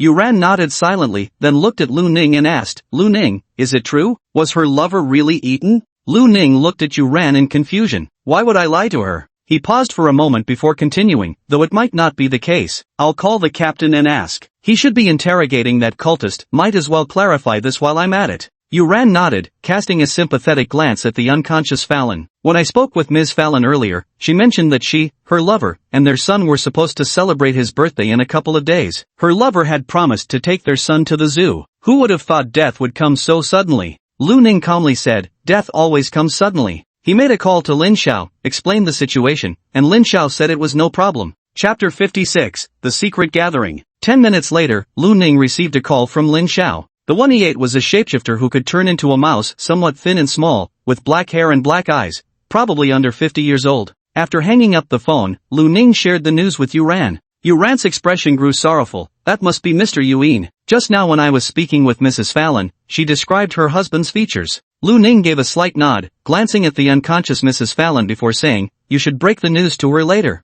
Yuran nodded silently. Lu Ning left the reception room and returned to the activity room on the third floor. Wei Xian and Colin were telling Zhou Yuelin and Wang Chuan about what had happened the day before. Noticing Lu Ning entering, Zhou Yuelin looked up with a smile and said, Brother Lu Ning, you're back? Lu Ning gave a slight nod. Colin turned to Lu Ning and asked, how's that woman who filed the report doing? She fainted upon hearing the news of her husband's death. Colin sighed softly and said, the separation of life and death between loved ones is truly heartbreaking. It seems their bond was very deep. Lu Ning glanced at Wang Chuan beside him and noticed he looked utterly defeated. What's wrong with him? He asked. Zhou Yuelin chuckled mischievously. Just a bit sulky, that's all. Sulky? Yeah, he thought he'd get to join the mission yesterday, but the captain made him stay at the branch office instead. That's why he's moping around. Shodyue Lin said with a mischievous smile. Brother Wang keeps boasting about his skills, saying the team captain underestimated him. Colin chuckled lightly. Someone has to stay behind and watch the house after all. Wang Qiwen rolled over like a salted fish and protested, then why does it have to be me? Wei Xian is even less capable than I am.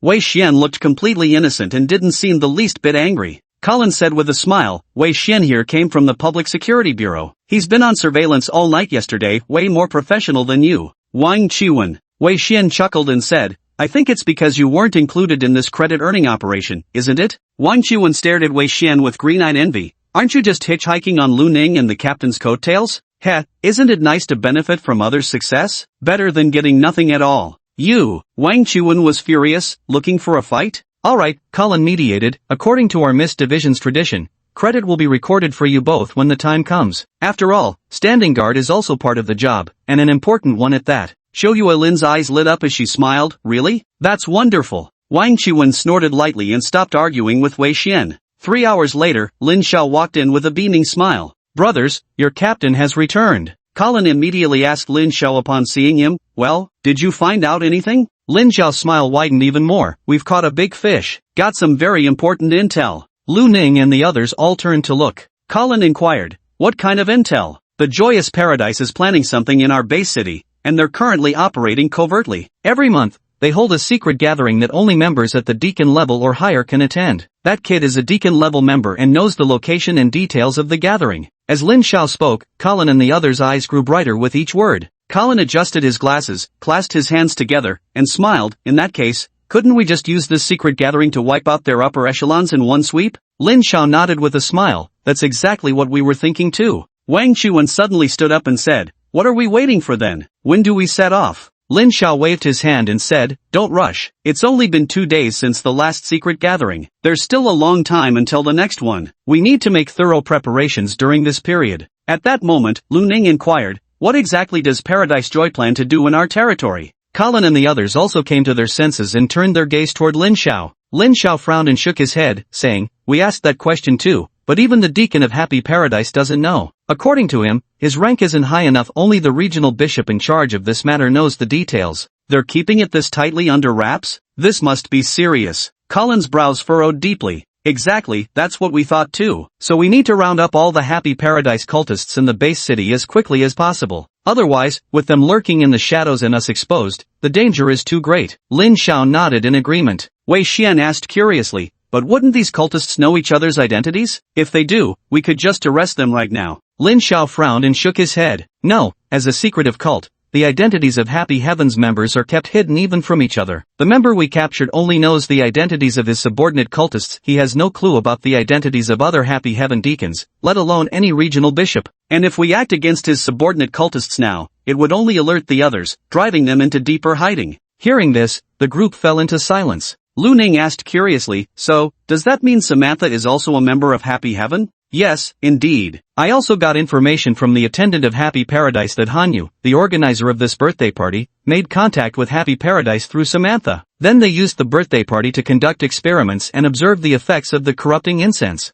Upon hearing about the effects of the corrupting incense, Colin frowned and asked, so they were testing the capabilities of the corrupting incense? It seems what they're planning this time is likely related to it. Lin Xiao nodded. That's what we thought when we questioned him too. However, this attendant didn't know the details. Those were handled by another attendant, precisely the masked man we killed earlier. Lu Ning inquired, what about Hanyu? Is he already dead? This butler doesn't know either, since it wasn't his responsibility. Lin Xiao shook his head. So what do we do now? Colin spoke up. Director Wang has already instructed that we prepare in secret during this period. When the covert gathering begins, all operational team members of the Mist Bureau across the base city will act simultaneously to ensure we catch all the upper echelon of Happy Heaven in one sweep. At the same time, we must keep monitoring those Happy Heaven members under this butler's command to prevent any unexpected incidents. Lin Xiao finished speaking, and Colin suddenly thought of something, asking, now that we've captured this butler, will there be any consequences? Lin Xiao smiled, don't worry about that. Chief Wang has already made arrangements. We've uncovered all of that guy's information. While we can't keep it hidden forever, it shouldn't be a problem to conceal it for a while. Colin nodded, that's good to hear. Lin Xiao, beaming, said, alright, we've made significant gains this time, and everyone here has contributed. Tell me what you'd like to apply for, and I'll submit the request. Chapter 57 Hidden in Plain Sight. Wei Xian chuckled. I probably only have a small contribution, right? Get me some soul crystals, I want to level up quickly. Always feeling insecure otherwise. No problem. Colin adjusted his glasses and said, I've saved up enough contributions. I'm planning to request that soul artifact. Lin Xiao raised an eyebrow, glancing at Colin before speaking up. You can always apply to use it whenever you need it normally. Why go through the trouble of requesting that thing? Colin rolled his eyes helplessly and said, Lu Ning has only been in the bureau for such a short time, and now he's already this strong. Even though that thing can be requested for missions, it's not really his own. If I don't get myself a soul artifact to improve soon, I feel like it won't be long before Lu Ning surpasses me. Lu Ning looked puzzled. What does this have to do with me? Colin rolled his eyes again and remained silent. Lin Xiao hesitated for a moment. What you said makes sense. It seems I should apply for a personal soul artifact too.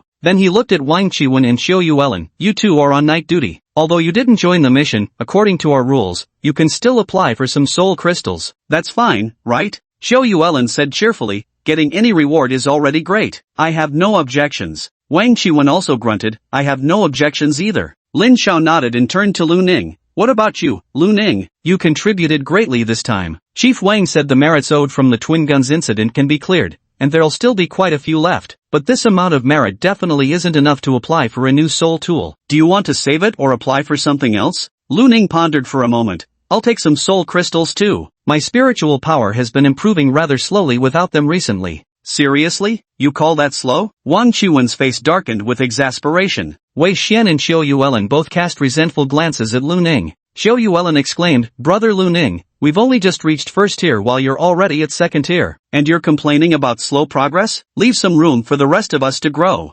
Alright, quit your grumbling. The current situation isn't great, and having Lu Ning improve quickly is beneficial for our entire team. After all, the more strong members we have, the safer you'll all be, Colin said with a smile. Upon hearing this, Wang Qiwen and the other two felt Colin had a point. They stopped making a fuss after that. Fine, since we've all decided what we're applying for, I'll go ahead and submit the requests now. Lin Xiao hurriedly left the activity room. Early the next morning, with a radiant smile, Lin Xiao handed out the requested supplies to everyone. Wang Qiwen and Xiu Yuelin received the least among them, each getting only 10 soul crystals. Wei Xian had a bit more, a full 30 pieces, which made Wang Qiwen look at him with envy. Colin didn't take any soul crystals. Instead, he acquired another soul artifact. It was a silver ring. Xiu Yuelin curiously asked about its function, but Colin only smiled without answering. As for Lin Xiao himself, he exchanged some soul crystals and saved the remaining merit points, planning to follow Colin's example and exchange them for a soul artifact later. Lastly, there was Lu Ning, who had traded all his merits this time for soul crystals. The number of soul crystals he applied for totaled a staggering 300. Seeing Lu Ning obtain so many soul crystals, Wang Qiwen and the other two were somewhat shocked, but they weren't particularly envious either. After all, Lu Ning's contribution this time was truly significant. Obtaining these soul crystals brought Lu Ning immense joy. After all, soul crystals can significantly enhance cultivation efficiency. With so many soul crystals, he could quickly advance to the third rank. With these soul crystals in hand, Lu Ning became even more focused on refining his spiritual energy. Apart from handling mutation incidents, monitoring Samantha, and investigating the underground industries left behind by Gao Tianlin, Lu Ning spent all his free time tempering his spirit. He wanted to quickly improve his strength. Only by increasing his strength could he join the Mist exploration team, re-enter the Mist, and find the path back to the past. This place was never his era. He wanted to go home. Lu Ning didn't need to worry about the mental pollution caused by spiritual refinement. He would only stop when his spiritual energy was completely exhausted. This round-the-clock tempering naturally brought about exceptionally rapid improvement. Over the past month,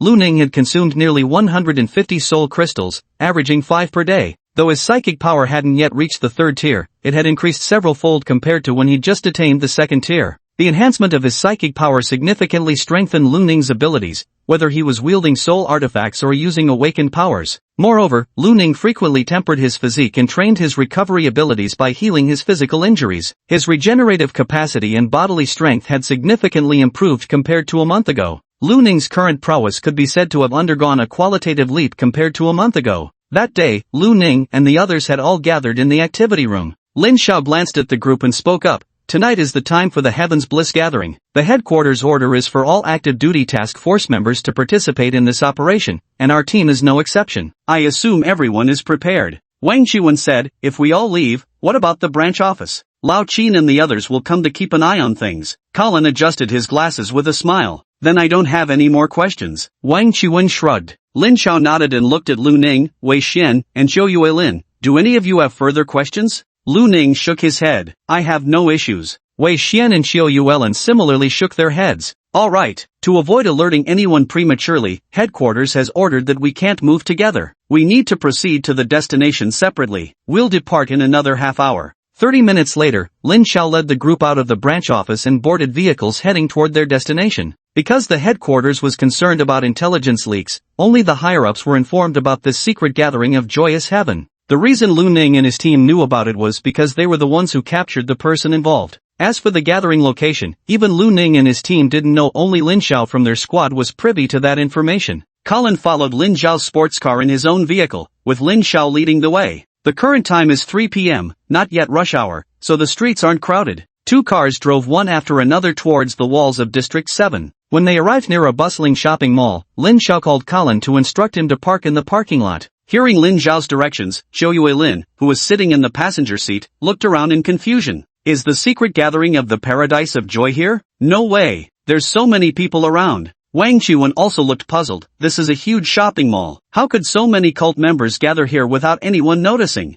Colin adjusted his glasses and smiled faintly. I don't know the meeting location either, but sometimes the more hidden a place is, the less safe it becomes. Quite often, the safest hiding spot is right under the lamplight where no one thinks to look. Hearing this, Kiwawelin nodded with sudden comprehension. Alright, get out now. As they were talking, Colin had already parked the car. Lin Xiao's sports car pulled up alongside Colin's. Both Lin Xiao and Wei Xian stepped out of his car. Lin Xiao waved his hand and grinned, saying, let's go, we can grab a meal in the mall. Beside him, Wei Xian looked puzzled. Don't we have important business to attend to? As he spoke, he glanced around without mentioning the main issue. Colin chuckled upon seeing this. Wei Xian truly lives up to his background as a professional law enforcement officer. His vigilance is commendable. You all should learn from this too. Be mindful of eavesdroppers. Some matters shouldn't be discussed outdoors. Wang Chuan, who was about to speak, immediately closed his mouth upon hearing this. Lu Ning turned to Lin Xiao and asked, where should we go now? Lin Xiao glanced at his watch and said, it's still early. Let's go shopping first, then grab some food. At 6 in the evening, we'll head upstairs to the club to sing some songs. With that, Lin Xiao grinned a somewhat lecherous smile. But Captain, Zhou Yuelin opened her mouth to speak, but Colin nearby cut her off. Just listen to the captain. Hearing this, Zhou Yuelin said no more. Chapter 58, Operation. The group entered the mall and casually browsed around. Considering what was coming next, not to mention Zhou Yuelin, even Wei Xian and Wang Chuan had no mood for shopping. Only Lin Xiao, Colin, and Lu Ning remained unfazed, as if nothing were amiss. After walking around for a while, Lin Xiao spotted a hot pot restaurant and suggested they all go eat hot pot. This viewpoint was unanimously agreed upon by Kiwawelin and the other two. Lin Xiao and Colin ate slowly as the sky outside the window grew increasingly dim. When the sky outside had completely darkened, Lin Xiao wiped his mouth with a napkin, patted his belly, and said with satisfaction, I'm full. Wei Xian seemed hesitant, wanting to say something, but Lin Xiao stood up and declared, alright, let's go. We'll head upstairs to the club to sing. Lin Xiao didn't wait for the others to react and got up to pay the bill. The group arrived at the 6th floor, which was entirely occupied by a club. As soon as they stepped out of the elevator, they saw a neon sign flashing the words Happy Valley in large letters. In addition, they noticed another group of people standing at the entrance.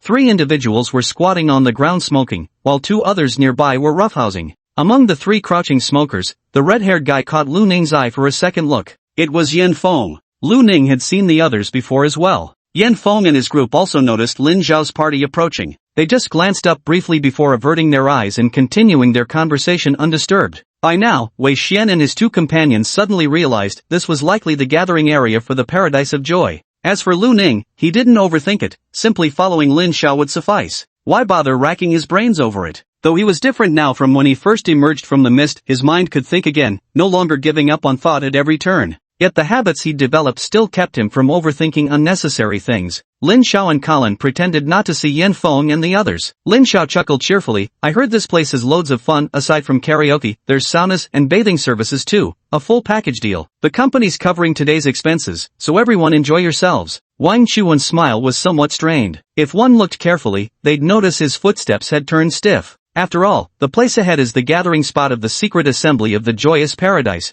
which means there might currently be a large number of Joyous Paradise members inside. Entering now would be no different from stepping into a dragon's den or a tiger's lair. How could one possibly feel relaxed about it? Xiao Yuelin was equally nervous, no different from Wang Qiwen. In contrast, Wei Xian exhibited much stronger composure, smiling as he agreed, "Then I won't hold back." After entering the main gate, several people approached the reception desk. At the front desk stood two strikingly beautiful female attendants. Upon seeing Lin Zhao's group approach, they offered warm smiles. "Welcome." Lu Ning's gaze swept across, and in his field of vision, whiteness surged within the bodies of two women. Their flesh and blood twisted inside, like countless worms wriggling beneath their skin. Lu Ning shifted his gaze away and looked elsewhere. In the hall and along the passages leading to various areas, there were more attendants in uniform. Regardless of gender, these attendants were all quite good-looking, their smiles radiating warmth and friendliness. However, within their bodies, flesh and blood were distorted, whiteness swirling. It was as if everything was composed of writhing worms. A male attendant at one of the passageways noticed Lu Ning's gaze and gave him a gentle, warm smile. Yet in Lu Ning's gaze, his face seemed to blur indistinctly like a wax figure behind him. Lu Ning gave a slight nod to the male waiter calmly before withdrawing his gaze. Colin glanced at Lu Ning beside him and patted him on the shoulder. Lin Xiao leaned against the service counter and said with a smile, "We'd like a VIP private room." "No problem, please wait a moment," the receptionist replied warmly as she began typing on the computer. Shortly after, she took out a card from the side and gestured to a male waiter nearby. The male waiter approached, and the receptionist smiled, saying, "Take them to private room 108. The waiter nodded politely, slightly bowing to Lu Ning and the others, and said courteously, "Please follow me." Lin Xiao waved at Lu Ning and the group, saying, "Let's go." The group followed the waiter down a hallway, heading toward the private room. Lu Ning's gaze swept along the way. The corridor was lined with KTV private rooms on both sides, and business seemed quite good. Most rooms were occupied by singing patrons. However, Lu Ning didn't spot any white mist inside the rooms. Yet every attendant he encountered bore that white mist, their flesh distorted within. Booth 108 seemed to be located in a very deep area. After walking for quite a while, the server finally stopped. He opened the door to one of the private rooms and smiled. "Here we are." Lu Ning stepped inside and saw that the room was quite spacious, far too large for just his small group. However, Lin Xiao didn't seem to find it unusual at all as he chuckled. "Thanks for your trouble." The server smiled and said, "Please wait a moment, the VIP lounge includes complimentary fruit platters and tea, which will be brought over shortly." Not long after he finished speaking, another server entered carrying several large fruit platters and a pot of tea. Once both servers had finished setting everything up, they bowed before leaving. As the lounge door closed, the noise outside seemed to be completely shut out. Lu Ning and the others seemed to have entered an isolated area. Lin Xiao stood up and walked to the door, glancing outside through the glass window. At that very moment, a face suddenly appeared. It was the same male waiter from earlier. He entered with a gentle smile and asked, "How may I assist you, sir?" Lin Xiao grinned and said, "I'd like to use the restroom." The waiter immediately understood and replied with a smile, "Turn left when you exit, walk to the end, then turn right and go all the way there." Lin Xiao laughed heartily, all right, I'll be on my way then." After exiting, the waiter smiled slightly at Colin and the others, saying, "I'll be waiting right outside. Please don't hesitate to contact me if you have any questions." Colin adjusted his glasses with a faint smile and replied, "Got it." The waiter closed the door again, and Colin shrugged before saying, "Let's pick some songs." Xiao Yuelin and the others exchanged glances as Lu Ning stood up with a smile, saying, "I used to love singing, it's been a while." He went to the song request booth, but after looking for a while, he returned with a blank expression. Colin asked curiously, "What happened?" "I don't know any of them." Colin chuckled softly. "Then let me choose." He casually picked two songs to sing. Soon, he began singing nonchalantly. As they listened to Colin sing, the tense expressions on Qiwa Welin, Wang Qiwen, and Wei Xian's faces gradually faded, replaced by utterly bizarre looks. Lu Ning remarked expressionlessly, "That was awful." Colin's voice abruptly ceased. He noticed the hesitant expressions on Qiwa Welin and the other two, as if they had something to say but stopped themselves. With a dark expression, he said, "Fine, I can't carry a tune to save my life. Why don't you give it a try?" Qiwa Welin recovered quickly and immediately jumped up. "Let me show you what real singing sounds like." She excitedly went to request a song. It must be said that Qiu Yuelin's singing was lively and far better than Colin's. Just as Qiu Yuelin finished singing two songs, the room door opened and Lin Xiao walked in. Lin Xiao glanced at the group and closed the door. Then he said with a loud laugh, "Let me order a couple of songs too." As he spoke, he selected two songs and even turned on the original vocals. He chuckled happily, "I'm not much of a singer, so I'd better follow along with the original." He walked over and sat down among the group. When Xiao Yuelin's song ended, it was Lin Xiao's turn. As the singing commenced, Lin Xiao signaled to a few people, urging them to gather closer around him. Then, in a hushed voice, he began, "Action at 11:20, booth 010, right near us. The others are already in position." Chapter 59, A Question from the Soul. The group exchanged glances silently understanding each other without words. As they returned, Lin Xiao started singing a song. Despite Lin Xiao's seemingly carefree demeanor, his singing was remarkably beautiful, even surpassing Qiu Yuelin's. This astonished everyone, and they all broke into applause. Only Colin remained calm, offering a rare complaint. I just don't like coming to sing with Lin Xiao. This old bastard sings way too well. Lin Xiao raised his eyebrows proudly. This skill of mine has had girls falling head over heels. It wasn't even 7 yet, still a long way off from mission time. Servants stood at the entrance, so to avoid suspicion, they simply threw themselves into having fun. Some were singing, others were drinking, and some were playing games. Fortunately, all of them were awakened, so having a little to drink wouldn't affect their mission. As time passed, the originally cheerful atmosphere gradually faded. The expressions of Yu Lin and the other two grew increasingly somber. They stopped requesting songs and simply listened as Lin Xiao sang. After being teased, Colin stopped singing, and Lu Ning simply didn't know how to. The time on the screen slowly approached 11 o'clock, and both Lin Xiao and Colin's expressions gradually grew serious. Lin Xiao kept glancing at his phone from time to time. Another 20 minutes passed, and the time reached 11:20. Lin Xiao's phone suddenly buzzed with an incoming message. Lu Ning sat next to Lin Xiao and saw 2 words, action. Lin Xiao stood up, put down the microphone, and said calmly, it's begun. Colin and Lu Ning quickly followed him to their feet, while Wang Qiwen and the other two hastily rose as well. Colin adjusted his glasses and spoke calmly, a Wan, a Shen, and Shaolin, since the 3 of you are less experienced, stay behind us and be careful. At this moment, even Wang Qiwen didn't argue back, merely nodding in agreement. As for Lu Ning, you can handle it however you see fit. Colin looked at Lu Ning and spoke. Lu Ning had already drawn his twin pistols, his expression calm. Got it. The next instant, he shifted his gaze toward the direction of the room's door. A face had pressed itself against the window of the door at some indeterminate moment. It was that male waiter. His gaze fixed on Lu Ning's twin guns, his expression turning fierce as crimson threads gradually surfaced in his eyes. Bang! Gunfire rang out, shattering the window, and along with the glass, the male waiter's skull fragmented into pieces. Blood and flesh splattered everywhere. Seeing Lu Ning act so decisively startled Colin. Colin seemed to realize something, the waiters too? Lin Xiao wasn't surprised and said, headquarters has already noticed. The waiters are also within the cleanup scope. Colin immediately frowned. Are these infected people? Or what? How could so many infected people hide here so well? How did they manage that? Lin Xiao shook his head. The situation in Blissful Heaven seems somewhat peculiar. We'll interrogate their people thoroughly after capturing them. First, let's regroup with the main force. We can't let those cultists escape. Lin Xiao transformed both hands into blade-like forms, cleaving through the coffee table in front of him with one slash, then strode outside. Colin adjusted his glasses and chuckled lightly. That's true. Steel needles floated all around him as he followed Lin Xiao. Wei Xian's arms turned entirely to stone as he moved forward, while Wang Qiwen raised his hand to summon watery shields around them. Qiu Yuelin glanced around, casually picked up a split half of a coffee table, and followed behind. Lu Ning stepped out as well, dual pistols in hand. As soon as they stepped outside, Lu Ning and the others heard the continuous sound of gunfire in the distance. Along with it came various screams and cries of agony.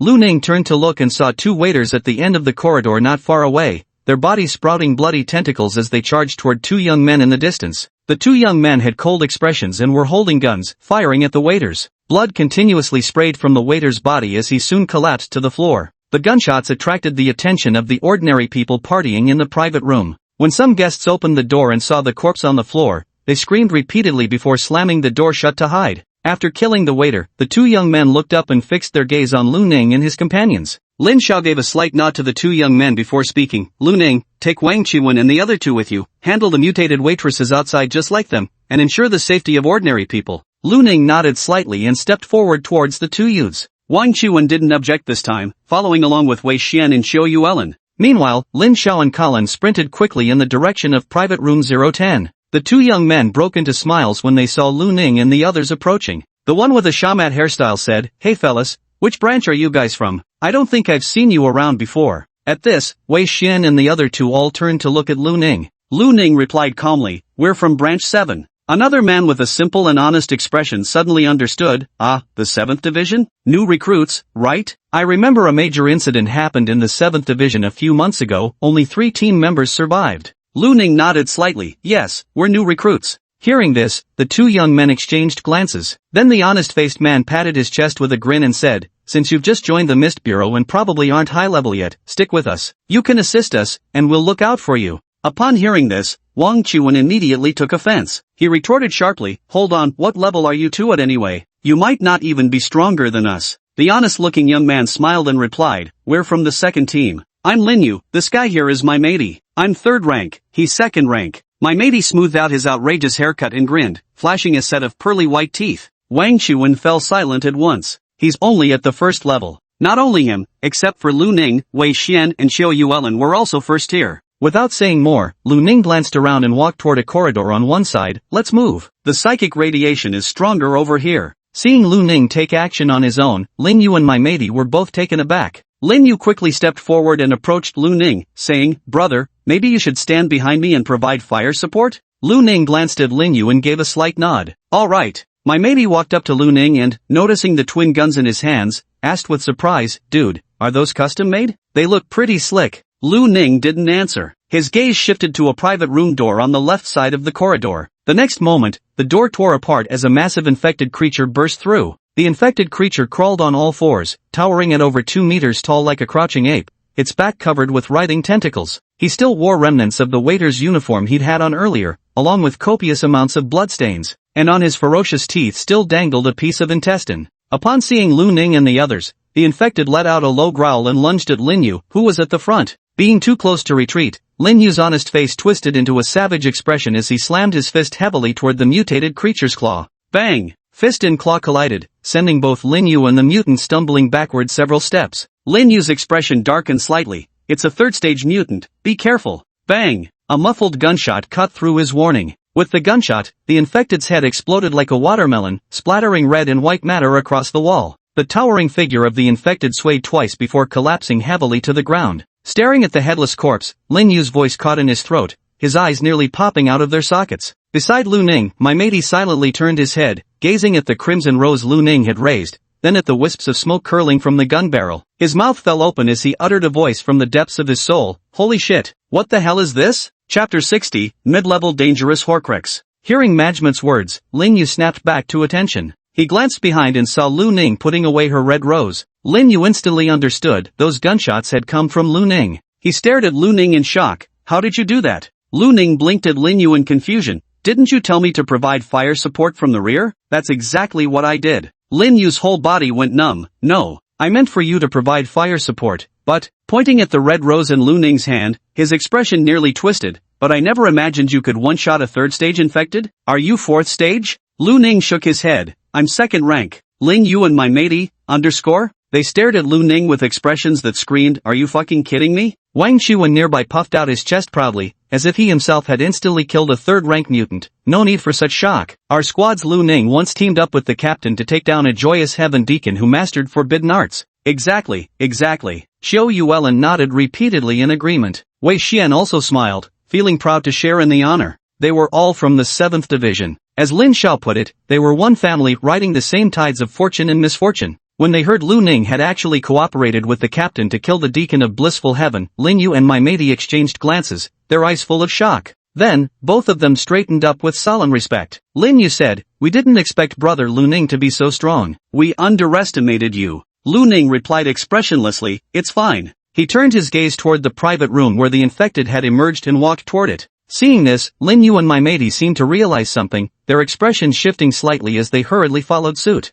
The same went for Wang Chuan and the other two. Arriving at the private room's entrance, Lu Ning caught sight of the scene inside. There had been guests inside earlier, but now only scattered remnants of them remained. The private room was spattered with bloodstains everywhere, with crimson handprints smeared across the walls. Clearly, the victim had struggled violently before death. Lin Yu and the others turned ashen-faced at the sight. Damn it! We need to move faster, my matey said grimly. There are far more infected here than we anticipated. Lin Yu looked at Lu Ning. Brother Lu Ning, what do you say? Lu Ning nodded. Let's keep moving. The group jogged down the corridor, checking each private room to see if any civilians remained inside. Soon, Xiao Yuelin called out loudly, there are survivors here. Lu Ning and the others came running over. When Xiao Yuelin opened the door, she saw a young man and woman walk out from inside. Their complexions were deathly pale, and their entire bodies seemed limp. The woman in particular looked like she would collapse if Xiao Yuelin hadn't been supporting her. Lin Yu said, hello everyone, we're from the Mist Bureau. Please follow our lead now. We'll ensure your safe evacuation.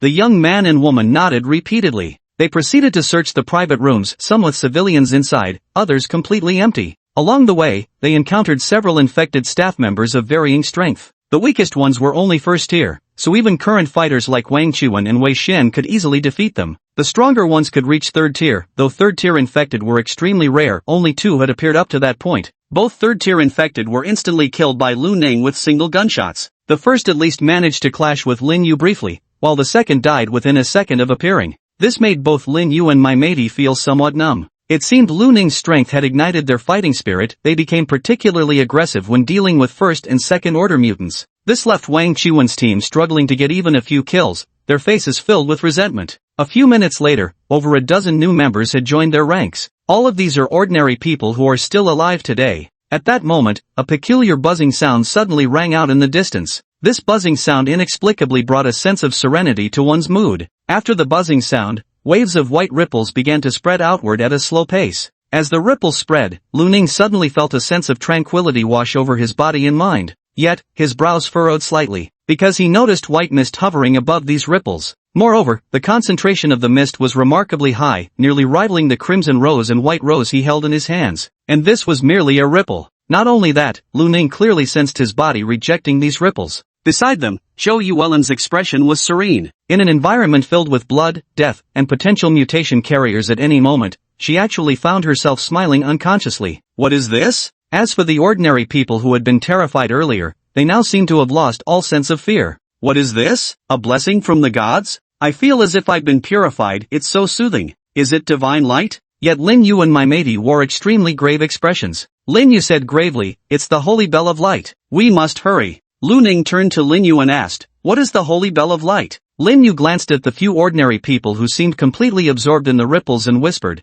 "It's a medium-risk soul artifact from our bureau." What? The three of them, Wang Chuan and the others, who had initially thought it was a divine blessing, broke out in a cold sweat, their entire bodies chilled to the core. A Horcrux signifies danger. And a medium-danger Horcrux is a terrifying artifact capable of destroying an entire base city. Seeing the look of fear on Wang Chuan and others' faces, Lin Yu quickly reassured them, "Don't worry, this sacred bell isn't an offensive type Horcrux, its danger level isn't that high. If it were truly so hazardous, it wouldn't possibly be used here." Hearing this, Wang Chuan and the other two finally let out sighs of relief. Wei Xian asked, "Judging by your expressions, is there still danger?" Lin Yu nodded. With a wary glance at the ripples, he whispered sorrowfully, "I participated in a mission before where we used this thing. It ended up sanctifying our team's previous captain." Sanctified? Lin Yu looked at the puzzled Lu Ning and explained, "It means merging with the sacred bell, or more accurately, being devoured by it." What? This thing can devour captain-level awakened? Wang Chuan exclaimed in shock. That's extremely dangerous. Lin Yu explained, as long as the contact time isn't too long,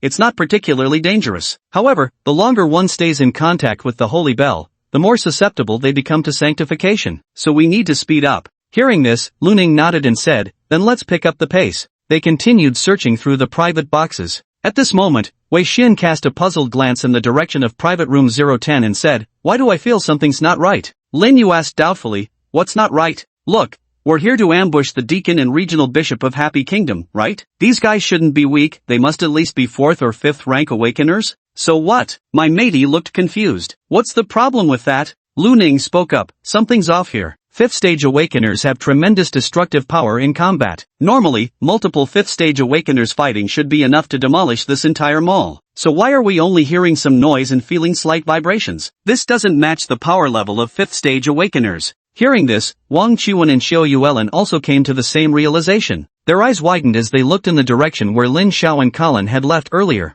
Chapter 61, The Giant Mutation Carrier. There's actually no need to worry about this. It's another medium-risk soul artifact from our bureau that seems capable of pulling people into alternate dimensions, which is why we can't feel much movement here. Lin Yu reassured the group. Hearing this, Wei Xian and the others were visibly surprised. There actually exists such a medium-risk soul artifact? That's absolutely incredible. There are many magical soul artifacts with wondrous abilities, though I'm not too familiar with the specifics of this particular one. Lin Yu smiled. Lu Ning gazed into the depths and asked, "Using 2 medium-risk soul artifacts simultaneously must cause severe mental corruption, right?" My matey and Lin Yu snapped out of their daze. "So we need to pick up the pace. We might be fine, but ordinary people might mutate at any moment in this kind of environment." Lin Yu woke the survivors who were still immersed in the white glowing patterns, and the group resumed their search. Although the sixth floor was quite spacious, the number of Fog Bureau members who had arrived this time was equally large. There were a total of 9 divisions, each with several team members rescuing survivors on the periphery,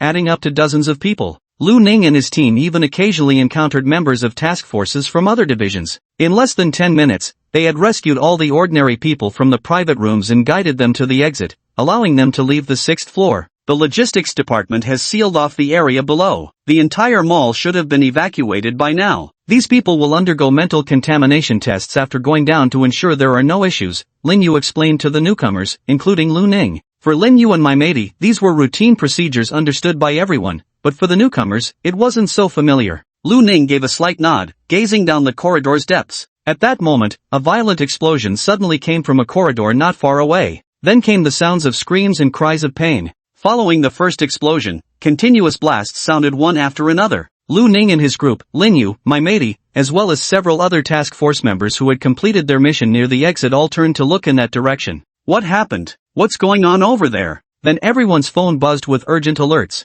The sound made everyone's expressions shift slightly. It was the Mist Bureau's distress signal. Lin Yu frowned and said, "Something must have gone wrong over there. Let's go check it out." Lu Ning nodded and ran toward the area where the rumbling sounds continued to echo. Not only Lu Ning and Lin Yu's group, but other task force members did the same. Soon, they discovered the source of the distress signal. They had barely run a few steps down the corridor where the roaring sound came from when a figure was sent flying backward. It was a member of the task force wearing a trench coat. Now, this task force member lay broken, his body covered in gruesome wounds. His chest was caved in, and there was no longer any sign of life. Lin Yu glanced at the lifeless face of the fallen team member, his pupils contracting slightly in shock. "It's Steven. He's actually dead." Wang Qiwen asked with curiosity, "Who is he?" Lin Yu's expression turned extremely grave. "He was a member of Squad 9, a third tier like me. We've worked together before." Hearing this, Wang Qiwen and the others were visibly shaken. A third order awakened one actually died? Several team members who knew Steven were equally astonished,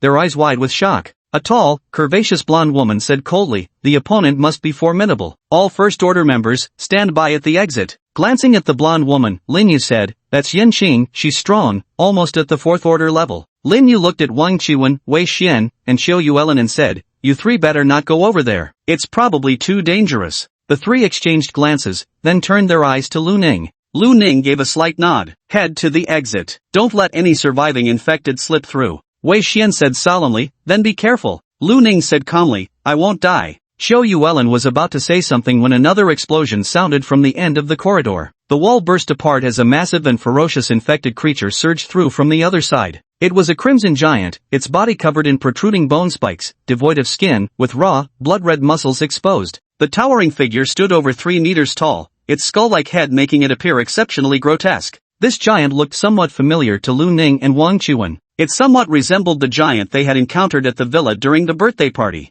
On one side of this giant, 2 operation team members were continuously retreating. Their trench coats were torn in multiple places, making them look utterly disheveled. Behind the 2 team members, several action squad members were firing their guns at the giant. Yet all the bullets that struck the giant's body seemed to hit steel, sparking a shower of sparks. Staring at the giant, Lin Yu and the others wore grave expressions. "It's a 4th-tier beast." At that moment, a muffled roar sounded as another wall was torn apart, and a giant came charging out. The giant was clutching the head of a tactical squad member in its hand. The squad member's face was twisted in terror, his left hand had transformed into a massive claw that scraped desperately at the giant's arm, trying to force it to release him. But the giant simply clenched its fist, crushing the squad member's skull in an instant. The giant claw he transformed into lost its empowered state, reverting to its original arm. The giant flung aside the corpses of the assault team members and let out a low roar. 2 4th rankers? To think there were 2 powerful mutated beings here? The expressions of everyone present turned grim. Each action team naturally had 4th level awakened individuals as well. But both 4th and 5th level awakened fighters had already gone to besiege the upper echelons of Joyous Heavenly Kingdom. The highest ranking action team members remaining at this location were only 3rd level at most. Facing 1 4th order awakened might still be manageable, but encountering 2 at once naturally placed immense pressure on the action team members present. However, as trained operatives, everyone quickly regained their composure. Yan Shang, who had spoken earlier, shouted, "2nd and 1st order awakened, fall back and provide ranged fire support. 3rd order awakened, advance and hold the front." No sooner had her words ended than the 2 4th order giants charged toward them. The 2 infected moved like tanks, shattering walls in their path, every step leaving cracks in the marble floors. The other third-order awakened individuals had already stepped forward one after another. One of the third-level awakened yelled, "Split into two teams. One team blocks each target." Although there was no coordination, the third-stage awakeners immediately chose their respective targets based on their positions. They all began to utilize their own abilities. Some awakened physical enhancements, others manifested elemental powers, and there were even those who developed peculiar abilities like shell-like armor. As for the most formidable among them, Yin Qing, she wielded a long blade in her hand. With every swing, she released a razor-sharp sword aura, clearly an immensely powerful ability. All the Tier 3 awakened concentrated their attacks on the two giants, generating deafening explosions upon impact. The defenses of these two giants were exceptionally strong, with each wave of attacks merely causing muscle damage and drawing blood. However, these injuries were far from fatal. Instead, the wounds only fueled their ferocity further. The two mutated creatures roared furiously, enduring the assaults as they rapidly closed in on the third-tier awakened ones. At that very moment, the second-tier and first-tier awakened warriors positioned behind the third-tier fighters also launched their attacks. Some wield firearms while others used their awakened abilities. A barrage of attacks battered the two infected mutants. Coordinated with strikes from the third-tier awakened, these assaults forced the two giant infected to halt their advance, staggering back 2 steps. At that moment, 2 thunderous gunshots rang out. The deafening reports left many awakened combatants with ringing eardrums. A streak of red and white light swiftly cut through the air, leaving one side scorching hot and the other bitterly cold in their wake. The twin streaks shot straight toward the head of one of the mutated giants. The infected creature seemed to sense the danger. It let out a low growl and twisted its body aside with astonishing speed. Just as it appeared the mutant might evade the attack, the 2 streaks of light curved ever so slightly in midair and struck the creature squarely on the forehead. Chapter 62 Moment of Silence. Boom! Streaks of light struck the mutated giant's forehead before erupting violently. The white radiance detonated first, freezing the giant's head into frost. Then the crimson light exploded, shattering the ice, simultaneously fracturing the monster's skull with hideous fissures. The excruciating pain made the mutated giant clasp its head with both hands, letting out an agonized roar. All members of the action team froze momentarily at the sight. "Now's our chance. Attack!" Yen Qing immediately yelled. The third-level awakeners originally engaged with the mutated giants seized this opportunity without hesitation, launching their most powerful assaults at the first moment. Yen Cheng's figure flickered, transforming into an afterimage, and in merely an instant appeared behind the giant diseased creature. She leaped into the air, her long sword slashing down fiercely, its gleaming edge surging forward to land heavily on the neck of the giant diseased creature. Thud! Blood gushed forth as the long sword sank deeply into the flesh of the giant diseased creature's neck, yet halted abruptly when it struck bone. A slight change flickered across Yin Chang's expression. She hadn't expected the bones of such a creature to be this indestructible. After taking such a heavy blow, this giant mutated creature actually refused to die. With a furious roar, it suddenly turned and swung its massive fist toward Yen Chang with full force. Yen Chang had no choice but to withdraw his long sword and raise it horizontally to block the attack. Bang! The fist struck the blade with tremendous force, sending Yen Chang flying backward until his body smashed into a ruined wall, finally coming to a stop. Her face turned slightly pale, her hands trembling slightly. While the giant mutated creature was attacking Yen Qing, the other third-level awakened individuals also launched their most powerful attacks. A crimson light beam shot out, landing heavily on the giant mutated creature's chest. The giant mutated creature was forced back several steps, the intense scorching heat turning its chest black. He had no time to counterattack when an invisible force suddenly seemed to press him down. His massive body staggered, almost dropping to his knees. The floor beneath him shattered, revealing a gaping hole. The mutated giant fell through the opening, plunging straight from the 6th floor to the 5th. Fortunately, the entire mall appeared to have been evacuated, and no one was below. As the giant infected creature landed, a tall and robust third-order awakened leaped down through the hole, delivering a heavy punch directly to its head. The already grotesque and torn skull suffered another powerful blow, causing the creature to let out a piercing roar of agony. From the cracks in its skull, streams of blood gushed out violently. At that moment, a calm voice rang out, "Please make way." The tall, robust third-order awakened immediately stepped back as intense gunfire erupted once more. The severely wounded giant infected creature, hearing the gunshots and sensing the threat, even attempted to evade despite its grievous injuries. However, Lu Ning was currently standing at the cave entrance, positioned too close to the giant infected creature. He barely had time to react before the bullets of red roses and white roses landed on his head. Just like before, Lu Ning poured a massive amount of spiritual energy into it this time as well. The sheer volume of spiritual energy significantly amplified the power of the Horcrux bullets. The 2 bullets exploded once more, and as the flames faded, the mutated giant's head split open completely, blood slowly trickling out. He didn't even have time to scream as his enormous body swayed and collapsed heavily backward with a thud. Lu Ning holstered his twin pistols, just as a sharp cry rang out, "Look out!" Lu Ning only sensed a fierce gust of wind surging from behind him. Turning his head, he saw another mutated giant had already charged right up to him. The mutated giant contorted its face into a ferocious snarl, clenching its massive fist as it swung violently toward Lu Ning. The enormous fist was as large as Lu Ning's head, its force stirring the air and whipping his dark hair wildly about. The other awakened ones paled drastically at the sight. Yan Chang had already closed in on the mutated giant, her expression grim as she slashed her sword, charged with blade energy, toward its back in a fierce attempt to force the monstrosity to defend itself. Yet this mutated giant seemed to possess a certain degree of intelligence, or perhaps it sought vengeance for its fallen comrade. It paid no heed to the sword energy aimed at its back, its eyes fixed solely on Lu Ning. Facing the enormous fist, Lu Ning's expression remained calm. He released his right hand, letting the red rose in his grasp fall slowly to the ground. Then, his own fist shot forward to meet the approaching giant's strike. As Lu Ning threw his punch, a dazzling white light erupted like a sudden bolt of lightning,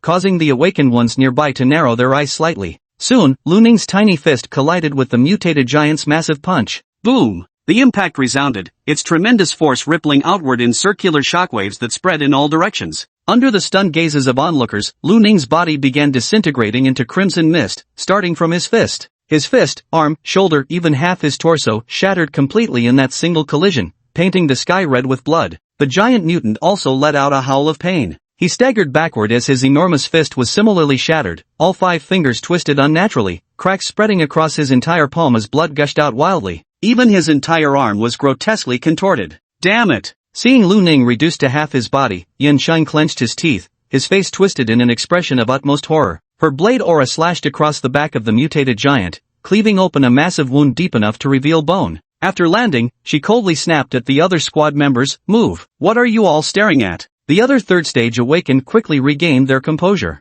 Kill! One by one, the third stage awakened warriors sprang into action. Previously, there were 2 giant mutators, forcing all present Third Order awakened to split into 2 groups to combat both creatures. Now only 1 giant mutator remains, already crippled by Lu Ning, who broke one of its arms and inflicted deep wounds on its back. For Third Order awakeners, this posed no challenge whatsoever. Despite the mutator's extraordinary defensive capabilities, it stood no chance against the simultaneous assault by so many Third Order awakeners, supported by coordinated firearms fire from numerous Second and First Order combatants. In just a few rounds, the 4th stage infected was pierced through the eye into the skull by Yan Qing's blade, killed with a single strike. After landing, Yan Qing flicked the filth off his long sword, his expression somewhat grim as he muttered, "What a waste." Though Yan Qing didn't know the twin pistol-wielding youth from earlier, anyone who could wield such a powerful soul weapon, inflict such damage on the defensively formidable giant infected, and even master high-level soul-quaking fists was clearly an awakened with extraordinary potential. A pity such a promising youth had to die here.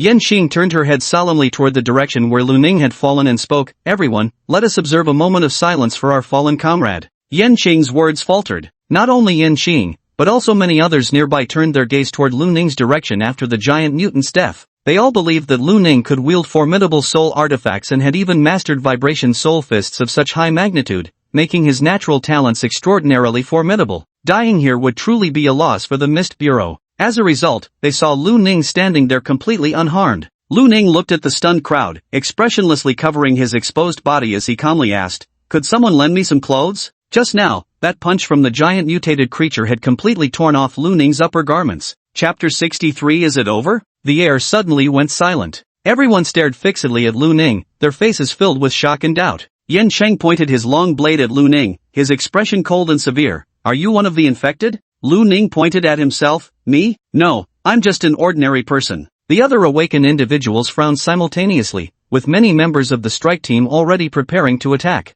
At that moment, a timid voice spoke up, "Comrades, everyone, this is a member of our 7th Division strike team, named Lu Ning." Yan Chang and several other third-tier awakened individuals raised their brows and looked toward the source of the voice. It was a pure-looking young girl. Under the gaze of so many strike team members, her expression grew somewhat nervous. Seeing everyone's attention turned his way, Wei Xian quickly spoke up. "We're all members of the 7th Division's action team. I'm Wei Xian, he's Wang Qiwen, and this is Chiu Yuelin." Lin Yu beside them cast a doubtful glance at Lu Ning before saying, "I can confirm this point, they were following Captain Lin Xiao earlier." Yan Qing looked at Lin Yu. As a third-level awakened veteran of the action team, they all knew each other to some degree. "Lin Yu, are you certain?" "I'm certain." Yan Cheng's expression softened somewhat toward Wei Xian and his companions, but he remained wary of Lu Ning. Even if you were a member of the operations team before, you just died. After being resurrected, I doubt you still are, right? Lu Ning replied with a blank face, why wouldn't I be? I don't stay dead. I've died several times before and am still part of the operations team. All the members of the operations team, their expressions froze for a moment before their faces were filled with question marks. Lin Yu's lips twitched as he gave Lu Ning an odd look. Have you died before?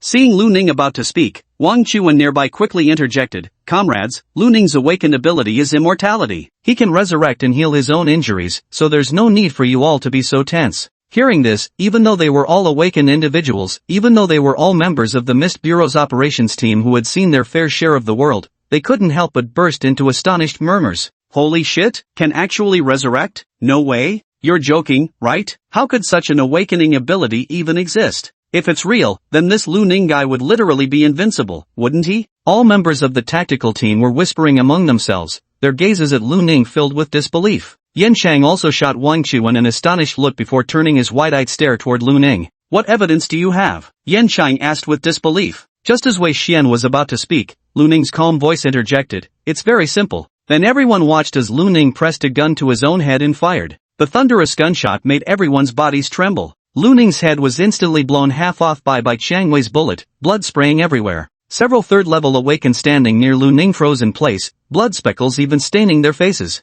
Their gazes at Lu Ning now held nothing but horrified disbelief. What kind of creature casually blows half their own head off without hesitation? Was this even human? The others stood frozen in place, staring at Lu Ning's remaining half-head, their hearts filled with dread. Yet in the next moment, they saw tiny flesh buds emerging from the edges of the wound on Lu Ning's half-head. The flesh buds wriggled at an astonishing speed, and within just a few breaths, Lu Ning's head had completely restored itself. He rubbed his face calmly and asked Yan Qing with composure, is this evidence sufficient? Yan Qing's icy expression cracked slightly as his pupils trembled. He nodded woodenly, enough. Lu Ning smiled faintly, that's good. With that, he holstered his twin guns and walked towards Wei Xian and the other two. Every member of the operations team along the way stepped aside to make way. Their gazes at Lu Ning were complex, some filled with curiosity, some with wariness, and even a trace of awe. Though Lu Ning's rank didn't appear particularly high, the strength displayed in previous battles was formidable. Combined with this reckless willingness to put a gun to his own head, everyone remembered this field operative from the 7th Division.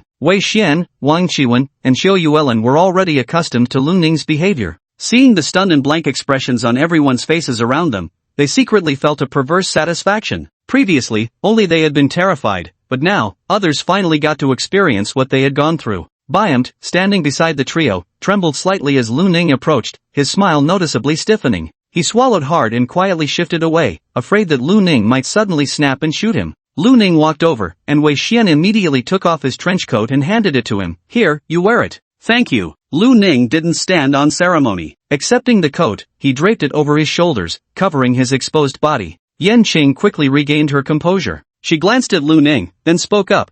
Let's check this floor again to make sure there aren't any remaining infected. We can't risk another 4th stage infected appearing. The other third-order awakened individuals nodded in agreement as well. One by one, the task force members resumed their search. However, this time they didn't find any more infected. Everyone returned to the exit area, maintaining the blockade while simultaneously awaiting the outcome from the central zone. What they were doing was merely cleanup work. The true targets of this operation were dealt with by those 4th and 5th tier powerhouses. Compared to before, the distant roars and collisions seemed much quieter now, their frequency also significantly reduced. Less than another minute passed, and all sounds of battle ceased. Lin Yu whispered, it should be over. Sweat beaded on Wei Xian's forehead as he spoke with a trembling voice, thank goodness it's almost over. I don't think I could have held on much longer. Wang Chuan nodded repeatedly, his eyes filled with dread as he watched the ripples that periodically expanded outward. The radiant ripples emanating from the holy bell of light were making them increasingly reverent toward the light, stirring an almost irresistible urge to merge with its brilliance. Despite their desperate resistance, this compulsion grew ever more overwhelming.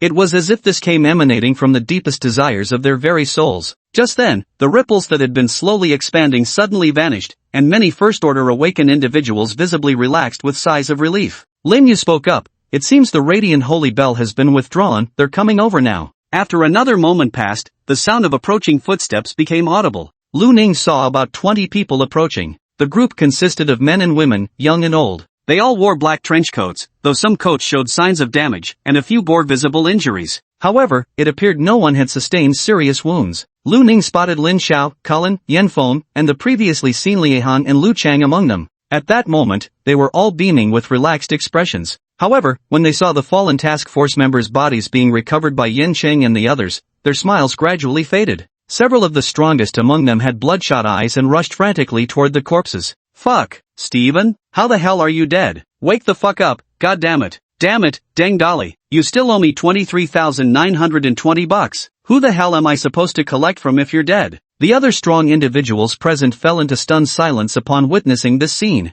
At the forefront, Li Hong spoke calmly, the operation is concluded. All squad leaders, take your respective teams and return. At this point, he paused and said, assess the losses and report the deceased team member's status promptly. The Bureau will make immediate arrangements. 5th Squad, 8th Squad, follow me to escort the prisoner back to headquarters. With that, he turned and walked away. A group silently followed Li Yixing. Lin Xiao and Colin found Lu Ning and the others, walking over to join them. Xiaoyue Lin asked curiously, Captain, is it all over? Chapter 64, Catching Them All in One Net. The others also turned their gaze towards Lin Xiao. Lin Xiao said with great excitement, almost done. We got really lucky this time, we managed to capture all the top brass of the Joyous Paradise alive. Colin adjusted his glasses and added, it's not over yet. Besides these high-ranking members, there are still their subordinates from the Joyous Paradise who haven't been caught. Lin Xiao waved his hand dismissively and said, with these leaders in hand, catching those underlings should be a piece of cake, right? Colin didn't argue with him. Wang Qiwen glanced around and asked in confusion, you captured high-ranking members of Paradise of Joy alive? Why didn't we see any of them earlier? Lin Xiao raised an eyebrow and replied, naturally, we have special soul tools to transport them away. Wang Qiwen and the others suddenly understood. Then Lin Xiao glanced at the corpses not far away and looked at Lu Ning's trench coat before asking with some puzzlement, it seems you had quite a tough time on the outer perimeter? Lu Ning nodded slightly. 2 4th-stage infected appeared, their strength was no trifle. Xiao Yuelin spoke up, indeed. If not for brother Lu Ning, likely many more would have died. Lin Xiao and Colin both looked at Lu Ning with some surprise. Lin Xiao exclaimed in astonishment, Lu Ning's already this powerful now? Wei Xian thought about Lu Ning's previous battles and couldn't help but sigh, Lu Ning has indeed become very strong. Wang Qiwen didn't argue either, nodding in agreement. Colin smiled and said, tell us all about it properly when we get back. Let's leave for now. Lin Xiao nodded. Yeah, let's go. You 3 survived your first such dangerous mission that calls for a celebration. So several people walked and talked as they went downstairs and left the mall. After exiting the mall, Lu Ning saw that the perimeter had already been cordoned off, with security officers and logistics department personnel from the Mist Bureau everywhere. Lu Ning also spotted familiar faces like Bowen and Peng Shanxian among the gathered personnel. Upon seeing Lin Xiao and the others, Bowen jogged over. He glanced back toward the mall and asked with some seriousness, what's the situation inside? Lin Xiao spoke up, it's a major victory. The upper echelons of Paradise of Joy have been completely wiped out. Your workload should ease up a bit now. Bowen immediately relaxed, his smile radiant as he exhaled in relief. That's great news. Ever since that disastrous birthday gathering, I haven't slept well, constantly worried something might go wrong. Now that the leadership of Paradise of Joy has been swept away, we can finally relax a little. Lin Xiao gave Bowen a pat on the shoulder before waving his hand dismissively, we'll leave the rest to you here. We're heading back to get some rest. Bowen nodded solemnly and addressed the group, no problem, leave it to us. You've worked hard. After finishing his words, Bowen saluted them with a military salute. Not only Bowen, but Peng Shanxian and the others did the same. Amidst the salutes from everyone, the group left the cordoned-off area and headed to the parking lot. Due to the evacuation efforts by the Public Security Bureau and the Fog Bureau, all ordinary citizens nearby had already departed. The parking lot now held only a handful of vehicles. Lin Xiao and Colin each got into their cars, with Lu Ning and the others following suit. The 2 vehicles drove off. Inside Colin's car, Wang Qiwen complained with some dissatisfaction, no offense, but these public security folks really aren't doing their jobs properly. Such a large secret organization holding gatherings right in the middle of a bustling shopping mall, and they've held several clandestine meetings already, yet they still haven't noticed. Wei Xian beside him immediately objected, what are you talking about, Wang Qiwen? As awakeners ourselves, surely you understand the situation with awakeners? If awakeners want to hide, how could the Public Security Bureau possibly detect them? Wang Qiwen promptly countered, but it's not just awakeners. There were also all those infected people working as waitstaff. They didn't catch those either, did they? Wei Xian immediately responded, what's the difference? The Public Security Bureau isn't the Mist Bureau, they don't have the facilities to investigate the infected. Dealing with the infected has always been our jurisdiction at the Mist Bureau, while the Public Security Bureau only handles ordinary civilian matters. Though Wei Xian had a point, Wang Chuan couldn't help but curl his lips in dissatisfaction. Colin, who was driving, kept his eyes on the road ahead and said thoughtfully, but to be honest, it's impressive that these infected servers have gone undetected until now. Joy Heaven must have some special methods. We'll know the details once we interrogate those high-ranking members from Joy Heaven. So, both of you can stop arguing.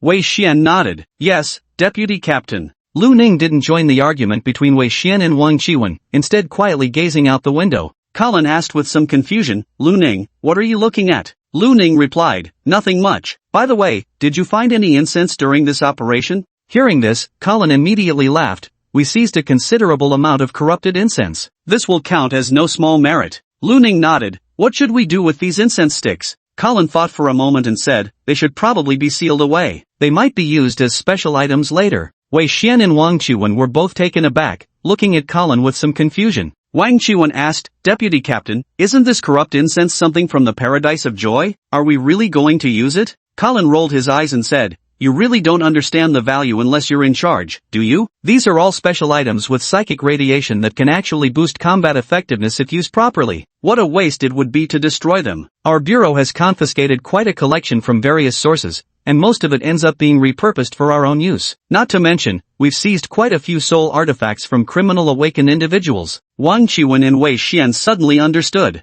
Wang Qiwen asked curiously, since our branch was the one to uncover this lead, shouldn't we get a share for our own use? Colin chuckled lightly, not likely at the moment. These incense items will probably be studied at headquarters first, so they won't be distributed for practical use anytime soon. Alright then. Wang Qiwen shrugged and said no more. The group soon returned to the branch office. Yuran was sitting at the front desk daydreaming when she saw Lu Ning and the others enter. Her eyes lit up, and she quickly stood up. Upon seeing everyone had returned safely, Yuran breathed a sigh of relief and said with a bright smile, Captain, you're back? Lin Xiao nodded, yes, has anything happened at the bureau? Yuran shook her head, no, Old Qin and the others are keeping watch on the third floor. That's good. By the way, our operation was a huge success this time, and as you saw, there were no casualties in our team. It's worth celebrating. I'm planning to order some barbecue so we can all celebrate properly. Yuran grinned cheerfully, no problem. The group went up to the third floor and met Qin Feng and Yinan. After explaining the situation to them, the two expressed their willingness to stay and celebrate together.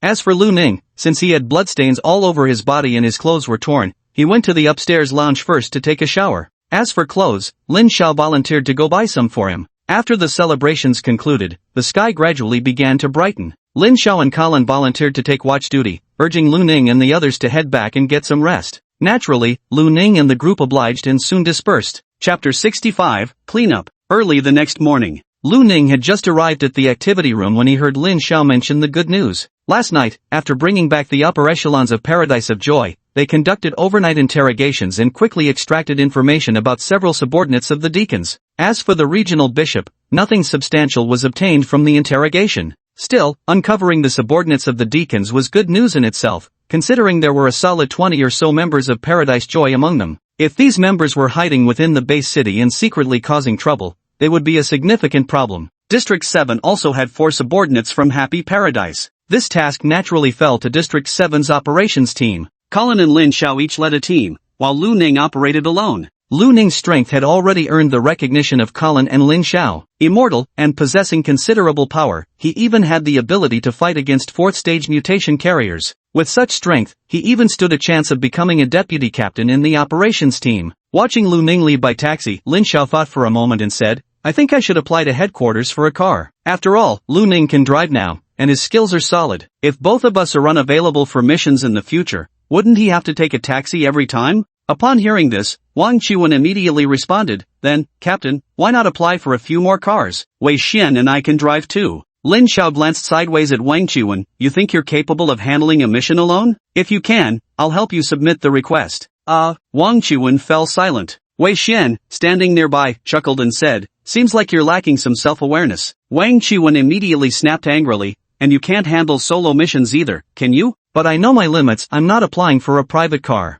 You? Alright, there's no point in you two arguing anymore. Let's go, Colin said with a resigned smile. Lin Xiao said, Xiaolin and Wang Qiwen, follow me. Wei Xian, you go with Colin. Move out. Lu Ning took a taxi to the destination. According to intelligence, the members of Happy Heaven were located near a snack street close to the One Tree Bar. He had opened a noodle shop on the snack street. As for whether the Happy Heaven member might flee at the first sign of trouble, Ling Xiao had already given his explanation. Given that Happy Heaven was a secretive cult organization, the chain of command was extremely confidential. The gathering of the upper echelons of Joyous Heaven was naturally unknown to its ordinary members below. These ordinary members could only be considered peripheral, with some even unaware that they were working for a secretive organization, let alone knowing its name. Even if they did know, they wouldn't be privy to the news of the upper echelons gathering. Coupled with the fact that the logistical departments of the Public Security Bureau and the Mist Bureau had long sealed the information, the lower-tier members of Joyous Heaven naturally remained ignorant that their superiors had already been apprehended. Therefore, when Lu Ning arrived at this noodle shop called Away Noodle House, the owner was still busy cooking noodles. It must be said that the noodle shop had pretty good business. The small store had only 5 tables, and all of them were currently occupied. The owner was a handsome young man, who smiled at Lu Ning and asked, "What kind of noodles would you like?" Lu Ning calmly pulled out a pistol, aimed it at the young man, and said, "Don't move. You're under arrest." The boss's face instantly froze. Not only him, but the previously somewhat noisy conversations throughout the restaurant also vanished. All the diners were stunned at this moment, their expressions terrified as they stared at Lu Ning's pistol. The small shop fell silent for an instant, then the boss forced a dry laugh and spoke, "Sir, who exactly are you? Perhaps you've mistaken me for someone else?" Lu Ning calmly pulled out his Fog Bureau credentials. "I'm a member of the 7th District Fog Bureau. Come with me now." Upon hearing that Lu Ning was from the Fog Bureau, the diners in the small eatery grew even more terrified, their faces turning pale. After all, things connected to the Fog Bureau only involved cults, pathological mutations, and disaster beasts. And these were things ordinary people never wanted to encounter. Encountering something like this means grave danger for ordinary people. Upon hearing Lu Ning's identity, the shop owner reacted instantly, a streak of icy blue light flashing in his eyes. Just as he was about to use his ability, a gunshot rang out. With the gunshot, the diners screamed and crouched down, covering their heads as they dared not look up. The shopkeeper's right leg was torn off at the knee, blood gushing out as he collapsed to the ground, screaming in agony. Lu Ning pressed the red rose calmly against his forehead. "Move again, and I'll shoot." Terror twisted the shopkeeper's face as he immediately shook his head. "I understand." Lu Ning grabbed the back of the shopkeeper's collar, dragging his body outside, leaving a deep trail of blood in their wake. Lu Ning dragged the boss out of the restaurant, and pedestrians on the street looked on with horrified expressions. They scattered one after another, and some even pulled out their phones, seemingly intending to notify the authorities. Lu Ning paid no attention. He walked to the roadside, trying to hail a cab. When the third empty taxi sped past him without stopping, Lu Ning fell into deep thought. Why is nobody willing to take customers? Lu Ning glanced at the map on his phone. It was about 3 kilometers from the precinct. He planned to walk back while trying to hail a ride. Just then, a Public Security Bureau vehicle pulled up in front of Lu Ning. Then came a surprised voice, "Officer Lu Ning, is that you?" Lu Ning looked and saw it was Lin Fei. He nodded. "Yeah, what are you doing here?" Lin Fei glanced at the unconscious shop owner on the ground, his expression somewhat peculiar. "I received a report claiming there was an assault here, saying someone broke a young man's leg." Lu Ning glanced at the unconscious shop owner on the ground, then pointed at himself. "You mean me?" Lin Fei's lip twitched. "From the looks of it now, you're the only one here who fits the description." "He's a cultist," Lu Ning explained. Lin Fei smiled and said, "I had a hunch when I saw Commander Lu Ning." Then he glanced at Lu Ning with some confusion, then at the unconscious cultist. "Commander Lu Ning, do you still have business here?" Lu Ning seemed to remember something and spoke up. "Could you give me a ride to the branch office? Taxi drivers refuse to take my business." Lin Fei. He glanced at the unconscious cult member,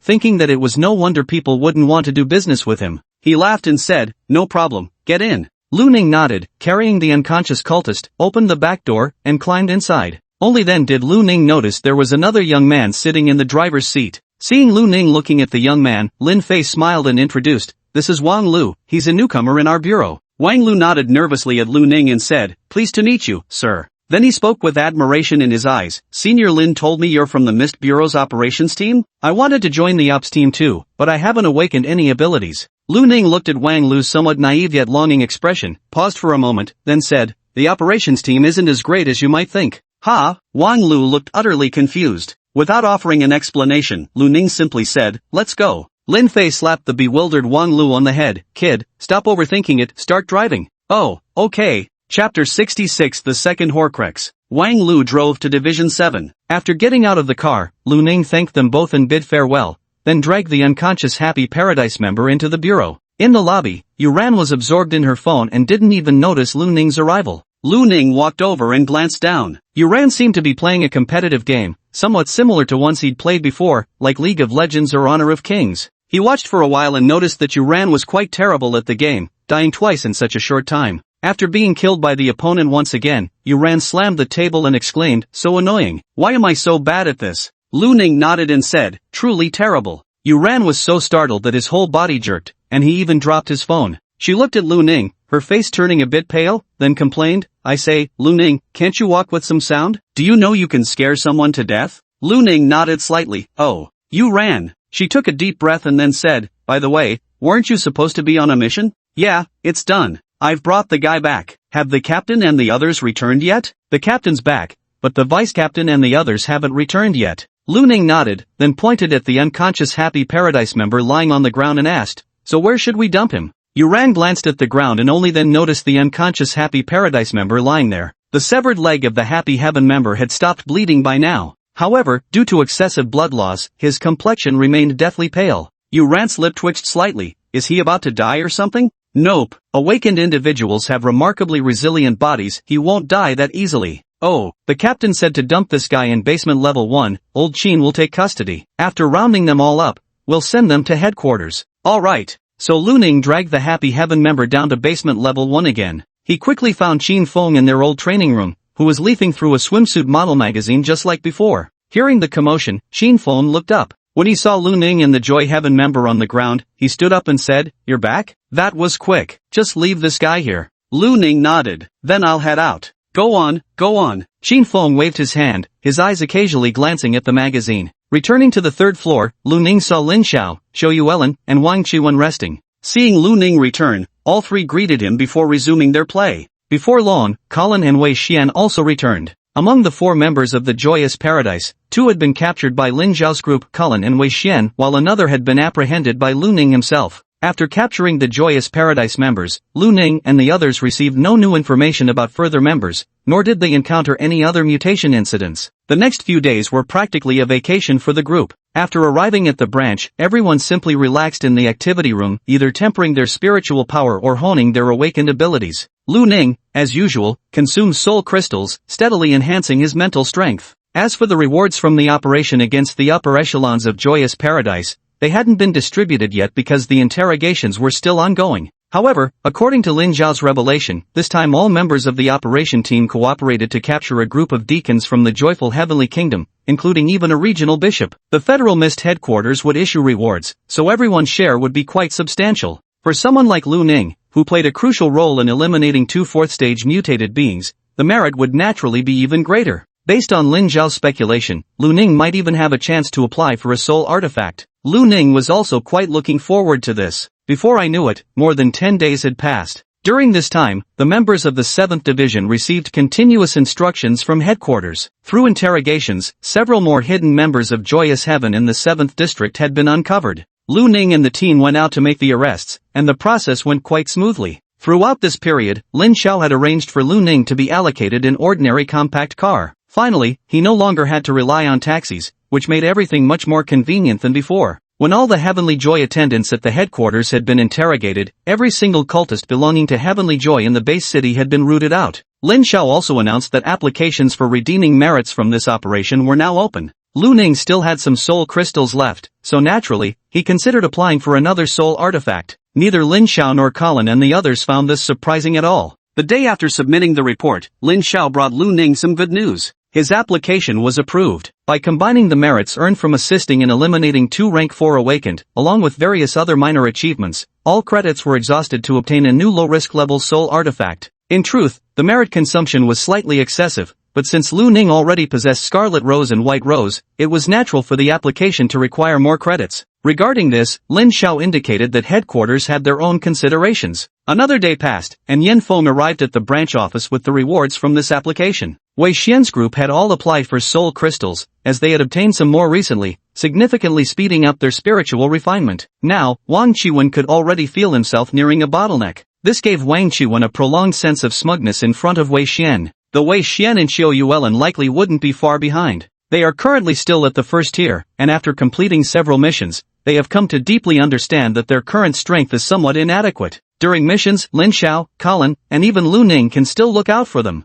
But once Lin Xiao and the other two are unable to provide support, with Wang Qiwen and the others' current abilities, the situation would obviously become extremely dangerous. Thus, improving their strength has become their most urgent priority. As for Lin Xiao and Colin, the two applied for some soul crystals and several expendable items, such as potions and runes. Finally, there was Lu Ning, whose soul weapon was chosen based on his personal needs. Lu Ning already had dual pistols like Red Rose and White Rose in his hands. These were long-range weapons. What he needed now was a melee weapon. Lu Ning's preference was preferably something like a sword or saber. What the headquarters provided was precisely a blade. It was a white long sword with crimson flame patterns etched along its length. Merely resting there, it seemed to raise the surrounding temperature by a degree or two. Yin Feng introduced the sword's details: low-risk soul weapon, flame blade. The material itself is exceptionally sturdy, forged from the spine of the twin-headed flame tiger disaster beast. When imbued with spiritual energy, it can activate flame abilities. Use it as you see fit. Yin Feng's gaze toward Lu Ning now held less wariness and a touch more approval. Previously, Lu Ning had played a crucial role in the operation to eliminate two mutated giants, and this feat had already been spread throughout the team by the members who witnessed it. Long before that, operatives across the entire base city had known there was an immortal guy in the 7th division. And this guy seemed absolutely insane. He'd blow half his own head off with a single shot at the slightest provocation. A total madman. Yin Feng was already well acquainted with Lu Ning's brand of madness. However, Lu Ning's assistance in killing the two giant mutation victims last time indirectly saved the lives of many members of the operation team. In fact, without Lu Ning that day, the entire operation team might have lost even more people before they could take down the two giant mutation victims. Because of this, Yin Feng's attitude toward Lu Ning softened slightly. Lu Ning gripped the hilt of the blade, where the flame patterns seemed to come alive, emitting a faint red glow, as if ready to ignite at any moment. Lu Ning felt a powerful force flow from the flame blade into his body. His physical constitution seemed to have improved slightly. This enhancement was comprehensive, unlike the Crimson Rose and White Rose variants, which primarily boosted dynamic vision and acuity. Lu Ning swung the flame blade and gave a slight nod of approval. Not bad. Everything's delivered. I'm off now. Yin Feng stretched and complained, absolutely exhausted these past few days, interrogations, delivering rewards, one thing after another. Lin Xiao suddenly thought of something and called out to Yin Feng. Yin Feng, how did the regional bishop's interrogation go? Yin Feng raised an eyebrow and shook his head. That guy's lips are sealed tight, wouldn't say a word. Lin Xiao gave a slight nod and asked no further. Yin Feng looked at Lin Xiao with some confusion. What's wrong? Lin Xiao shook his head. It's nothing. After a pause, he spoke with slight uncertainty. I've been thinking about it these past few days, and I don't know if it's just my imagination, but I can't shake the feeling that this whole thing was too easy. After all, other base cities have had cult infiltrations before. How could they possibly be wiped out so completely in one fell swoop? Yin Feng fell silent for a moment, then scratched his head. Even the regional bishop was captured. What more could there be to it? You're not getting paranoid, are you? Maybe you should go get your mental contamination levels checked? Lin Xiao exhaled a long breath. Maybe so, I'll go get checked. Yin Feng nodded, one hand in his pocket, the other raised in farewell. I'm off. Chapter 67, Third Tier. Colin saw Yin Feng off, while Wang Qiwen asked Lin Xiao curiously, Captain, something feels off to you? Lin Xiao shook his head. I just think it went much smoother than I expected. Maybe these higher-ups from Paradise Joy just had bad luck. Lin Xiao didn't elaborate on the topic. Lu Ning and the others didn't press further. Another week passed. Late at night, Lu Ning sat leaning against the bed, holding a soul crystal in his hand with his eyes closed as he absorbed the mental radiation within it. At that very moment, an invisible storm erupted with Lu Ning at its center. The surrounding desk and chairs trembled violently while objects on the table were sent flying before crashing to the floor. The storm came swiftly and left just as quickly. Within mere breaths, the tempest subsided. Lu Ning slowly opened his eyes, revealing pupils so dark and profound they seemed to shimmer with faint divine radiance. After enduring such prolonged tempering, his mental power had finally broken through to the third stage. The originally bucket-sized mental energy surged dramatically once more, now expanding to the dimensions of a small pond. He could distinctly sense that his mental energy had become more refined and potent than before. After a brief consideration, he gripped his left hand and forcefully yanked. His left arm was torn off instantly, the sound of snapping bones echoing continuously. Yet, in the next second, his left arm fully regenerated, the recovery speed noticeably faster than before. Not only that, but he could also feel the transmission efficiency of his mental power had improved significantly, which would yield better results when using soul artifacts. Finally, the refinement of his mental power also catalyzed a physical transformation. Lu Ning had always employed body tempering techniques to enhance his physical strength, and after this transformation, his power doubled in magnitude. Overall, the progress was substantial. Lu Ning revealed a satisfied smile. With his strength improving, Taking another step closer to joining the mist exploration team meant he was also nearer to exploring the fog and finding a way back. This was something worth celebrating for him. Early the next morning, after washing up, Lu Ning arrived at the branch. Last night, Colin and Wang Chuan were on night duty, and both were already in the activity room. Seeing Lu Ning, Colin smiled and said, "Here you are. We've already ordered breakfast, come and eat." Lu Ning nodded in response. Before long, Lin Xiao, Zhou Yuelin, and Wei Xian arrived one after another. The group ate breakfast together, chatting and laughing. With almost no mutation incidents occurring these days, they were completely at ease. Throughout this, Lin Xiao kept glancing at Lu Ning occasionally, his expression somewhat puzzled. Wang Chuan asked with some confusion, "Captain, why do you keep staring at Lu Ning? Is there something wrong?" Lin Xiao frowned as he sized up Lu Ning, muttering, "Am I imagining things?" "Boy, I swear your spiritual energy seems to have increased significantly." Nearby, Colin took a sip of sweet tofu pudding, adjusted his glasses, and chimed in, "So you felt it too? I thought I might be mistaken." Lu Ning calmly took a bite of his steamed bun and said, "Oh, right. I've reached 3rd tier now, so my spiritual energy has indeed improved somewhat." Put. Wang Chuan, who was eating porridge, blew a grain of rice out of his nose. He coughed repeatedly and looked up at Lu Ning. "What the hell? You're already 3rd tier?" Wei Xian and Zhou Yuelin also snapped their heads up in shock, staring at Lu Ning. "Is this for real? I just hit my bottleneck a few days ago, and you're already 3rd tier? How is this even fair?" Wei Xian, usually quite composed, couldn't help but shout in disbelief. Autumn Yulin nodded repeatedly. "Brother Lu Ning, this is simply unbelievable. We all started at the 1st rank, how did you reach the 3rd rank already? How did you manage this?" "I just tempered my spirit force normally," Lu Ning replied truthfully. "Kept tempering until I broke through." The trio fell into silence. Weren't they tempering their spirit force too? Why haven't they advanced to the 2nd rank yet? All three of them were starting to doubt their own existence. Not just Wei Xian and his two companions, even Lin Xiao and Colin looked utterly bewildered upon hearing Lu Ning's words. They exchanged glances, their faces filled with shock. Lin Xiao's lips twitched slightly. "If your mental contamination level hadn't always been at 0%, I'd really think you're some kind of monster." Colin spoke slowly. "It's been over 10 years since I became an awakened." "Lu Ning, you're the fastest breakthrough I've ever seen, just over 4 months now, isn't it? And you've already jumped from 1st tier to 3rd tier outright. That's truly astonishing." Lu Ning asked in puzzlement, "Is it really that exaggerated?" Colin smiled bitterly. "You have no idea how ridiculous it is, utterly absurd. Has there never been anyone whose improvement was as rapid as mine before?" Lin Xiao rolled his eyes. "Of course there have been fast improvers, but someone like you? I've genuinely never seen it. Honestly, I'm not sure if there's ever been such an exaggerated rate of improvement since the mist first appeared."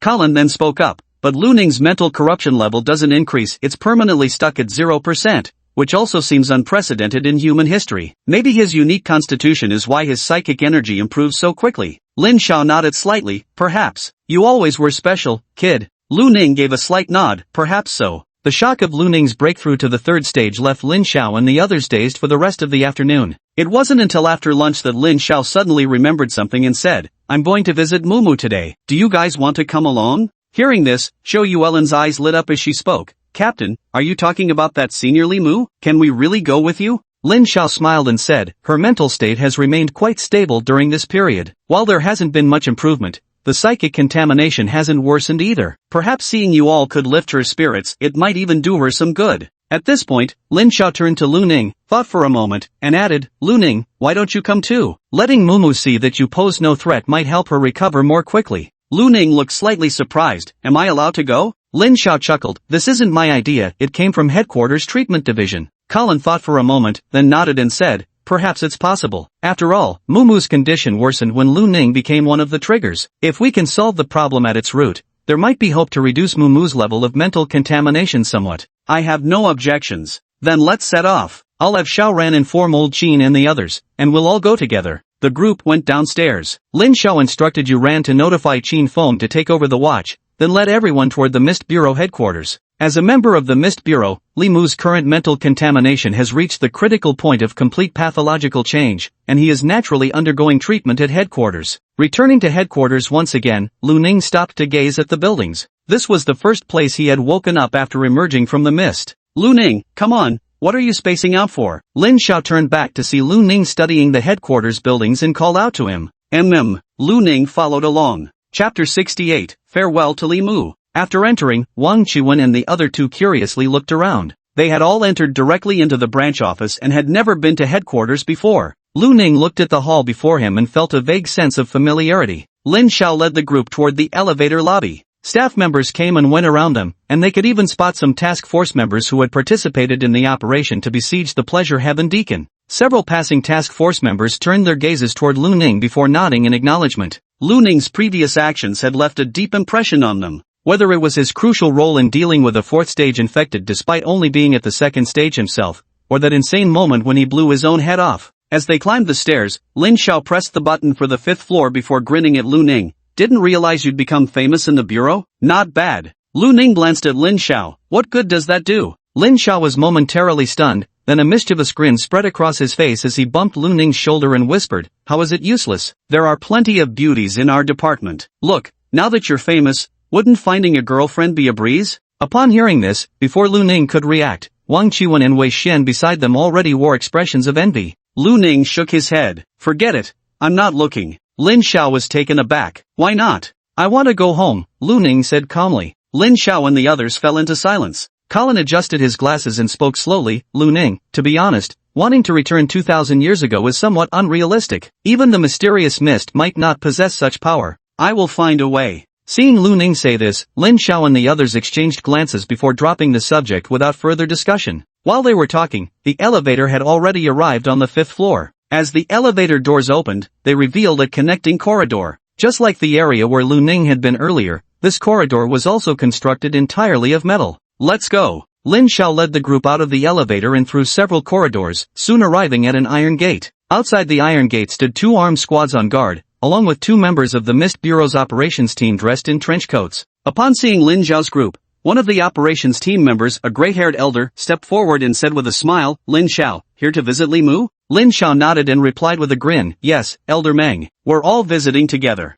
"Alright, go ahead, open the door." The gray-haired old man waved his hand and pushed the gate open. Several instruments were placed outside the main entrance. Lu Ning recognized them all. There were devices for checking mental contamination levels and others for detecting whether one's mind was under control. He had used them back when he was still at headquarters. Clearly, the security measures here were exceptionally strict. Several people walked past the instrument without triggering any alarms, allowing everyone to smoothly pass through the entrance. Inside the corridor beyond the door, numerous doctors in white coats hurried about. Lin Xiao explained that these were all doctors specializing in treating mental contamination. Once mental contamination levels exceed the threshold and lead to pathological changes, there's currently no way to reverse it. But before it completely deteriorates, mental contamination can still be gradually restored through medication, adjunct therapies, psychotherapy, and other methods. And these doctors are the ones who do such work. The passing doctors glanced at Lin Xiao and the others briefly before hurrying away, evidently quite busy. Lin Xiao and Colin had been here several times before, so they knew the place like the back of their hand.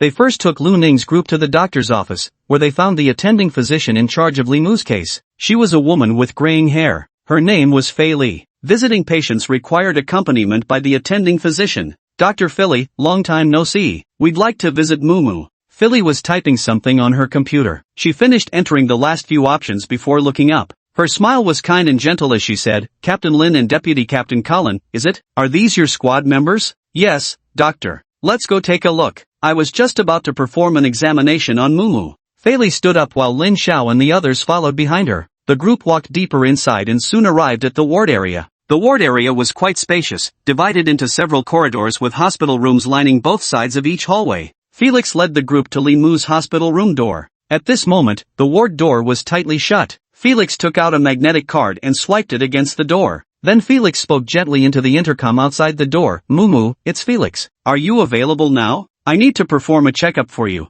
The intercom remained silent for a while before a weak voice responded, "Come in." Felix nodded, pressed a button on one side, and the room's main door slid open, though a glass door still remained. Through the glass door, Felix, Lu Ning, and the others could clearly observe the situation inside the wards. The ward was small, accommodating only a simple table and chair. Li Mu, dressed in casual everyday clothes, reclined on the bed while reading. Compared to the stunning beauty when Lu Ning first met her, Li Mu now looked pale, exhausted, and not in good health. And as Lu Ning's gaze traveled downward, he could see that Li Mu's body was still shrouded in white mist, within which eyeballs spun wildly. Compared to before, there seemed to be little change. As the door slid open, Li Mu looked up. Upon seeing Lin Xiao and Colin, a faint smile appeared on her face. Yet her smile didn't last long. When she noticed Lu Ning, Li Mu's expression instantly froze. Her face turned cold as she frowned at Lu Ning and demanded, "What's he doing here?" Lin Xiao smiled sheepishly and was about to speak when Fei Li said gently, "It was me who asked Captain Lin to bring him here." Li Mu turned his gaze to Fei Li, his eyes icy cold.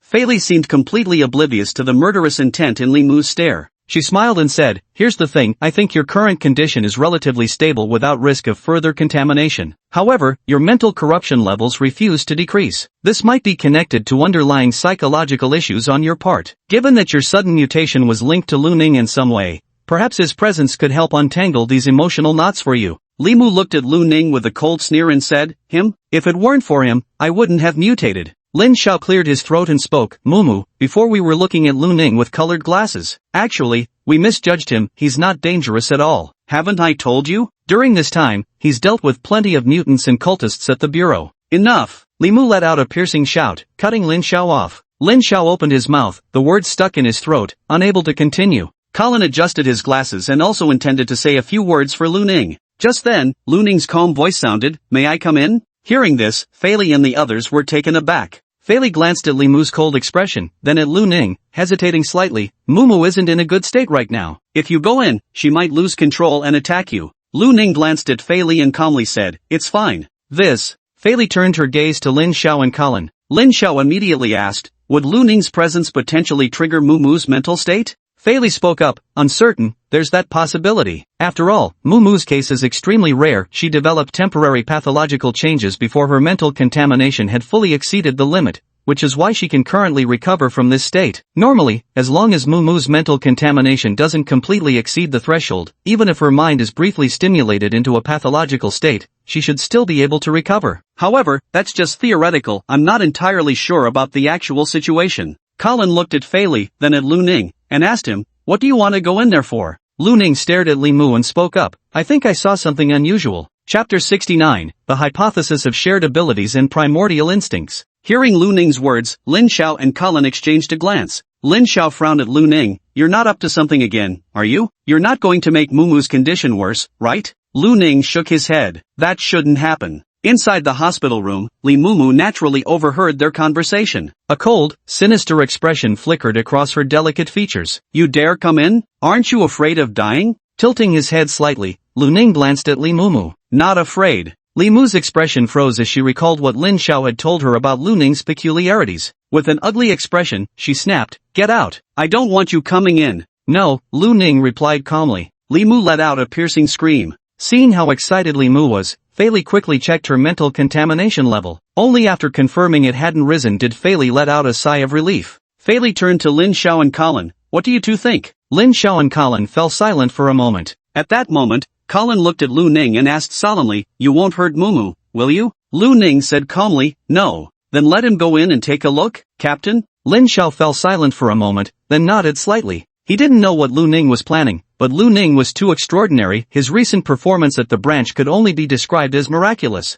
He thought that perhaps Lu Ning might indeed do something beneficial for Li Mu. Seeing that both Lin Xiao and Colin agreed, Fei Li naturally had no objections either. Ignoring Li Mu's protests from inside the hospital room, she unlocked the glass door outside the ward. As the glass door swung open, Lu Ning stepped inside. After Lu Ning entered the ward, the glass door closed again. Fei Li and the others nervously watched the scene inside the ward. "Aren't you afraid of death?" Li Mu stared at Lu Ning with a cold, ferocious expression. "No." Lu Ning repeated the same response as he strode toward Li Mu. As Lu Ning drew nearer, Li Mu's expression grew increasingly grim. The exposed skin on her body, her face, neck, palms, began to writhe grotesquely with flesh and blood, as if twisting at any moment. Seeing this, Fei Li's expression darkened slightly. "It's the precursor to corruption." Then she hurriedly checked Li Mu's mental contamination level before relaxing a little. Her mental contamination has risen slightly, but it's still within manageable limits. Lin Xiao said in surprise, "Again? What on earth is going on?" Colin also looked full of curiosity. Fei Li stared thoughtfully at Li Mu,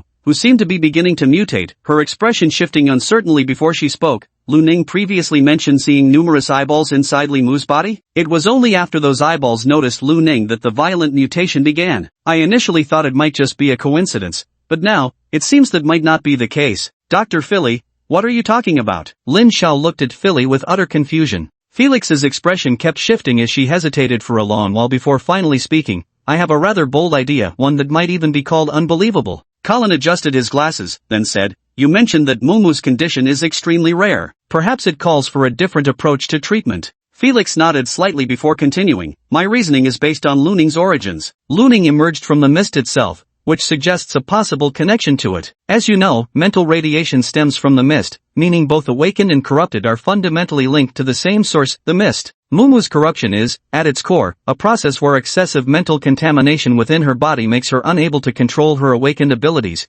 transitioning her into a corrupted. We previously proposed a hypothesis about the shared origin of abilities, that awakened powers, dark arts, the abilities of the corrupted, and even those of the divine descendants may all stem from certain entities within the mist, such as malevolent gods or similar beings. The abilities altered by pathology, having lost their original control, might form deeper connections with these entities. Due to Luning's unique nature, out-of-control pathological abilities might mistake her for certain entities within the mist, leading to an outbreak. Listening to Fei Li's explanation, Lin Xiao and the others were filled with confusion. They exchanged puzzled glances, genuinely bewildered. Wang Qiwen scratched his head, speaking uncertainly. Dr. Fei Li, are you saying the abilities in Senior Li Mu's body mistook Lu Ning for something like an evil god? Wei Shen and the others shared the same thought, their expressions turning peculiar at that moment. Noticing the strange looks from Lin Xiao and the rest, Fei Li didn't mind. With a gentle smile, she said, that's exactly why I said my idea is quite bold and even unbelievable. As a doctor and a researcher, proposing innovative hypotheses is extremely meaningful. The probability might be extremely low, but we can't afford to miss any possibility. Wait, Lin Xiao suddenly spoke up. Previously, Lu Ning encountered some awakeners and even degenerators, but none of them seemed to have experienced what Mumu did. At this point, he abruptly stopped, as if struck by lightning, his eyes widening in shock. Zhou Yuelin beside them also seemed to realize something, letting out a soft gasp and even covering her mouth. Seeing their reactions, Colin and the other two looked puzzled. What's wrong? Meanwhile, Fei Li appeared to catch on. Perking up, she eagerly asked, did Lu Ning encounter something similar before? Lin Xiao replied uncertainly, I'm not sure if it's exactly alike. You see, when we were investigating Zhu Jianyi before, didn't Lu Ning run into a cultist from Joyous Heaven? Later, when that cultist mutated, Lu Ning claimed he saw a fallen angel, and the cultist's transformation became extremely drastic. But this is different from Mumu's situation. Looking at how that cultist's mutation progressed, the mental corruption levels must be off the charts. There's no way he could revert back. Hearing this, Fei Li's eyes flickered before she spoke up. I've got another bold idea. Everyone. They looked at Fei Li with strange expressions. Her ideas were certainly audacious. Lin Xiao gave a dry chuckle. Go ahead. Fei Li spoke first. Captain Lin, as you mentioned before, that mutated cultist was from the blissful paradise? So the abilities he wielded must have come from the fallen angel of the evil god, but Mumu's powers clearly don't originate from that same source. Their different reactions upon seeing Lu Ning might be related to the fundamental nature of their abilities? Hearing this, the group exchanged even more bewildered glances. Colin adjusted his glasses, sounding incredulous. Are you suggesting these abilities could possess consciousness? Wang Qiwen and the others paled. If that were truly the case, wouldn't there be another consciousness within their bodies? Felicia shook her head and then said gravely, this isn't consciousness, but rather a mental instinct of the psychic radiation itself. Perhaps this very mental instinct is the root cause of why we awakened suffer from worsening mental contamination, ultimately leading to pathology. Lin Xiao and the others exchanged glances. Colin suddenly frowned as a thought occurred to him. Lu Ning is also an awakened one, yet his mental contamination level remains at 0%. Does this mean his awakened ability lacks such mental instincts? Everyone also regained their composure and turned their gazes toward Fei Li. Fei Li smiled and said, so this is precisely what makes Lu Ning special, isn't it? His ability is immortality, a power that has also never appeared before. Colin's question actually presents several plausible scenarios. For instance, the spiritual essence of the immortality ability might not be violent and therefore doesn't cause mental corruption. Alternatively, the immortality ability might not only heal the physical body but also the mind, so any mental contamination affecting Lu Ning would be instantly cured. There's also the possibility that Lu Ning, having spent countless years in the mist, has absorbed so much mental radiation that he's become completely immune to these spiritual instincts. At this point, Fei Li paused, then chuckled and continued, there's also the boldest hypothesis, that the spiritual essence of this ability originated from Lu Ning himself. If that's truly the case, then Lu Ning would never be corrupted by the spiritual instincts of an awakened ability. Chapter 70, Miracle. Originating from Lu Ning himself? Several people looked puzzled. Yes, Lu Ning has been immersed in the mist for thousands of years. Perhaps he has become similar to those entities within the mist. From his spiritual instincts, awakened abilities might likewise emerge. Lin Xiao and the others, Zhou Yuelin's face paled slightly. Are you saying Brother Lu Ning is like those evil gods? Wei Xian repeatedly shook his head. Impossible, absolutely impossible. If Lu Ning were really like the evil god, how strong would he be? Although Lu Ning's performance exceeds ordinary human understanding, how could he possibly compare to the evil god? Even Wang Qiwen, who always enjoys contradicting Wei Xian, nodded and said, I think so too. If Lu Ning were truly the evil god, we probably wouldn't have survived 800 encounters. Though Lin Xiao and Colin didn't voice any objections, their expressions clearly showed disbelief. Philly smiled and said, I didn't mean to suggest Lu Ning possesses the same power as the evil god, but rather that there's a certain similarity in their essence. Of course, this is nothing more than a baseless, wild conjecture, and the likelihood of such a guess is very low. Lin Xiao was about to speak when Li Mu's screams suddenly came from the hospital room. Ah, what are you doing? The group stopped their discussion and looked toward the hospital room. Their expressions then turned utterly bizarre. Lu Ning had now reached the bedside. His trench coat had several holes, with traces of blood still visible on it, clearly the handiwork of Li Mu. Meanwhile, 2 additional eyes had sprouted on Li Mu's forehead, while other exposed areas of her skin gradually began forming new eyes as well, teetering on the brink of complete mutation. But Lu Ning immediately pinned Li Mu down, pressing her firmly onto the bed. Li Mu struggled wildly, firing laser beams that pierced clean through Lu Ning's trench coat yet failed to penetrate his body completely, leaving only moderately deep bleeding wounds in their wake. Because Lu Ning had already reached the 3rd rank and constantly tempered his physical body, his raw strength was immense. Li Mu wasn't a flesh-strengthening type awakened to begin with, and now found himself utterly unable to break free from Lu Ning's grip. Witnessing this scene, Lin Zhao's expression turned shocked. Holy shit, what's Lu Ning trying to do? Does he actually have that kind of preference? Wang Qiwen wore a look of admiration. Wait, didn't Lu Ning say before that he didn't want a girlfriend? Or does he prefer diseased ones? What are you two even talking about? Shouldn't we be discussing whether to stop brother Lu Ning right now? Xiao Yuelin glared at Lin Xiao and Wang Qiwen, her voice tinged with exasperation. Colin also adjusted his glasses and looked at Lin Xiao. Captain, what's the say? Lin Xiao was about to speak when suddenly they witnessed an unbelievable scene. Lu Ning pressed her hand against Li Mu's chest as he struggled uncontrollably. Li Mu, who had been gradually succumbing to madness from his affliction, suddenly widened his eyes in shock, staring disbelievingly at Lu Ning's calm and indifferent expression. After a moment of silence, Li Mu let out a piercing scream, on the verge of descending completely into madness. At this moment, Li Mu's body trembled violently. Lu Ning pulled her hand outward, and gradually, wisps of white mist were actually drawn from Li Mu's body. Within this white mist hovered a series of illusory, twisted eyes. These eyes held a cold, maddened gaze. Just one look would likely drive an ordinary person to madness. At this moment, the eyes being pulled out along with the white mist grew even more frenzied, desperate to burrow back into Li Mu's body. The two sides became locked in a tug-of-war. Caught in this struggle, the exposed skin on Li Mu where ice had reappeared gradually returned to its original state. But her expression was one of extreme torment. Lu Ning glanced at Li Mu, paused in silence for a moment, and then unexpectedly pressed the extracted white mist against his own chest. The mist, which had been trying to retreat, halted for an instant before writhing even more frenetically, desperate to escape from Lu Ning's body. Yet Lu Ning kept pulling relentlessly. Gradually, more and more of the white mist was drawn out from Li Mu's body, only to be steadily absorbed into Lu Ning's own flesh. As the absorption continued, the skin on Lu Ning's exposed left arm twisted grotesquely before sprouting an eyeball amidst the undulating flesh. The eyeball rolled around wildly, exuding an icy madness, and when it spotted Lu Ning, a white light flickered within its pupil. Yet in the next instant, Lu Ning casually reached out and plucked the eyeball from the back of his hand. Blood trickled from the wound, only for it to seal shut the very next moment. As for the detached eyeball, Lu Ning tossed it to the ground without a second thought and crushed it underfoot, producing a sickening squelch. Lu Ning's expression remained unchanged as he continued to pull at the white mist. Gradually, the white mist within Li Mu's body grew thinner and thinner. After several breaths, the white mist was completely extracted, all of which Lu Ning stuffed into his own body.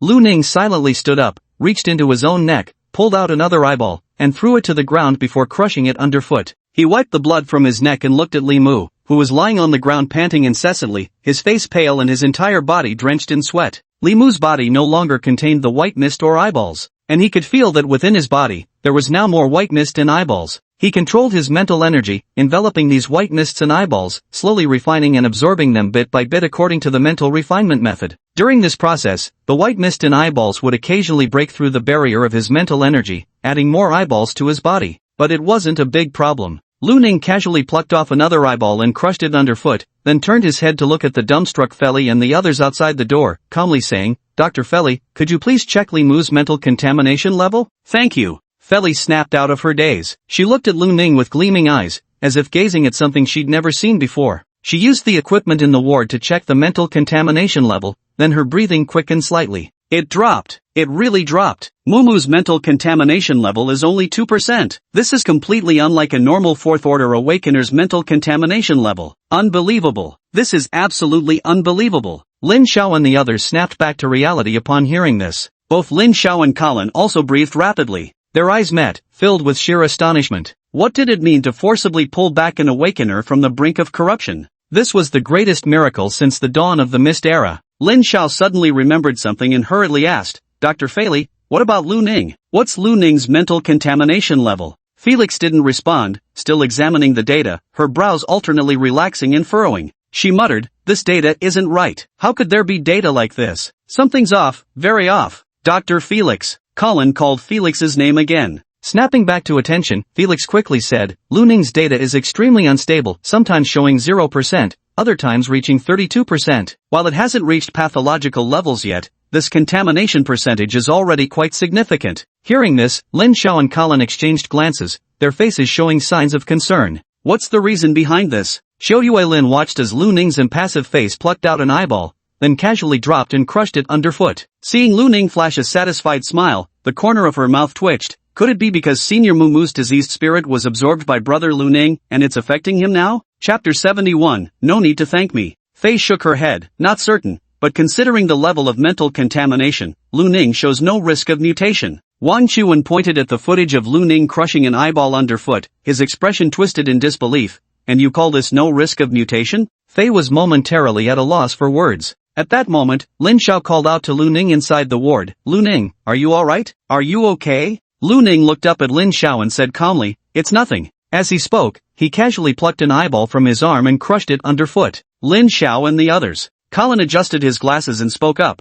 What's with all these eyeballs growing on you now? Can you feel anything unusual about yourself? Lu Ning spoke up. It's nothing serious. Just now, I took the white mist from Li Mu's body and tried to refine it with my psychic energy. The mist is resisting, which is why my eyes turned out like this. But it's not a big problem. Upon hearing Lu Ning's explanation, Feili seemed to grasp the situation and murmured, so it's the pathogenic source in Mumu's body fighting back? That actually fits the hypothesis about psychic instincts. Xiao Yuelin voiced her concern, Brother Lu Ning, does that mean you'll stay like this forever? Of course not. Once I refine some of the white mist, it'll be fine. Though compared to normal psychic radiation, this mist is a bit harder to refine. Hearing this, everyone breathed a sigh of relief. At this moment, Li Mu gradually recovered from her previously weakened state. She slowly sat up, her expression no longer as cold as before, her gaze at Lu Ning now carrying a hint of complexity. The reason for her mutation was partly due to Lu Ning. Even without Lu Ning, her mental corruption level was still dangerously high. There was still a considerable chance of deterioration. But now, Lu Ning has reduced her mental corruption to a level she wouldn't have dared to dream of before. She no longer has to worry about mental contamination at all. This was an enormous favor to Li Mu.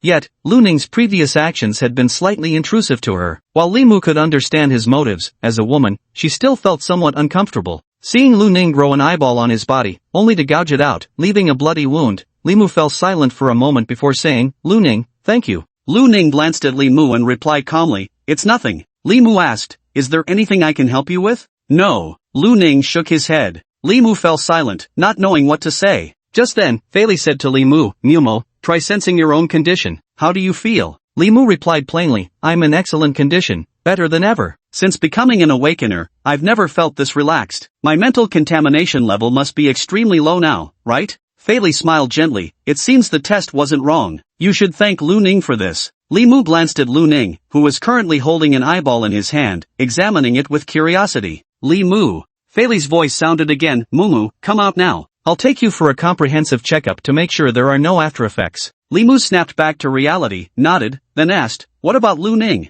Lu Ning and Lin Xiao also looked at Feili. After a moment of thought, Feili spoke up, according to the test results, Lu Ning doesn't have any pathological risks, but his physical traits share similarities with pathological manifestations. My suggestion is to keep him under observation for a day to confirm there's no danger before he can leave. Lin Xiao frowned, Dr. Feili, isn't this against protocol? If his mental contamination level is normal, there shouldn't be a need for observation. Feili smiled gently, but you've seen Lu Ning's condition yourself, eyes keep appearing on his body from time to time. That itself should be a pathological characteristic. Lin Xiao opened his mouth slightly, then fell silent. Just then, Li Mu spoke up, then I'll observe for another day too. Once Lu Ning can go out tomorrow, I'll go get tested. Hearing this, Fei Li paused briefly before nodding with a faint smile. That's fine too. Lin Xiao turned to Lu Ning. Lu Ning, what do you think? If you're not comfortable with this, I'll go talk to Director Wang. Lu Ning waved his hand. It's nothing. Seeing that Lu Ning himself said so, Lin Xiao and the others didn't say anything more. After staying for a while, Lin Xiao and the others each took their leave as they still had work to attend to, leaving Lu Ning and Li Mu alone in the hospital room. After Lin Xiao and the others left, Fei Li stayed at the front of the room for a while longer, checking the data, confirming that Li Mu's mental corruption level was normal, with no rapid resurgence, and that Lu Ning's mental corruption peak had not risen further. Fei Li finally breathed a sigh of relief. As the attending physician, Fei Li was also very busy. She smiled gently and said, Lu Ning, I've prepared a new ward for you. No sooner had Fei Li finished speaking than Li Mu interjected, let him stay here. I can keep an eye on him too. Lu Ning glanced at Li Mu and replied, I'm fine with either. Fei Li didn't press the matter further and nodded, saying, very well then. Then Fei Li closed the hospital room door. Only Li Mu and Lu Ning remained in the entire ward. Lu Ning glanced around the room, sat down on a chair, and began to stare blankly. Li Mu sat by the bed as the two of them fell into silence. After a while, Li Mu seemed unable to bear the silence any longer and spoke up. I'm worried that if you're moved to a new ward, some doctors here might want to study you. You know as well as I do, what you just did could be called a miracle. Those doctors are probably very curious. Lu Ning glanced at Li Mu and calmly replied, I've been studied plenty of times already. Li Mu's lip twitched, his face darkening as he said, fine then. If you want to be studied, just tell Dr. Fei Li. Lu Ning shook his head. This is fine as it is. Li Mu curled her lips and leaned back against the bed to continue reading. After what seemed like ages passed without her turning a single page, Li Mu looked up at Lu Ning and asked, whenever the captain and Colin visited me before, they'd always bring you up. I heard your talent is extraordinary, that you can pick up anything incredibly fast, and that you're already a second tier awakened? I'm third tier now. Li Mu, ?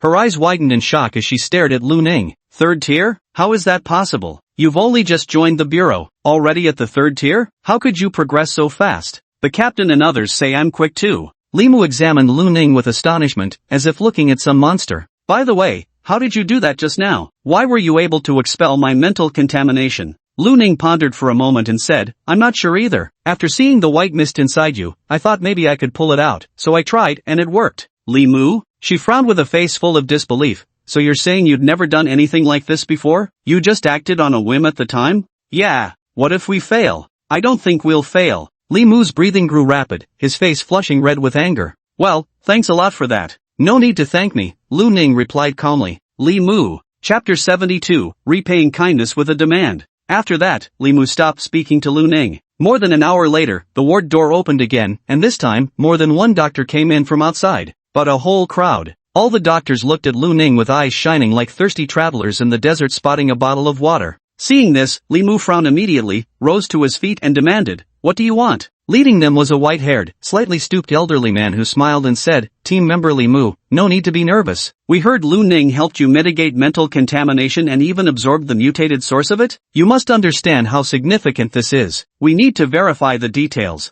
Li Mu's expression changed slightly when he saw the elder. Then he stiffened his face and said, Elder Ning, you've all seen Lu Ning's current condition. He can barely control the mutations in his own body. Surely you don't still expect him to help others absorb the source of mental contamination? Of course not. As doctors, we merely wish to understand the underlying principles. Only then might we potentially discover a method to eliminate mental contamination. Ning Wang reassured Li Mu with a gentle smile. Li Mu frowned and glanced at Lu Ning. Lu Ning responded calmly, Elder Ning, it's been a long time. Ning Wang was the doctor who performed various tests for him when he first arrived at headquarters. Ning Wang smiled at Lu Ning. It has been a while. I heard you've been doing well at the 7th branch recently? That's good. Can we run a checkup this time? Lu Ning nodded slightly. Ning Wang opened the glass door. Some of the doctors nearby showed slight changes in their expressions. A middle-aged man among them cautiously said, Elder Ning, isn't this a bit too risky? Ning Wang waved his hand and smiled faintly. I trust Lu Ning. Having said that, he stepped forward. The doctors behind him exchanged glances, and a few of the older ones followed him in.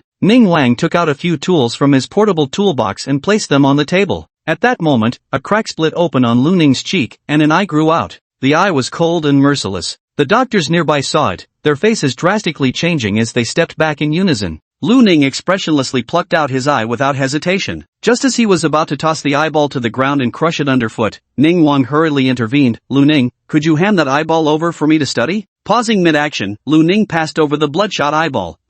Ning Wang carefully produced a container and secured the eyeball inside. He then proceeded to examine Lu Ning's body thoroughly using specialized equipment. After the examination, Ning Wang said with some surprise, "Lu Ning, your peak spiritual contamination level has dropped to just 28% now." Lu Ning nodded slightly. "I refined some of the white mist just now." Ning Wang's expression turned interested as he straightened up and asked, "Lu Ning, I heard from Fei Li earlier that you absorbed Li Mu's spiritual contamination source into your own body? How did you manage to extract that contamination source?" At this point, Ning Wang quickly added, "If your method proves universally applicable, it would be a tremendous boon for all awakened ones, perhaps eliminating their concerns about spiritual contamination altogether. And the Federation would undoubtedly reward you with something extremely valuable. I saw that mentally contaminating white mist and thought maybe I could reach out and grab it. So I tried, and I actually pulled it out." Lu Ning's answer was exactly the same as when he'd spoken to Li Mu before. Ning Wang and the others, underscore? The air in the hospital room fell silent for a moment. Ning Wang's aged face stiffened briefly before he rubbed his temples in resignation. "I'd forgotten how difficult it is to communicate with you."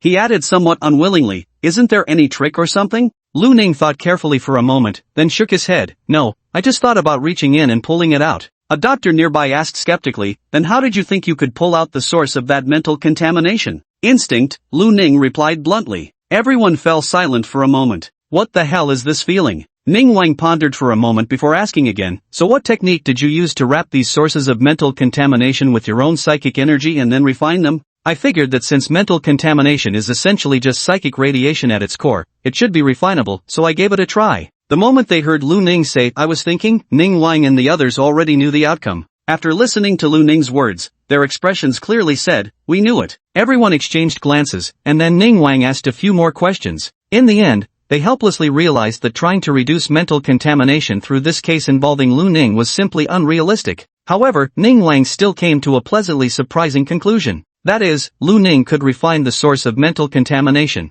Once Lu Ning finishes refining the source of mental contamination, could he possibly extend this method to eliminate the mental pollution from other awakened individuals on the verge of mutation? The likelihood of this seems quite high. However, this still requires further experimentation. Only after Lu Ning completely refines the source of Li Mu's psychic contamination can they attempt it again. For now, they haven't gained much from this endeavor. The group stayed in the hospital room for over an hour, asking numerous questions, before finally taking their leave. Before leaving, Lu Ning called out to Ning Wang, "Old Ning, could you please tell the kitchen I'd like braised pork today?" Ning Wang smiled, "No problem." Watching the ward door close, Li Mu sat back on the bed and said calmly, "Your mental contamination level has dropped? That was quick." About the same as tempering mental strength." Listening to Lu Ning's response, Li Mu nodded slightly and said no more. A while later, the staff brought over the meals. Lu Ning took a bite of braised pork and broke into a satisfied smile. Noticing Li Mu's gaze, Lu Ning deadpanned, "Want some too?" Li Mu nodded, "All right." Lu Ning's expression froze momentarily before she picked out the fattiest piece and tossed it to Li Mu. Staring at the fatty meat in her bowl, Li Mu was utterly bewildered. When she looked back at Lu Ning, she discovered Lu Ning had almost finished the braised pork, eating at a noticeably faster pace than before. Li Mu. After dinner, Li Mu went to wash up first. After she came out, Lu Ning went to freshen up. When Lu Ning stepped out of the bathroom, he discovered a quilt spread on the floor. Seeing Lu Ning come out, Li Mu spoke up, "I'll sleep on the floor, you take the bed." "Oh." Lu Ning climbed onto the bed and lay down. Watching as Lu Ning actually settled in without hesitation, Li Mu's breath hitched before he blurted out in disbelief, "Wait, don't you have anything else to say?" Tilting her head in confusion, Lu Ning looked at Li Mu and asked, "What should I say?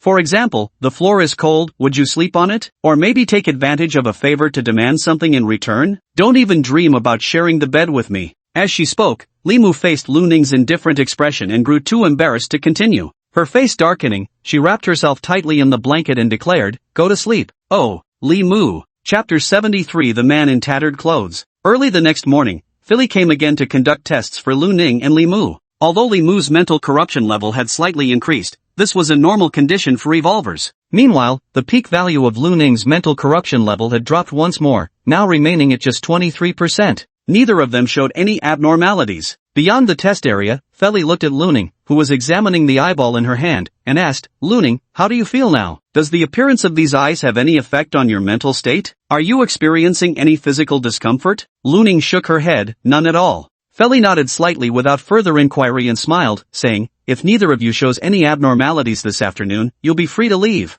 With that, Feli went off to attend to her tasks. By noon, Lin Xiao and Colin once again arrived outside the hospital ward. This time, Wang Qiwen and the other two did not show up. Upon seeing Lu Ning, the first thing Lin Xiao asked was, "How are you? Everything alright? Did those doctors give you any trouble?" Lu Ning shook his head, "No." Colin adjusted his glasses and spoke up. "We just met with Dr. Philly. She said if there are no unexpected issues, you'll be able to leave this afternoon?" Lu Ning nodded, Then we'll stay here with you." Over an hour later, Fei Li and Ning Wang stood outside the ward once more. This time, both entered the room for thorough examinations. Neither showed any concerning results in their data. Apart from Lu Ning's occasional eye discomfort, everything else appeared normal. Ning Wang put away the instrument and smiled at Lu Ning. "If you feel something isn't right, come find me." Lu Ning gave a slight nod. He then handed a glass on the table to Ning Wang. The glass was filled with eyeballs, each streaked with blood vessels. Lu Ning said with a calm expression, "This is an eyeball I just casually plucked out earlier. Do you want it?" Ning Wang's eyes lit up as a delighted smile spread across his face. "That's perfect. I was just running short of materials." Beside them, Li Mu, Lin Xiao, and Colin stood with expressionless faces. For the past hour, Lin Xiao and Colin had been watching as Lu Ning occasionally plucked out another eyeball. As for Li Mu, he had been watching since yesterday until now. Just thinking about how Lu Ning's eyeballs resembled her awakened abilities, she actually felt a dull pain in her own eyes. "Alright, you may leave now." Fei Li smiled as she ushered the group out of the ward. "Thank you, Dr. Fei Li. Thank you, Dr. Ningwang." Lin Xiao nodded in thanks to the two of them before leading the group away. They left the ward area and entered the corridor. At that moment, Lu Ning suddenly noticed swirling white mist along one side of the hallway. Lu Ning looked down the corridor toward a silvery white metal door where medical personnel in protective suits periodically moved in and out. Lu Ning inquired, "What place is in that direction?" Colin glanced over and said, "That's probably where they research dangerous materials, right?" Lin Xiao had a thought. "They should be studying degraded incense right now, shouldn't they? What's wrong?" "I detected psychic radiation from that area." Lin Xiao and Colin both looked dazed. It's normal for places studying hazardous materials to have psychic radiation. Look at these researchers, they're all wearing protective suits. Lu Ning nodded slightly. The group then descended the stairs and left the Fog Bureau headquarters. Under the sunlight, Li Mu narrowed his eyes slightly, unable to suppress his smile, finally escaped that damned place. "I thought I'd be stuck in that hospital room forever." Lin Xiao chuckled and said, "Then Mu, you really should thank Lu Ning a lot." Li Mu glanced at Lu Ning's expressionless face. "I've already thanked you, and after all, we're teammates." Colin laughed and said, "Now that Mumu is back, our branch really should throw a proper celebration today." Lin Xiao laughed heartily. "We definitely should celebrate. Let's head back first." It was 5 in the afternoon when they returned to the 7th Division. As soon as they entered the gate, Lu Ning saw the lobby adorned with flowers and streamers, crowned with a red banner that read "Welcome Home, Li Mu." With a few crackling sounds, colorful confetti rained down from above. Standing in the hall, Yuran cheerfully shouted, "Welcome back, Sister Mumu. Welcome back to the team, Senior Li Mu." Wei Xian and the other two were also all smiles. Not only were they present, but even Qin Feng and Yin and 2 retired team members who could temporarily leave the underground had come to welcome Li Mu. Li Mu's eyes turned slightly red as she smiled with emotion. "Thank you all." Yuran rushed over and threw herself into Li Mu's arms, her voice choked with sobs. "Sister Mumu, I never thought you'd actually come back. I thought I'd never see you again." Li Mu gently patted Yuran's head and smiled. "It's all thanks to Lu Ning. Otherwise, I'd probably still be in the hospital ward right now." Yuran lifted her head from Li Mu's embrace, stuck out her tongue playfully at Lu Ning, then said cheerfully, "Thank you, Lu Ning." "You're welcome." Lin Xiao smiled and said, "Alright, Xiaoran, is the table reserved?" "It's been reserved for ages." Lin Xiao waved his hand grandly. "Let's go. Today's a happy occasion, I'm treating you all to hot pot." After eating and drinking their fill, it was already 9 p.m. As soon as Li Mu returned, Lin Xiao told her to go home and rest, as work officially started the next day. Not just Li Mu, but Lu Ning was treated the same way. Early the next morning,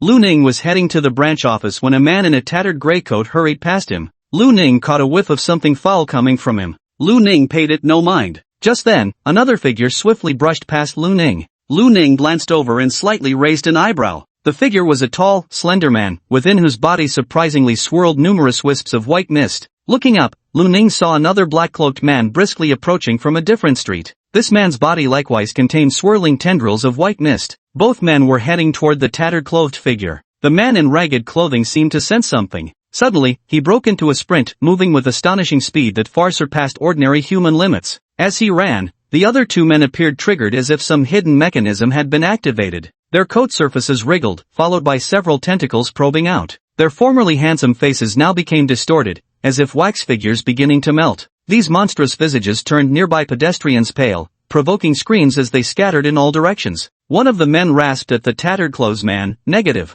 As his voice sounded, the running man suddenly felt his legs go weak, his steps faltering, nearly collapsing to the ground. By the time he steadied himself, the two men had already closed in. They extended their sharp claws, reaching toward the man in tattered clothes. Just then, a gunshot rang out. One man's head exploded directly, with red and white matter splattering everywhere. Another infected man turned toward the direction of the gunshot and saw Lu Ning aiming a red rose at him. Bang! Another gunshot rang out, and the infected man's head also burst apart. The expression of the man in tattered clothes had already been one of despair, but when he saw the two headless corpses on the ground, a glimmer of hope flashed in his eyes, and he quickly turned to look at Lu Ning. His voice was slightly hoarse as he said, "People from the Mist Bureau?" Lu Ning gave a slight nod. "MHM. The man's eyes instantly lit up. "Perfect. I have something to give you. Something very important." Right at that moment, a hoarse and sinister voice rang out in the distance, "Degenerate." As the sound rang out, the trapped eye-shaped white mist inside Lu Ning suddenly became turbulent, and eyeballs began surfacing on his neck and cheeks. The man who had been running toward them turned deathly pale, freezing in place as his expression instantly grew more desperate. Chapter 74, The Divine Favored One.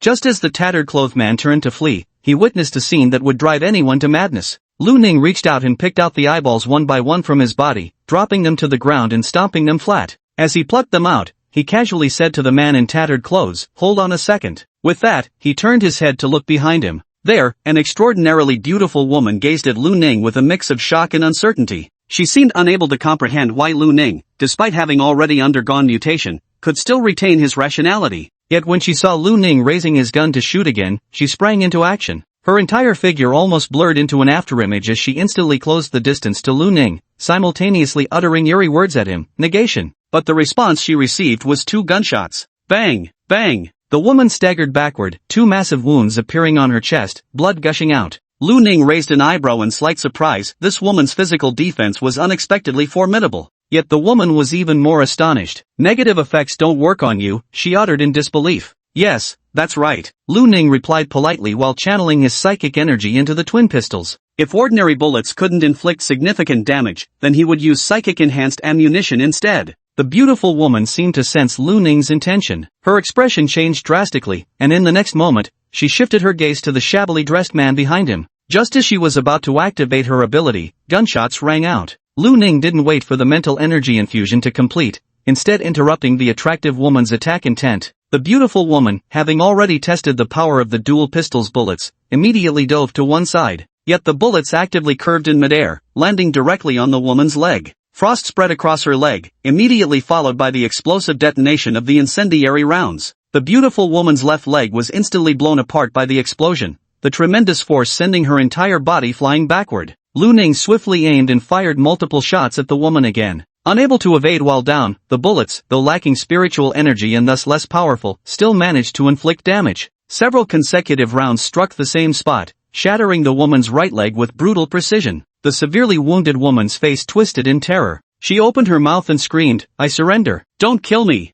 Lu Ning paused. This was the first time he'd ever heard a cultist surrender. But at that very moment, Lu Ning saw thick white mist suddenly surging from within the woman's body. The white mist swallowed the woman almost instantly, and before she could even react, her entire body melted like a wax figure. When the white mist dissipated, all that remained of the once beautiful woman were her clothes and a pool of melted wax. Lu Ning silently glanced at the pile of clothes and wax, then raised his head to survey the surroundings. Everyone on the street had long since fled, and he saw no other awakened or afflicted. Lu Ning then turned toward the ragged-looking man standing behind him. The man's gaze at Lu Ning was now filled with wariness, tinged with fear. At that moment, another eyeball emerged from Lu Ning's cheek. Casually, he plucked it out, tossed it to the ground, and crushed it underfoot. The man's pupils trembled uncontrollably as he swallowed hard. Lu Ning approached the man and asked, "Who are you?" Seeing that the bloody wound on Lu Ning's cheek had already healed, the man took a deep breath and quickly replied, "My name is Zhu Yunxiao. My father is Zhu Jiani. If you're an official from the Mist Bureau, you must have heard of him. I have extremely important information to report." Hearing Zhu Yunxiao's name, Lu Ning gave him a thorough once-over. The man before him didn't seem too old, likely not even 30 yet, but at the moment, he was unshaven, covered in grime, and dressed in tattered, heavily soiled clothes. "I'm afraid I don't know how long it's been since I last bathed," Lu Ning said calmly. "I'm Lu Ning, an official member of the 7th Division's operations team. Let me take you back to headquarters." Zhu Yunxiao's face lit up with joy as he nodded eagerly. Yes, please. Then he glanced around and his expression turned fearful again. He spoke urgently, Officer, we need to hurry. Otherwise, it'll be too late. Lu Ning looked at Zhu Xiaoyun with some confusion. What's too late? Zhu Xiaoyun, his eyes full of fear, spoke up. There's a divine favored one here. A favorite of the fallen angel. Their plan is almost complete. If we don't hurry, the entire base city will be destroyed. Lu Ning frowned slightly and said calmly, follow me. He started running, Zhu Xiaoyun quickly following behind. At the same time, Lu Ning sent an emergency distress call through his phone. The location wasn't far from the branch office. In less than a minute, before Lu Ning and Zhu Yunxiao could reach the branch, two figures rapidly approached from the sky and descended. They were Colin and Lin Xiao. As soon as he landed, Colin gasped for breath repeatedly. He glanced at Lu Ning, then scanned his surroundings to confirm Lu Ning was unharmed before grumbling. Lu Ning, what's the big idea? You look perfectly fine to me. Suddenly triggering an emergency alert made me drag the captain here using psychic flight. Do you have any idea how exhausting that was? Lin Xiao beside them cast a curious glance at Zhu Yunxiao and asked, who is this? Lu Ning calmly introduced, this is Zhu Yunxiao. These two are the captain and deputy captain of our division. Zhu Yunxiao? Lin Xiao and Colin were somewhat surprised. However, neither of them showed expressions of delight. Lin Xiao smiled and said, so you're Zhu Yunxiao? Looks like you've had a rough time. We were looking for you earlier, but now all the top executives of Happy Paradise have been captured by us. You should be safe now. Zhu Yunxiao spoke with considerable agitation. No, officers, the top executives of Happy Paradise haven't all been captured. Those leaders were sacrificed. Their plan is nearly successful. That's exactly why I came to find you. Hearing this, Lin Xiao and Colin wrinkled their brows and exchanged glances. Lu Ning spoke calmly. When I found him, he was being chased by two plague victims and an awakened one. That awakened individual could wield negative and corruptive abilities, probably someone from the Kingdom of Joy. At this point, Lu Ning paused before continuing. His strength is quite considerable, likely at the 4th tier. Hearing Lu Ning's words, Lin Xiao and Colin's expressions grew even more grave.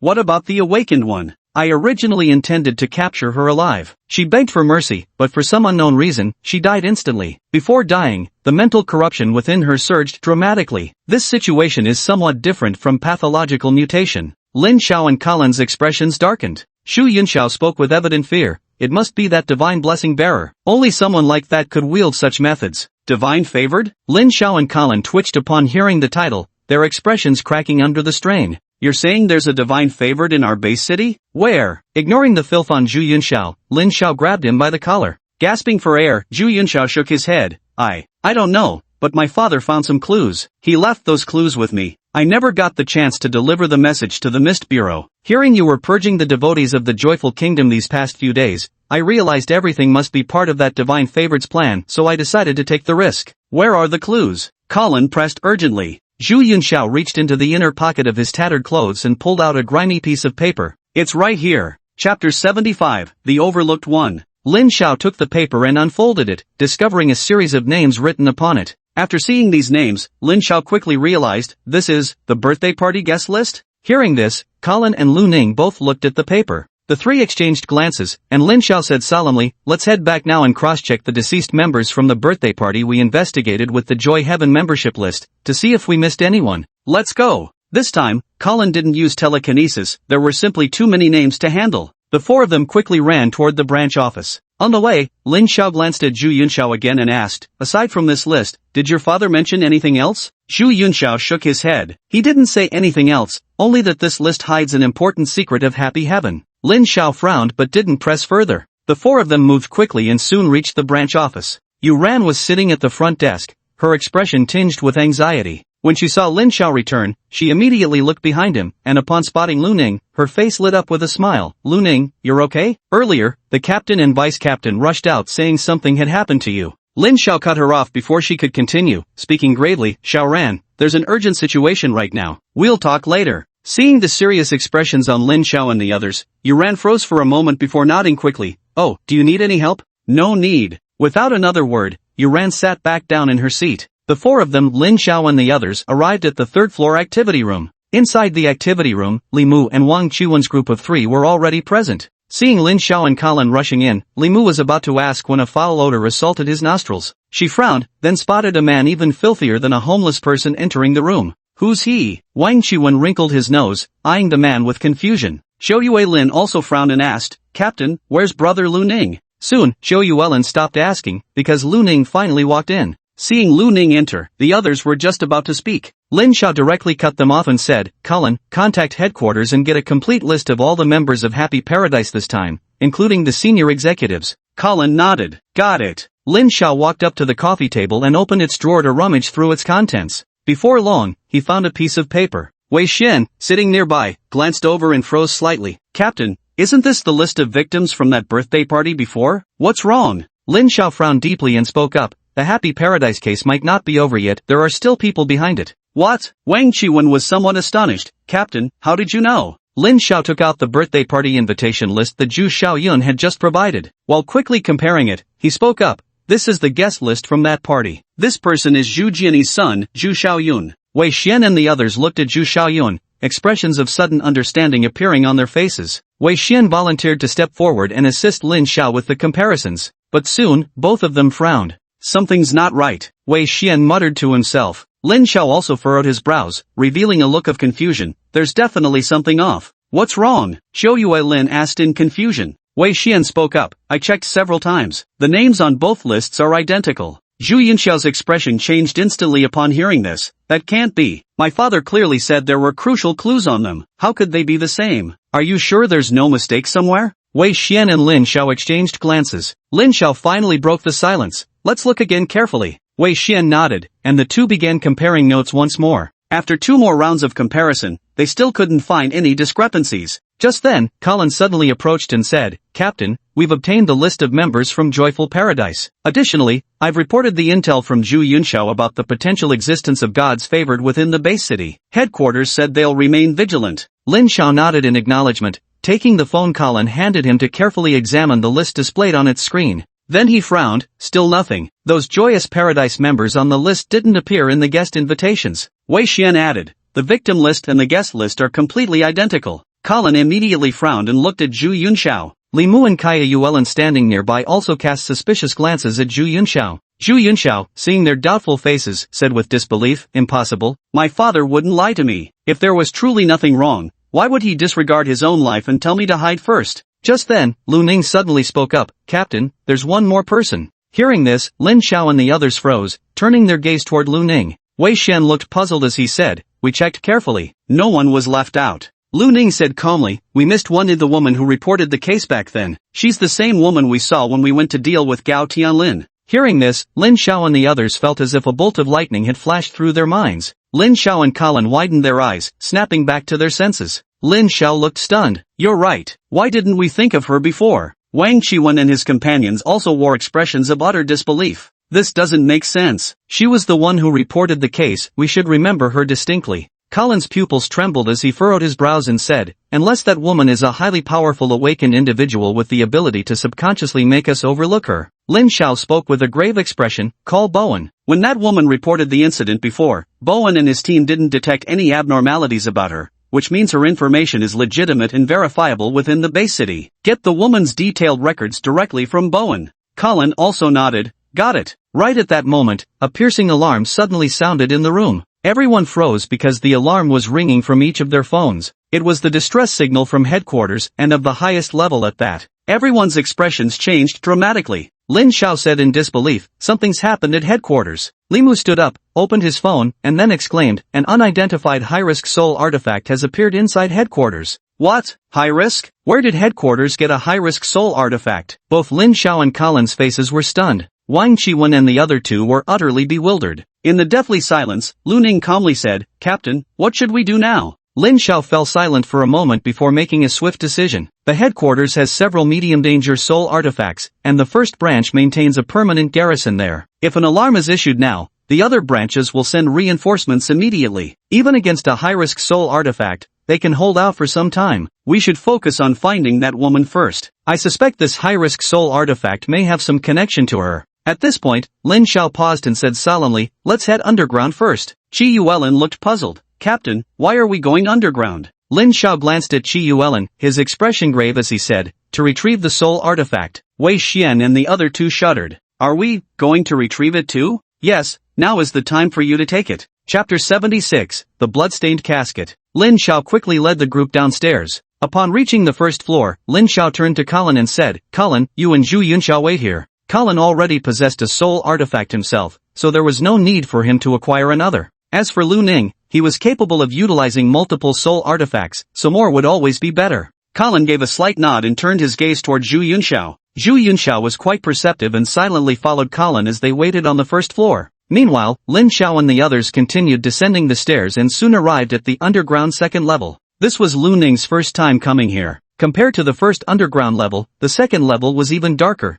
featuring an extremely long corridor with a large gate at the far end. The gate was made of silvery white metal, with two small rooms flanking it on either side. Lin Xiao turned to Wang Qiwen and the other two, saying, "All three of you are still a bit too weak to enter the branch treasury. Wait here for us, and I'll pick suitable soul tools for you." Wang Qiwen and the other two nodded in agreement. "Let's go," Lin Xiao said to Li Mu and Lu Ning. The three of them strode quickly down the corridor until they reached the silvery white door. In each of the two small rooms sat an elderly man. Both had graying hair and faces lined with wrinkles. Their expressions were indifferent as they gazed at Lin Xiao and the other two. Lin Xiao addressed the two elders. "Headquarters is in grave peril. There are gods favored within the base city, we require soul artifacts." Lin Xiao's words caused a flicker of emotion to appear on the previously indifferent faces of the two elderly men. They stood up, approached the gate, and each produced a key, inserting them into the left and right sides of the gate. Then, moving in perfect synchronization, they turned the keys. As the keys rotated, mechanical sounds seemed to emanate from within the metal gate.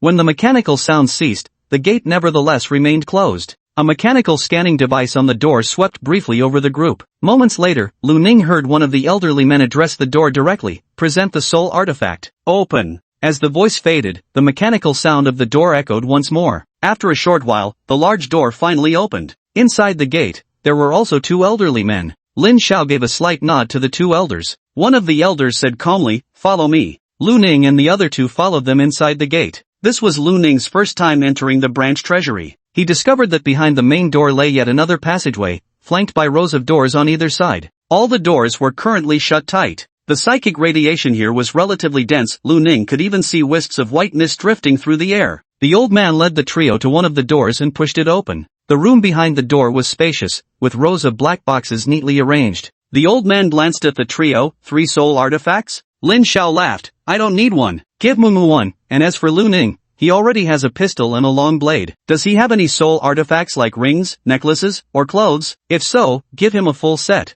The old man's numb and cold expression seemed to falter for a moment. He said calmly, "This is against the rules." Lin Xiao grinned. "Rules are rigid, but people are flexible. With a blessed one appearing in our city and headquarters in chaos right now, we should boost our combat power wherever possible. Otherwise, our base city might not survive." Hearing this, the old man fell silent. Then he slowly nodded. "Approved." Lin Xiao continued, "There are 3 first-tier newcomers outside. Each has a psychic artifact. Their awakened abilities include water manipulation, petrification, and strength enhancement." The old man nodded. "Let me search for it." The old man entered the room and began rummaging around. Soon, he retrieved a white wristband and handed it to Li Mu. "This one is yours. It can boost energy output." After a while, he took out a pair of black shoes and a red metal vest, handing them to Lu Ning. These shoes can increase speed and agility, while this vest can generate an energy shield and significantly enhance physical attributes. Lin Xiao looked somewhat disappointed. "Nothing else? Only these 2 items are suitable for Lu Ning?"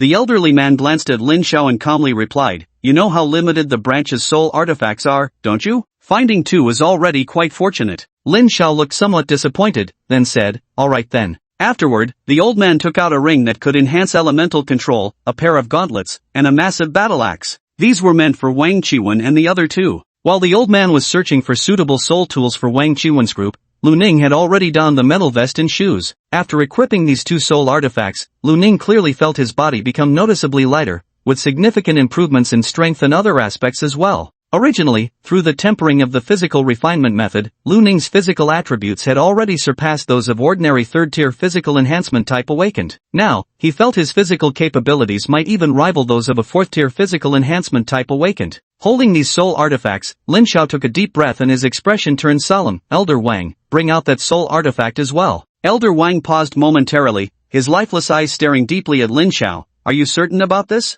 Li Mu beside him also had a slight change in expression as he looked at Lin Xiao. "Captain, that Horcrux is too dangerous." Lin Xiao rubbed his nose and laughed heartily. "Of course I know how dangerous that Horcrux is. I won't use it unless it's absolutely necessary. Old Wang remained silent for a moment before quietly walking out of the room. Come with me. He closed the door of the room, then walked to the doorway of another room. Then he took a deep breath and pushed the door open. As soon as the door opened, Lu Ning was hit by a strong, pungent smell of blood. Along with the scent of blood came thick white mist. This was incredibly dense spiritual radiation, more than all spirit artifacts Lu Ning carried combined. He looked into the room and found it nearly empty, with only one item inside. It was a blood-red box. Old Wang entered, picked up the crimson box, and handed it to Lin Xiao, saying calmly, "Only use it if you absolutely must." Lin Xiao nodded, then strapped the box to his back. "Let's go." The group walked along the corridor and soon arrived at the main gate. At the gate, another elderly guardian remained. Upon seeing the blood-colored box on Lin Xiao's back, he fell silent for a brief moment before nodding slightly in acknowledgement.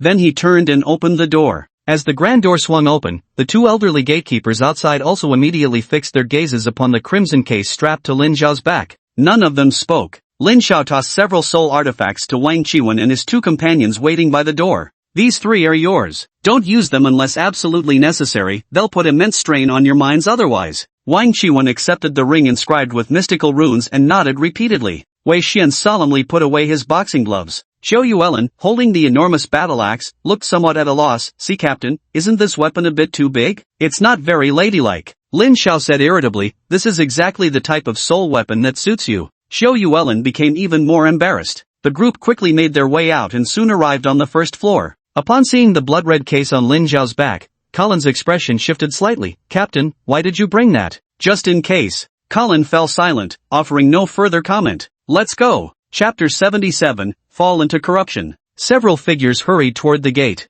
Yuran was playing a game in the hall when she heard a noise and glanced up. When she saw the box on Lin Xiao's back, it was as if she had been struck by lightning. She stood frozen in place, her face turning deathly pale. When everyone had left the hall and exited the branch office, Yuran finally snapped back to reality. She quickly stood up, ready to dash out of the hall. Just then, Qin Feng emerged from downstairs. Spotting Yuran, he looked puzzled. "Xiaoran, where are you heading?" Yuran seemed to have grasped a lifeline and immediately questioned Qin Feng. "Old Qin, did the captain just take that mid-risk soul artifact? Why would he take that thing? Has something major happened?" Qin Feng wore a serious expression as he spoke. "Xiaoran, this is classified information from the Bureau. Since you're not an awakened, there's no need for you to know about it." Yuran's eyes instantly reddened upon hearing this, and she shouted angrily, "What do you mean no need to know? I'm part of the Mist Bureau too. Just because I haven't awakened, do I not even have the right to know?" Scratching his head helplessly, Qin Feng sighed. "The entire base city is in danger now, it's a major crisis. Even if you knew, it wouldn't change anything. Not just you, even I can't do anything about it." Hearing this, Yuran froze, her face filled with deep worry. "Is it really that dangerous?"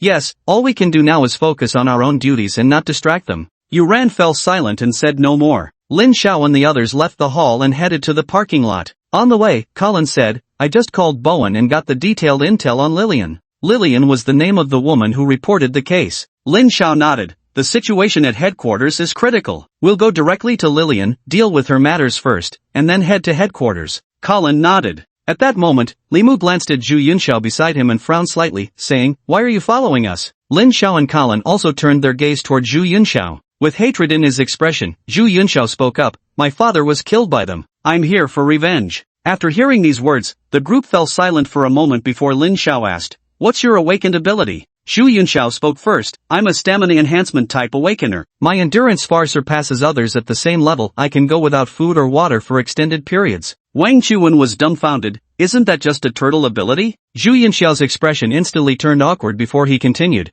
"I can wear down opponents through sheer stamina. Plus my recovery ability is exceptional." At this point, recalling Lu Ning's earlier combat display, Zhu Yunxiao added somewhat gloomily, "Though it's just normal recovery, nothing compared to this officer here." Lin Xiao and the others' expressions grew even more peculiar. Comparing with Lu Ning, who could possibly match up? After some thought, Lin Xiao spoke up, "Your abilities aren't strong enough, you wouldn't be much help if you went. If you really want to do something, go to the One Tree Bar. Inform the owner, Tyrone, that there's a divine favor wielder in the fortress city, and that Mist Bureau headquarters is under attack. The entire city might be in danger. Tell him to mobilize all the awakened beings he knows to assist Mist Bureau headquarters. They'll be rewarded afterward by the Bureau." Hearing this, Zhu Yunxiao pondered briefly before nodding. "All right, do you know where the One Tree Bar is?" "Yes, I've been there before." With that, Zhu Yunxiao quickly dashed toward the One Tree Bar. Meanwhile, Lu Ning and the others got into their respective cars, heading toward Lillian's residence based on the information Colin had provided. However, as they were on the road, they suddenly saw the advertisement screen on a building ahead suddenly turn to static. As the static disappeared, the image transformed into what appeared to be a news reporting room.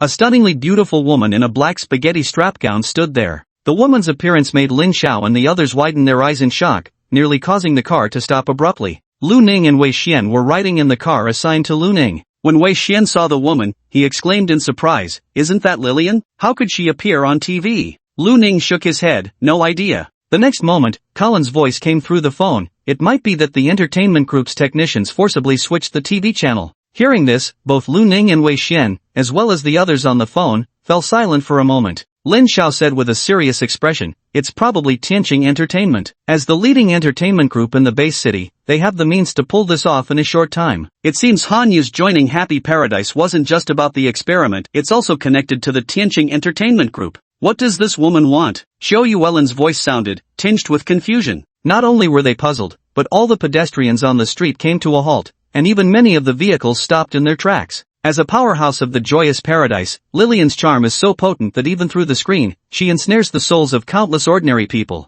On screen, Lillian lifts the hem of her black dress, curtsying gracefully to the camera before flashing an enchanting smile. "Allow me to introduce myself, I'm Lillian. The reason for meeting everyone today is to ask for a favor," she says. Lillian knows no one will respond, so she continues unprompted. This time, her enticing voice becomes layered, echoing as if countless eerie whispers are murmuring in listeners' ears. "Please, embrace corruption," she intones. As the sound emerged, Lu Ning immediately noticed something unusual. The psychic radiation throughout the entire base city seemed to tremble slightly. Then, the expressions of pedestrians on the streets varied, some appeared joyful, others in pain, and some even looked ferocious. Many people trembled and collapsed to the ground, falling unconscious. At that moment, a low growl erupted as one of the tall, muscular men shed his skin entirely, revealing hideous, grotesque muscles. His body swelled violently, expanding to over 2 meters in height, his hands morphing into razor-sharp claws while his feet grew unnaturally wide. His clothing tore apart instantly, unable to contain his monstrous transformation. Witnessing this terrifying muscle-bound abomination emerge, the nearby civilians, who had seemingly succumbed to depravity moments earlier, snapped back to horrified awareness as if doused in ice water. Screams of terror echoed down the entire street. Yet at that very moment, several low growls arose. In other sections of the street, ordinary people similarly succumbed to corruption as the minimal spiritual contamination within their bodies suddenly surged, causing them to rapidly mutate. A couple holding hands was forcibly fused together by uncontrollable forces, transforming into a monstrous being that was neither male nor female. There were also ordinary people who mutated into grotesque, mouth-faced monsters, crawling on all fours with nothing but a ferocious maw remaining on their heads. As more and more infected appeared, the entire street descended into greater chaos. Those not yet infected pushed and shoved desperately, trying to flee. Some drivers managed to start their vehicles, equally frantic to escape. However, there were also drivers who either fell ill or lost consciousness, leaving their cars stalled in the middle of the road with no possibility of restarting. With just a single sentence, Lillian plunged the entire street into chaos. Chapter 78, The Silent Headquarters. Lin Xiao's voice came through the phone, "Get out of the car." Lu Ning and Wei Xian immediately opened the door and got out of the car. From the sports car and SUV ahead, Lin Xiao and several others also stepped out. Besides them, many car doors along the street were opening. Some drivers and passengers clearly decided it was better to flee on foot rather than remain trapped in their vehicles. Staying here means certain death. As Colin emerged from the vehicle, several steel needles appeared around him, vanishing in the blink of an eye as afterimages. The next moment, several infected nearby were instantly killed with their heads pierced through. The nearby civilians screaming in terror froze at the sight. None of them had even seen who killed the infected. Lu Ning and the others approached Lin Xiao. Li Mu frowned and asked, "Captain, what do we do now?" Lin Xiao glanced at the powered-off large screen and frowned, saying, "Lillian isn't at her residence, and there's no telling where she might be. With how dire the situation is across the entire base city now, finding her is likely going to be difficult for us." Colin adjusted his glasses and glanced at the chaotic surroundings before speaking. "Should we deal with the nearby infected first? If we allow these mutations to run rampant, the base city might suffer heavy casualties. Let's split up and deal with the infected first. Since this screen here is playing Lillian's image, the others likely won't be exceptions either. There are probably infected beyond just this area. Alright, Mumu, you take Xiaolin and Wei Xian. Lu Ning, you're with Wang Qiwen. Colin and I will split up. Let's divide and conquer to clean up the infected first." "No problem." Li Mu nodded. Lu Ning also nodded in agreement. "Got it. If you encounter any danger, call for backup." "I'll fly over immediately," Colin said calmly. "Let's move." The operation team was divided into 4 squads. Lu Ning chose a direction and began advancing with Wang Qiwen. They leaped from vehicle rooftops, darting swiftly through the streets. Before long, both heard distant howls erupting from afar. Lu Ning and Wang Qiwen turned around to see a gaping-mouthed afflicted violently tearing into a corpse, blood splattered across the ground. The surrounding civilians paled, their faces filled with terror, and some even collapsed to the ground from sheer horror. Wang Qiwen quickly drew his pistol, preparing to fire just as a deafening roar erupted nearby. The afflicted creature's head instantly exploded into fragments. Wang Qiwen glanced beside him, where Lu Ning was storing away red roses.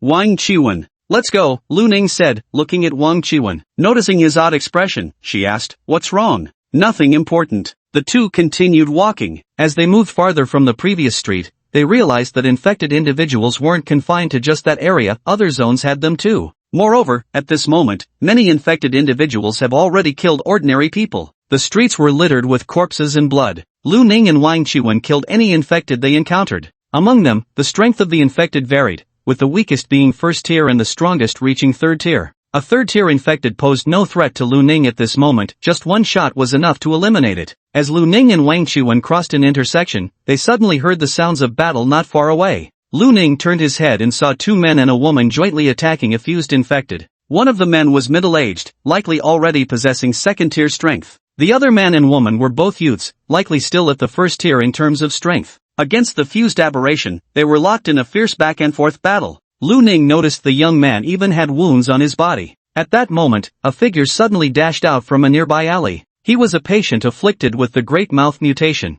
The addition of this Great Mouth mutant instantly increased the pressure on the 3 awakened, plunging them into a precarious situation filled with imminent danger. At that very moment, a gunshot rang out like thunder, shattering the fused mutant's head into pieces. This left the 3 awakened momentarily stunned. Then came another gunshot, and the big-mouthed infected also became a headless corpse. The 3 of them looked in the direction of the gunshot and saw Lu Ning standing atop a vehicle, holding dual pistols. Lu Ning nodded calmly at the 3 of them, then left with Wang Qiwen. Watching their departing figures, the young man couldn't hide his astonishment. Who was that guy? 2 shots and 2 infected were down? The young woman also looked shocked. Exactly, that fusion infected was even a second tier, yet had his head blown apart with a single shot. How powerful is that pistol? The middle-aged man had already withdrawn his gaze and glanced at the corpse on the ground. That pistol must be a soul weapon. I've never seen that young man before, but judging by his appearance, he seems to be second tier, maybe even stronger. Yikes, and he's so young for that level? I wonder when he awakened. Why dwell on it? Let's keep searching for infected, the middle-aged man said quietly. The base city is in grave trouble this time. Even if we're not that formidable, as part of the city, we have to do our bit. If the base city falls, none of us will survive. The young man and woman nodded solemnly with serious expressions on their faces. The captain is right. Along the way, apart from those 3 awakened ones, Lu Ning also witnessed many other awakened individuals joining the battle against mutated creatures that could be seen everywhere. These awakened individuals did not belong to the Mist Bureau and were essentially under no obligation to deal with these afflicted ones. But now the corruption incident had spread too widely, with more and more ordinary people dying, which made an increasing number of awakened unable to stand idly by, and they began handling the afflicted. Apart from the awakened, officers from the Public Security Bureau also joined the battle. Against second or third tier afflicted, the firearms wielded by the security officers might not be very effective. But when facing first-stage mutants, peacekeepers can still effectively inflict lethal damage. By the time Lu Ning and Wang Qiwen had completely cleared their assigned area, it was already noon. When they returned to the vehicle's location, Wang Qiwen was pale-faced and panting from exhaustion. Lin Xiao and the others had also returned to the vehicle's position by then. Wei Xian and Qiu Yuelan also looked exhausted.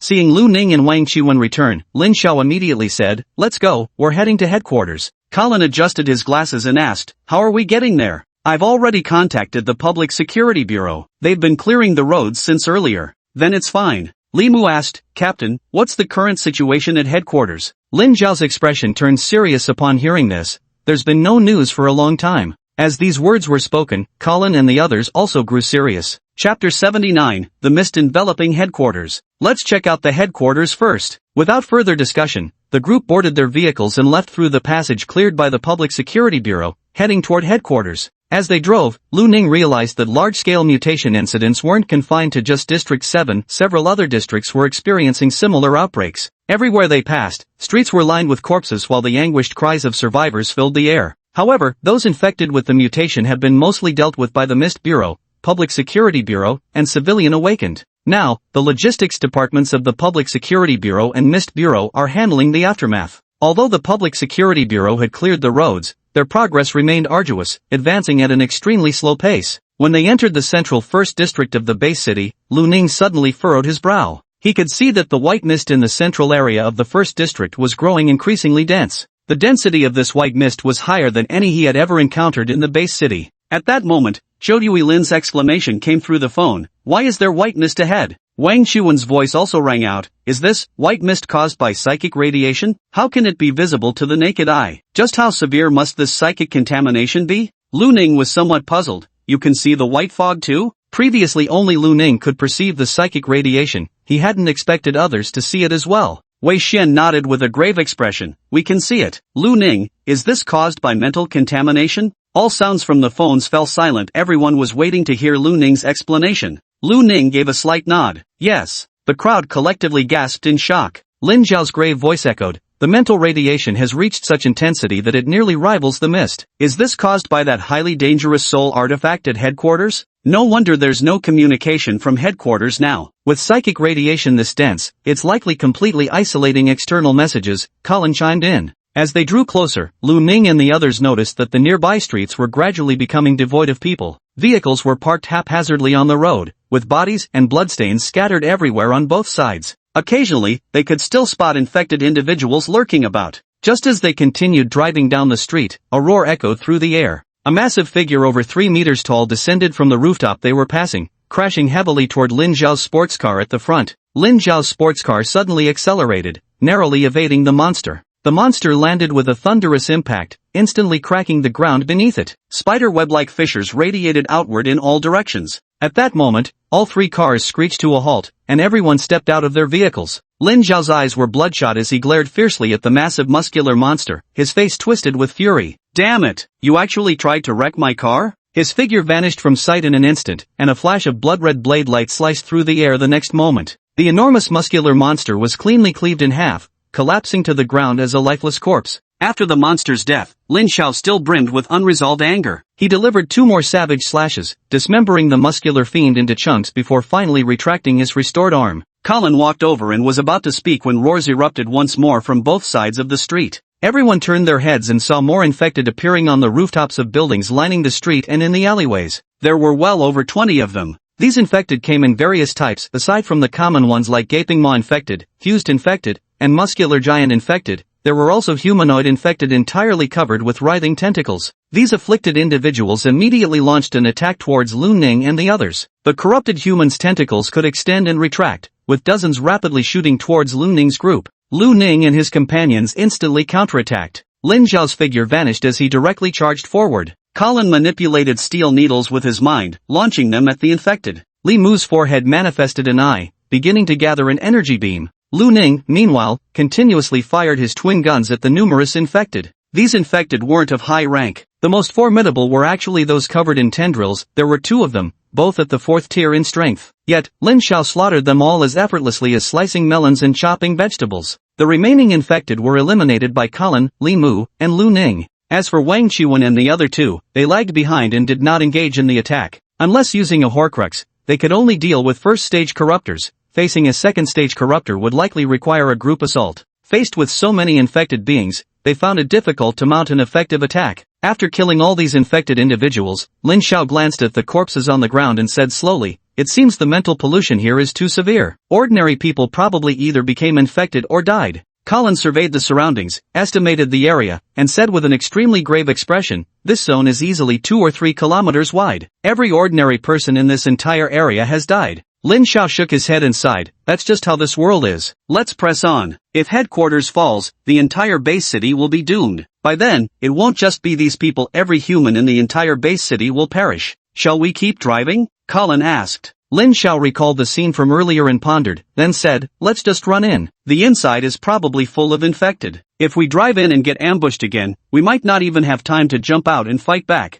As he spoke, he added with lingering fear, "Besides, I haven't even paid off my car loan yet. That near wreck just now was way too close. If the car got totaled, I'd be screwed." Lu Ning and the others ignored Lin Zhao's latter remark entirely. "Let's go then." The group then hurried on foot toward the headquarters. Just as they arrived at a street corner near headquarters, the sudden sound of fighting erupted from another direction. Lin Xiao and the others turned solemn gazes toward that direction. "Let's check it out," Lin Xiao said calmly. The group immediately dashed toward the source of the battle. Before long, they spotted a group of people engaged in combat with the infected. One figure stood out particularly, a towering man with one metal prosthetic leg. He wasn't fighting himself, but instead directed other awakened in their attacks. Under his command, the other awakened moved with precision, maintaining firm control over the battle despite facing numerous infected. Among them was also a shabbily dressed man who was exceptionally active. This man frequently appeared in areas others couldn't defend, using a gigantic steel plate to block the infected's attacks. Every time he was sent flying by the infected, he'd spring back up immediately as if nothing had happened, continuing to help others fend off attacks. Seeing these two individuals, Lin Xiao was somewhat surprised. Is that Tyrone and Zhu Yunxiao?